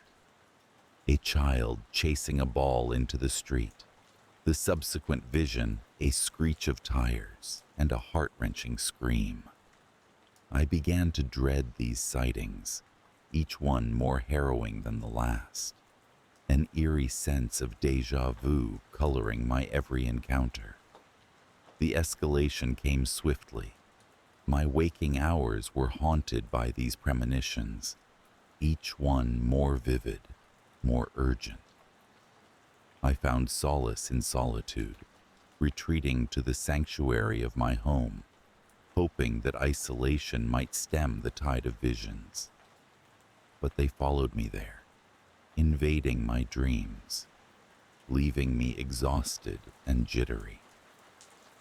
I reached out to Dr. Langley, hoping he might offer some explanation. His voice, once a comfort, now held an edge of skepticism, as he reassured me that such side effects were unheard of. He suggested a follow-up examination, but I could sense his disbelief, an undertone that this was a figment of my imagination. I agreed to the appointment, but felt a growing resolve to face this alone. One night, as I lay in the quiet confines of my bedroom, a vision struck with such force that it left me breathless. I saw myself standing in an unfamiliar lodge, the walls lined with hunting trophies that seemed to watch with lifeless eyes. Outside, a storm raged, the windows rattling in their frames. I was not alone. There were others, faces I did not recognize, their features a blur. The air was thick with tension, a palpable fear that clung to my skin. As the vision intensified, I caught a glimpse of myself, gripping an object, a key, its surface cold and metallic against my palm. I turned to see a door, heavy and foreboding, and as I reached for the handle, the world snapped back to the confines of my room, leaving me trembling in the darkness. Compelled by an unseen force, I set out the following day to find this lodge, a place I had never visited, but which felt inexorably tied to my fate. I drove for hours, the roads winding and narrow, leading me deeper into the heart of the woods. When I finally arrived, it was as though the lodge had sprung from the depths of my mind, every detail as I had seen. Inside, the air was cool and still, the shadows long and deep. My footsteps echoed softly as I explored, each room a portal to a different past. The trophies on the walls seemed to turn their hollow gaze upon me, silent sentinels of this forgotten world. As the day waned, the storm from my vision began to gather, dark clouds rolling across the sky, their promise of rain unfulfilled. I found myself in the main hall, drawn to a door at the far end. It was the same door from my vision, solid oak, its handle gleaming with the dim light of the fading day. I hesitated, fear a cold hand at the back of my neck, but the pull was undeniable. As I reached out, the key from my vision appeared in my hand, its weight a comfort against the unknown. The moment the door swung open, the atmosphere shifted. It was as if the lodge itself held its breath, waiting. Beyond the threshold lay a room unlike any other, its walls lined with mirrors that reflected not just the present, but something else, moments fleeting and elusive. The reflections danced with a life of their own, each one a tapestry of what might have been or was yet to come. As I stood there, the weight of the visions pressed upon me with a new clarity. They were not mere glimpses of the future, but echoes of a myriad of possibilities. I understood then that my new eyes saw not one path, but many, each choice a thread in the vast tapestry of existence. The realization was both liberating and terrifying. I could alter the course of events, avert disaster, save lives, but at what cost? The burden of knowledge was heavy, a responsibility I had not asked for, and yet it was mine to bear. As the storm finally broke outside, the rain a symphony against the roof, I closed the door to the mirrored room, the key once more a reassuring presence. I returned home, the world unfamiliar in its normalcy, each face in the street a story untold. The visions did not cease, but with each one, I learned to navigate the labyrinth of possibilities, discerning which paths needed intervention and which were best left to unfold on their own. The trials of those early days became a distant whisper, replaced by a quiet understanding of my place within the greater design. Yet, the fear lingers, a shadow that stretches with the setting sun. I fear not for myself, but for the world as it dances on the edge of chaos and order. In the solitude of night, as I lie in the embrace of sleep, I wonder about the limits of my sight. A gift or a curse, it binds me to a fate I cannot escape. And though I walk this path willingly, the question remains: what awaits beyond the edge of vision? There's a peculiar kind of comfort that comes with routine, a gentle lull in the predictable drift of daily life, with its familiarities and routines. Each day, I wake up at precisely 7:00 a.m., the soft chime of my alarm clock gently coaxing me from the depths of sleep. I rise, wash, and dress in the soft light filtering through the curtains. Breakfast is always the same: a steaming cup of coffee, black, and a slice of toast, butter melting into every crevice. I glance out of the window, watching the neighborhood awaken with the rising sun. Cars begin to hum down the street, their headlights flickering off as daylight claims its place. The city is a living organism, breathing, humming with life.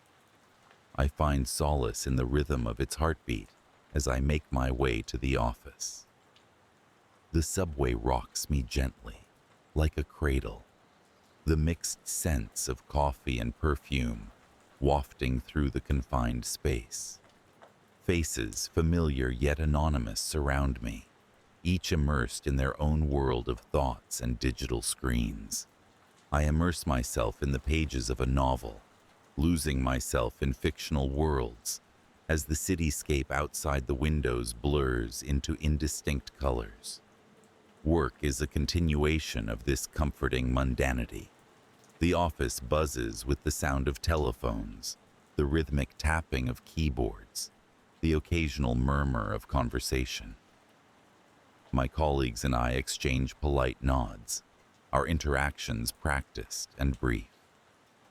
The hours slip by unnoticed, swept away in the steady flow of tasks and deadlines. But recently, there's been a shift, a subtle disturbance in my otherwise placid existence. It began innocuously enough, a flutter of unease at the edge of my consciousness. At first, I dismissed it as fatigue, a consequence of sleepless nights spent immersed in books. But the feeling persisted, growing more insistent with each passing day. It was during one such night, as I lay in bed, staring at the ceiling, that I first experienced it. A vision, vivid and unsettling. I stood in a sunlit garden, the air fragrant with the scent of blooming flowers. Laughter filled the air, light and joyful. In the distance, I saw her, a figure clothed in white, her face obscured by the brilliance of the sun. She waved to me, a gesture filled with warmth and familiarity. But as I stepped forward, the scene shifted. The sky darkened, clouds gathering overhead in a menacing swell. The garden withered, flowers shriveling beneath an unseen weight. And then, darkness. I awoke with a start, the remnants of the vision lingering like a shadow. My heart raced, my breath shallow. I couldn't shake the feeling that this was more than just a dream. But what did it mean? Was it merely the product of an overstimulated mind, or a glimpse into something more profound? The vision haunted me, casting a pall over my waking hours. Despite my efforts to dismiss it as a figment of my imagination, the unease persisted, a constant companion that colored my perception of reality. Days blurred into weeks, each one marked by the recurrence of the vision. The details remained unchanged: the garden, the woman, the darkness. I became consumed by the need to understand, to decipher the meaning hidden within the folds of my dreams. I sought solace in research, poring over books on dreams, premonitions, and the mysteries of the subconscious mind. But the answers eluded me, each theory only deepening the chasm of uncertainty. The more I pondered, the more a chilling possibility gnawed at the edges of my thoughts. What if the vision was a premonition, a glimpse into a future I was powerless to change? The idea was both terrifying and intoxicating. Could I, an ordinary man with no claim to the mystical, truly be foreseeing what was yet to come? It was during a late-night walk that the escalation began. The city streets were deserted, save for the occasional flicker of neon lights from shop windows. I wandered aimlessly, my thoughts a maelstrom of anxiety and confusion. It was then that I saw her again, not in a vision, but in the flesh.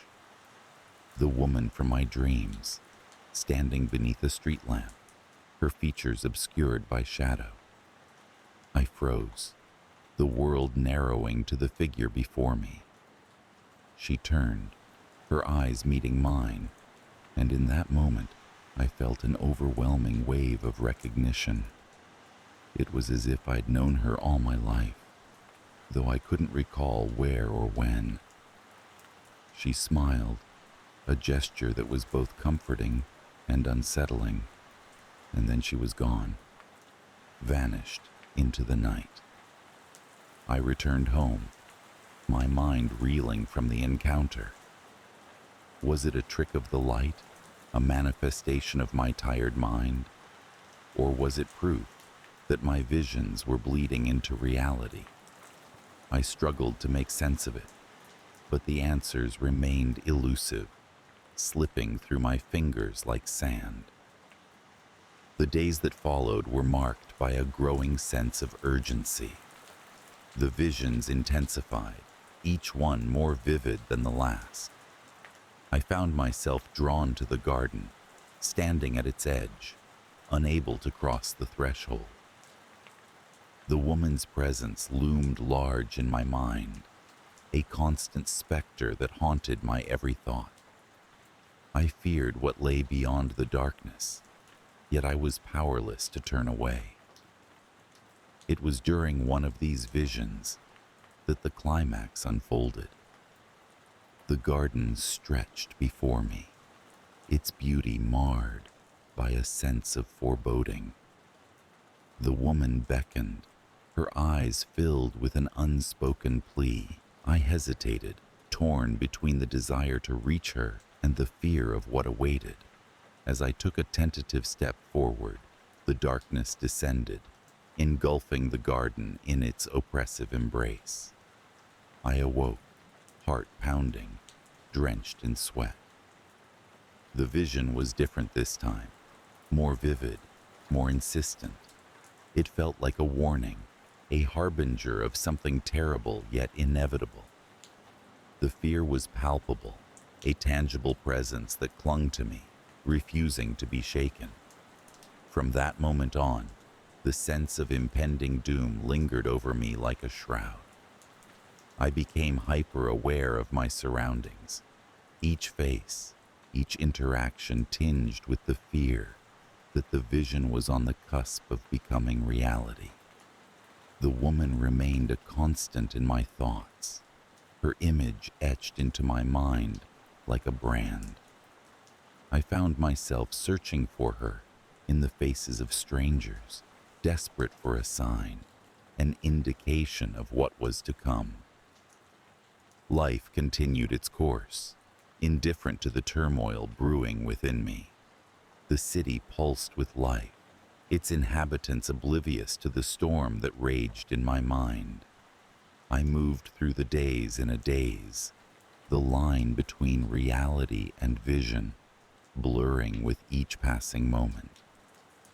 The routine that once provided comfort now felt like a cage, trapping me in a cycle of inevitability. I often wondered what would happen if the vision came true.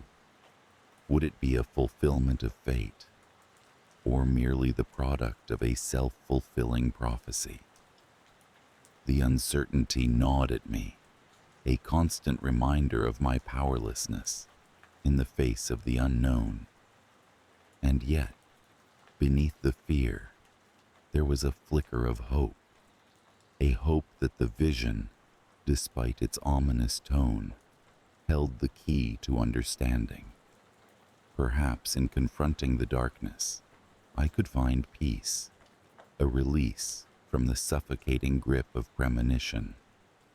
As the days turned to months, the vision remained unfulfilled, a constant specter that loomed at the edge of my consciousness. I learned to live with the fear, to find moments of tranquility in the chaos. The city continued its dance, a testament to the resilience of life in the face of uncertainty. I never saw the woman again, but her presence remained a part of me, a reminder of the delicate balance between reality and the unseen. I often ponder what would have happened had I crossed the threshold, had I embraced the unknown. Perhaps one day I will find the courage to step into the darkness and discover what lies beyond. For now, I live in the shadow of a vision of happiness, of darkness, and the tenuous thread that binds them. A reminder that life is a tapestry woven from the threads of the known and the unknown, and that sometimes the greatest fear is not what lies ahead, but the realization that we may never truly understand the path we tread.